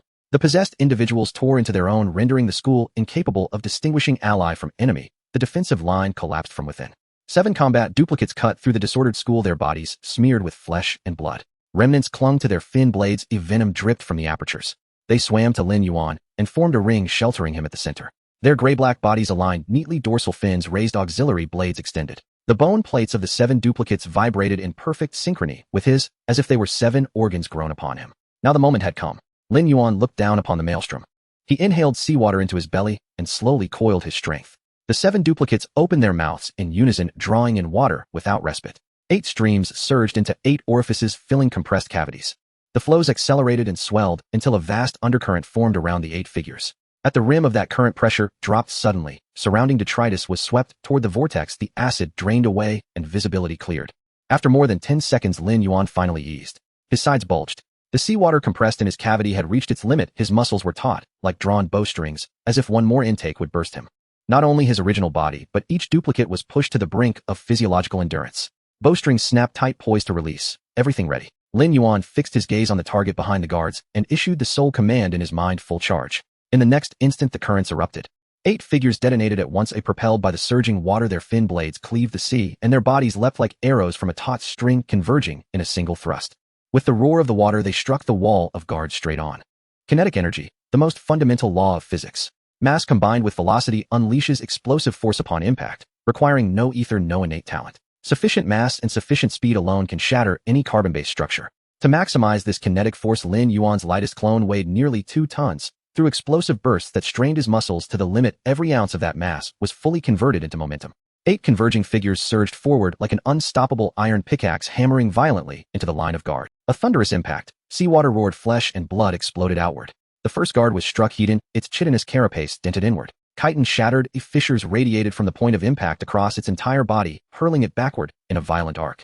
The second guard took the blow directly to the skull. The clone's bony horn pierced straight through its face, exiting through the back of its head, obliterating half its cranium and driving it backward like a spear. The third guard, positioned at the center, was caught between 2 clones in a brutal pincer strike. Razor-sharp blades sliced deep into its body, carving twin crimson lines from lips to tail fin. Its upper and lower halves twisted apart in spiraling rotation, revealing the stark, white column of its spine. Propelled by raw kinetic force, the bone blades achieved unprecedented lethality.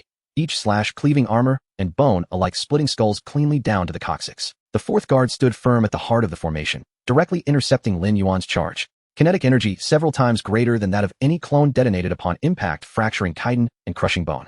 2 skulls exploded into crimson mist, shredded muscle fibers, and pulverized bone fused into a single gory detonation. At that moment, the elite guard formation collapsed entirely. 6 guards had stood, 5 now lay dead. The sixth had been scattered, still struggling to reassemble itself. Lin Yuan did not slow, not even for an instant, as he burst forth from the blood mist. The spearfish retreated, but too slowly. Its siphons flared wide open. A second acceleration ignited. Lin Yuan seized the opening, the seawater remaining in his abdominal cavity compressed once more and erupted in a final searing jet. His velocity surged again, soaring beyond already staggering speeds as seawater blurred into luminous ribbons on either side of his compound eyes. This strike demanded absolute focus. No arrogance, no hesitation. Blade light tore through the water, carving a razor-sharp arc of incandescent white. The edge bit deep into the spearfish's dorsal spine. Chitin cracked muscle fibers, parted vertebrae splintered. The blow landed true, its lower body nearly severed in one stroke. Neural control below the spine vanished instantly. Paralysis spread like cold tide. The spearfish writhed in utter desperation. With frantic contortions of its anterior musculature, it tumbled through the water, dragging its lifeless hindquarters as it plunged deeper into the school. Surrounding white-marked fish surged forward, shielding its retreat with their bodies. Lin Yuan held his course, striking them headlong, reducing them to a crimson haze. That brief delay allowed the spearfish to vanish into the densest part of the school, gone without a trace. Lin Yuan flicked his tail, scattering debris and gore, then swept his compound eyes across the battlefield, finding no sign of his quarry. Its sonar signal fluctuated, strong then faint. After only a few breaths, it stabilized once more. Then astonishingly, it reappeared. The spearfish emerged again from the school. Its spine seamlessly reconnected, full motor control restored the gash along its back, completely healed, not even a hairline fracture remaining. It appeared utterly unharmed, as if no injury had ever occurred. Its ether consumption remained negligible. What extraordinary talent was this? Lin Yuan probed its ambient ether density. Nearly identical to pre-injury levels, no discernible depletion. A spinal severance of that magnitude should have required several breaths to mend, yet here it was, fully regenerated with ether expenditure barely perceptible. This defied normal Tier 2 physiology. It was not mere regeneration. It was a specialized, innate talent, one singularly devoted to recovery. Ordinary self-healing always consumed ether. The graver the wound, the greater the cost. A spinal rupture should have drained its ether reserves significantly, leaving it weakened for minutes before recovering. But the spearfish was different. Its ether seemed inexhaustible. Lin Yuan realized with chilling clarity how gravely he had underestimated its such regenerative speed meant it could endure mortal wounds repeatedly. Its margin for error stretched into terrifying territory. Unless struck with absolute instantaneous lethality, it could never be killed. They now faced each other in tense standoff, the battlefield's balance crystallizing before them. The white-marked fish, having endured the clone's initial charge and subsequent frenzied infighting, were now halved in number. Shattered corpses, severed limbs, and broken bones suspended in the indigo sea, thick blood clouds coiling like living fog. The survivors scattered, their formation utterly dissolved. At that moment, the spearfish's bony plates vibrated, sending a silent command across the battlefield. Retreat. Scatter. Clear space. The school began to disperse. The white-marked fish abandoned their assault, turning en masse to flee in all directions. They fled faster than they had arrived. Lin Yuan sensed opportunity and dispatched his parasitic clones in pursuit. Already embedded within the school, these clones had suffered minimal losses during the chaos, now perfectly positioned to hunt down the fleeing remnants. In the same breath, Lin Yuan redirected his focus back to the spearfish. It had not fled. Instead, it dispersed its ether once more, beginning anew to forge fresh guards. 6 Tier 1 elites, each bearing enlarged white markings on their foreheads and short, stout frontal spines extending from their upper jaws, swam back from the dispersing school, gathering instinctively around the spearfish. Elite guards formed the vanguard. The spearfish held the rear. Unlike the finblade fish, it did not flee. It knew its speed was inferior, escape impossible. Better to die fighting than be hunted down and slain from behind. It chose defiance over despair, chose the slimmest chance of survival. A heating collision, a battle to the death. Even after having its spine severed, it retained the unbroken will to fight. Lin Yuan understood its resolve and felt an unexpected surge of exhilaration rise within him. This was a foe truly worthy of respect, knowing defeat was certain, yet choosing neither flight nor surrender. Having studied its tactics, it adapted instantly, exerting every ounce of ingenuity toward victory. Excellent. This was a rival worth testing himself against. A rare fierce excitement lifted the corners of Lin Yuan's mouth, unprecedented electric. As their gazes locked, both sides simultaneously coiled for action. Before the spearfish, its elite guards formed a sharp wedge, their blunt spines leveled forward, while the spearfish itself held position slightly behind the center, its longest spine thrusting forward between them. Lin Yuan drew his clones inward. 7 combat forms realigned. Dorsal blades folded tight, auxiliary blades retracted. His core form anchored the center, flanked symmetrically by clones as seawater rushed continuously into his body. Every pointed tip aimed unerringly at Lin Yuan's core. In motion, kinetic force would amplify their piercing power exponentially, guaranteeing penetration through any defense. With this divine weapon at his command, he still held the potential to reverse fate, to turn certain defeat into decisive victory. The arrow was drawn, the bow taut. They stared across the gulf, one radiant with fierce elation, the other calm as the abyss. 3 seconds later, tension peaked, and both formations launched. A deafening crash, Flesh-ruptured seawater churned violently. Clones and elite guards collided heated in open water. Blades met spines chitin and bone shattered together. Crimson mist detonated between the two lines, so thick it blotted out vision. Clones and guards became entangled, spinning, biting, slashing, tearing. Shreds of meat and splintered bone flew in all directions. Layer upon layer of blood cloud deepened the indigo sea into a rich, fathomless red. Yet this was merely the overture to what would follow. Soldier against soldier, commander against commander. Lin Yuan burst from the crimson haze, charging straight for the... At the threshold of impact, the spearfish rolled sideways, its longest spine lancing downward from above, aiming to exploit Lin Yuan's forward momentum and drive the weapon straight through his compound eye into his brain. A single fatal strike. Lin Yuan pivoted his siphon with lightning precision, using superior maneuverability to deflect the blow onto his jaw. His maw yawned, impossibly wide upper and lower mandibles parting fully to expose the cavernous interior of his throat. The spine pierced deep into his mouth, puncturing the esophagus and emerging from his back. Acid sprayed from its tip, flooding his gastric sac. His own corrosive gastric juices surged upward, mingling with the invader's venom in a violent, searing reaction. Scorching agony rippled from gut to spine, then throughout his entire body, but the corrosion was contained. This was close-quarters combat, and Lin Yuan had waited for precisely this moment. Just as he had impaled the ammonite, any piercing weapon trapped mid-thrust became fatally vulnerable in melee. Lin Yuan's jaws slammed shut, crushing the spearfish's skull with devastating force. Teeth sank deep into white-mark chitin and bone alike. All crushing power concentrated upon that single point, the skull. A sickening crack echoed, bone-shattered, blood erupted. The spearfish thrashed wildly, its spine wrenching inside Lin Yuan's body. Agony shot up the esophagus, down the spine, and flooded every limb. But Lin Yuan ignored it entirely. Pain only sharpened his predatory instincts. Clamping down on the spearfish's skull, he ignited his siphon, spinning violently in the water. As the world whirled, his jaws tightened incrementally, each millimeter of pressure accompanied by the grating crunch of breaking bone. The battlefield spun, sound warped and distorted, but the sensation in his jaws remained brutally, perfectly real. Chitin fracturing bone, caving, whitemark cracking. His teeth breached the skull. Venom erupted from microscopic ducts at their tips, flooding the cranial cavity, bathing the gray matter directly in lethal toxin. Amid the whirlwind, the spearfish's convulsions faded, from violent spasms to feeble tremors, then to slack stillness. On some uncertain revolution, the spear was wrenched free, ripping away half the skull and a broad swath of whitemark. Half its head gone, the cranial cavity gaped open, gray cerebral tissue exposed to the seawater. Yet regeneration had already begun. Granulation tissue pulsed at the wound's edge. Neural tissue regrew the cavity, slowly contracting. Within a few breaths, most of the missing hemisphere had regrown. Lin Yuan granted no reprieve. He issued the command before his own body had even stabilized. For clones surged forward. For dorsal blades descended from 4 angles simultaneously, slashing across the spearfish's body. Chitin split muscle, tore bone, fractured. Yet the wounds sealed the instant the blades withdrew, then reopened under renewed strikes. Again and again, each cut instantly undone. Its healing accelerated further, yet ether expenditure remained imperceptible. Clones hacked furiously, dozens of slashes, each biting to the bone. Every stroke struck in vain. Within mere seconds, it absorbed 20-30 blows, yet showed no sign of dying, still struggling with desperate strength. Still, perhaps it was for the best. If the clones had ended it swiftly, that would imply the talent lacked true potency, diminishing the weight of his triumph. Lin Yuan clenched the severed spear in his jaws, inhaled deeply, and forced seawater into his lungs despite torn muscle fibers, channeling every iota of ether, every gram of his mass into one transcendent strike. Water blasted forth. His dorsal fin blade descended vertically, plunging down the exact center of the spearfish's skull, cleaving straight along the spinal column from crown to tail. Chitin, muscle, bone, and viscera all surrendered before the reinforced blade bisected cleanly from head to coccyx. The two halves parted left and right. This time, no regeneration followed. The spearfish's etheric resonance flickered like a dying candle, dimming simultaneously from both fragments until it faded entirely. The vibration of its bony plates ceased at last. Crimson blood bloomed outward. Lin Yuan gazed downward. The spearfish hung suspended in the indigo sea, bisected cleanly down its center, spine and brain laid bare. Its gaze remained fixed upon Lin Yuan, but the light within its eyes had frozen, eternally captured in that final defiant charge, drifting slowly downward through the blood-veiled water. That broken, courageous form, still burning with the fire of its last desperate stand, sank silently into the frigid depths. The battle has come to an end. The last few white-spotted fish are swiftly fleeing in the direction of the scattered fish school. Only the background noise of the flowing seawater remains in the bones, along with the chaotic vibrations emitted by the individuals that have been seized by the parasitic avatars.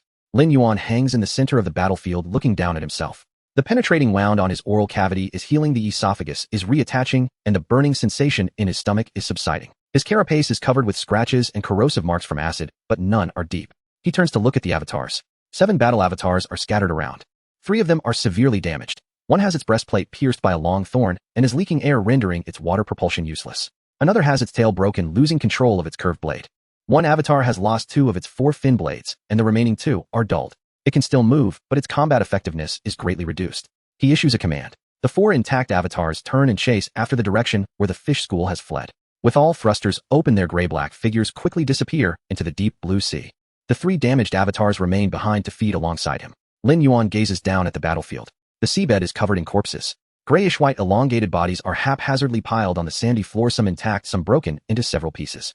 Blood mist continues to slowly spread in the water, tinting the ethereal blue light a faint red. The causes of death for the corpses vary. Some have been cleaved in half by fin blades with smooth breaks. Others have been severed in half by curved blades. Their upper and lower have separated. Some have had their skulls crushed by head horns exploding their heads. The bodies cut by the avatars have been reduced to irregular chunks. Some have died in the jaws of their own kind. The 10 or so white-spotted fish, seized by the parasitic avatars in their final moments, frantically bite everything around them. Around them lie the corpses of their kin with gills bitten off, skulls chewed to pieces, and abdominal cavities torn open. The individuals that were seized also met their demise in the chaotic battle countered by other white-spotted fish. Infighting, poisoning, slaughter. A total of about 70 or 80 corpses. Lin Yuan roughly estimates.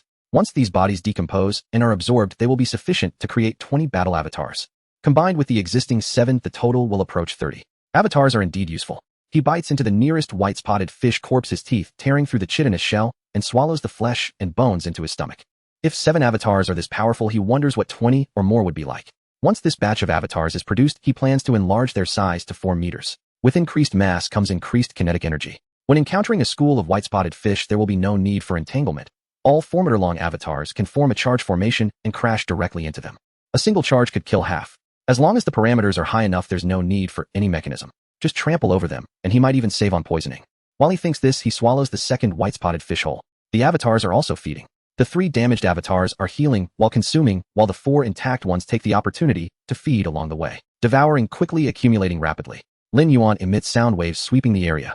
No other enemies are approaching for the time being. After the signal from the long-nosed fish disappears, the signal from the Fish King still hasn't appeared.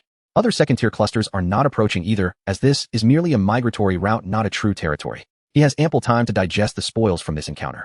Lin Yuan's gaze falls on the corpse of the long-nosed fish, recalling its several abilities. In addition to material enhancement, it possesses 2 skills that can be considered godly. One can enhance its personal guards. Aether enables it to channel its energy to the guards, temporarily boosting their carapace, hardness, muscle explosiveness, and self-healing speed.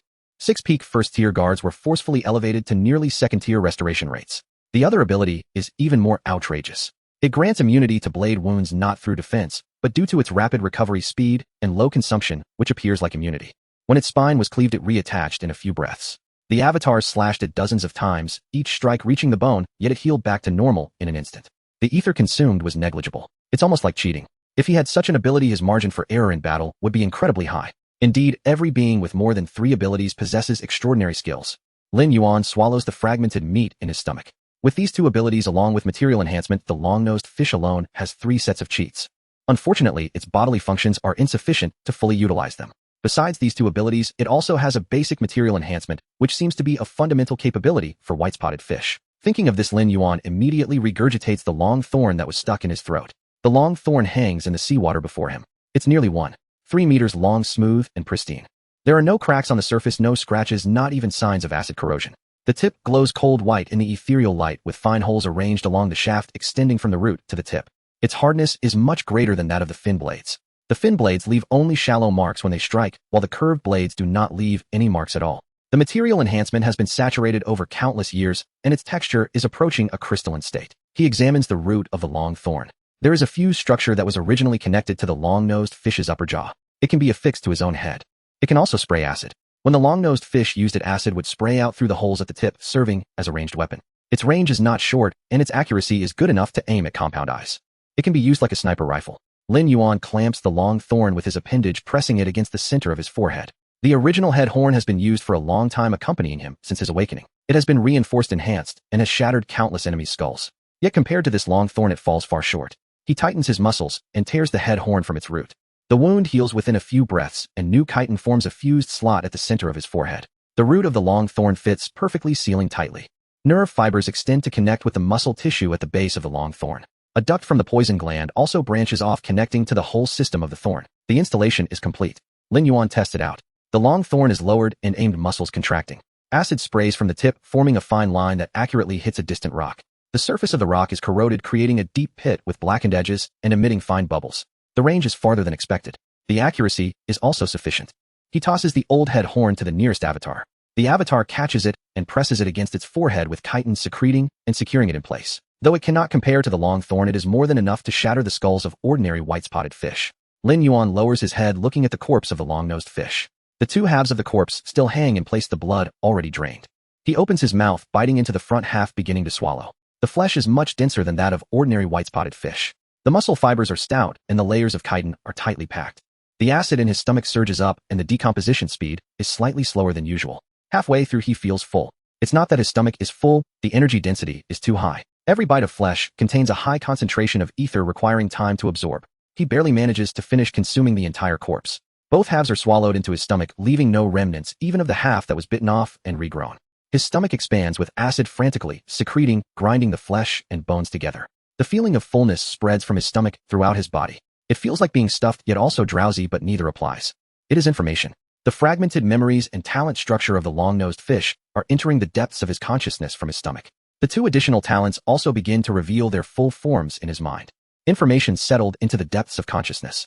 The bloated sensation in his stomach gradually ebbed, replaced by two crisply defined structures. They were not shards of memory, but whole, innate templates. The flow paths of ether, the architectures of organs, the nodes of energy conversion, like several unfolded blueprints. Lin Yuan examined the first sheet. Ether bestowal, channeling one's own ether to surrounding individuals to temporarily increase carapace, hardness, muscular explosiveness, and self-repair speed. Ether diverted did not vanish. When the effect ended, it returned to the source with negligible loss. It was more than mere amplification. It allowed the sharing of innate gifts. If material reinforcement were shared with a clone, the hardness of its fin blades would rise by an entire tier. If self-repair were shared, a clone's recovery rate could double. Although the shared effects only reach 30 to 40% of the origin's potency, used at a decisive moment, they could tip the balance of battle. This meant the core body could support clones at will. Lin Yuan summoned the nearest damaged clone, the one whose chest plate had been pierced by a long spike. Its cavity breached, its jet propulsion useless. That clone's combat power had dwindled to 30%. He marshaled his ether for bestowment.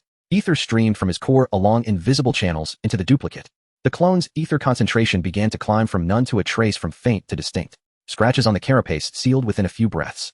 The perforation in the breastplate filled from the inside out. The cavity resealed. The clone flexed a fin blade. Four blades sprang out in unison, collapsed, then sprang forth again. Muscular explosiveness rose markedly. Its movements were faster than before the injury. Combat power more than doubled. Lin Yuan distributed ether simultaneously to 3 damaged clones.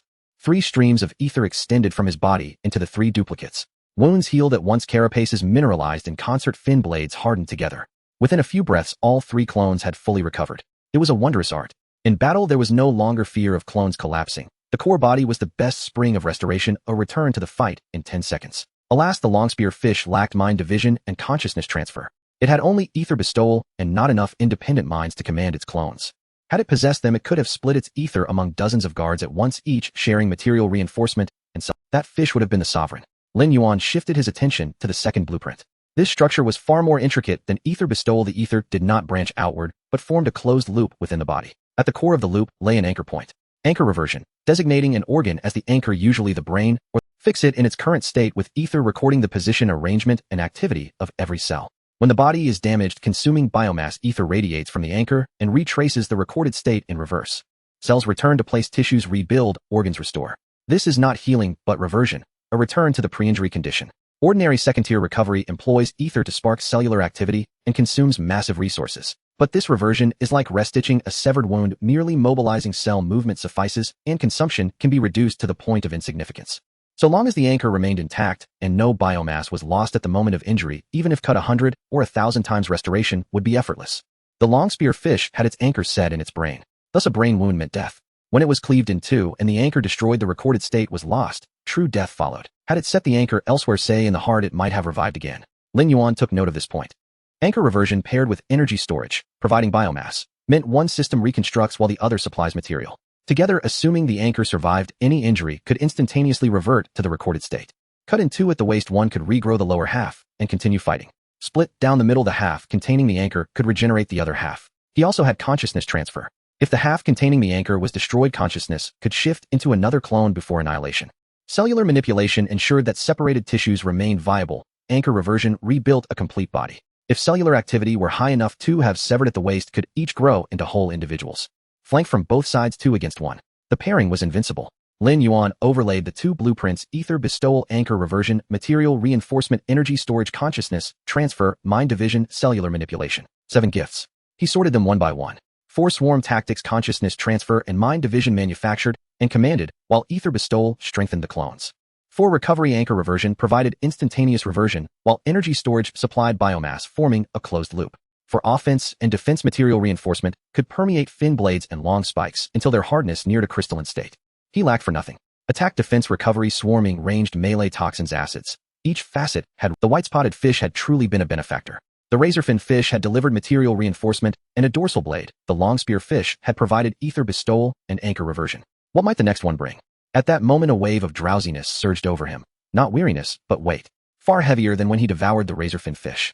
That time felt like sediment sinking slowly to the bottom of a cup. This felt like an entire undersea mountain pressing down. In the depths of consciousness, the remaining fragments of the long spear fish's information were settling. Its memories were far more complex than the razorfin's. There were far more fragments. Experience in employing Aether bestowal, the record process of anchor reversion, the command details of the Guardian array, and the accumulations of countless battles. All pressed into the depths of his mind. His eyelids would not open. Yet he could not sleep. The clones had not all returned. The battlefield was not yet cleared. The spawn points had not been located. He forced himself to hold on. For familiar signals pulsed through his bone fragments.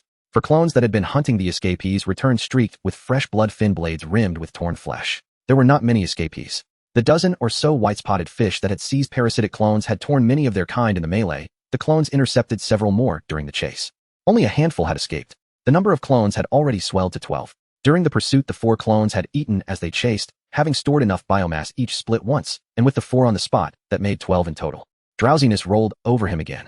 Lin Yuan scanned the seabed around him. The bodies littered the sand. 70 or 80 white-spotted corpses strewn across the ground. What they had eaten so far was only a small portion. The remains were sufficient to create many more clones. He issued the tearing chitin with their teeth, muscles, and bone were sucked into stomachs.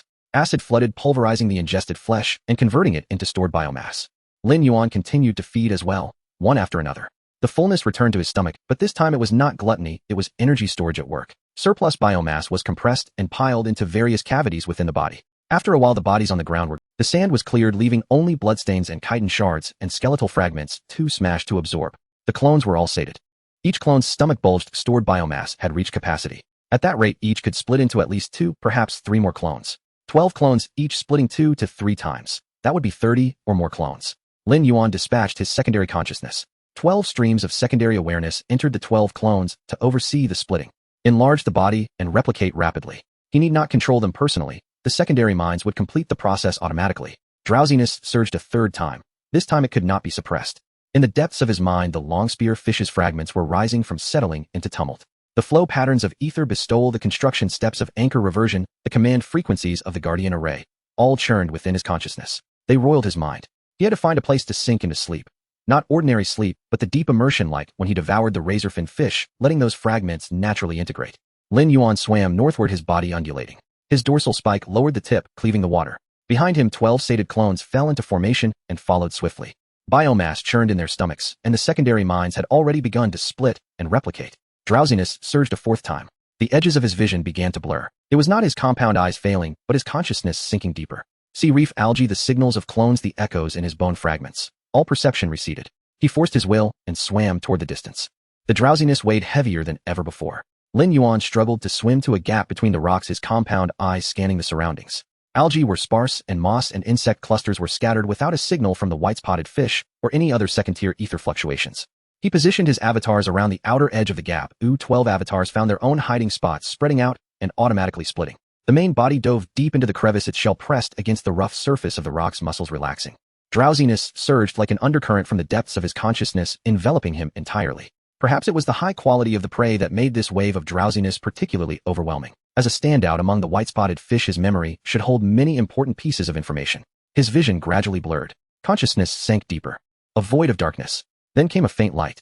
It was not the ethereal blue glow of the seawater, but a murkier gray-green light filtering down from the shallow waters.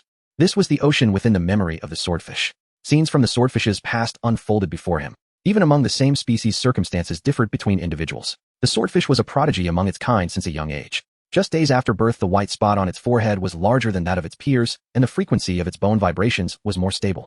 It could emit clearer signals than others, and also received subtle frequencies that others could not hear. Dozens of same-age juvenile fish instinctively followed behind it. It led them through the mud and sand, avoiding undercurrents, and found a group of sea scorpions completing its first successful hunt. No mother had taught it, it instinctively knew how to coordinate its group. The swordfish led the group, traversing the ocean, often taking a dozen of its kin to attack alone, consistently returning with bountiful gains.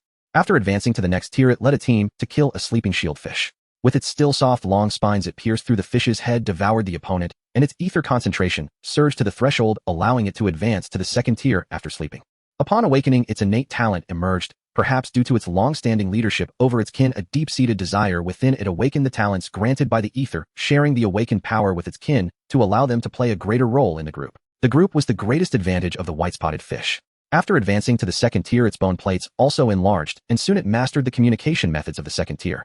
It was not just about encirclement and escape, it was about distinguishing identities through subtle differences in frequency. Every second-tier individual had its unique frequency representing their identity.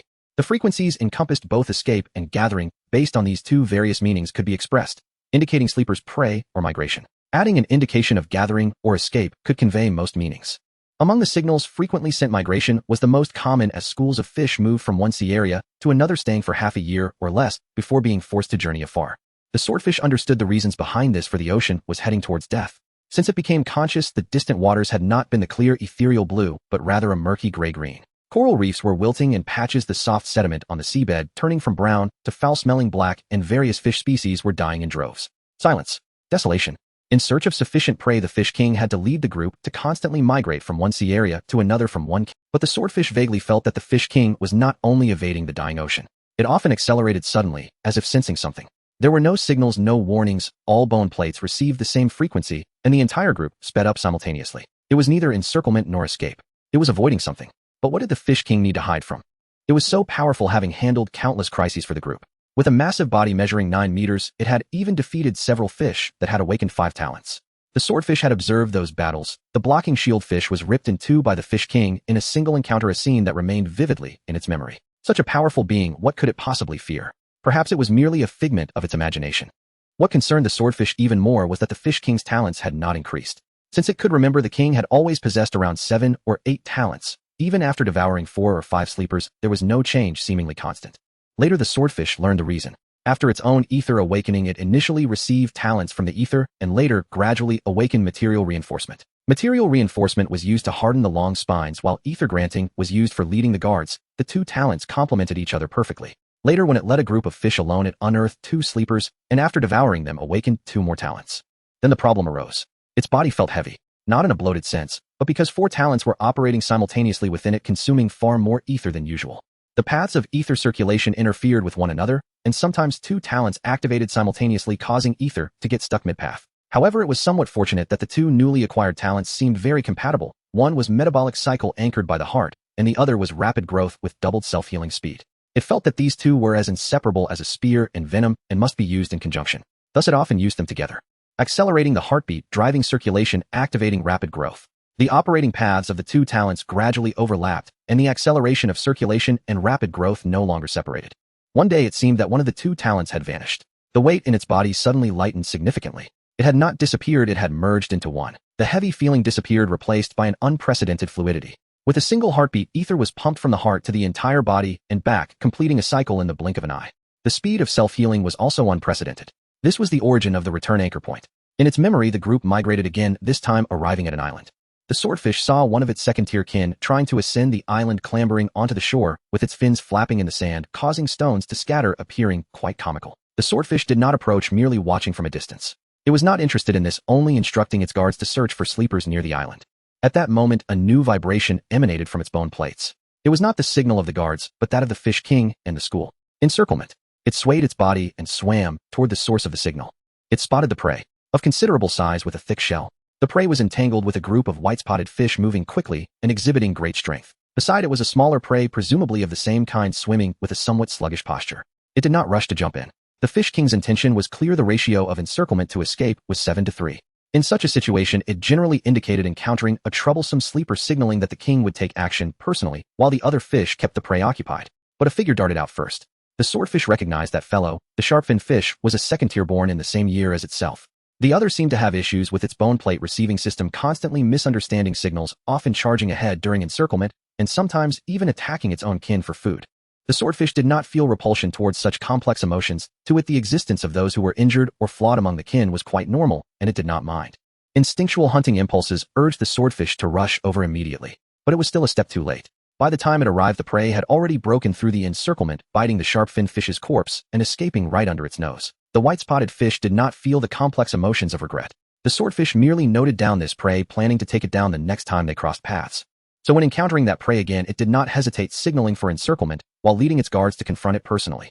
Since advancing to the second tier, it had become the elite of the sea with exceptional leadership skills and near-immortal talents, allowing it to defeat countless strong foes, often leaving the school to hunt without ever failing. The swordfish looked at the prey floating in the sea, preparing as usual. It would win just like in the previous hunts. After a fierce battle, the prey summoned its kin, who, despite heavy casualties to its own group, it showed no intention of, no matter it had encountered similar situations before. The advantage still lay with itself. As long as the guards launched an attack, everything would be fine. The swordfish began to imitate the other's tactics, with both sides colliding. If the opponent could do it, so could it. The clash began, and guards disappeared one after another. After a whirlwind of chaos, the sword was disarmed, and its body was slashed dozens of times, the agony finally making it realize the reality. The hunt had failed. It was time to leave. The swordfish did not panic. It was far from being cornered. The bones near the anchor point had been reinforced with material enhancement. Unless the opponent wielded a weapon of the same material, they could not break through its anchor point, thus could not kill it. Moreover, the opponent was not adept at burrowing. As long as it burrowed underground, it could easily escape and regroup with its kin to return.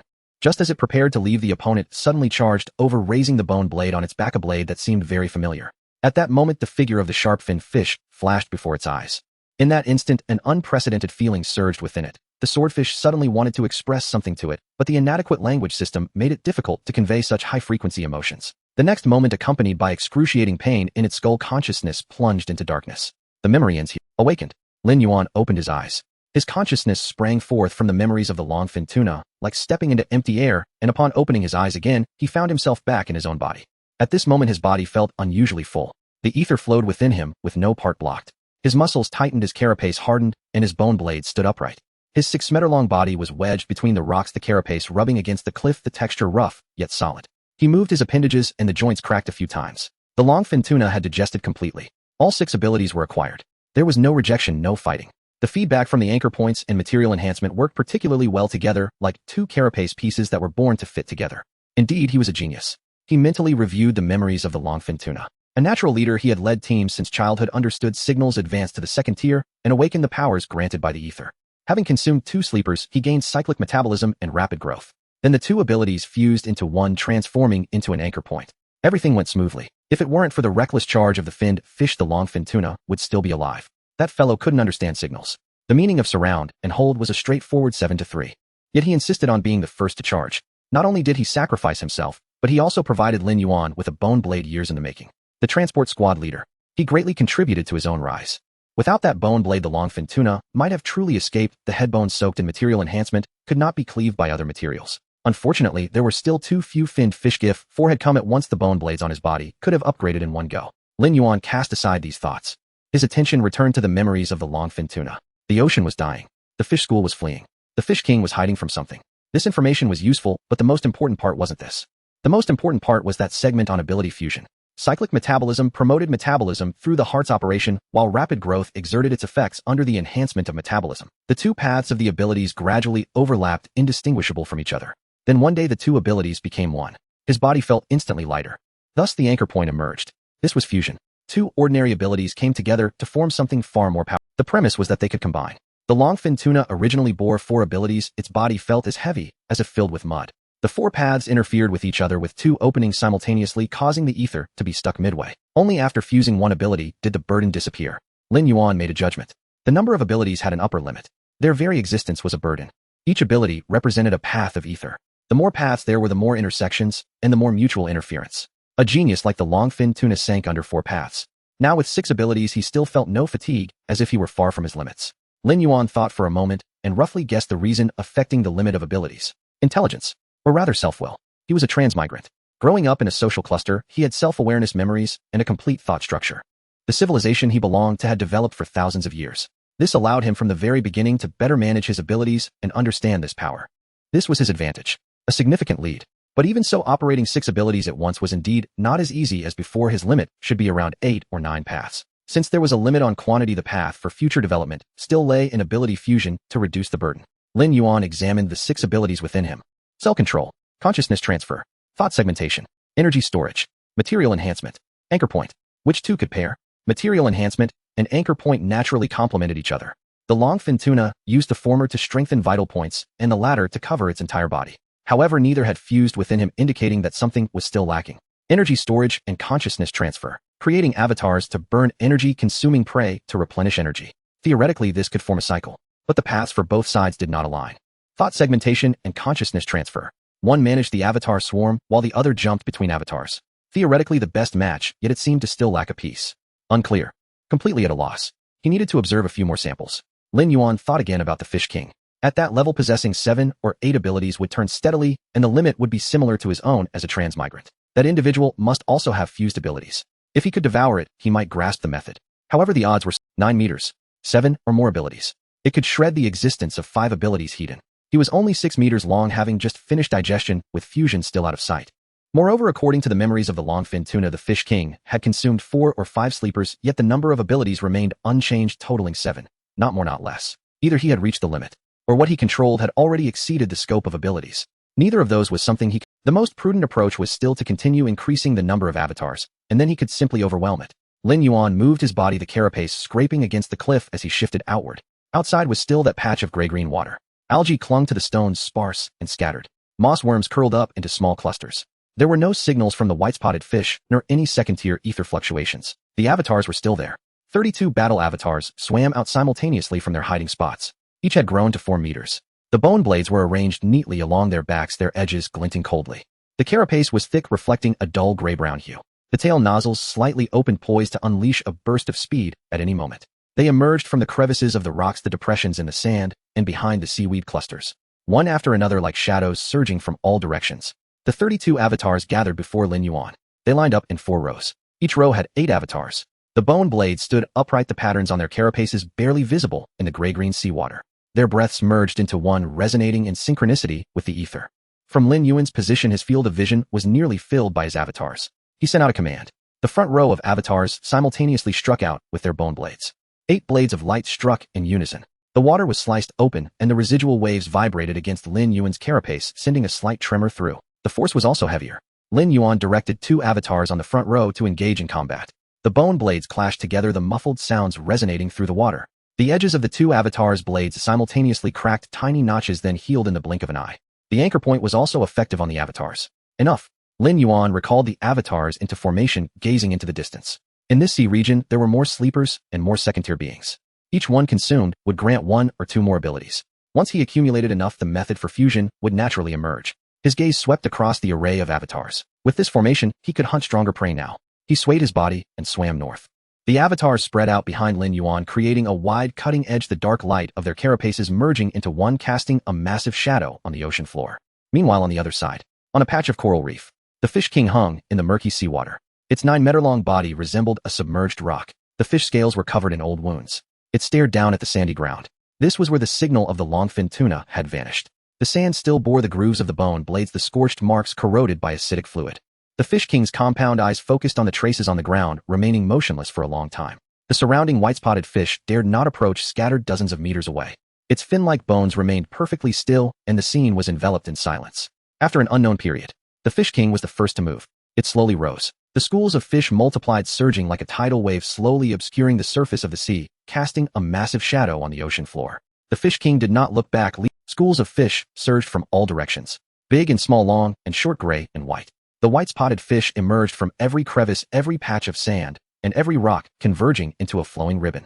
The schools of fish multiplied, surging like a tidal wave, slowly obscuring the surface of the sea, casting a massive shadow on the ocean floor. The Fish King did not look back, leading the way in another direction. The vast school of fish began to move like an army, setting off toward the distance. Emerging from his hiding place, Lin Yuan headed north. 32 avatars trailed behind him, marching in perfect formation. The sound of bone blades slicing through the seawater melded into a continuous, low rumble reminiscent of distant rolling thunder. Each 4-meter avatar boasted 4 bone blades, 4 sets of nozzles, along with venom secretion pores and detection bone pieces. Combined with his 6-meter main body, he wielded even more bone blades, thicker armor, and a more abundant supply of ether.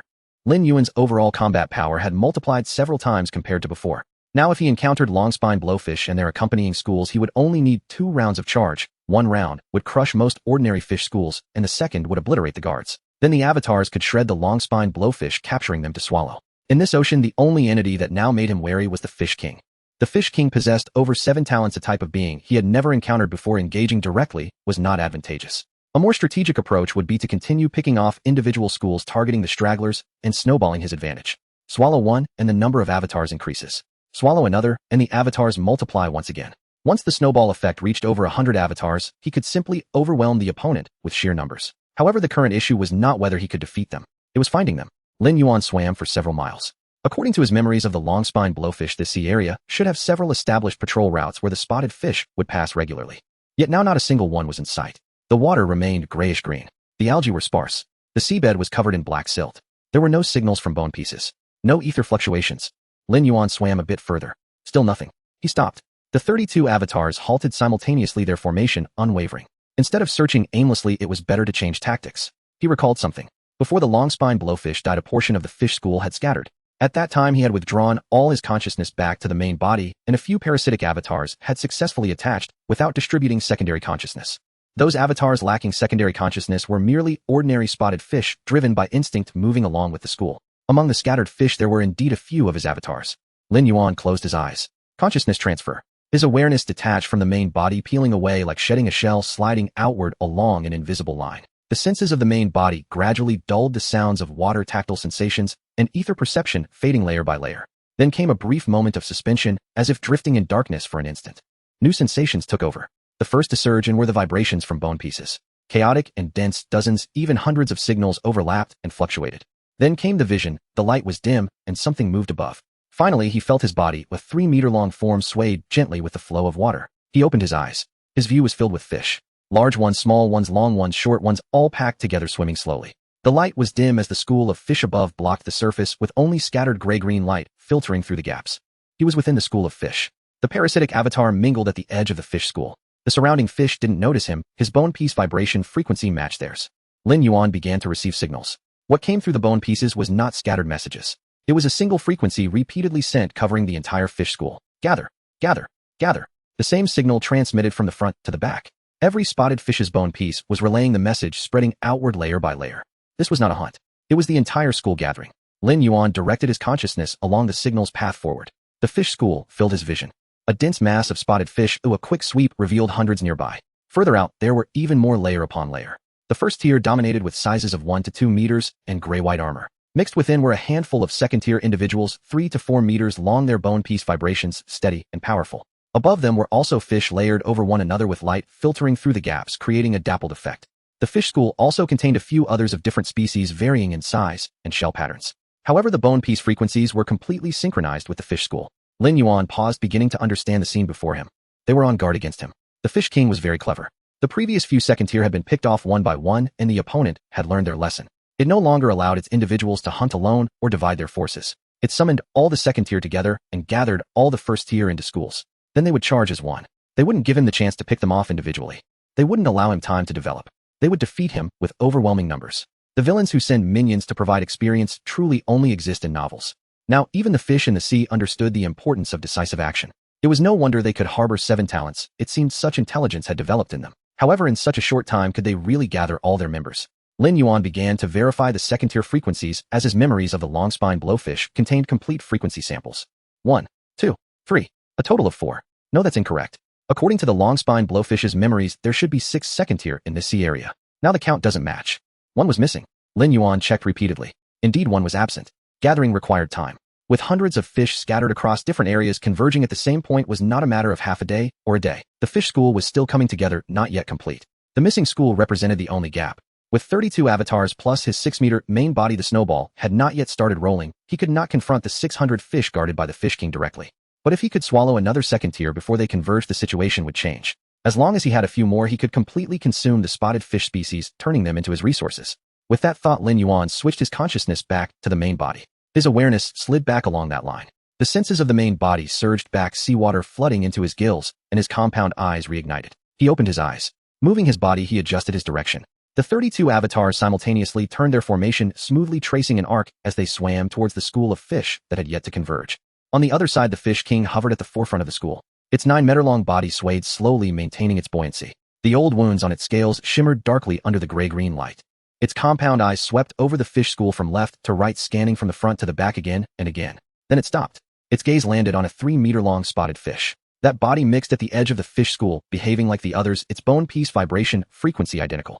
However, just moments ago it seemed to have glanced over towards this side, but quickly returned to normal.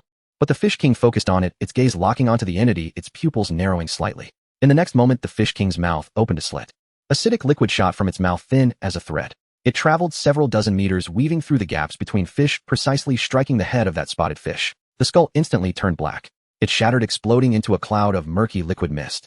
Nearby, several spotted fish were splashed, bubbling, and scattering in panic. In just a few seconds, that fish transformed into a puddle of black water, dissipating into the ocean. The Fish King did not look back at the residue.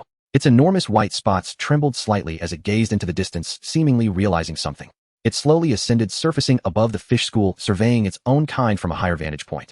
Its gaze paused on several second-tier individuals, confirming that each was present. Then it turned away, abandoning the fish school, and without hesitation swam off in another direction. Its massive body broke through the water layers, its tail flicking powerfully, propelling it forward. Its speed increased, the edges of its pectoral fins cutting through the water, creating 2 long vortices. Behind it, the fish school followed suit, transmitting signals layer by layer. Hundreds of spotted fish simultaneously turned, following the direction of the Fish King, gradually accelerating. The fish school surged, advancing in unison. The solitary second-tier white-spotted fish is quite a unique existence. The memory of the long-nosed fish contains its information. A white-spotted fish second-tier possessing 3 to 4 talents left the main group long ago. It did not die in battle, nor did it get lost, it actively separated itself. It ventured into the shallow waters. The last signal received by the long-nosed fish came from the direction of an island. The frequency carried a strange static, like bone fragments being compressed by something, resonating in a muffled and dull manner. After that, it never appeared in the school of fish again. Lin Yuan flipped through this memory in his mind and reached a conclusion. This white-spotted fish might have come ashore. The long-nosed fish's memory recalled how the other had attempted to climb onto the island long ago. Flapping its fins on the sandy beach, sand and stones splashed everywhere. The long-nosed fish observed from a distance and did not approach. Now so much time has passed. It left the school of fish and has not returned for a long time, with the bone signal carrying muffled static. Various signs indicated it was adapting to the air and may have developed lungs or something similar. Lin Yuan began to ponder the matter of coming ashore. He had never seen what the land of this era looked like with his own eyes. But the memory of the long-nosed fish contained some fragments. The island was barren, with only reefs and gravel. Further along the shore, there were faint low plants spread out close to the ground, a patch of dim green. There were no animals. Nothing was moving on the land. This meant the land was empty. No predators, no competitors. The ocean was dying, the schools of fish were gathering, and the waters were becoming increasingly dangerous. But there were none of these threats on the shore. As long as one could reach the shore, all threats from the water would be completely blocked by a coastline. Advance can be offensive, retreat can be defensive. The premise is the ability to breathe air. He did not have lungs. But if he could swallow that second-tier fish that came ashore and obtain its respiratory organs, the situation would be different. Lin Yuan accelerated. 32 avatars simultaneously sped up. The sound of bone blades slicing through the seawater suddenly increased. The island appeared in his sight. The bare rocks jutted out from the water, the gray-black cliffs steep and straight, smooth and gleaming by the crashing waves. The part of the island submerged in seawater was densely covered with barnacles. The school of fish was beneath the island. Hundreds of white-spotted fish gathered together. Their gray-white shells were densely packed, and their sizes varied from 1 to 3 meters. A second-tier fish was mixed among them, its shell exceptionally thick, dark-colored, and its bone fragments vibrating steadily. The school of fish swirled slowly against the rocks, showing no intention of leaving. 1 mile away, Lin Yuan slowed down. The avatars followed suit, the formation widening from a straight line into a fan shape. The parasitic avatars blended among the combat avatars, appearing from a distance like a large group of white-spotted fish on patrol. He gathered the bone blades close to the shell. At that moment, a new signal came from within the bone fragments. The frequency was extremely high and had strong penetrating power. It came from a great distance, skipping through layers of seawater and directly crashing into his perception. Fish King, alert, gather, repeatedly sent without any identity frequency attached. The school of fish beneath the island instantly changed direction. Hundreds of white-spotted fish turned around in unison, swimming toward the source of the signal. Their movements were synchronized and decisive. They were about to escape. A thought flashed through Lin Yuan's mind. He then began to approach the frequency of that school of fish. He did not emit his own frequency. He emitted the long-nosed fish's. He remembered the identity frequency of the long-nosed fish very clearly. Directly taken from the absorbed memory, the rhythm, tone, and interval of the bone vibration were identical. A frequency of the long-nosed fish bringing its accompanying fish was swimming toward him. If the opposite side were white-spotted fish, they would only interpret it this way. He mimicked the frequency of the long-nosed fish and sent it out. Alert! Gather! At the same time, he also approached the direction of the Fish King. The opposite side stopped. He was emitting the frequency of the long-nosed fish. The Fish King sent signals without identity frequency, but whether the long-nosed fish carried it or not, the opposite side recognized it. This would make it sound as if the long-nosed fish was summoning its kind. The land fish turned back with the school of fish swimming toward his direction. The speed was not fast. While swimming, it sent signal confirmations, the frequency carrying a questioning static. Lin Yuan did not respond. He simply repeated the signal indicating alertness and gathering while also approaching the other party's direction. Both sides began to move closer. Just like the usual gathering method in the school of fish. Small groups first converge, then together seek the larger group. This land fish had been away from the group for too long and did not know the whereabouts of the long-nosed fish. It only recognized this frequency. The other side was also moving toward the Fish King, thinking that they both received the Fish King signal and were preparing to converge together. The distance narrowed to 600 meters. Another signal vibrated into the bone fragments. The Fish Kings. Alert, leave. The land fish suddenly froze. The few white-spotted fish swimming at the front stopped, and those behind collided, causing the entire school of fish to become chaotic. They swished their tails and involuntarily turned toward the Fish King. That was an instinct carved into their bones. Lin Yuan also sent a signal. The frequency of the long-nosed fish. He also turned toward the direction of the island. The land fish froze again. Two left, two directions. The school of fish split into two sections, one heading toward the Fish King, the other toward the island. It turned its head back and forth in the middle, its mouth opening and closing. In its view, the long-nosed fish also received the signal to leave and was withdrawing toward the island. Both sides were leaving, just in different directions. The Fish King urged it to leave, but did not specify which way to go. The direction chosen by the long-nosed fish seemed acceptable as well. Suddenly, the signal from the Fish King became urgent. It vibrated 3 times in quick succession. Leave, leave, leave. Then it was interrupted. The land fish came to a complete stop, floating in the seawater motionless. The frequency within the bone fragments grew denser. It was waiting for the Fish King's next instruction, but the Fish King's signal did not come again. Ultimately, it chose to follow the direction of the long-nosed fish. That was an old signal it recognized. Both received the signal to leave and were retreating. The long-nosed fish chose the island, perhaps for its own reasons. The land fish, leading the school of fish, slowly swam back toward the island. Lin Yuan waited. The distance narrowed again. 200 meters. 100 meters. The rocks at the foot of the island became clearer. The patterns of the barnacles could be distinguished. The school of fish continued to swim toward the frequency of the long-nosed fish.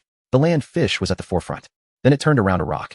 Finally, it saw the creature emitting the signal, the long-nosed fish, its 6-meter-long body floating in the gray-green seawater. All bone blades unfurled, the shell glimmering with a dark light. 32 avatars lined up behind all bone. The land fish was stunned. Its eyes fixed on Lin Yuan, then on the avatars. Its body involuntarily retreated half a step. The frequency of the long-nosed fish was still ringing, but the creature emitting the signal was not a long-nosed fish. Instinct told it something was wrong, but it did not understand what was happening. Clearly, it was the signal of a companion, the weapon of a companion. So why? What if it was not a companion? It momentarily froze there. Lin Yuan did not give it time to react. He had already completed the preparations while waiting. He opened his mouth, seawater rushing in. The nozzle at the tail tightened, and the pressure instantly reached its peak. His body leaned back slightly. 32 avatars simultaneously inhaled water, compressing the cavity, and sprayed out seawater. In the next moment, a gray-white torrent roared, charging straight toward him. Everything unfolded in the blink of an eye. Lu Xingyu remained frozen in place, seeing his comrade's signal and weaponry, yet the figure before him bore no resemblance to any ally. His neural pathways could not yet resolve this contradiction. The next instant, its compound eyes registered the bone blades, and the fish formation unfolding. But before those images traversed its nerve cord and crystallized into countermeasures, the school had already slammed into it. It was too fast. Its mouth had barely parted when the signal could even vibrate outward. Impact struck. First impact. 32 clones simultaneously expelled water to accelerate. Tail nozzles surged pressure to their absolute limit, seawater detonated into white foam, and the entire rank of clones launched forward like projectiles. Bone blades led the vanguard, armored carapaces braced behind. Furrows converged upon Lin Yuan's core body as the apex of a wedge formation driving deep into the school. The sound of bone blades cleaving through chitin fused into a single unbroken roar. Not a series of sharp cracks, but a continuous visceral tear like a vast cloth ripped from end to end. The foremost white spot fish struck the bone blade's hedon, its body severed cleanly at the waist. A crimson mist exploded in the water, flesh and carapace fragments scattered in all directions. The second rank was hurled backward by sheer force. Dozens of white spot fish tumbled violently into the coral reef, their shells shattering against barnacles, cracking and peeling away. Some fish suffered ruptured gill slits, exposing pale underlying tissue. Lin Yuan's core body pierced the thickest crimson haze, spiraling mid-charge, then impaled Lu Xingyu headfirst, flipping him over with brutal precision. Before he could react, his tail was wrenched clean off. One strike, plunging straight through the heart of the school, carving a blood diffused outward, staining the water a faint red. Shreds of flesh hung suspended, so dense they blurred vision like fog. The seabed lay buried beneath tangled, overlapping corpses. Of the 100 white spot fish, fewer than half remained after the first impact. Lin Yuan slowly turned his head. Clones gathered tightly around him. Fin blades poised unwounded and scathed. This was the power unleashed by clone modification. 4 independent nozzle arrays, each segmented for stage pressurization, synchronized for explosive propulsion. Acceleration distance shortened dramatically. Peak thrust more than doubled that of a single nozzle. The centers of gravity for all 4 bone blades had been meticulously calibrated, ensuring zero deceleration or deviation upon impact. Against such kinetic force, even first-tier carapace offered no resistance whatsoever. A single charge, having the school. Seawater darkened with blood, the seafloor vanished beneath a carpet of limbs and viscera, panic tremors and death throes reverberated in every direction. Lu Xingyu tumbled end over end. Dozens of fissures now scored his carapace, uneven, jagged. From the widest cracks blood seeped, steadily trailing slender crimson filaments through the water. One pectoral fin snapped clean in two, half dangled limply, held only by a strip of skin. Shreds of flesh clung to his compound eyes, blurring his vision. Yet he lived. He steadied himself, and fixed his gaze upon Lin Yuan, upon that familiar spear and its resonant frequency, as if comprehension had finally dawned. His eyes lowered. Ether ignited within him, pulsing at a strange resonant frequency. His carapace began transforming rapidly. Grayish-white ichor oozed from fissure edges, hardening instantly on contact with seawater, layer upon layer sealing the wounds. The regenerated carapace grew thicker, its hue shifting from pale gray to deep charcoal, its surface no longer smooth, but rugged as weathered reef stone. His entire body swelled slightly. The broken pectoral fin was encased in hardened ichor, forming a blunt, calloused nub. Heavy armor. Within mere breaths after impact, he completed his evolution, adapting his form for collision resilience. So his innate talent was linked to rapid adaptive evolution. Lu Xingyu's bony plates vibrated, a rallying signal. Not retreat, but convergence. The surviving white spot fish gathered toward him. 40 or 50 remained, most wounded, carapaces fractured. They circled him, stacking layer upon layer into a defensive formation, wounded outermost, intact within. Lu Xingyu stood at the center, heavy armor flared wide like a shield, ether radiating outward, empowering his comrades. He would not flee. Lin Yuan felt a flicker of surprise. No retreat, only confrontation. Was this vengeance for his fallen kin? Then come forth. Whether born of confidence or folly, courage deserved honor, and warranted Lin Yuan's full, unreserved commitment. Lin Yuan transmitted the command. 12 clones swept leftward in a wide arc, 12 more closed in from the right. The remainder advanced Hedon with Lin Yuan's core body, 3 prongs converging simultaneously. Inhale. Charge. 33 mouths opened as one. Seawater flooded into pressurized chambers, energy coiled tight. Before Lu Xingyu's heavy-armored formation could reorient, the clones had sealed the encirclement. 2-stage acceleration. First burst propelled them from stillness to velocity. Mid-thrust, the second burst ignited, doubling speed instantly. Left and right flanks struck simultaneously. All 3 vectors converged. Like hot knives through butter, the flank units carved directly into the school, blood surging in torrents. Dozens of fish never even twitched before being pulverized into unrecognizable pulp. The frontal assault. Lin Yuan's core body and its clones, crushed inward. Horns pierced heavy armor, bone blades split skulls. Once again they tore straight through the school, limbs and viscera tumbling far in the current. The school collapsed. Not scattered, slaughtered apart. No formation remained. No signals. No direction. Only a handful survived, each fleeing blindly alone. Some darted into reef crevices, while others surged upward toward the surface. Some spun helplessly in place. Gill slits half sliced away by bone blades, still gasping futilely for breath. Lu Xingyu was isolated. Every escape route severed by surrounding clones. Lin Yuan loomed above him, issuing the final command for total assault. Another charge began. One clone struck Hedon. Another fissure split across his carapace. Before Lu Xingyu could stabilize, a second slammed in, cracks spreading across his entire pectoral plate.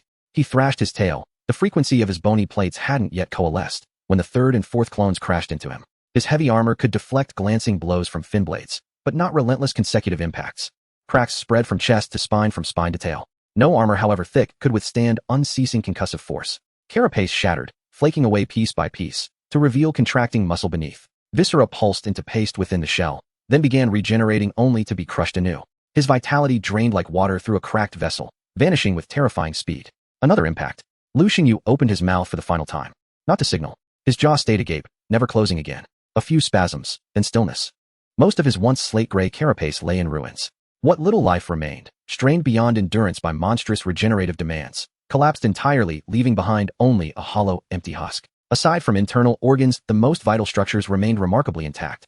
Lin Yuan swam before him. A fin blade descended, severing the head cleanly. He seized the head in his jaws and swallowed. Cellular control activated instantly. Gill structure resolved. Yet not just gills. A thin pink-hued membrane lined the gill chamber, richly vascularized, extraordinarily delicate. This was no ordinary gill. It was a primordial pulmonary membrane capable of extracting oxygen directly from air. his passport to land. He truly was adapting to terrestrial existence. Lin Yuan encoded the pulmonary membrane's architecture into cellular memory. Meanwhile, without command, clones surged toward the carnage, devouring corpses with ruthless efficiency. They tore open remains, swallowed shredded flesh. Carapace shards were crushed, bones ground to powder, every trace of blood and tissue consumed. Energy surged along clone pathways converging into Lin Yuan's core, feeding his etheric circulation. From ambush to annihilation. Less than 3 minutes. The seabed lay strewn with bone splinters and carapace dust. Blood mist still hung suspended, pale crimson, ghostly and thick. It was time to depart. Once this bounty was fully digested, Lin Yuan would possess the strength to challenge the Fish King. But where was the Fish King? Lin Yuan tuned his bony plates to detection frequency, scanning the surrounding sea. The Fish King's signal had vanished. That distant high-frequency resonance, faint but unmistakable moments earlier, had dissolved into absolute silence. Not attenuation, not occlusion, total erasure, as if severed by a blade. Yet the school's presence lingered at the periphery of perception, meaning the Fish King could not be far. Lin Yuan's awareness snapped, his gaze whipping sharply behind him. The next instant, a black water column erupted from the side, filling his vision in an instant. The water jet struck without warning, swift as lightning. At the very brink of annihilation, Lin Yuan instinctively twisted his body sideways. The inky column grazed the starboard hull and shot past. A sliver of the tailblade's edge made contact, its chitinous surface instantly blackened and fractured, tiny shards flaking away from the cutting edge. He did not look back. All rear nozzles flared open, his body surged forward with explosive force. A muffled detonation echoed behind him. Not an impact, something deeper, like an implosion unfolding into explosion. The black fluid struck the seabed and detonated the instant it touched bottom, not splashing but expanding, as though a substance compressed beyond endurance had suddenly released. The obsidian mass bloomed outward in all directions, corroding whatever it touched. Coral surfaces blistered and charred, barnacle shells shattered and sloughed off in fragments. Several small fish too slow to flee were engulfed, scales dissolving, flesh collapsing into grayish fibrous ash. By then Lin Yuan had already rocketed several meters ahead. The black fluid expanded faster still. The outermost wave caught up, engulfing him entirely. Agony, not merely surface corrosion. That substance pierced his carapace faster than any acid ever known. Cold, heavy, unervingly deep in sensation. He felt his chitin turning brittle, crumbling inward, as if something were prying it apart from within. The pain lanced straight into his neural cord. His compound eyes flared white with blinding light. Acid, but infinitely more potent than any toxin he himself could synthesize. Its concentration existed on another plane entirely. All around him stretched absolute blackness. He was instantly blinded. Blisters swelled where the carapace had been corroded. They burst, revealing newly formed soft shell beneath. It hardened upon contact with seawater, but before fully setting, residual acid burned through again. The edges blackened, curled, and wept translucent tissue fluid. Enveloped in that inky shroud, he lost the initiative entirely. What was this? Who had ambushed him? Lin Yuan swam, while simultaneously activating his clones. Bone plates vibrated, emitting probing signals outward. Sonar waves cut through the water, bouncing off remnants of shredded fish against jagged coral, against barnacles clinging to the island's submerged base. Echoes returned layer by layer, stitching together a three-dimensional map of his surroundings in his perception. Yet they failed to locate the source. When the signal swept across that stretch of murky green water, nothing registered. No large biosignatures. No moving objects. No anomalies whatsoever. The water was utterly empty. His adversary seemed to vanish, completely nullifying his senses. Instinct drove him downward with brutal urgency. Before he could escape the black fog, the surface above erupted violently. The second strike arrived, unerring even amid the churning murk. Another jet of black fluid plunged vertically from above, skimming past his pectoral fin before slamming straight into the seabed. Silent upon entry, explosive only upon impact. The second detonation. The obsidian mass blossomed like a dark flower. The shockwave pushed seawater outward, hurling him backward several meters. Droplets spattered his carapace, burning fresh perforations. No time for hesitation. Lin Yuan acted decisively, launching forward with winged thrust, while severing optic nerves severed voluntarily, compound eyes detached from beneath the carapace. Residual acid continued seeping into the sockets. He excised the entire periorbital tissue in one clean sweep. Flesh tumbled from his head, trailing still corrosive black ichor. Two waves of agony struck, one from tissue excision, the other from nascent tissue surging upward. Within 2 seconds, new compound eyes erupted from the sockets. Ommatidia reassembled, crystalline cones ignited one by one. Vision sharpened, from blur to clarity, from dimness to razor-edged acuity. Light returned, sight restored. He burst free of the darkness. Lin Yuan swept his gaze around, and at last he saw the architect of this assault. Farther than anticipated, nearly 100 meters distant, hovered a 9-meter-long form suspended in the gray-green water. A stark white patch crowned its head. The Fish King, sovereign of the White Spot Shoal. Its bone plates were not gray-white, but amber-hued at the edges. Semi-transparent, they shimmered with fine polished luster, like resin burnished to perfection. Light refracted along their edges into scattered flecks of pale gold. It bore no carapace, only scales. Jet black scales covered its entire body, each harder than any spine or bone spike. No gaps existed between them. Layers overlapped in opposing spirals clockwise and counterclockwise, interlocking like double-layered chainmail. Even the leading edges of its pectoral fins were sheathed in scale, curling inward slightly, blade-shaped. When its caudal fins spread wide, the scales parted, revealing dark crimson fin membranes beneath. At 100 meters distance, it remained motionless, its gaze locked unwaveringly onto Lin Yuan's core body. Not scanning, not observing, locking. From the moment it first perceived him, it never glanced once at his clones. 32 clones ringed him, yet it ignored them completely. How was this possible? When had it arrived? Why had he? How could such a massive creature evade sonar detection entirely? More unsettling still, its etheric signature was absent too. To all senses, it resembled an ordinary fish, as though it truly lacked awakened etheric resonance. Even against ammonites, beings whose sole awakened trait was etheric sensitivity, he could sense them faintly from hundreds of meters away. Yet this creature remained utterly imperceptible. Stunned, Lin Yuan nearly doubted his own vision, wondering if he beheld a mirage. He fired another sonar pulse, only for it to vanish into silence, swallowed whole. His clones emitted pulses too, yet their returning echoes were blank, as if the target simply did not exist. This time, however, Lin Yuan grasped the truth. His sonar waves curved around the creature's scales, flowing seamlessly over its entire length, effectively bypassing it and creating a perfect blind spot. Those scales possessed a unique structural property, capable of deflecting and neutralizing sonar perception. The Fish King watched him in silence, its vast pupils calm and unblinking. Lin Yuan paused, then realized his folly. Using sonar against a white spot fish was like wielding a child's toy sword before a master smith. From first awakening onward, this species communicated via boneplate vibrations. By second awakening, they encoded identity frequencies, exchanging complex information with surgical precision. As sovereign of the entire lineage, the Fish King likely pioneered this system itself, its mastery over vibration extending far beyond mere transmission and reception. It could disrupt sonar, nullify detection, render him deaf and blind. Just moments earlier, he'd used sonar to dispatch the land-walking fish. And now the Fish King turned that same weapon against him. He had indeed overreached, arrogance laid bare. Lin Yuan recalled his clones. 32 bodies realigned before him, forming a tight wedge formation. His core body retreated to the rear, the combat formation contracted, facing the Fish King across the water in silent, equal confrontation. Those two acid volleys, though terrifying in destructive power, capable of dissolving coral, were less acts of aggression than calculated probes, much like his own use of clones to test prey. This was no reckless brute, but a seasoned, deliberate hunter. Having assessed his capabilities, it now escalated its commitment. Though intricate in analysis, these thoughts unfolded in mere seconds. As Lin Yuan consolidated his clones, the Fish King advanced, closing the distance to roughly 60 meters. Clones completed, water intake coiled like springs, ready to launch at a thought. The Fish King moved first. Its rostrum slowly opened. Then a jet of inky black fluid erupted from its throat, streaking directly toward the shoal. First acid projectile launched, then second, third, fourth. Intervals so brief they blurred. Before the trail of one faded, the next had already closed the gap. Black projectiles traced a dense linear trajectory, hurtling 50 to 60 meters, sealing every inch of frontal space. The charging formation shattered. Lin Yuan redirected clone mobility instantly. 33 bodies scattered, abandoning rigid geometry. Nozzles pulsed in segmented bursts, each clone executing erratic maneuvers: sharp left turns, sudden dives, abrupt halts followed by explosive acceleration. Acid projectiles whistled past carapaces, some so close they stirred perceptible shifts in water temperature. The Fish King adjusted its aim, black acid continuing its relentless barrage. Its concentration dwarfed even the landwalkers, capable of corroding his reinforced armor. And yet this acid, each drop sufficient to obliterate an ammonite, now rained down upon him without restraint like inexhaustible munitions.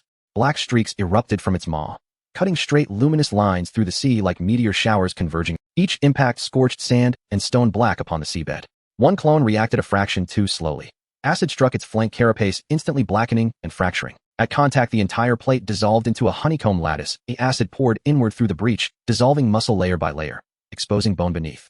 The clone lost equilibrium, tilting downward uncontrollably. Lin Yuan severed its consciousness, it sank lifelessly. The remaining clones continued evasive maneuvers, darting, weaving, accelerating unpredictably.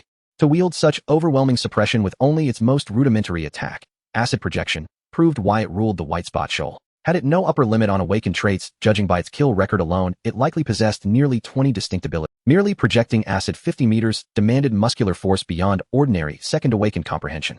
Another clone clipped, carapace cracking. A third took a direct hit to the thorax, body exploding outward. That barrage ended. 30 clones remained, but the Fish King's acid reserves were spent. Its 9-meter frame accelerated without wind-up. Tail flicked, muscles beneath the scales swelling, propelling the entire body forward like a stone loosed from a sling. Hundreds of meters vanished in seconds, as seawater parted before it, forming two tangible churning waves. Lin Yuan reacted instantly, sending 10 nearest clones forward. They collided head-on, The sea thundered, a visible physical ripple radiating outward. The first clone struck frontally. Carapace shattered instantly at the point of impact, exploding into fragments.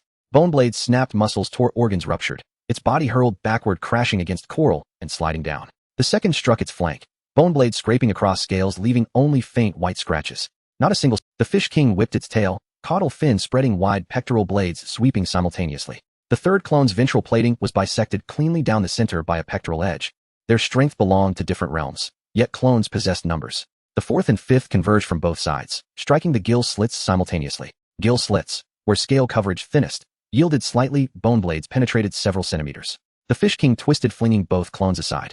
The sixth descended from above, its cranial horn driving into a narrow fissure between scales. The seventh and eighth sealed its retreat, nozzles blazing, thrusting it backward toward the island's rocky base. The fish king halted, trapped. The surface detonated.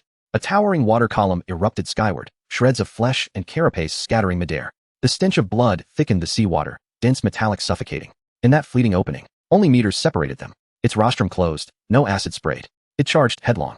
Lin Yuan met it, not retreating but surging forward, spear raised to pierce its eye.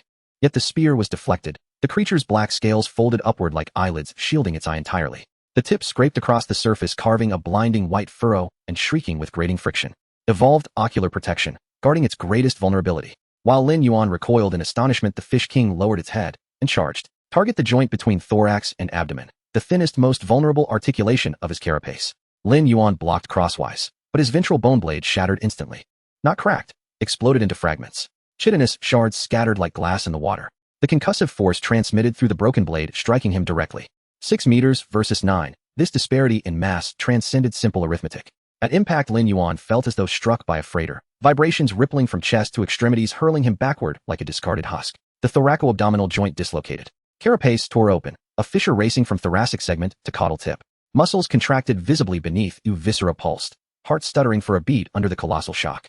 And this was merely the result of its decelerated, improvised surge. Yet within the next heartbeat, Lin Yuan's vision refocused. His heart resumed beating, retroactive anchoring activated. Ether flooded from the heart, coursing along vascular pathways to the wound. Cellular division accelerated, tissue regenerated. The fissure sealed inward from both ends, carapace reforming seamlessly. Vastly superior etheric capacity enabled regeneration far swifter and stronger than any landwalker's. Within a single breath, his body was whole again. Riding the recoil backward, Lin Yuan ignited his dorsal nozzles, executing secondary acceleration while twisting midwater, evading the fish king's follow-up charge, and slashing sideways with the bone blade mounted along his spine. Clang, clang, clang. Bone blade met scale in rapid succession, metallic impacts ringing. The slash carved a continuous line, from gill slit to tail tip, skittering across countless overlapping scales, yet never breaching their defense. The terrifying counter-recoil threatened to shatter the blade itself, even tear it loose from his spine. In seconds they separated, collision concluded. Lin Yuan flicked his tail, swimming backward, re-establishing distance. Simultaneously, he summoned every functional clone forward, layering them before him. 10, 15, 20. They formed a living wall between him and the fish king. He channeled ether to them, wounds healing rapidly. 30 clones stood resolute, steadfast sentinels guarding his path. The fish king did not pursue. It held its position. Once more a standoff ensued, motionless, silent, balanced. Though outnumbered, he held parity, even subtle dominance. Lin Yuan felt the near detachment of his dorsal blade, surveyed his damaged clones, and drew a deep, cold breath. The fish king's might exceeded even his gravest expectations, profound, bottomless. No instantaneous recovery, no adaptive recalibration, no chaotic subsystems, only staggering baseline attributes, titanic strength, impenetrable scales forged like tempered steel. Upon such foundations, even mundane actions achieved miraculous potency. A simple charge, unadorned, unenhanced, carried the kinetic force of a freight truck, rivaling the combined momentum of nearly 10 clones. Even its basic acid projection attained machine gun intensity, dominating the seabed with suppressive fire, each droplet capable of punching through solid rock. Moreover, its intellect was formidable. It clearly distinguished core body from clones, ignoring the latter entirely while focusing relentlessly on him. Like his own tactics against the white spot shoal, it sought decapitation, breaking through the clone guard to eliminate him, directly rendering the rest irrelevant. These feats represented only its passive physiology, gifts conferred by Aether. Its awakened talents, its fused abilities, remained wholly untapped. Even passively, its presence exerted crushing pressure. Yet the fish king showed no haste to advance. It simply waited, still watchful, expectant. Waited for what? The shoal remained kilometers distant, surely not arriving anytime soon. As Lin Yuan pondered this, drowsiness washed over him. Not fatigue from battle, something deeper. A lethargy welling up from the marrow of his consciousness, limbs heavy, reflexes dulling. A familiar sensation. The necessary metabolic process following ingestion of ether-rich biomass. the fish head he'd just consumed, the landwalker's head. The Fish King observed him silently, no pity, no sentiment, only detached assessment. Then understanding struck Lin Yuan like lightning. The landwalker had been here long before. The Fish King hadn't arrived opportunistically, it had been waiting. Waiting for him to consume the landwalker. Waiting for digestion to begin. Waiting for drowsiness to rise, then striking. Perhaps it had initially intended rescue, but upon realizing futility, or recognizing Lin Yuan as an existential threat, it adapted seamlessly. It allowed him to devour the landwalker, to deliberately degrade his condition. The landwalker was bait. A poison lure, designed to delay, weaken, exhaust. Then at his weakest moment it would strike, eradicating him utterly. Against a foe of this caliber his margin for error had narrowed to zero. Any dip in readiness spelled irrevocable ruin. At that instant their gazes locked. Within the Fish King's eyes, no calculation, no triumph. Only absolute razor-sharp focus. It functioned like a flawless mechanism, precisely perceiving reality, then selecting the optimal action the moment, detecting the decline in his opponent's state. It prepared to strike anew. Ether surged, scales vibrating. Not with the subtle frequency used for sonar evasion, but resonating in unison across its entire body. Black scales hummed at low frequency. Amber bone plates joined the resonance. Frequencies compounding into a singular, uncanny waveform emanating from the Fish King. Acid projection and sonar manipulation were the white spot shoal's twin hallmarks. If its acid surpassed ordinary second awakened potency by over tenfold, its sonar mastery must be equally profound. Beyond sensory nullification, it had refined this ability into further applications. In the next instant, the scale vibration intensified sharply, concentric waves of tangible sound coalescing upon its form. Then the gathered sonic energy erupted, not as subsonic bona vibrations, but as true acoustic force.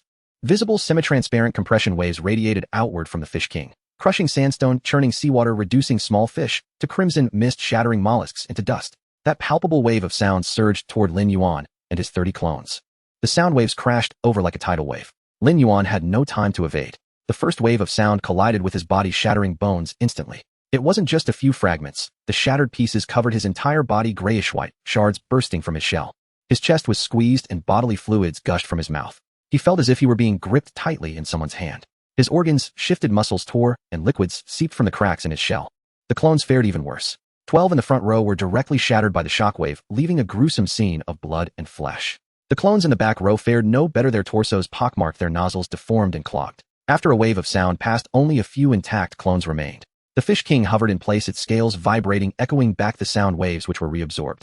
The vibration frequency of the amber-colored bone shards began to rise. Charging. The next wave was coming. Lin Yuan made a quick decision, opening all nozzles. The remaining functional clones simultaneously shot upwards. It wasn't a dispersal, it was a gathering, rushing towards the water's surface alongside the main body. Accelerate, then accelerate again. The water's surface drew nearer, the gray-green light above growing brighter. Breaking through the surface. Boom. In an instant his body was thrown into another world. Gravity changed, the buoyancy of the water vanished, and his body plummeted through the air. The seawater below exploded, and the clones leaped out of the water. The sea surface boiled over, countless droplets springing into the air, forming a dense mist. The mist was pushed into the sky before dispersing, white foam surging and bubbles bursting. Several fish that were killed by the shockwave soared into the air along with the tumultuous water. If he had been any slower, those fish would have been his fate. Lin Yuan finally understood why the opponent didn't bring a school of fish. It wasn't that they couldn't, it was that they wouldn't survive. Such widespread devastation made it impossible for the school to stay. In just a few seconds the sound waves dissipated. Lin Yuan finished his ascent and plunged back into the water. He quickly took in water, adjusting the angle of his nozzles as his body pierced the surface and dove deeper. The clones followed into the water, reforming their ranks. Underwater, 3 clones that hadn't managed to jump out of the water were reduced to mere clumps of flesh, slowly sinking. Lin Yuan severed the connection to his consciousness, allowing them to sink. On the other side, the Fish King was charging again. Its scales vibrated, bone shards hummed, and sound waves were taking shape. Lin Yuan didn't wait for it to fully form. Charging. The main body led the way, with clones flanking on both sides. All nozzles opened wide, reaching maximum speed. The distance of dozens of meters vanished in an instant. The Fish King opened its mouth. The sound wave was about to be unleashed. Lin Yuan crashed into it directly, his head piercing through the vibrating bone shards of the Fish King. Bang! The bone shards were pierced through. Amber fragments flew apart, revealing dark red soft tissue. The vibration abruptly stopped. The sound wave, which had not yet been released, was trapped in its throat, flowing back into the Fish King's own skull. The Fish King leaned back, the remaining sound waves spilled out from the cracks in its bone shards, scattering in all directions and creating ripples like tangible waves. The scattering sound waves lost much of their power. The clones were jolted, their shells cracking in several places. But they could still move. Lin Yuan was stunned by the reverse impact. His mind felt like a muddled mess, bodily fluids seeping from the corners of his mouth. He swallowed them back, detaching his head from the bone shards. His nozzles sprayed water, creating distance. Under his control, the clones accelerated in unison, crashing directly into the Fish King. After a series of dull thuds, the Fish King was forced to retreat, a piece of its bone, shattered amber fragments, sinking to the seabed. His pupils remained tranquil. Lin Yuan took a breath, feeling a stabbing pain in his mind. Drowsiness weighed heavily on him. It had already transformed into another state. It wasn't simple fatigue. It felt like something was pushing out from inside his head one after another. He had suppressed it for too long, and his Bodis ether concentration continued to drop. He could no longer contain it. The head of the land fish hadn't finished digesting yet. It wasn't that it couldn't be digested, it was being forcibly held back. He had already experienced how resilient the life force of the second tier was. During his previous battle with the Jade Stone, a half-eaten shrimp had been swallowed into the stomach, yet it remained active in the digestive fluid, struggling to crawl out. It only died at the very last moment when its breathing failed. The land fish was also second tier. It had most of its body swallowed, but the ether remaining in its head still hadn't dissipated. Now the ether in the fish head churned within him, like a half-alive creature struggling in his digestive system. To put it to rest completely, he needed to enter a deep sleep. But right now he was fully focused on confronting the enemy, still using ether to repair his clones, still using energy to maintain mobility. Digesting while fighting, he could no longer hold on.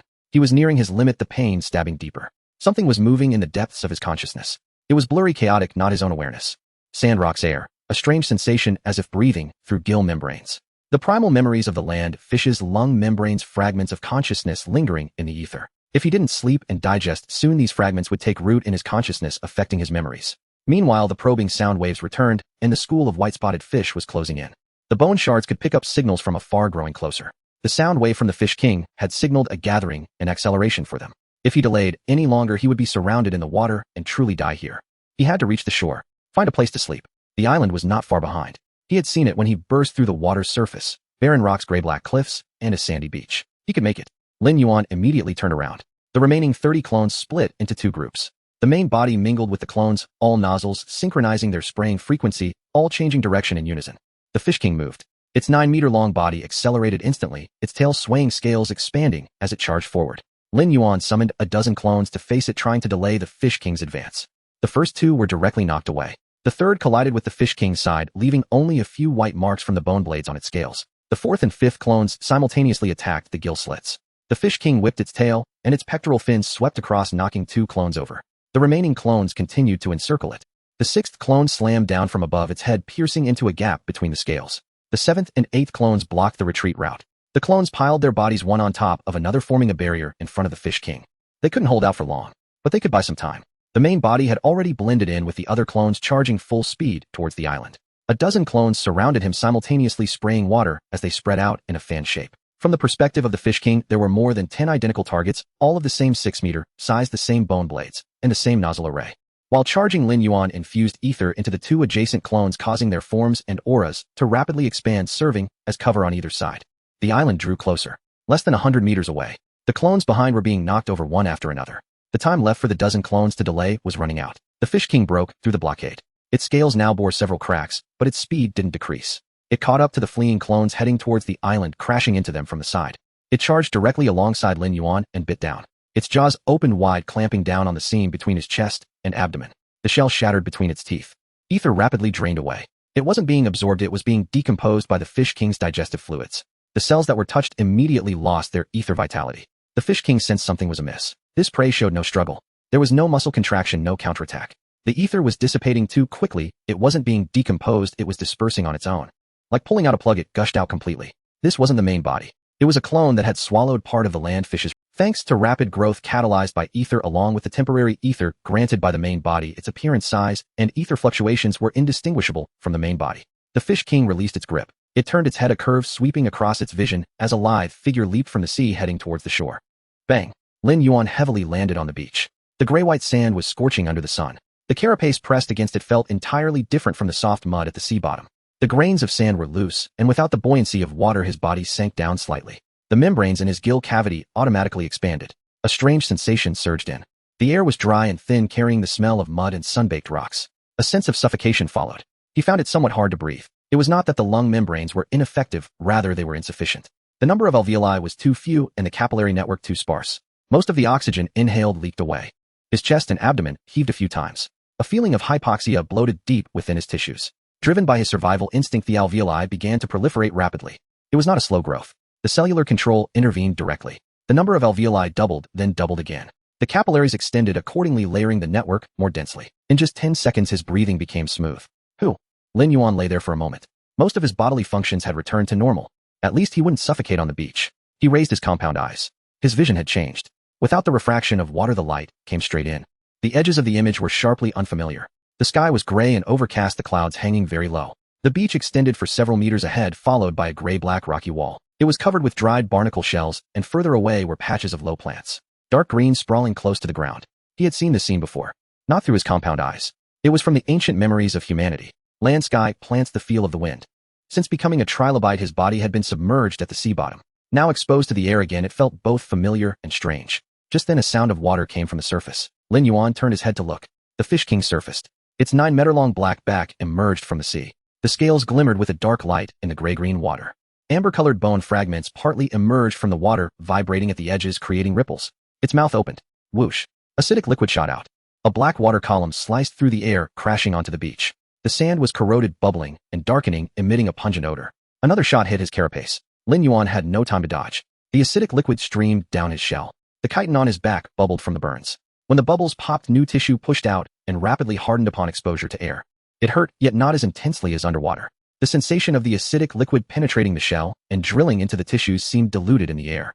To be precise, the new talent gained from the terrestrial fish was at play. It seemed he had acquired a resistance to the acidic liquid. He began to adapt to everything. The lung membranes evolved rapidly, and the acid resistance of his carapace kept whoosh whoosh whoosh. The fish king continued to spray. One shot after another. Lin Yuan grew lazy to dodge, letting the acidic liquid hit him. He stared at the fish king, inhaled a mouthful of seawater stored in his gill cavity, and spat it toward the fish king. It was not acidic liquid, but plain seawater.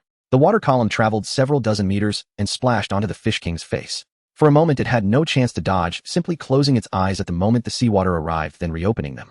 The seawater streamed down its scales. The amber-colored bone fragments remained motionless. Its compound eyes met his gaze through the air, the expression flickering uncertainly. Then it lowered its head to look at the seawater beneath it.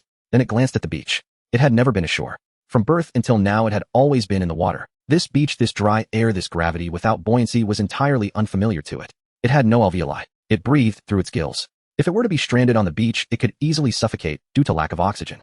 Moreover, its avatars were right behind it. 26 avatars were converging from the sea bottom, blocking the fish king's retreat. Bone blades stood upright, sealing off its escape route. If the fish king pushed forward, it would have to charge into shallow waters. But its 9-meter-long body could hardly maneuver in waist-deep water. As the avatars crashed into it from behind, it had little room to maneuver. If it were to lose its balance and charge onto the beach, the outcome would be unpredictable. It would not take that risk. The fish king paused at the water's surface for a moment, then slowly sank. Its back disappeared into the gray-green sea, the black scales flashing one last time amid the waves. It vanished. Lin Yuan stared at the surface of the water. As he watched the figure recede, he suddenly realized. The fish king was not retreating. It was withdrawing to destroy the corpses at the sea bottom that had yet to be consumed. The remains of the white-spotted fish were a resource for the fish king and had to be eliminated in advance. He immediately sent a signal. Underwater, the 26 avatars spread out from behind the fish king, rushing at full speed toward the pile of corpses on the seafloor. The white-spotted fish brought by the terrestrial fish after being penetrated by the first wave of impact were littered across the seabed, not yet washed away by the tide. The avatars devoured wildly, tearing open fish bellies, ripping off flesh-crushing shells. The bone blades chopped large corpses into smaller pieces, stuffing them into their mouths. The fish king appeared above the pile of corpses. Its black scales glided through the gray-green sea, surveying the scene below. But the avatars had already retreated. Most of the corpses had been consumed. Chunks of flesh, shells, and bones, only some remnants that had not yet been moved, remained on the seabed. The fish king swam around the pile of corpses. It found fewer than 10 complete corpses. It made no unnecessary movements. Its mouth opened and black acidic liquid sprayed forth, corroding the corpses into bubbling blackened matter, the flesh dissolving into fluff, and the shells shattering and peeling off. All remaining corpses were thoroughly destroyed, leaving no intact tissue that could be devoured. After completing this, the fish king swished its tail and swam away into the distance. Lin Yuan stared at the surface of the water. The signals from the bone fragments gradually weakened. The number of fish echoed back, became increasingly blurred and distant, finally disappearing completely into the background noise. The sonar detection could not pick up the fish king's scale reflections. It was blank. Only then did he pull back his consciousness. He lay on the beach, the waves washing up and wetting half of his body before retreating. 6 avatars. He lost 6 in the battle, from 32 down to 26. To lose only 6 against an opponent of the fish king's caliber was already within the range he could bear. He tried to move. The carapace stuck to the sand, sinking down slightly. He could not lift it. It was not injury, it was exhaustion. He twisted his body, scraping his abdomen against the gravel, crawling up to higher ground on the beach. The waves chased after him, retreating just a few feet behind him. He floundered, crawling forward another several meters. Only when the tide receded to a position unreachable by fish did he finally stop. The 26 avatars spread out in the shallow water. The bone blades retracted, each finding cracks in the rocks and holes in the sand to hide in. The frequency of the bone fragments' vibrations was adjusted to the lowest, maintaining only the most basic alertness circuit. At the same time, he split off some internal energy to begin dividing new avatars, replenishing his losses. After completing this, Lin Yuan sprawled flat. The gravel was warmed by his body heat, the coarse texture pressing against his abdomen. The wind blew, taking away the residual moisture on his shell. The sound of the waves. The sound of the wind. The rustling of plant leaves. The sounds of the land. Drowsiness surged up. It was not pushing up from the depths of consciousness, but seeping out from every cell in his body. The dream begins stemming from a certain emotion. Curiosity. From the moment the land fish has memory, the school of fish has been migrating. They pass through murky waters, through dead coral reefs, through patches of darkened sand. Stop, eat, set off. Stop again, eat again, set off again. There is no end. Even before the seawater turned murky, they had been migrating. But the land fish does not like migrating. It feels that the school of fish should have a fixed place. Yet it has never acted on this. Migration is the command of the fish king, just follow along. When it was just hatched, it was only 30 centimeters long, trailing at the end of the line, swimming awkwardly. As it grew a bit larger, it learned to use its bone plates to receive signals, following the school, to turn, change speed, and hunt. That year at the first level, it bit through the carapace of a sea scorpion for the first time with its jaw. After reaching the second level, the shell began to thicken layer by layer.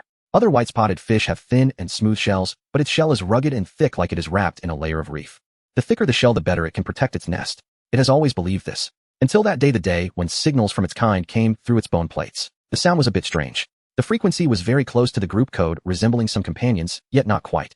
It fluctuated between distant and near, and the direction could not be pinpointed. It wanted to swim over to take a look. At that moment, an unprecedented instinct took over it. Without a second thought, it swam towards that direction. But the fish king blocked its path. Without a signal, its body was directly positioned across. The tail struck its side, forcing it out of the line. A crack formed in its shell. As it steadied itself, the school, under the fish king's command, quickly swam in the opposite direction. It hesitated for a moment, but ultimately chose to follow along. After that, there was an incessant journey, passing through one ocean after another, with the water growing colder as they swam further.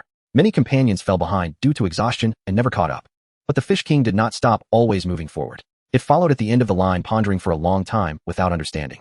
Why did the fish king leave? Wasn't the meaning of that voice to gather? Why did they instead migrate? After that migration, many companions fell behind and never returned to the group. It could not comprehend, but after pondering for a while, it let it go. Yet that little doubt did not disappear like a grain of sand embedded in the shell's crevices, not painful, but always present. Much later, the school passed by an island. Gray-black reefs emerged from the water, with tides repeatedly washing against the barnacles on the rocks. Above, there was a gray-white beach and large patches of low plants. There was no water, no fish, nothing moving. It left the line and swam towards the shallows. The water near the shore was shallow, and the gravel scraped against its belly. It propped its fins against the sand, rubbing its body upward. The sand was soft, making it difficult to exert force. Its gills were exposed to the air, first feeling cool, then dry, then painful. The gill plates stuck together, and breathing became increasingly labored. It desperately thrashed its tail, pushing forward, only to be dragged back by the retreating sea. After several attempts, it kept sliding back into the water. It retreated to the deep water, turning back to stare at that stretch of beach. It wasn't quite clear why it had come ashore. Perhaps it wanted to find a place that wouldn't be submerged by still water, a place where the school of fish wouldn't need to migrate again. Or maybe it simply wanted to know what it felt like to leave the water. Now it knows it couldn't get up. But since it hadn't died, it meant that it was possible. From that point on, it began to try repeatedly to come ashore. In the midst of countless stranding and suffocation, it seemed to be born with a new talent, able to quickly adapt to its surroundings. It could stay on land for longer periods, often spending half a day on the shore. Thus it began to summon its companions to come ashore, but unfortunately after they got on land, they didn't like to move anymore. It could only send them back into the sea, watching them run far away, never daring to approach again. No matter how it called, they wouldn't come back. The same kind seemed to dislike coming ashore. It inevitably felt regret, simply storing this conclusion in its mind, while also keeping the location of the island. It began to explore the island. Everything on the island was unfamiliar, with no familiar prey, only a pile of strange objects resembling inverted cornerstones. It tried to bite them, but they were hard to eat. Everything on the island was novel, with waters that felt different, some with a high temperature and vibrations coming from afar. But there was no food. So it gave up and returned to the water to hunt. After a long time, long enough for it to sunbathe on land, long enough for that old crack torn by the fish king to have healed. Once again, it heard the signals of its kind. It was from the fish king, warning to gather. This signal was exclusive to the fish king, and it had also been sent during the previous inexplicable migration. It instinctively swam towards that direction, but immediately received another signal. It was from a swordfish, also a warning to gather. Schools of fish all behave this way, first gathering in small groups, then merging into larger groups. But just as both sides were heading that way, the fish king suddenly changed the signal. Warning, leave. The land fish was momentarily bewildered. It had never encountered such a situation. At that moment, the swordfish also emitted the same signal. Warning, leave. Both companions and leaders sent this out. Could there be enemies nearby? The land fish instinctively swept its sound waves around, but aside from the surrounding school of fish, there was no one else. An indescribable sense of unease lingered in its heart, as if something was not quite right, yet it couldn't put its finger on it. It instinctively wanted to return to the island, to that place that gave it a sense of security. The swordfish had already taken the lead, and was on its way to leave, so it quickly followed. Gathering together with companions should alleviate this feeling. The distance between both sides slowly closed, and just then the Fish King sent 3 final messages. Warning, warning, warning. The signal was interrupted thereafter. It was very similar to the last time. It wasn't the signal itself, it was that unsettling feeling. It hovered in place, unable to articulate what was wrong. Only something beneath its shell was tightening. The frequency of the swordfish sounded exactly the same, each vibration interval precise and accurate. But something was wrong. The swordfish shouldn't be here, the other party should be unaccustomed to coming here, yet it made sense that it had a vague feeling. The messages from the swordfish and the Fish King seemed to conflict. The last time it encountered such a situation was before many companions fell behind during that migration, when a signal for gathering had clearly been sent, but the Fish King instructed it to leave, very similar to the current situation. This time, however, the one sending the strange signal was the swordfish. Memories flashed back, and an unprecedented feeling surged within. That feeling was akin to wanting to know what was on land. Perhaps this time it could uncover that secret, understand why its companions suddenly emitted such signals, and know why the group had to migrate. But it could also be just its own illusion. Perhaps the swordfish was merely following orders. With this thought, the land fish immediately moved towards its companions. It continued to swim towards the swordfish, towards the direction of its familiar island. The water grew shallower, and there were more reefs. It swam around a rock. With the echo of the sound waves, that strange feeling grew stronger. The other fish school seemed slightly fewer than it remembered, while the swordfish itself appeared a bit larger than in its recollection. Was it an illusion? But that characteristic spear was indeed it. Finally, as its sight rounded the rock, it saw the swordfish that had emitted the sound. To be accurate, it was the swordfish's bone spines and bone plates. Those two familiar things were now attached to a strange creature that was continuously sending signals. That creature floated in the gray-green seawater, resembling a white-spotted fish, yet not quite. It seemed to possess features of various creatures, as if it were deliberately disguising itself as a white spot. It was not a swordfish. Its body was wrong. The pattern of its shell was wrong. Its floating posture was wrong. The ethereal scent it emitted was wrong. From head to tail, every aspect was wrong. It was not a companion. It was not. The land fish looked at it, feeling every cell in its body scream in alarm. That thing had the frequency of a swordfish, possessed the weaponry of a swordfish, yet all instincts screamed the same thing. It was merely something draped in the signals of its kind. For the first time it felt this sensation. On the surface it appeared to be a kind, every detail seemed correct, but it knew it was not. An unprecedented sensation surged into its body, and its instincts pushed it backward, while its consciousness remained stuck in disarray. The signal continued. Warning. Leave. Warning. Leave. Still the unique frequency of the swordfish, as if the owner of the bone plates in the moments before death used all its strength to send a warning to its companions. But this warning became a hunting lure. That thing turned its gaze toward it, its eyes filled with bloodthirst and excitement at the sight of a hooked prey, opening its large mouth to reveal sharp, blood-stained teeth. At that moment something clicked together. The land fish seemed to understand the reason why the Fish King had stopped it back then. A chill clogged its body. It opened its mouth to send signals warning of danger and escape, wanting its companions to flee to get as far away as possible. But the opponent had already charged in, opening its gaping mouth, that terrifying figure rapidly enlarging in its vision.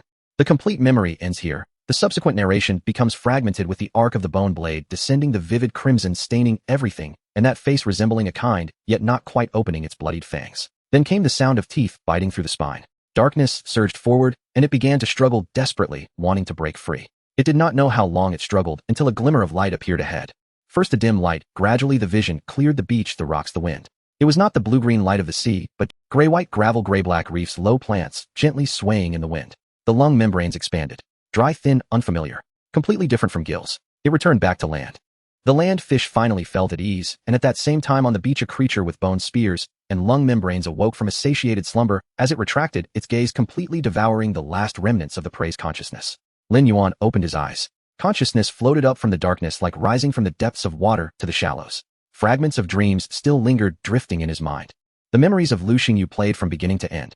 It was not the first time encountering the memories of prey, but this time the sensation felt different. It was too clear. Not vague impressions or a patchwork of images, but a complete, coherent replay, as if he had personally experienced it. Every detail was present: the warmth of the sand, the pain of the dried gill filaments, the shock of being struck by the Fish King breaking through his shell. There were even emotions. Curiosity, obsession, and the fear he felt when he saw himself. The horror of recognizing a kindred signal only to find it was not of his kind lingered from the dream into waking. This dream felt too real. It was like being an observer, but with an additional layer of experience. Previously, when devouring prey, he also dreamed. Dreams of the strange shrimp, dreams of the belemnite, all fragmented. This time, however, it felt like he had relived Lu Xingyi's entire life. Lin Yuan pondered for a moment.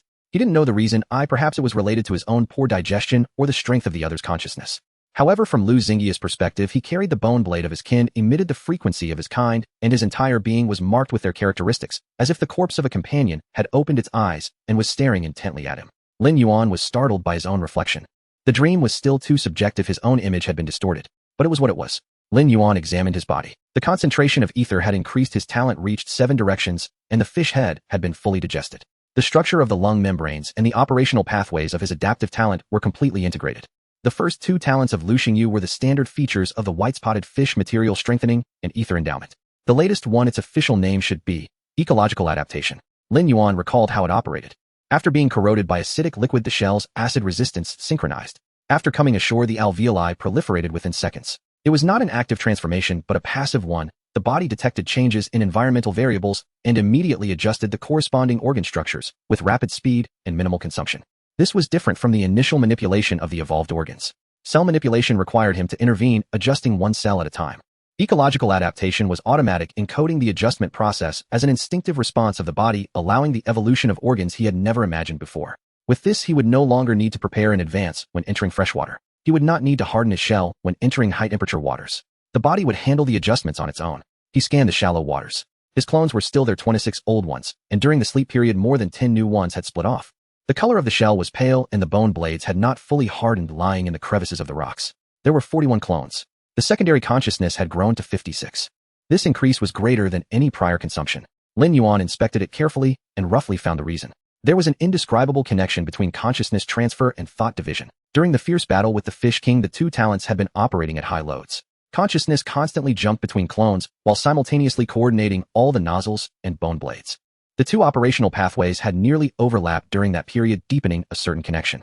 Now when he activated them again, the resistance pulling them apart was reduced, and the number of secondary consciousness increased accordingly.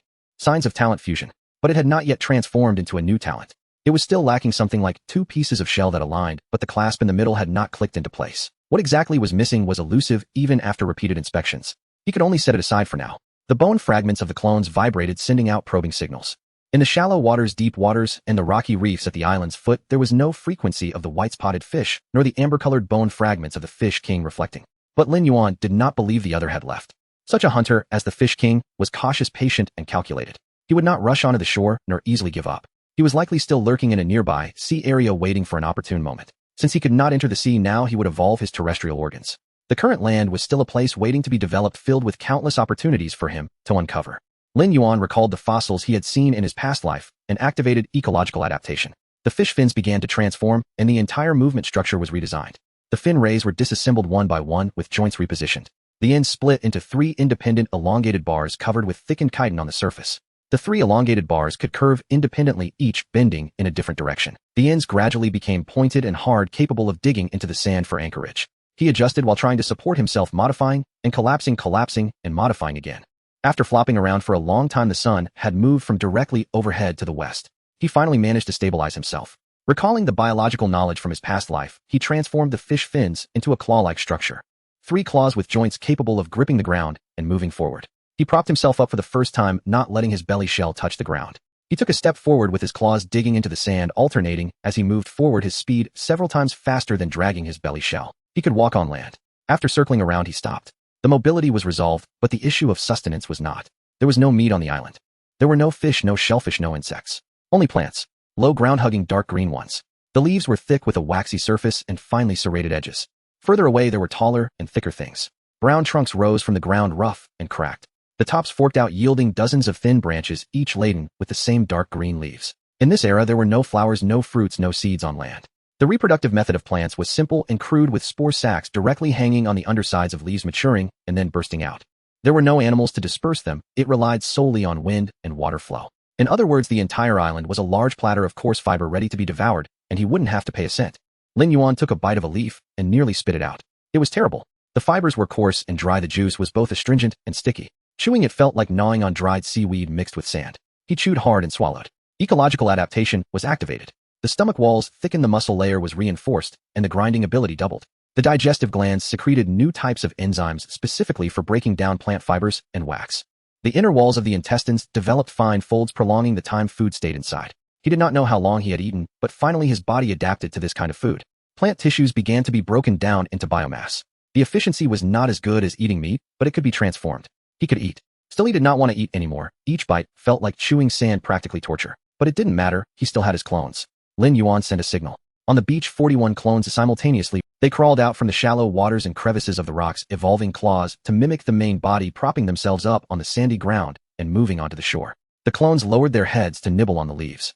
Leaves were bitten off, stems were torn apart, and the waxy coating shattered in their mouthparts. After finishing one plant, they moved to the next. Wherever they went, the greenery vanished, leaving only gravel and remnants of roots. After gnawing through the grass and shrubs, they began to chew on tree trunks. Their mouthparts bit into the bark, tearing off long strips with juice oozing out. The clones' efficiency of eating vegetation was far higher than that of the main body. With 41 mouths feeding simultaneously, patches of plants were harvested. Biomass continuously gathered back to the main body. In the natural world, only herbivores could grow to their largest sizes. Whale sharks in the sea consume plankton, while the largest animals on land are all herbivores, because with each level up, the food chain energy is lost significantly. Plants may be unpalatable, but they are abundant and sufficient. If he consumed all the plants on the island, the biomass would not be less than that from swallowing dozens of fish. He no longer had to worry about biomass. He only needed to consume all the plants on this island. As for the issue of taste, it was just right. The clones also needed practice in this aspect. The 41 clones spread out, the sounds of chewing filling the air as they began to slowly push deeper into the island. The island was larger than expected. During their journey, Lin Yuan climbed up a raised earth mound, his compound eyes scanning ahead. At the horizon lay a continuous expanse of green, layered upon layers, extending inland. The island's area far exceeded the outline visible from the sea. Here a complete ecological system thrived. Vegetation covered every inch of land, with tall gymnosperms forming sparse forests and low ferns carpeting the gaps between the trees. The air was filled with the scent of a mixture of soil and plant sap. A unique landscape. The sea breeze blew in from behind, sweeping over the beach, gliding across the barren land gnawed by the clones, and pouring into this untouched jungle.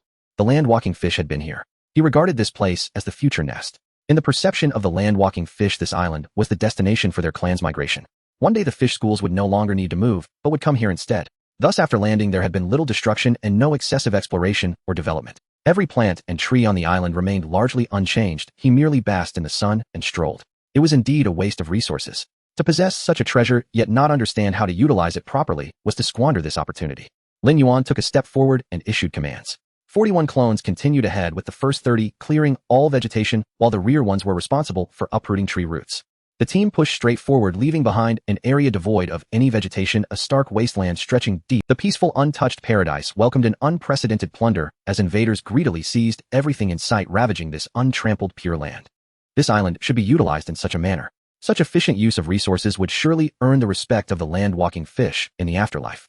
As they continued to move across the island, Lin Yuan became increasingly familiar with terrestrial locomotion. His forelimbs began to evolve, enhancing both his walking and grasping strength. After traveling approximately 10 miles, a sudden rise appeared at the horizon. Lin Yuan stood atop the barren slope, gazing far and wide, discovering that it was a mountain.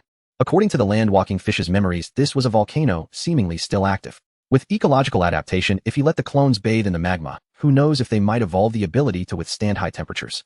Half an hour later, Lin Yuan had arrived at the foot of the volcano, where dense jungle obscured everything. The clones pushed forward, gnawing on grass, shrubs, and tree bark. The front row harvested while the rear row uprooted. Where they passed, greenery vanished, leaving behind a straight path of desolation extending deep into the island. Lin Yuan did not follow them. He lay still, allowing the clones to work while he contemplated the Fish King. Surviving last time had been a stroke of luck. The Fish King's mass scales and sonic waves each overwhelmed him. But that was in the past. Now he possessed 7 talents, and his physical capabilities had significantly improved. The mass difference remained, but the upper limits of his physical attributes would not be too far apart. The biomass required for the mass had already been collected by the clones. The challenge lay in the scales. Those scales could withstand bone blades, resist horn piercings, and shield against sonic wave detection. It was not merely ordinary hardness. It was a structure he had never seen before. Its essence was to dampen vibrations and physical impacts. To breach it, he would need to address these two aspects. However, his understanding of physics was lacking. Vibration transmission, stress dispersion, multilayer cushioning. These concepts were vaguely familiar, but he had no idea how to translate them into a shell structure. His previous armor had been designed by comparing the advantages of other creatures, all of which he had consumed, but he had only seen the Fish King's armor and could not create something from nothing. After pondering for a while, he was stuck. But Lin Yuan suddenly thought of ecological adaptation. There was no need to calculate the structure himself. He would let his body experiment, collide, and endure blows. After enough trials, it would naturally know how to grow. Just like how the land-walking fish evolved an armor to prevent slashing after being struck dozens of times by his own clones. He immediately sent a signal. The nearest clone stopped eating, struggling to swallow the dry, hard roots in its throat. It slowly turned around, aiming at it. It lowered its head and charged into it. Bang! The shell collided with the rock, creating a muffled sound. A fine crack appeared on the clone's forehead, triggering ecological adaptation. Chitin began to accumulate at the crack, thickening a layer. Whether it was an illusion or not relying on the talent shared through Aether endowment, seemed to have significantly enhanced its effectiveness. Another charge. Cracks appeared again, but they were shallower than before. The chitin continued to thicken, and the patterns transitioned from random intersections to parallel arrangements following the direction of impact. If there are cracks, evolution cannot occur. It was not enough impact. It needed more collisions to adapt. The clone charged once more, bang bang bang. With the final collision, the entire rocky outcrop crumbled.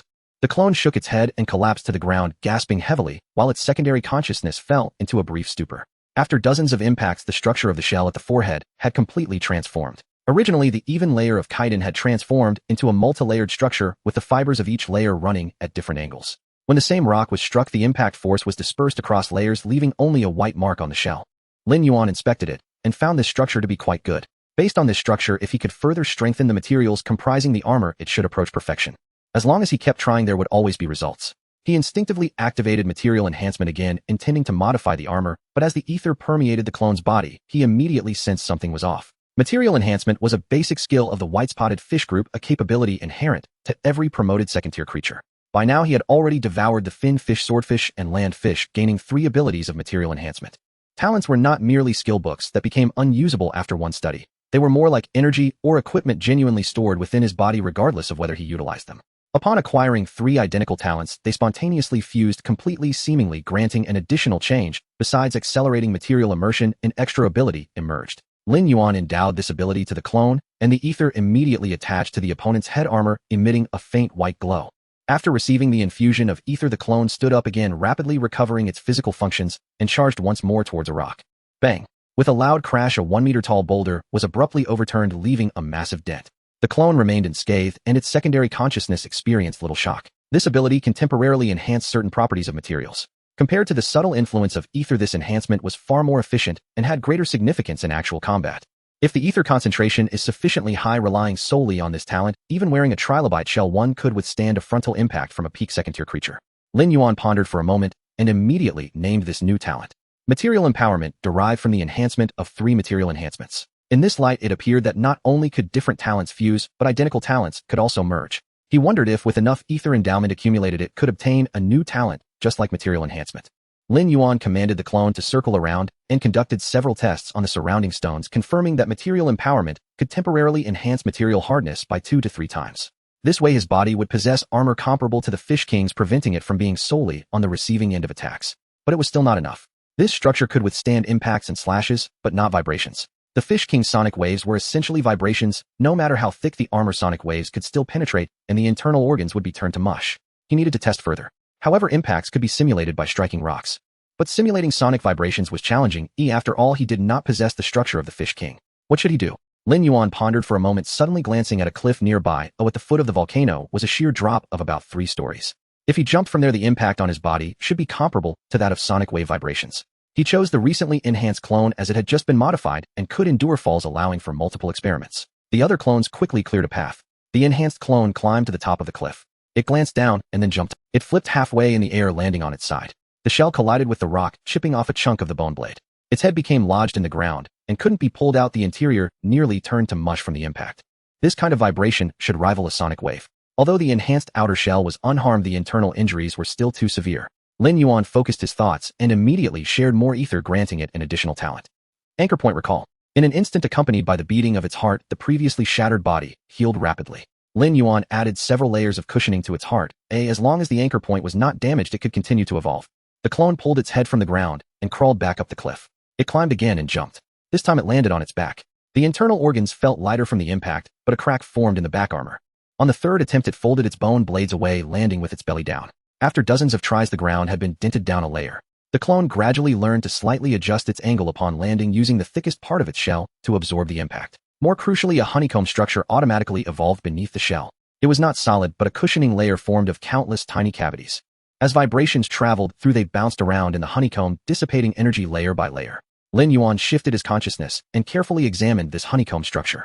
Once the shockwave penetrated the hard shell, this layer of honeycomb could absorb a large portion of the amplitude. The Fish King's sonic waves were broad spectrum rather than concentrated, making this structure particularly suitable for defense. He allocated some ether to it, allowing it to continue experimenting. Dozens of attempts were insufficient, hundreds were needed until the optimal structure was achieved. The clone went up and down the cliff, persistently fine-tuning the structure. Lin Yuan silently observed, processing the results of each impact in his mind. After some analysis, he quickly identified the problem. The current clone lacked sufficient hardness in the materials that composed the armor. Material empowerment could indeed enhance material hardness, but it required ether, which was limited in supply. During combat, it was impossible to equip all clones with it. Against the Fish King, whose scales had been imbued with ether for years and were as tough as steel, his current armor and blades were still insufficient. What could be done? How could this problem be resolved? While Lin Yuan pondered, the other clones suddenly transmitted news, interrupting his train of thought. They had discovered a faint ether reaction on the island. When Lin Yuan received the news, he was momentarily taken aback. The memories of Lu Xingyu had no etheric response. He treated this island as his nest and had explored it several times. From the beach to the freshwater stream, from the volcanic crater to the fissures in the rock walls, he had traversed every inch. Yet he had never discovered any etheric creatures. He shifted his consciousness. Vision came into focus. A clone was gnawing at the bare remnants of vegetation, and ahead there was a cave with a hot spring. Steam was rising from the water's surface, and bubbles intermittently surged from the bottom. The rocks at the edge of the spring were stained yellow and white by minerals, and the air was thick with the scent of sulfur. The hot spring was located in the cave behind the vegetation. Without the clone gnawing the trees bare, it would have gone unnoticed. No wonder he hadn't discovered it. Lin Yuan's gaze gradually swept into the cave, where he saw a large snail lying at the center of the hot spring. Its upside-down triangular shell was wide at the bottom and narrowed upwards, resembling a miniature pyramid. The mouth of the snail faced downward, and its shell was covered with rough patterns. The shell's thickness was approximately half a finger, presenting a matte grayish-white color. Its size was about 1 meter. The etheric fluctuations were only at the first stage very weak. It was a false alarm. He had thought it was the Fish King coming after him. Lin Yuan glanced at it. First stage, just right to taste something new. He directed his clone to enter the water, opening its mouth wide as it approached the shell, intending to swallow it whole. However, a violent shockwave surged through the sharp teeth, causing 2 of them to shatter on the spot. The snail shell remained completely still, leaving only a faint white mark. Lin Yuan stopped. The shell of a first-stage creature shouldn't be this hard. He instructed the clone to spit out the snail and poured a mouthful of acid into the shell. As the acid surged in, the snail's flesh instinctively contracted, sealing the mouth with a layer of mucus. The acid was blocked by the membrane, sizzling as it burned. It penetrated, but the effect was poor. This level of defense was exceptional among first-stage creatures. It was a true skill capable of ensuring survival against higher tiers. Just based on this, its overall strength should be equivalent to half a clamstone. Lin Yuan infused this clone with ether, raising the concentration to its limit. The mouth structure was temporarily reinforced, its bony teeth replaced with thicker, harder conical tips, and the biting muscles were thickened. The clone opened its mouth again and bit at the same spot. Crack. This time it penetrated a little, but further depth was difficult. The material of this shell was unusual. Chitin could not withstand the acid, and calcium carbonate could not withstand the teeth, yet this thing could endure both. He carefully observed the cross-section of the snail shell. The surface was composed of a dense crystalline mineral structure arranged neatly. Each group of crystals was bonded by an extremely thin organic membrane. The deeper one went, the denser it became, with the organic content decreasing and inorganic material overwhelmingly dominant. Mineral armor. Creatures near volcanic high temperatures evolved a unique defense pattern vastly different from them. This structure was likely designed to resist the high temperatures of volcanoes or the high pressures of underwater rivers near volcanoes, which explained its design. Lin Yuan felt a hint of anticipation. He immediately began to operate, causing the cell clusters within the clone to start dividing and squeezing through the gaps in the shell. They spread along the tiny pits on the surface of the snail shell. The cell clusters could not penetrate the intact crystalline layer, but there were gaps where the organic membranes bonded. These gaps were tiny and visible to the naked eye, requiring cellular-level infiltration. The cell clusters squeezed through the gaps, burrowing along the organic membrane. The snail's flesh sensed the invasion, contracting and squeezing to expel the foreign substance. The cell clusters were crushed. The crushed parts continued to burrow. A batch at the front died, while another batch grew behind it, pressing in layer by layer. After several rounds of tugging, the cell clusters penetrated the shell wall and made contact with the snail flesh. Immediately, a large number of ganglia enveloped the snail, cutting off movement commands and taking over the entire soft body, thoroughly assimilating it. In just a minute, the possession was complete. Control of the snail shell was now in Lin Yuan's hands. He used the clone to drag the snail body ashore and carefully studied the structure of the shell. The outer layer was a combination of mineral crystals and organic adhesives with a hardness close to quartz. The middle layer comprised a cross-arrangement of prismatic structures capable of dispersing impact forces. The inner layer was a thinner mineral layer exhibiting a pearlescent sheen with greater toughness than the outer layer. The 3 layers combined made the shell both hard and tough. He struck it with a bone blade. At 30% force, it left only a surface mark. At 70% force, it finally created fine slicing patterns. This was a good find. His shell was based on chitin, barely able to withstand the Fish King's backlash through material reinforcement. The upper limit of chitin was evident. As long as this layer of minerals was layered on the surface, both defense and offense could reach a new level. Both slash resistance and shock resistance could be elevated. He immediately completed the analysis of the snail's structure and stored it in his consciousness, preparing to replace his own armor once all the clone's modifications were completed. But just as he finished the analysis, an unexpected change occurred. An additional subconsciousness emerged. The total number of clones did not increase, but the depth of thought segmentation had expanded on its own, resulting in an extra subconsciousness. This kind of increase usually only occurred after devouring second-stage ether. This time, he had not consumed any, yet it suddenly grew. He immediately examined his talents and quickly discovered the issue: consciousness transfer, ether infusion, and thought segmentation. The operational pathways of these three talents had previously consciousness transfer and thought segmentation had hinted at signs of fusion. This time, entering the volcanic hot spring and utilizing all three talents simultaneously intensified the fusion. With all three talents operating together on the same clone, their operational paths intertwined and the boundaries became blurred. He carefully sensed this, noting that these three paths drew closer, almost twisting into one within the clone. According to the memories of the longfin fish, this seemed to be an early sign of fusion. Just like how the longfin fish merged metabolic cycles with rapid growth to form a retroactive anchor point, this time all three talents participated simultaneously. It appeared that talents, in addition to additive stacking and fusion of two items, also allowed for fusion of three or more. Even two mediocre talents could merge into a divine skill, like a retroactive anchor point.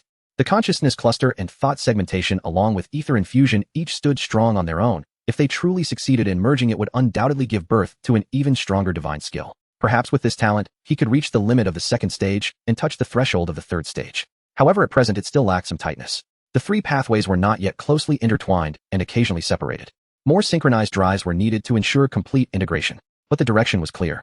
Next, it was just a matter of time. Lin Yuan withdrew his consciousness. Lying on the dirt slope, over 40 clones were still gnawing at plants.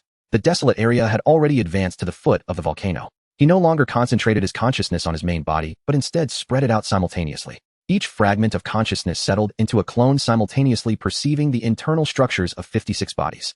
The existing chitinous shells did not need to be dismantled. They would metabolize using the method of the volcanic snail internally, while a layer of mineral armor would be added externally. The honeycomb buffer layer was retained between the mineral layer and the chitinous base. The gel shock-absorbing layer was thickened, filling the inner side of the honeycomb layer. The armor structures of each clone were being fine-tuned. Some bone blades required balancing, while others needed additional reinforcement around the nozzles. 56 fragments of consciousness were simultaneously running within 56 bodies, each adapting to its own body shape and stress habits. Shock-absorbing structures, mineral armor, increased tonnage, and larger cavities were replicated across each clone. Ether flowed back and forth between the clones and the main body, constantly circulating. Each cycle brought back a batch of fine-tuning data. The main body digested biological matter to replenish ether, which was then redistributed to continue the modifications. The entire clone army was synchronously upgrading. Lin Yuan's consciousness was constantly jumping within, perceiving the progress of all the clones. He had a vague premonition that once this comprehensive update was complete, his strength would take a new leap. The deep sea. The cliff trembled violently. Bang! A massive body 9 meters long crashed heavily against the hard basalt wall, accompanied by a torrent of water. Fragments of stone fell, stirring up a murky cloud of silt in the seawater. The fish king flicked its tail, fluke its enormous body, withdrawing sharply before accelerating once more to collide with the rock face. Again and again, under the extreme physical impact, the cliff quaked continuously, driving the surrounding creatures away. Yet at the same time, a certain change was quietly occurring. Its ether concentration was gradually approaching a critical point. Raging ether surged like boiling water through its veins and nerves. The dark scales on its surface opened and closed uncontrollably, seeping dark red blood from the gaps. Bang! Another impact. A scale on the fish king's neck was thrust upwards. It felt as if a living tumor was writhing violently beneath its skin, desperately trying to burst forth. With the movement of this tumor, its original aura surged once more. Bang! The third impact struck, creating a deep rift in the cliff that extended several meters outward. The bulge at its neck swelled to the limit, with blood beneath the skin nearly bursting forth. At that moment, the ether wave peaked, and a violent sound wave pushed the surrounding seawater aside, creating a brief vacuum in the deep sea. Its aura continued to rise, reaching a certain pinnacle. However, everything came to an abrupt halt, like a fortress on the verge of completion, collapsing before it could be finished. The force pushing upwards suddenly dissipated. The bulge slowly deflated, the writhing ceased, and the boiling ether quickly retreated back into its body, returning to a deathly silence. It had failed. The accumulation was ultimately insufficient. Perhaps it was time, or perhaps the prey it had consumed was not enough to support this leap in quality. The fish king hovered in the dark water, its pectoral fins swaying slightly. Its black vertical pupils displayed no emotional fluctuations, simply accepting reality with calmness. Around it, dozens of white-spotted fish, each about 5 meters long, floated silently. Their surfaces were devoid of exposed soft tissue, covered instead by black armor akin to that of the fish king, evidently possessing the ability to shield against sound waves. The fish king turned its head towards the direction of the volcanic island. The amber bone shard in the center of its forehead began to vibrate, sending out an invisible sound wave net that expanded layer by layer into the distance. Suddenly the bone shard detected a chaotic echo. This echo was familiar, a signal of gathering kin, yet it did not belong to any individual among them, lacking any distinct features, possessing an unusual sense of perfection. At the moment this sound emerged, the surrounding giant-scaled fish trembled, instinctively moving towards that direction. The Fish King's pupils suddenly constricted, the bone shard vibrating violently. The familiar high-frequency signal arrived, prompting the surrounding guards to cease their movement, and after a moment of hesitation, to gather again in front of it. The Fish King glanced again towards the island, then immediately withdrew its gaze, the amber bone shard vibrating as it issued a command to the entire clan. Be alert, relocate. The Fish King flicked its massive tail, leading dozens of armored fish to turn and flee towards deeper waters without hesitation. Meanwhile, on the other side, at the volcanic island in the hot spring, steam rose from the water's surface and the intense scent of sulfur permeated the air. Lin Yuan was mostly submerged in the scalding spring water, his eyes tightly closed. The fusion of his talents had reached a critical moment. The three originally parallel paths of consciousness transfer, ether endowment, and mental division were now wildly intertwining and meshing within his split body. He could clearly feel that the barrier hindering the fusion was as thin as a cicada's wing. With just half a step forward, these three talents would completely meld into a brand new skill. But it was still lacking a hint. Just a hint, yet it was as insurmountable as a chasm. Ultimately, something was still missing. Lin Yuan opened his eyes, withdrawing his consciousness back into his main body. His method of talent fusion involved simultaneously using the three talents to transform both the main body and the split body. Thus, while fusing, he also prepared for battle. Splash! Lin Yuan slowly stood up from the hot spring, the scalding water cascading down his dark shell, crashing onto the rocks at the shore and creating billowing white mist. He rotated his compound eyes, examining this brand new shell.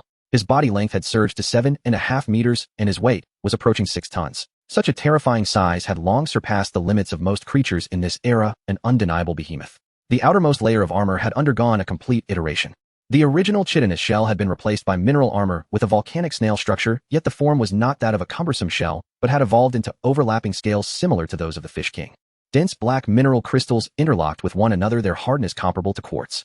Beneath these sharp scales lay a honeycomb-like cushioning layer and a thick gel-like shock-absorbing layer. Resistant to cuts and impacts, this composite armor was more than capable of withstanding the Fish King's charge and sonic bombardment. Moreover, the structure of its head had also undergone a mutation. On either side of the original compound eye, cell division and reorganization had forcibly produced 2 brand new compound eyes. For eyes were distributed on either side of the head carapace, endowing it with nearly 360-degree vision without blind spots. In addition to the eyes, to protect this single soft spot, thick bony eyelids grew around the eye sockets. Whenever exposed to acidic liquids or physical impacts, the eyelids could instantly close, sealing the eyes with the hardest minerals. For pairs of compound eyes tightly wrapped in white scales resembled a fearsome, ghostly visage. The claws of its limbs were as robust as columns, the chitinous layers at the joints stacked, and the tips of its claws were as sharp as heavy-duty rock drills. With each step taken, deep, white imprints were carved into the hard volcanic rock. Ecological adaptation was continuously activated on the split bodies, optimizing the sharpest claws while tearing through tree roots and rocks. The most significant change was on its back. What was once a translucent membrane wing for underwater steering had transformed into a pair of real bony wings. When fully extended, the wings spanned 6 meters wide. The skeletons, as thick as giant spears, were hollow and filled with high-density muscle fibers, the surface also covered in black mineral scales with edges sharpened to extreme points. These bony wings were far too heavy to be moved solely by physical strength. Without a complete structure, even the second-tier ether from 6 talents made it difficult to operate smoothly. However, upon breaking through to 7 talents and enhancing the skeleton with material empowerment, it finally reached a threshold for use. Although the usage threshold was extremely high, once unfolded during rapid underwater advancement, these wings could become 2-3 meter long cutting blades, cleaving through all obstacles in their path. The attack range and power far exceeded those of the previous fish fins. To sustain the terrifying consumption of this massive body, Lin Yuan forcibly expanded some digestive glands, birthing a second heart on the right side of his chest cavity. Dual pumps supplied blood. The 2 hearts throbbed alternately, high-pressure blood carrying ether and oxygen surged into every capillary like a raging tide. Yet there remained only one retracement anchor point firmly locked to the primary heart on the left side. As long as this core was not extinguished, even if half of his body was shattered, he could instantly regenerate flesh and blood. In addition to this, with the increase in size, 2 additional cavities had formed, allowing for 3 stages of acceleration during underwater attacks. To re-engage the Fish King, he underwent a comprehensive upgrade. Armor blade's power. He was fundamentally not lacking, but there was one thing missing: size, or rather ether. Lin Yuan closed his eyes, sensing the ether reserves within him. Though his current ether concentration and quality were high, they had not increased in quantity compared to before he consumed the terrestrial fish. This was to strengthen the split body, as much ether had been diverted away. If he were to draw back all the ether scattered within the outer split bodies, the limits of this body could continue to rise with a chance of achieving new changes. However, he did not do so. To hunt the white-spotted fish, it was not just relying on his individual combat power. Retrieving that ether would weaken the split bodies, requiring at least the combat power of 3 main bodies to compensate. Instead, he chose to reinforce the split bodies. They would feed back to him after consuming ether, yielding higher overall gains. At this moment, the scale of his split bodies had expanded to 70. Aside from the parasitic split bodies responsible for possession, and the scout split bodies on alert, over 60 were specifically born for slaughter. What else was lacking? As Lin Yuan pondered, a faint tremor echoed in his mind. The scout's split body navigating the deep waters transmitted an image. The entire region's white-spotted fish were gathering frantically. The Fish King suddenly issued the highest level of migration orders. Leaving Lin Yuan's 4 compound eyes, he clutched the rocks with his 4 claws, his massive body suddenly exerting force, descending rapidly down the volcanic crater, reaching the beach in an instant. Behind him, a series of booming sounds erupted from the depths of the jungle. Over 60 combat split bodies, each 5 meters long and weighing 3 tons, surged forth from the dense forest like a heavily armored cavalry. They donned black mineral scales identical to those of the main body, but without wings. The sharp, bony blades stood erect along their spines, and 4 rows of water jet nozzles at their tails emitted a low humming sound in the air. The gray-black torrent swept over the beach, the sound of claws tearing into the earth echoing endlessly. The massive bodies of over 60 beasts nearly filled the entire coastline. Lin Yuan stood on a cliff, gazing down at the split bodies, his gaze directed towards the distant ocean. Since awakening and entangling with the white-spotted fish, it was time for everything to come to a conclusion. He let out a long howl and leapt from the cliff, his massive body crashing into the sea, sending towering waves splashing up. Immediately, the army of split bodies leaped into the water like dumplings. Boom, boom, boom. Columns of water shot up into the air as over 60 split bodies shattered the rocks and corals in the shallow waters, the deafening roars merging into one resembling a sudden tsunami.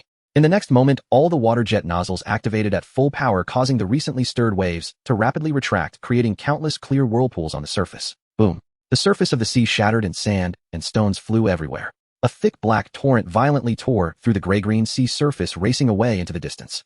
Since the beginning of his memory, the black-scaled fish had undergone 2 migrations. The first migration happened a long time ago, before the ocean had turned yellow. At that time, he was still young with only just grown black scales. Suddenly, a strange frequency resonated from the bone fragment, sounding like it belonged to his kin, yet not quite like any of them, carrying an inexplicable oddity. The Fish King immediately turned around, leading the entire tribe in an unceasing swim. Many companions fell behind during that migration, never to return. The second migration occurred over 1,000 days ago. The same frequency, the same sudden turn, the same forced march, but the losses were smaller than the last time. This was the third migration. He followed closely behind the Fish King, maintaining a fixed distance. The bone fragment was silent. This was the rule during migrations, and no one was allowed to make a sound except for the Fish King's signal. There were some kin who did not follow the rules, but most of them fell behind during migrations and disappeared from the group. 3 days ago they set off, and the Fish King resonated once. The frequency combined, gathering and migrating, after which there were no more signals. The black-scaled fish waved his tail fin, maintaining a cruising speed. Silence was not uncomfortable for him. The sense of oppression still lingered, pressing on the bone fragment, but it was lighter than when they first set out. Gazing at the massive figure leading the way ahead, an inexplicable sense of security blossomed from the depths of his heart, reminiscent of the time he was born crowded with kin in a cave, free from worry and fear. It was just a migration, nothing different from before. The black-scaled fish followed the usual practices, and the first day passed. The second day passed. On the third day, the faint calling from the bone fragment ceased. The black-scaled fish slightly opened his gill slits. Based on the previous 2 experiences, they should stop here. With the strange calling gone, the danger had passed, and the fish school looked for a place to rest. Yet the Fish King did not stop. He continued to swim forward with neither speed nor direction changing. The black-scaled fish's gill slits closed again. The fish school pressed on, but the direction began to change. First they veered east, swimming for about half a day, then suddenly turned north. After swimming north for a while, they turned west. The route twisted and turned as if something were intercepting them from multiple directions. The black-scaled fish followed behind, feeling that sense of oppression resurface. The previous 2 migrations had not been like this. They had always run straight until they could no longer hear the calling. This time was different. The Fish King was taking a complex detour, avoiding something with each route. Sometimes just after making a turn, the bone fragment seemed to catch something again, and the Fish King would immediately turn again without hesitation. The black-scaled fish instinctively scanned the surroundings. The seawater grew darker. The originally gray-green bioluminescence gradually thinned, replaced by deeper, heavier colors. The seabed's rocks changed from dark gray to pure black, and there was not even a withered seaweed on the sandy ground. After twisting and turning for a day, and crossing 2 coral reefs, they climbed over a mountain range. The fish school continued to descend. They arrived in an extremely dark sea area. As the fish school swam into the darkness, the black-scaled fish felt the sense of oppression finally beginning to fade. There was no noise from the bone fragment. The seawater, though dark, was quiet. He could sense that the surrounding guards had also relaxed somewhat, their scales no longer tense. The Fish King slowed his pace. The black-scaled fish felt a wave of relief. Although it was darker here, they were finally safe. Just then he heard it. A frequency resonated from the bone fragment. It was from the terrestrial fish. alert, gather. The black-scaled fish's scales instantly flared open. The second frequency, from the sharp-finned fish. The third, from the long-billed fish. The frequencies of 3 deceased companions came from behind, growing closer and clearer. Alert, gather, alert, gather, alert, gather, alert, gather. The 3 voices were mechanical and calm, echoing starkly in the vast sea. The black-scaled fish's body tensed. Instinct urged him to emit sound waves, but he remained silent. However, the first noise emerged from the fish school, a common white-spotted fish, whose bone fragment unconsciously responded. Then came the second and third. Dozens of white-spotted fish began to vibrate simultaneously, their frequencies aligning with the calling coming from behind. They responded to their kin's call as usual. At the moment they responded, the darkness fell into a brief silence. Immediately afterward, the frequencies of those 3 voices surged sharply, rapidly approaching this location. Meanwhile, several white-spotted fish had already strayed from the tail of the school, swimming into the darkness behind. The Fish King's bone fragment resonated once, directly abandoning silence. His bone fragment gathered frequency, forcefully calling the few white-spotted fish trying to leave back. They hesitated momentarily in place before ultimately turning back to rejoin the rear of the school. The fish school continued forward, their speed quicker than before. But the frequencies from behind did not disappear. After receiving the first response, the 3 voices seemed to have gained some confirmation, following closely behind, their sounds growing more urgent, their frequencies rising higher. The distance was closing in. At first they had been far away, but gradually the black-scaled fish could discern the intervals between each frequency. The terrestrial fish was the most stable, the sharp-finned fish the most urgent, and the long-billed fish the heaviest. 3 past companions were pursuing from behind, as if eagerly wanting to return to the tribe. The distance continued to shrink. The black-scaled fish swam closer behind the Fish King. His scales were fully flared, the edges of his pectoral fins sharpened like blades. Several surrounding guards also moved closer, forming a tighter formation. The Fish King finally stopped. He turned around. His 9-meter-long body loomed behind the fish school, the amber bone fragment glinting in the darkness. Surrounding guards simultaneously dispersed, forming an arc-shaped defensive line, their bone fragment vibrating in sync with the Fish King. The black-scaled fish stopped to the right of the Fish King. His bone fragment resonated once, a wary frequency. Behind the frequencies of the 3 dead still trembled. Alert, gather, alert, gather. They were getting closer. The black-scaled fish waited. The guards waited. The fish school huddled behind the defensive line, enveloped in dead silence. The calling suddenly ceased. The black-scaled fish's gill slits tightened sharply. In the next moment, dozens of frequencies exploded from the bone fragment. Alert, gather, alert, gather, alert, gather, alert, gather, alert, gather. The sounds came simultaneously from all directions, left, right, above, below, in front, behind. Every direction had them. Each frequency belonged to a deceased companion, the terrestrial fishes, the sharp-finned fishes, the long-billed fishes, and others that the black-scaled fish could not recognize. All the frequencies overlapped like a whole group of the dead speaking at once. The fish school instantly plunged into chaos. Dozens of white-spotted fish simultaneously emitted response signals, rushing in all directions. The formation shifted from tight to scattered, from scattered to fleeing in all directions. They swam into the darkness towards the frequencies calling them, towards the unseen figures. The Fish King immediately sprang into action. His mouth opened and acidic liquid sprayed from his throat. It was not aimed at the darkness, but at the fleeing fish. The leading few white-spotted fish were hit directly by the black water column. Their scales turned black, bubbled, shattered, and their muscles dissolved into a viscous substance. A few fish convulsed in the acidic liquid for a moment before slowly sinking to the seabed. Under the threat of death, the remaining white-spotted fish froze. The acidic liquid continued to spread in the seawater, flowing past them with a putrid smell. The Fish King's bone fragment resonated once. The fish school no longer scattered. Those white-spotted fish that had not swum far halted and placed their bodies, slightly trembling, unsure of where to swim. After a moment of hesitation, they returned to the formation. The calling sounds from all directions also ceased, as if they had been silenced by the acidic liquid. In the darkness, something swayed. The black-scaled fish emitted sound waves. The echo returned, no longer a blank. In the darkness, a distorted and massive silhouette grew larger during the probing, joyfully responding to the fish school's call. In the darkness, the black-scaled fish beheld that entity. It was not just one silhouette emerging from the shadows, it was the eyes that first caught his sight. Countless eyes were embedded in the same body, yet they appeared scattered across different forms. Each eye spun independently, gazing in various directions. Then all the eyes turned toward him simultaneously. The black-scaled fish's gill slits tightened sharply. The body of that entity was immense, resembling an underwater whirlpool, yet he could not discern its exact shape. Each sound wave that hit it returned with a different echo. Sometimes it appeared as a whole, other times as dozens of fragments. Numerous shadows were scattered in the darkness, interconnected by countless fine threads. The ethereal threads, grayish-white and translucent, drifted gently in the water, extending outward like the tentacle. Those threads stretched from the largest body, linking all the surrounding shadows. The shadows swayed their bone blades in unison, spreading their wings and vibrating their bony plates. Their movements were perfectly synchronized, yet independently executed. The black-scaled fish recognized the traits of its kind. The shape of one shadow's bone blade resembled that of a sharp-finned fish. The shell pattern of another shadow resembled that of a swordfish.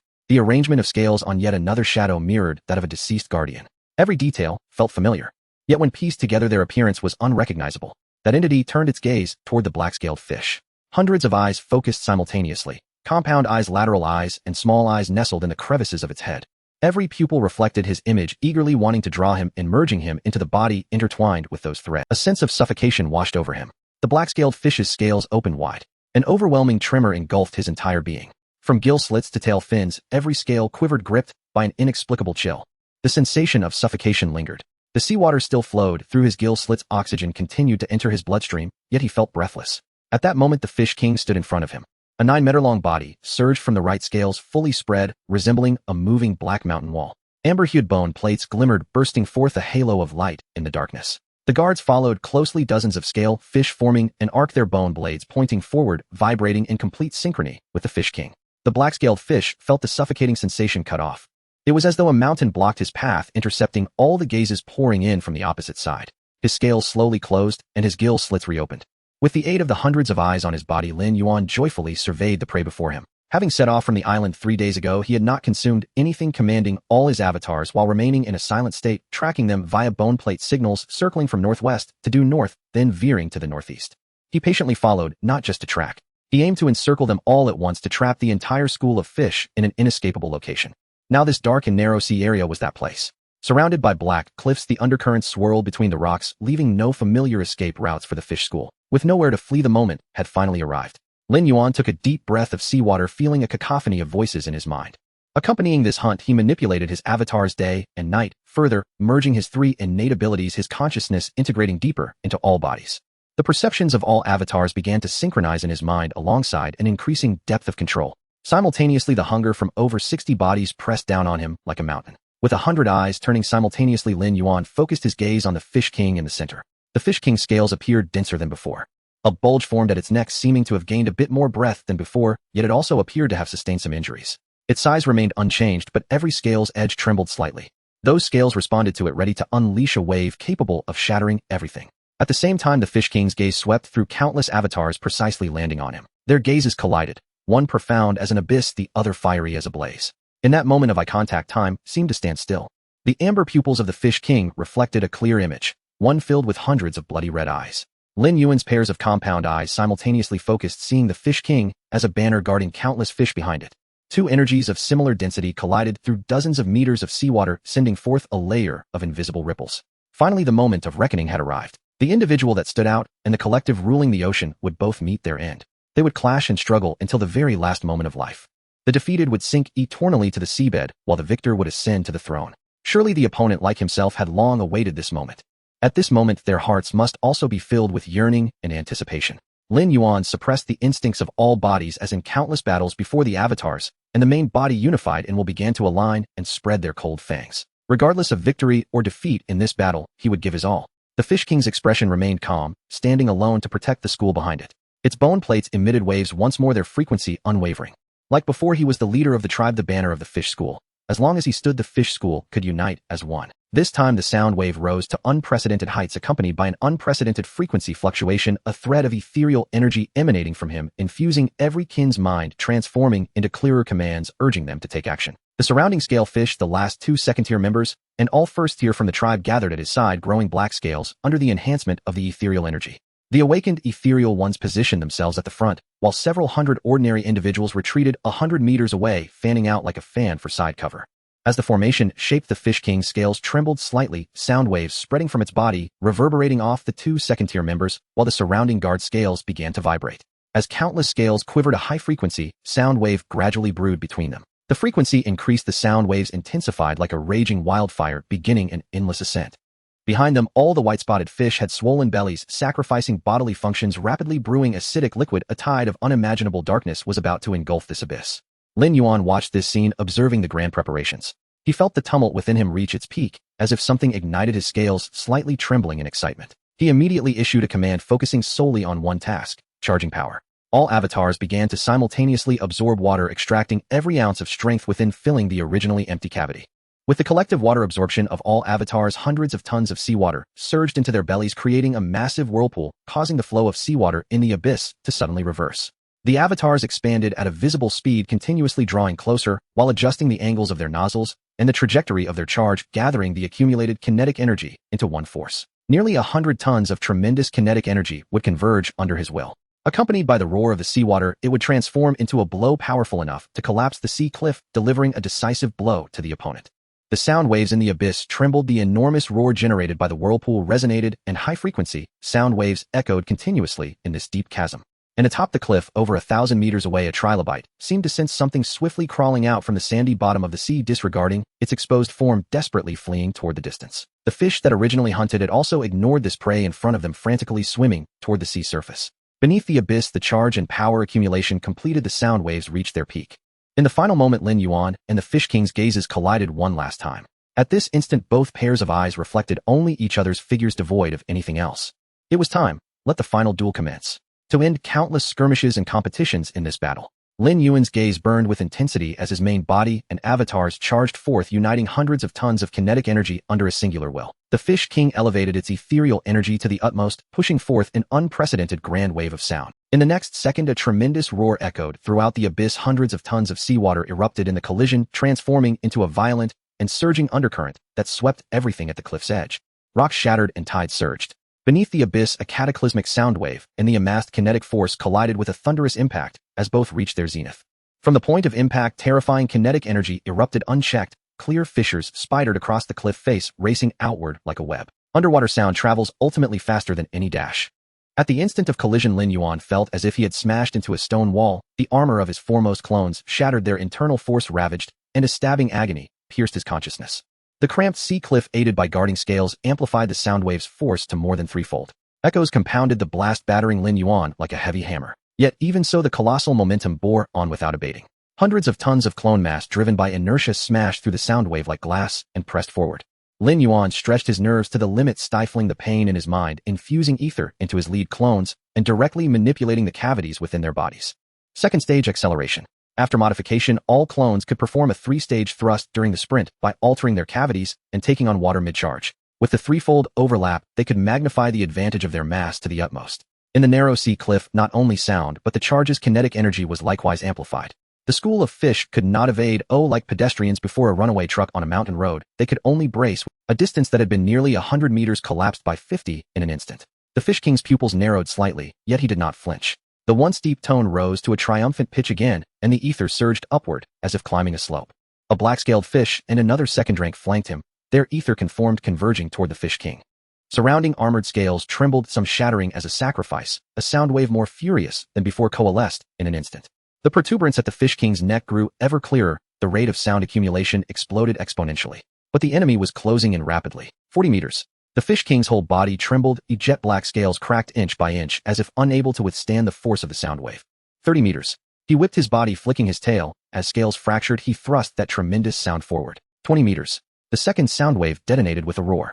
Like a collapsing cliff, it slammed into the oncoming school. At the moment of impact, Lin Yuan's consciousness briefly distorted. Sound vanished in an instant. Every auditory organ exceeded its limit, and all the clone's bone plates shattered simultaneously. The tidal sound wave tore along nerves into the brain, shaking its interior into pulp. The foremost few had bone and flesh pulverized, half their bodies reduced to slurry. Those clones farther back bore fractures in their bone, their metallic coatings rattled, and many compound eyes were blown apart. A ripping agony multiplied across the clones, as if hundreds of steel blades had been driven into his mind. Even with shockproof plating, faced with the high-frequency wave and the canyon's magnification, it cracked inch by inch. Many clones were physiologically dead. Yet the accumulated momentum still bulldozed them onward in brutish fashion.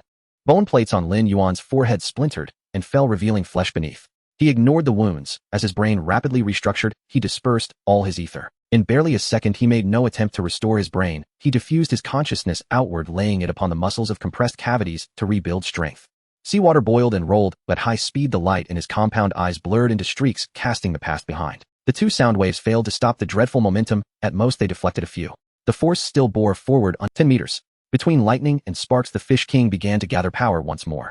Its scales quivered faster and faster. Ether intensity had climbed to the extreme, boiling like scalding water, as if assaulting a barrier. The neck protrusion took on distinct contours. Now the distance between them was negligible. In the Fish King's pupils were reflected long spines and dorsal fins, the shadows of countless kin that had been. Thus the sound frequency climbed again. The third wave's pitch even surpassed the sum of the first two. Violent tremors shook the Fish King's pupils as scales and bone plates cracked inch by inch. A sound so shattering it seemed to split metal would erupt at the next instant. Lin Yuan acted decisively, dispersing all his ether while seizing the first 30 clones, squeezing every last vestige of force from their bodies. Thus the cavities were finally compressed and all seawater expelled. The three-stage acceleration detonated. Under kinetic energy already at its apex, Lin Yuan gained a new colossal thrust and surged forward with irresistible force. The collision had occurred before the third sound wave could erupt. 2 intakes of water and 3 accelerations between them. At the cost of hundreds of tons of seawater, they ground the 2 sound waves' terrifying energy to dust. At last energy detonated and vented an impact. In that first instant the guardian armored fish exploded into a spray of blood, shattered bone, and flesh rained, staining the waters crimson. As the coiled sound wave erupted, it turned the bodies beneath their scales into fine dust. The first 30 clones howled. Lin Yuan intended to crush the sound wave before the Fish King completed his charge. Yet a second before the strike, 2 second-rank fish at the king's flanks made the same choice in unison. They surged forward together, attempting with their bodies to block that fearful force and buy time for their leader behind. Other first-rank fish gathered, guided by instinctual memory, trailing close and beating their tails upward to form a fragile yet stubborn wall, resolutely meeting the charging host. In the next instant, flesh was pulped and bones flew. At the first breath of collision, the charging white-spotted fish were shattered. Bones and flesh burst like scattered petals hurled from the sky. The clones drove into their bodies like steel rollers, easily grinding bone and flesh to slurry. The black-scaled fish was struck by 4 clones at once. Half its body collapsed and was driven into the rock face, leaving a long streak of blood. Another second-rank fish swelled violently. After holding back 7 clone charges, his body could no longer endure and was pierced by the 8th, exploding into a mist of blood. But at that point, the 30 charging clones were halted by the school at the cost of countless lives. The dreadful momentum paused briefly before the Fish King. None reached close enough to kill. One after another they fell, flesh turned to mud. All of it was reflected with cold clarity in the Fish King's pupil. Within the tight protection he remained unscathed. Only a single bright drop of blood spattered his amber bone plate. His pupils narrowed. He maintained his gathering pose, yet in the next heartbeat his ether density surged like a landslide beyond prior limits, shattering some unseen boundary. The bony sheath on his neck detonated, blue bone spines thrusting forth. But the next second the second impact arrived. Led by Lin Yuan, the latter 30 clones accelerated again. In contrast, Lin Yuan's ether concentration had fallen to a nadir, like a candle in the wind about to gutter. Yet his gaze was unprecedentedly calm, all subconscious fragments unified under his will, distributing the remaining ether evenly among the surviving clones. Through repeated shattering and mending, the boundary between self and other had blurred. Only a faint surviving intent remained to reassemble the broken husks. All beings called Lin Yuan converged into one and roared. Come then, let life and death be decided. Oh, let the past be severed once and for all. Cavities collapsed and muscles tore, crimson blood seeping from between scales. Lin Yuan drove his body to achieve the impossible 4th acceleration. All clones drew inward during the thrust, and aided by tremendous propulsion, hurtled straight for the Fish King. As force pooled and transmitted through layer upon layer, kinetic energy, capable of shattering cliffs, finally converged upon the bone spike atop his head. Ether gathered there too. Empowered to the utmost, the bone spike gleamed like crystal, emitting a dazzling white light. Its tip sliced the seawater with a tearing boom, leaving an enduring white scar. This unstoppable strike, guided by Lin Yuan's control, surged toward the Fish King's face with overwhelming momentum. He staked everything on this single decisive blow. At that moment, he emptied his mind to the extreme, pouring all that remained into driving the blow to its pinnacle. Facing a strike that could rend the ocean, the Fish King neither dodged nor flinched. He remained before his common kin as the familiar bone spike swelled rapidly in his gaze. At the crucial instant, a black shadow lunged across. The black-scaled fish, somehow tearing itself free from the rock, surged before the Fish King, once more attempting, with its grievously wounded body, to block the blow. But at the last moment the Fish King shoved it aside. In the next breath, the bloodied scales at his neck and brow burst, revealing ghastly blue-white bone horns. He howled. Ether density spiked violently, his bony horns trembling as they shattered a layer of limitation. The third sound wave, refined to an extreme and focused in an astonishing manner, unleashed a strike that transcended his prior limits and tore forward. The collision occurred in an instant. No one could see what had happened. For most creatures dwelling in the abyss, in that moment of collision the world was plunged into a dark void. It was not a silence like that of night, but rather a collapse of all senses as an unprecedented force swept through, reducing compound eyes to their purest biological form, bones shattered into powder and connected nerves torn apart inch by inch. He only vaguely sensed a force surpassing that of 1,000 great waves, as if a mountain was moving horizontally, crashing heavily against him and embedding him into the wall or reducing him to powder. If viewed from above, one could clearly see, at the point of collision, a tangible arc rapidly expanding from the center, where ripples spread, forcing all existence into the stone wall under immense tremors, or directly exploding into a cloud of blood mist. A massive vacuum appeared beneath the ocean as hundreds of tons of seawater were expelled from the abyss during the collision, sweeping up clouds of dust. Creatures that had been frightened away by the tremors barely managed to escape a few meters before being overturned by the tidal surge. Accompanying this tidal wave were layers of ripples that seemed almost tangible. Most that were touched by these ripples were directly shocked to death. A few fortunate ones, even their eyes and other fragile organs burst into a mist of blood. After several seconds the sound waves gradually ceased, but immediately after amidst the roaring thunder the seawater rushed back in at an astonishing speed. The undercurrents swirled, as if wanting to drag everything around into the abyss. A trilobite clung desperately to a rock struggling to hold on amidst the dark currents, exerting all its strength to avoid being sucked into the depths. And the fish that had just swum to the surface were directly pulled back by this immense force, disintegrating into pieces in the swirling sound waves as they fell into endless darkness. The rocks shook violently under the dark currents, being sucked in along with fish and shrimp reduced to fine dust amidst the canyon's booming echoes. The roaring lasted for over 10 seconds, and then everything returned to silence. The trilobite lay paralyzed on the rock, its armor already riddled with countless cracks with strands of tissue fluid seeping out. He had fallen to the ground, instinctively curling up, trembling slightly. Yet below in the abyss both sides were in far worse condition than the trilobite. The abyss was a chaotic mess with dust and blood mingling together so thick that it was almost solid, resembling a layer of hazy fog. With the crashing of the waves and the gradual fading of the sound waves, the consciousness of the black-scaled fish embedded in the stone wall finally returned. Its shattered eyes regrew, and it finally saw the situation before it clearly. From above, looking down towards the direction of the monster's assault, large sections of the cliff had crumbled spiderweb-like cracks extending nearly 100 meters, with stones continuously falling and stirring up clouds of dust on the seabed. The view descended along with the stones centering on the point of collision where the seabed had sunk at least a meter, a large amount of sand and gravel disappearing in the swirling undercurrents, forcibly dragged out of the abyss. At the bottom of the cliff lay various indistinct bodies. They could no longer be called corpses, merely indistinct masses of flesh, all identifiable marks having vanished, leaving only a shocking dark red. Looking down from the cliff's edge, a dense mass of blood and flesh lay scattered, dyeing the entire sea red. It was impossible to distinguish whether they were monsters or kin. In the opposite direction was a different scene. Towards its kin, numerous white-spotted fish lay dead on the ground. Hundreds of kin lay densely on the cliff floor, nearly covering the bottom, though many still twitched slightly. Except for shattered skull fragments, burst eyes, and severely damaged nerves, they had sustained no significant injuries and could be considered almost intact in this abyss. Even those farther away, dozens had begun to regain their senses from the shock, attempting to twitch and move their bodies.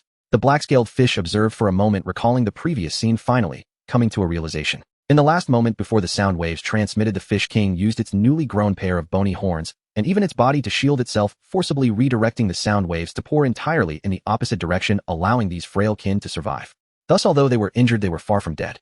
They lacked the twisted structures of the monsters to withstand the sound waves. Had the echoes been directed downwards, these hundreds of kin would have left barely half a corpse behind. The black-scaled fish scanned left and right, but still did not find what it was looking for.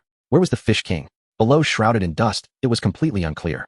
And with so many dead kin mingling with the energy of the monster, the energy sensing had also lost its effect, allowing only vague, indistinct judgments of direction. It seemed that a few meters away from the collision, having determined the direction, the black-scaled fish struggled, gathering all its strength, attempting to break free from the cliff. However, it had been too close, almost having been drilled into the stone wall by that immense force. Most of its organs nearly shattered and reformed during its self-healing process. Part of its body had stuck to the stone wall, nearly growing into it. It forcefully broke its tail, barely managing to free itself from the stone wall. Ignoring the blood flowing from its body, the black-scaled fish swiftly swam downwards. After several searches, it finally found its target. It could hardly be called the Fish King anymore, barely recognizable by its shape, with no intact scales left, and the bony plate on its forehead was missing, leaving only 2 bloody holes. Behind its head, the newly grown blue bony horns were also covered in cracks, quivering slightly. A slender bony spike was driven straight into the forehead of the Fish King, embedded deeply within, as if nailing it, but fortunately that body still trembled slightly. There was still a trace of life, and the ethereal essence had not dissipated. The black-scaled fish was overjoyed, hastily swimming closer, channeling ethereal essence into the other, while biting the end of the bony spike, trying to pull it out. The bony spike was embedded deeply, almost fused with the skull, penetrating over a meter. It took 4 or 5 pulls before the black-scaled fish barely extracted it. Once the bony spike was pulled out, a bright red cloud drifted out of the massive blood hole. The Fish King trembled, and finally the ethereal vibrations from its body became chaotic. But under the stimulation of its own healing ability, flesh buds began to slowly replenish. Soon no more blood gushed. Not just the black-scaled fish, but several surviving white-spotted fish also gathered around, surrounding their leader, some touching with their foreheads, others trying to convey messages with their remaining bony plates. Soft calls echoed around, spreading out, as the Fish King still made no move, its life energy continuing to decline. The black-scaled fish anxiously touched with its forehead, feeling an overwhelming terror greater than when being attacked. More kin gathered around, clustering by their leader's side. They were injured and needed protection, thus, as usual, began calling for their leader's presence. The fragmented bony plates constantly vibrated, and noise echoed and gathered in the strait. Uncertain how long it had been. Long enough for the black-scaled fish to almost give up. A miracle happened. Amidst countless calls, the Fish King's body trembled lightly. Simultaneously, the faint threads of ethereal essence those sacrificed kin originally dissipating in the abyss seemed to respond to some kind of call surging in from all directions, flooding into the Fish King's body. All rivers returning to the sea, flowing back to the abyss. Like departed companions sending their final blessings. The ethereal essence gathered in strands began nourishing this broken body, restoring it.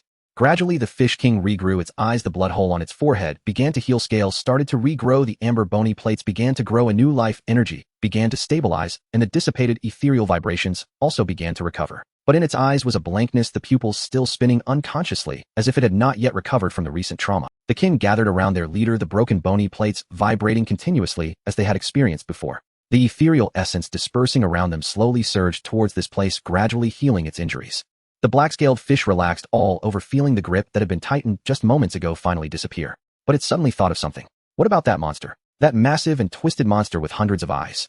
Would such a strange and terrifying existence be lurking around them? The black-scaled fish gazed around, only seeing densely packed, mottled, and twisted blood clots on the ground, without sensing any life energy. It approached one of them, observing closely, confirming it was not kin vaguely resembling that monster, and cautiously there was no response. It seemed just a corpse. The black-scaled fish bit again, but the corpse remained unresponsive. Dead. Really dead. The black-scaled fish felt uncertain and approached another mass of twisted flesh, biting down hard. As blood and flesh flew, the corpse still showed no reaction. It seemed this was just a common mass of blood and flesh. The grotesque and terrifying existence seemed to have been thoroughly buried by the leader. After a brief shock, an unprecedented feeling surged in its heart. Different from the satisfaction of obtaining prey, it was a stronger, more indescribable feeling that made its scales tremble. It picked up a 2-ton weight of blood and flesh coming to the side of the Fish King, perhaps searching for food for its kin, but what exactly it was it couldn't clarify.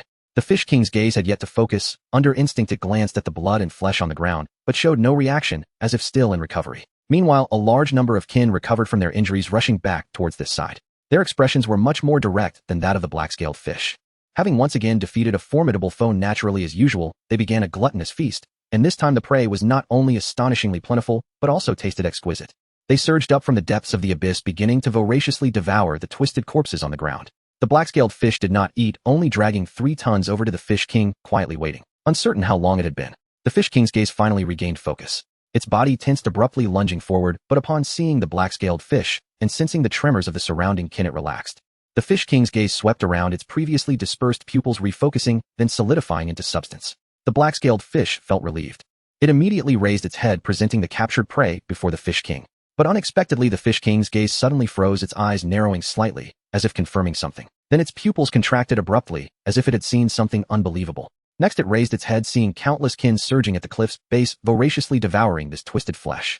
Upon seeing this scene, the Fish King's pupils began to tremble violently. Even the ethereal essence swirling around it began to ripple intensely. The black-scaled fish had never seen the leader in such a state. Even when facing that terrifying monster, it remained calm and composed. But then an unprecedented alarm exploded in its mind. Alert! Leave! Alert! Leave! Alert! Leave! The frequency of this tremor was so high and the amplitude so great that it nearly shattered the Fish King's newly formed bony plates. However, disregarding everything, it twisted its recently recovered body, frantically issuing alerts, even writhing forward, attempting to spray acid to stop the kin still feeding. The black-scaled fish was completely dazed, not understanding what was happening. But after a brief shock, it immediately reacted, vibrating the bony plates on its head, following the Fish King to emit the same signal. Alert! Leave! Alert! Leave! Alert! Leave! Both sides initiated the signal together, the sound echoing throughout the cliff. But it was useless. The fish school was already immersed in this feast. Most of their bony plates shattered in the tremors, and they could hardly receive signals, only instinctively feeding, ignoring their leader's warnings. Many with lesser damage to their bony plates were also largely attracted by the abundant food around, completely oblivious to the surrounding signals, solely indulging in gluttony, frantically eating. Only a few white-spotted fish with intact bony plates swayed unsteadily towards them, their bellies swollen. The Fish King's pupils trembled, and its body, recovering from serious injuries, directly spat out a mouthful of acid, attempting to intimidate its kin by force. Although the black-scaled fish understood the situation was dire, it remained confused, as its nervous system could not process such a complex issue. Soon, it understood why. A white-spotted fish swimming towards them suddenly froze. Its swollen belly trembling, crashing down to the seabed, starting to convulse, stirring up surrounding mud and sand. Then the horrifying thing happened. The original eyes of the fish abruptly began to twist and deform, accompanied by the shattering of its pupils. Countless small points emerged, transforming into a mass of compound eyes, dense like those of a monster. and upon its original skin strange white patches began to appear, its fins twisting and deforming, transforming into an incomprehensible bizarre structure. In the next moment, the Fish King's acid accurately struck it, dissolving half of its body. Yet even with half its body dissolved by the acid, that thing did not die. It writhed, its mutated fins moving rapidly along the cliff base at an unbelievable speed, its eyes revealing a bloodthirsty glare, and opened its grayish-blue fangs, lunging towards them. In the blink of an eye, the black-scaled fish was stunned, watching helplessly as the monster lunged towards it with great speed. The Fish King reacted first, crashing into it, while forcefully spewing out a mouthful of acidic liquid, directly spraying it onto the creature. The monster was unable to dodge, and was directly drenched, its flesh corroded and blurred. Yet it seemed to feel no pain, sustaining its mangled form as it lunged forward with claws outstretched. Bang! The Fish King swung its tail, slamming the monster against the stone wall, leaving behind a dark bloodstain. The black-scaled fish, still shaken, had no time to react, as an even greater change unfolded before its eyes. Dozens of white-spotted fish rushed in, convulsing in unison before collapsing to the ground. Their eyes transformed into compound eyes, pale bone armor, sprouted fins twisted grotesquely, bone horns tore through flesh, and their bodies broke apart. Countless horrifying mutations erupted before them. The sounds of cracking bones, dying screams, and flesh tearing intertwined, creating wave after wave of sound that crashed into their minds. What was once a scene of celebration turned into a hellish nightmare. The black-scaled fish felt a strange movement within its body. It suddenly reacted and began to rapidly compress its stomach muscles, violently expelling the mass of meat it had just swallowed. As the acidic liquid spewed forth, the expelled mass of meat began to sprout a shell and claws, swiftly moving its limbs and crawling rapidly along the seabed. That creature rushed toward the black-scaled fish with incredible speed, seemingly intent on diving into its mouth. The black-scaled fish hurriedly swung, its tail smashing it to pieces. Simultaneously, the Fish King charged out, frantically spewing acidic liquid, using its body to crash through, annihilating every mutated kin it encountered, while desperately trying to destroy the meat on the ground. But it was all in vain. Within a mere 30 seconds, all the white-spotted fish that had swallowed the meat had undergone mutation, transforming into terrifying and hideous monsters. In the next moment, these crazed kin, driven by some instinct, emitted a similar signal in unison. As though receiving a command, the mutated monsters did not attack each other. Instead, they collectively turned their gaze towards the Fish King and the black-scaled fish, hundreds of compound eyes aligned, focusing intently. Alert, retreat. Hunt, gather. Hunt, gather. Alert, gather. Amidst the chaotic signals, the mutated kin surged forward like a tidal wave. They swung their mutated fins, which bore spines, unleashing unprecedented physical prowess, unafraid of death, and charged fiercely from the depths. The bloody slaughter commenced.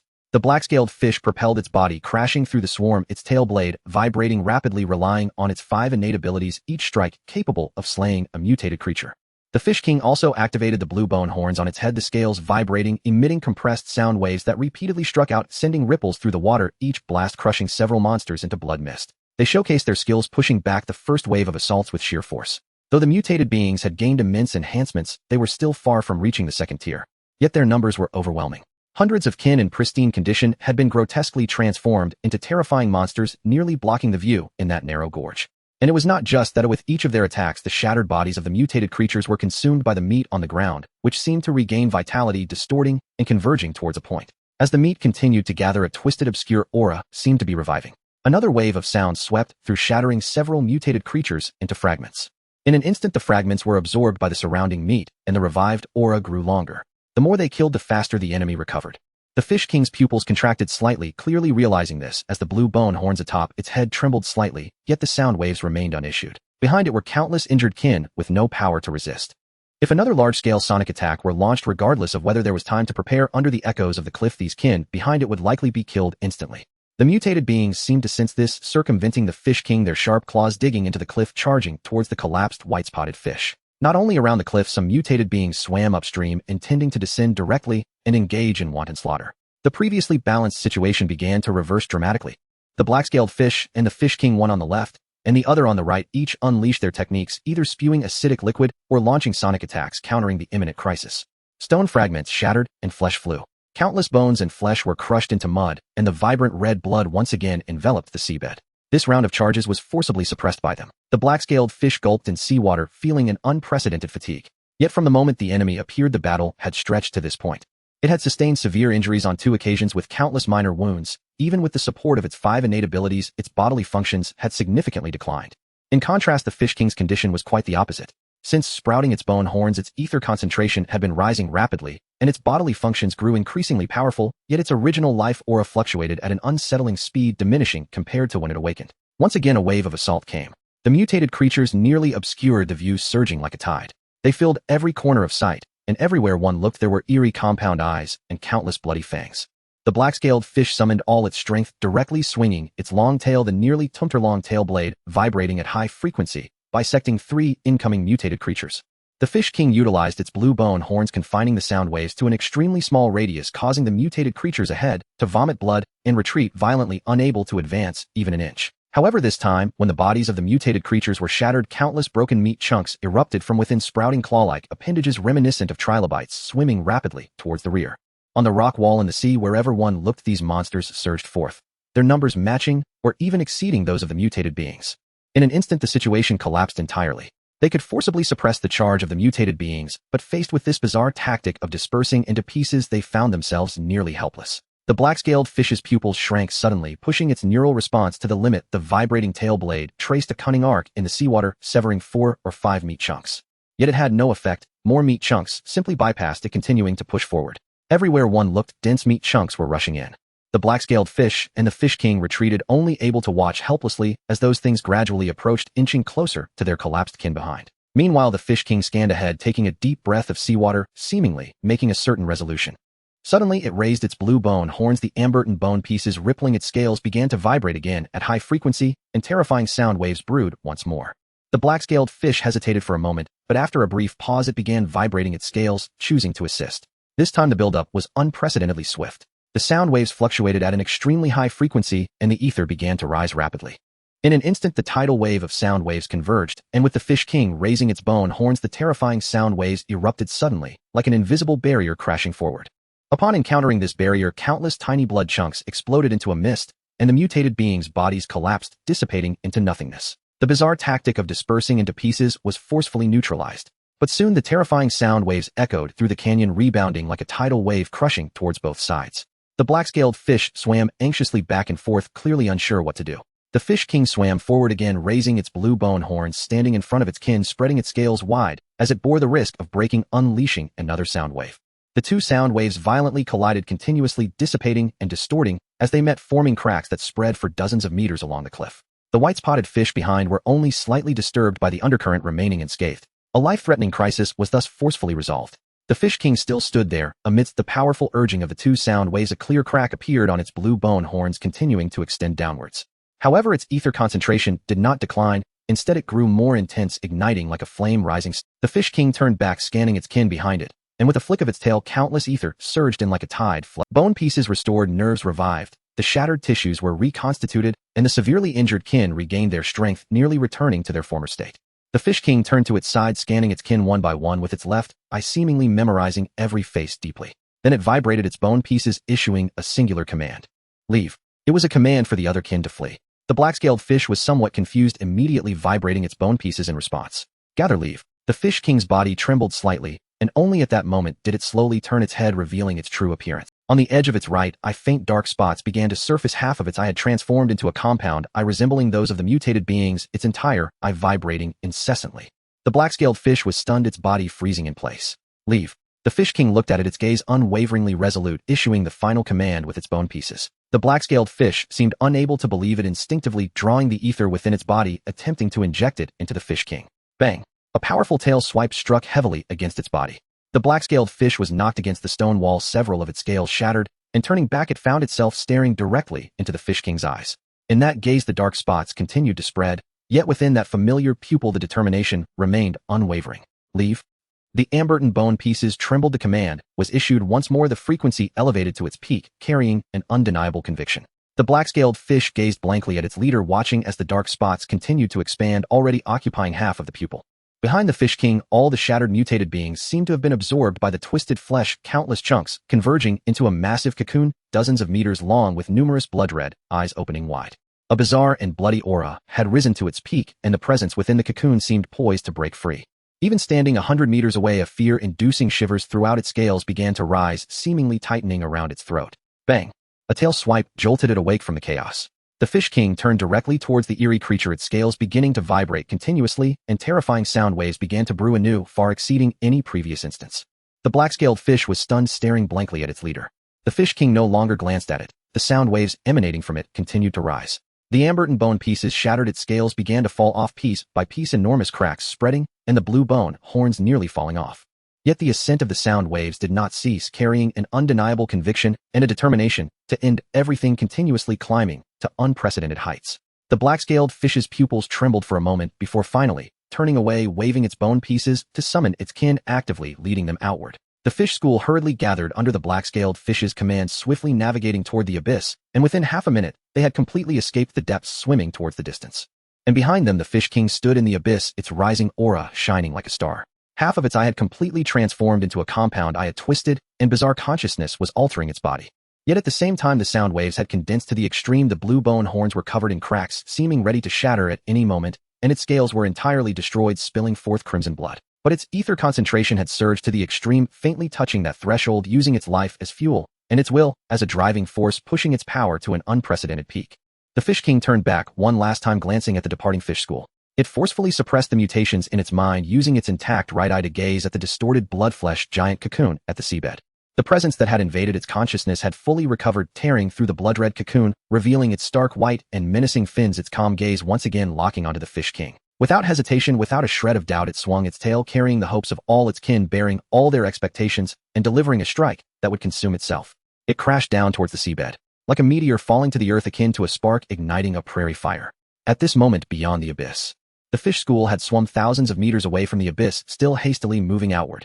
But in the next moment, a tremendous roar sounded in their ears, and the twisted current surged forth, scattering the fish school. Amidst the scattered fish school, the black-scaled fish struggled to look back. In the distance at the abyss, a deafening dark current surged from the cliff's base, transforming into a massive water column, crashing towards the sea surface, accompanied by thunderous roars that shook the heavens.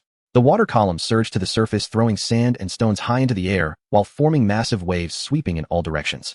Simultaneously, the familiar aura dissipated like stars, breaking into countless shards of light that scattered in all directions. After the roar, the water column suddenly fell, and the black-scaled fish stood frozen, like countless kin, blankly sensing the familiar aura dissipating from that point onward. Yet simultaneously, waves washed over its side, gently brushing past the fish school, mingled with an inexplicable and familiar frequency. That frequency was gentle and soothing, like a final farewell. Then, like a tidal wave, the mud and sand crashed down, accompanied by a tremendous roar, burying everything behind. Beneath the ocean depths, as the original gorge collapsed, a colossal stone weighing 1,000 pounds sealed everything within, leaving only a chaotic array of rocks that obscured all that once was. With that earth-shattering roar, the nearby creatures either perished or fled, plunging this place into utter silence. At that moment, from the fissures of the colossal stone, a few bubbles suddenly emerged, rising toward the surface. Following the cracks downward in a corner lay a piece of mangled flesh. The flesh, about 10 centimeters in size, lay quietly, with shattered bone fragments and indistinguishable tissues resembling the remnants of some creature that had been shredded. At that moment, the piece of flesh twitched slightly. Accompanied by the movement of its blood and flesh, a crimson compound eye slowly opened, its gaze gradually focusing. After watching for a while, Lin Yuan finally regained consciousness, a sharp pain reverberating through his mind, as if a nail had pierced his brain. This sensation was reminiscent of being asleep, as if he had been shattered and mixed with many other things, needing to piece himself back together bit by bit. Only after recovering to a certain extent could the scattered self begin to gradually awaken. Lin Yuan closed his eyes for a moment, recalling the circumstances leading to this. During the decisive battle, he had gathered all the kinetic energy of his clones, concentrating all his ethereal essence to unleash a strike that tore through the ocean, yet at the moment of collision with the Fish King's sonic wave. At that instant, he felt as if some barrier had shattered explosively. To be fair, the Fish King's accumulation of physical kinetic energy indeed surpassed his newly formed body that had existed for merely a week. That terrifying sonic wave had truly torn apart half of his body, a fragmentation that was even difficult to heal at the retrogress anchor point. Every field has its specialization. The 7 talents specializing in physical attacks indeed surpassed him in direct combat. However, that was all there was to it. At the moment when his brain and body were shredded by the sonic wave, Lin Yuan felt himself dispersing, as if free from the constraints of form, experiencing an unprecedented lightness. That was a fleeting instant, yet it felt interminably long. All around the remnants of his clones, every cell they left behind resonated with him in that moment. The flowing sea water, the fragmented images, the suspended stench of blood, the tangible sensation of rocks colliding, and the excruciating pain of nerves directly touching the seawater. Everything rushed abruptly into his mind. Thus, the accumulation of the past integrated into one, interweaving the 3 talents of consciousness transfer, ethereal endowment, and thought segmentation, ultimately yielding a magnificent fruit. It encompassed the transferring form of consciousness transfer, the self-segmentation of thought segmentation, and the talent sharing granted by ethereal endowment. From that point onward, he was no longer confined to a single form. His essence could freely transfer across any body, as long as the ethereal essence remained dying, merely meant losing a bit of biological matter.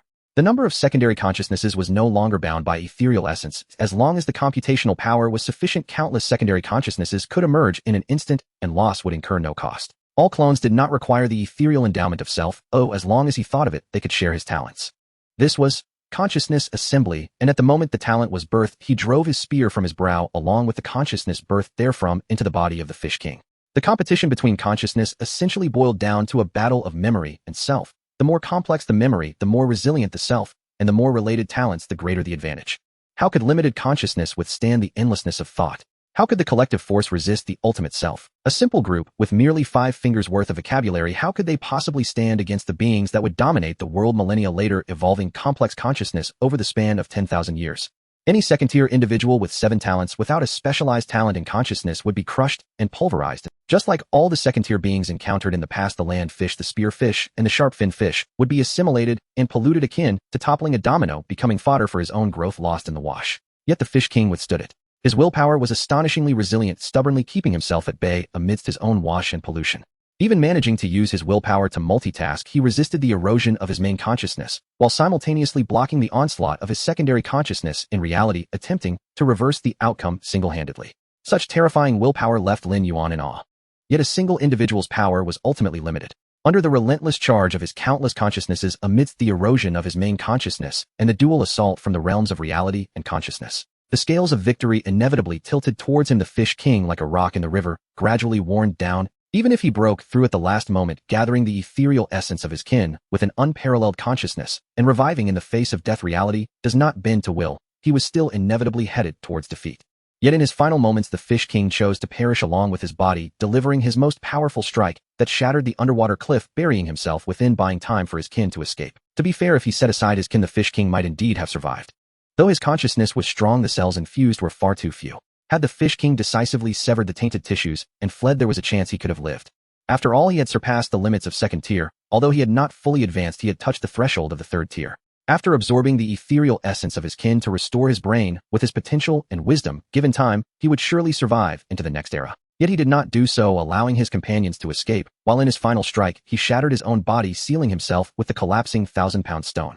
For a short time, he could no longer hunt the white-spotted fish. Restoring his body and digesting his gains would require. To some extent, he was effectively sealed by the other party. While providing collective protection, one may also die for the continuation of the group. Perhaps this is why the group can endure. Lin Yuan sighed, then with a thought transformed his current self into the structure of a trilobite and began to scan the surroundings. At the bottom of the cliff, a massive amount of biomass had accumulated, various chunks of flesh scattered across the base, almost roughly calculating he had to have killed at least 200 to 300 white-spotted fish in this battle in addition to the Fish King, and there were countless first-tier lives lost. The ethereal essence along with the shattered biomass was now gathering at the cliff base. Even ordinary creatures, if they inhaled this water, would have a chance to advance a tier. However, after this battle, the white-spotted fish population had suffered greatly, and in the short term they would hardly become a threat again. If the slumberers were aware, they might be thankful for his grand achievement. Eradicating this major threat for the marine life could certainly be considered a meritorious deed. However, some had still escaped, posing a potential risk to his future slumber. To ensure a peaceful sleep, he would need to work a bit harder and send them down to see the Fish King. By reuniting with them, the white-spotted fish would be able to persist forever. This way, the slumberers need not worry about insomnia, the white-spotted fish need not fear extinction, and he would have enough food. It was truly a three-way win.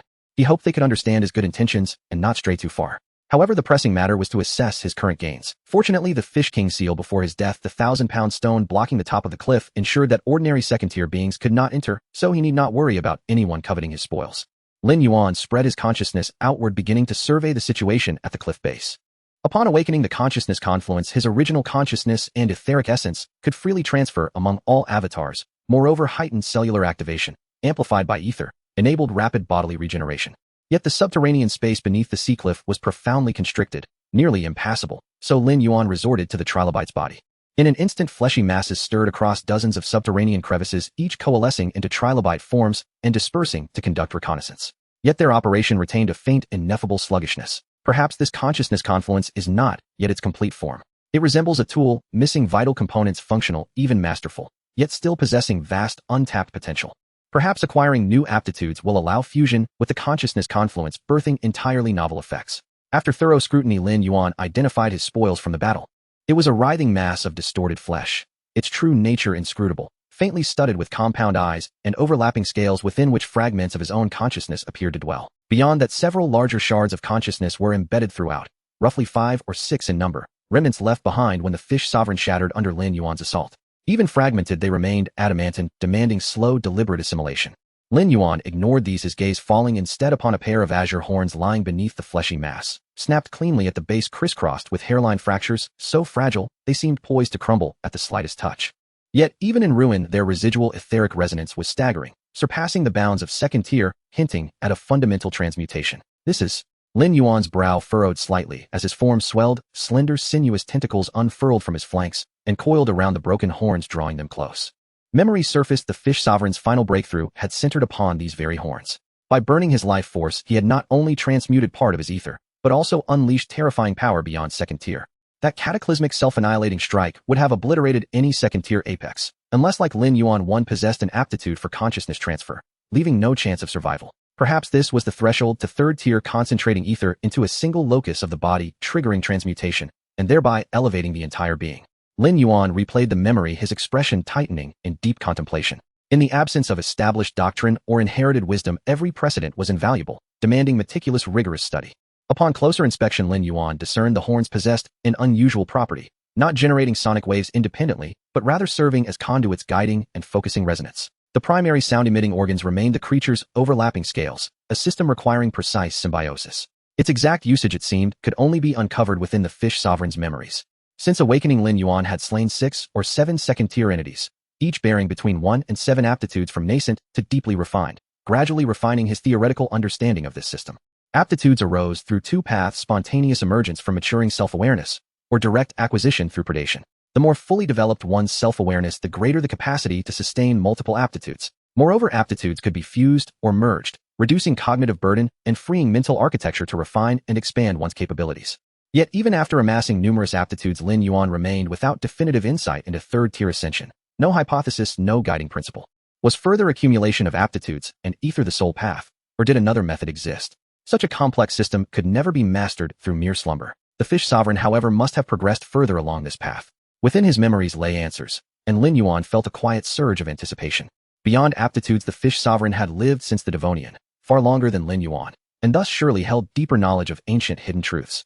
In the prior epoch, Lin Yuan's arrival coincided with the late Cambrian, near the waning tide of the etheric surge. To preserve his mind and memories, he entered stasis before the ether fully receded, causing him to awaken later in this epoch. But what of those who accumulated to the absolute limit, and thus awakened first in this epoch?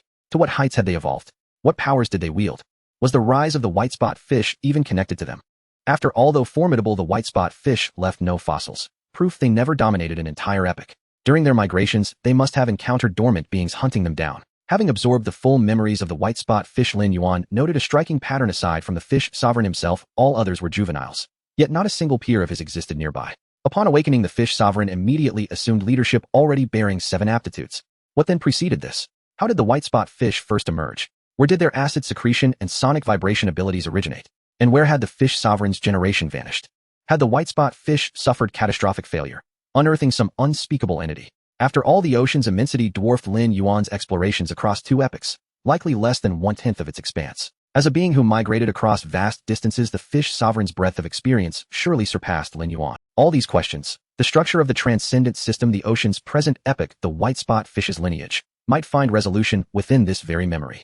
At Lin Yuan's mental command, the twisted flesh trembled faintly, a shard of consciousness dissolved alongside a torrent of ether flooding steadily into his being. His vision blurred, a viscous, clinging sensation enveloped him. Once again the dream unfolded, perhaps strengthened by repeated assimilations, his selfhood now sufficiently robust. Or perhaps because this time he consumed only a fragment of the prey's consciousness, not its whole self. The perspective differed markedly, sharper, clearer, like watching a cinematic sequence. The memory began within a cavern. A small fish blinked open its eyes, gazing outward for the first time. Around it teemed countless kin, each roughly 20 to 30 centimeters long, bodies a muted bluish-gray. They rested motionless in the cave, gills marked by symmetrical slits, indicative of filter-feeding physiology. Strangely, none bore hardened white spots upon their foreheads, not even the fish sovereign himself, whose own memory confirmed their absence. This natal scene diverged sharply from Lin Yuan's earlier vision of the spear-wielding landwalker, sharing virtually no resemblance beyond size and hue. The fish sovereign, born without white spots. Lin Yuan stared, disbelief flickering across his features. For a moment, he suspected error. Had he inadvertently absorbed ether from undigested organisms within the fish sovereign's stomach? Yet repeated verification confirmed this was unmistakably the fish sovereign's memory. Then was the fish sovereign the progenitor of this lineage, the architect of the white spot fish's origin. Lin Yuan's brow furrowed as he sank his entire will into the dream. Immediately the next sequence of images surged forth. The ocean is vast and boundless. In the shallow waters, a relatively warm marine area is home to a group of filter-feeding shieldfish. They possess a slate-gray body capable of growing up to 3 to 4 meters in length, exhibiting a streamlined shape, and live a communal life dwelling beside reefs. Besides filtering plankton, they excavate clams and sea scorpions from beneath the sand. If nothing unexpected occurs, this tribe would continue to live peacefully in the shallow waters. However, the ruthless ocean offers no opportunity for any existence to remain undisturbed. Yet without any attacking organs, they are destined to become prey for many hunters. It is unclear when the ocean began to change, but an increasing number of hunters have migrated here, beginning to encroach upon this shallow sea. The hard-shelled dunkshire fish, the bizarre worms traversing the seabed, the soft-bodied creatures dwelling in the darkness of the reefs, along with many other oddly shaped beings, have all regarded them as prey. Occasionally awakened monsters from the ocean floor often bring disaster to the tribe. The tribe struggles daily on the brink of survival, constantly fleeing. At that time, the Fish King was just an ordinary member of the group. He was not yet the king of the tribe, merely an average individual among his kin. Aside from the additional gray stripes on his body, he bore no distinguishing features compared to his peers, spending his days darting around with the tribe, living a precarious existence utterly inconspicuous.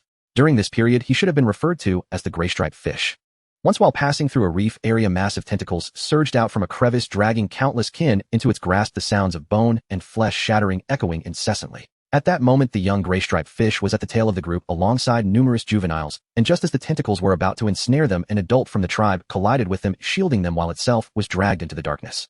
The adult seemed to share a blood relation with him. It was likely the being that gave birth to him.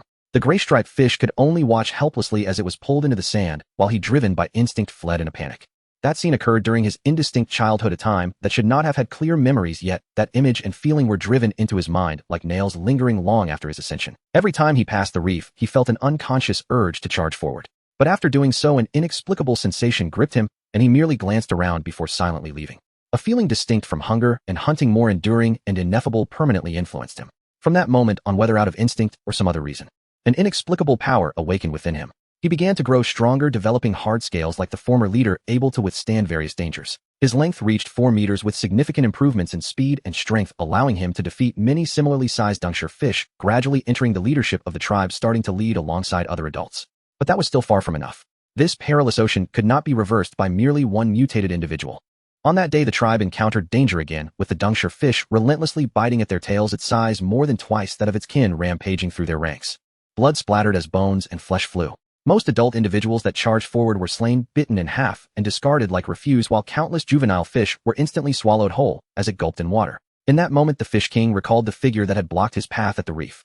Perhaps it was instinct encoded in his genes, or some other unfocused awareness, but this time he did not flee. He charged forward without hesitation, colliding heavily with the dunkshire fish, then swung his tail, muddling its vision. After accomplishing this, he turned and fled. The dunkshire fish finally erupted in fury, abandoning its nearby prey, and bit down hard on his tail. The gray-striped fish gritted his teeth, relying on his agile form, desperately dove toward the reef, evading the predator. But he did not attempt to burrow into the sand. Instead, he always allowed the dunkshire fish to see him, persistently diving toward the reef, not knowing how long he had been evading, his body scraped and bruised by the rocks. Finally, the dunkshire fish departed. The tremors behind him gradually subsided, and everything returned to calm. The gray-striped fish lay in the sand, wounded by sharp rock, scales shattered, feeling his vitality steadily dwindle. But at that moment, a strange sense of tranquility arose within him. As his body gradually became numb, his consciousness, at that moment, he discovered a cave nearby. The cave was peculiar, its entrance exceedingly smooth, unlike any prey's burrow, nor that of the massive worms. The traces were very fresh, as if just recently excavated. A strange scent wafted from within, reminiscent of plankton, and just a slight inhalation made him feel invigorated. Perhaps there was food. The gray-striped fish exhausted the last ounce of strength in his life and crawled into the cave. But inside the cave there were no living beings, only a cold corpse. It was a type of fish he had never seen before. Its forehead was white, its body a fluid gray, measuring a full 4 to 5 meters long, larger than himself. Most bizarrely, it appeared to have died only recently, its temperature still warm, yet there were no visible wounds or signs of poisoning, as if it had simply passed away. The gray-striped fish did not ponder too much. The instinctual hunger surged within him at that moment. He began to consume voraciously, a wave of abundant and rich power continuously flooding into his body. At that moment, countless fragmented memories surged into his mind. Those memories were very vague and disjointed, as if shrouded in a veil, making them difficult to discern, akin to a dream. When he awoke, his body was entirely transformed. An unprecedented ability surged within him, causing a sharp pain in his head, which soon morphed into a tingling sensation, and the previously vague matters became strikingly clear. At that moment his consciousness awakened from a state of ignorant slumber, beginning to analyze everything from the past, scrutinizing each creature's body, an unprecedented sense of fulfillment flooding into his mind. From then on he discovered he had gained the ability to spray acidic liquid, which alongside the secretion from his gills allowed him to traverse the seabed swiftly. The gray-striped fish returned to the tribe having memorized this hunting ground.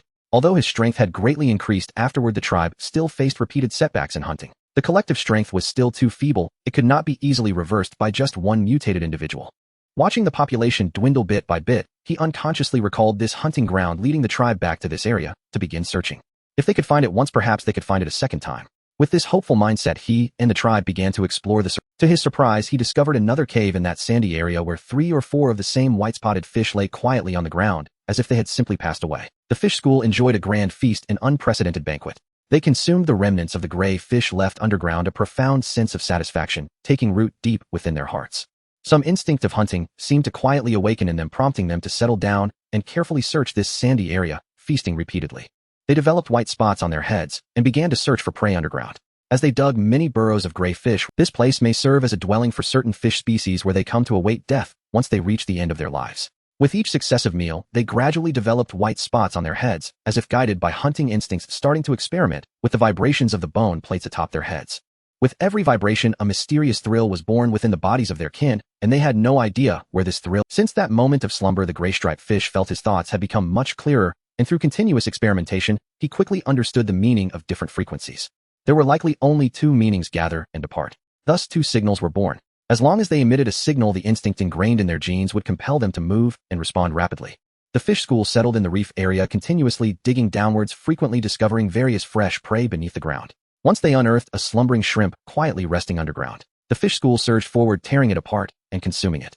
Many individuals within the school experienced a tremendous sense of gain thereafter. Whenever they dug into the ground, they could find suitable prey. Following that meal, this trait was firmly imprinted in the hearts of all members of the fish school, establishing a deeply rooted hunting habit, as their evolved bodies were indeed suited for digging underground.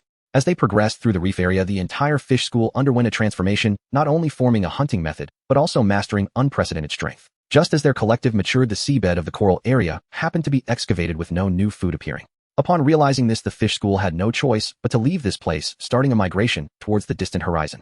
Relying on the instincts developed in the coral area, they began to continuously excavate prey underground, and the tribe started to proliferate and grow. Strangely, however, the tribe traveled far without encountering any creatures with bone plates atop their heads, nor did they see any coral areas with prey lying about. Where did they all go? Why did they perish in that coral area? The fish school, inheriting their legacy, was so powerful, how could such strong fish not appear within the ocean? These 2 questions continued to trouble him. The gray-striped fish could never understand, but as time passed, he eventually gave up and chose to continue hunting with the tribe. Accompanied by the currents, he and the tribe swam towards the unknown distance.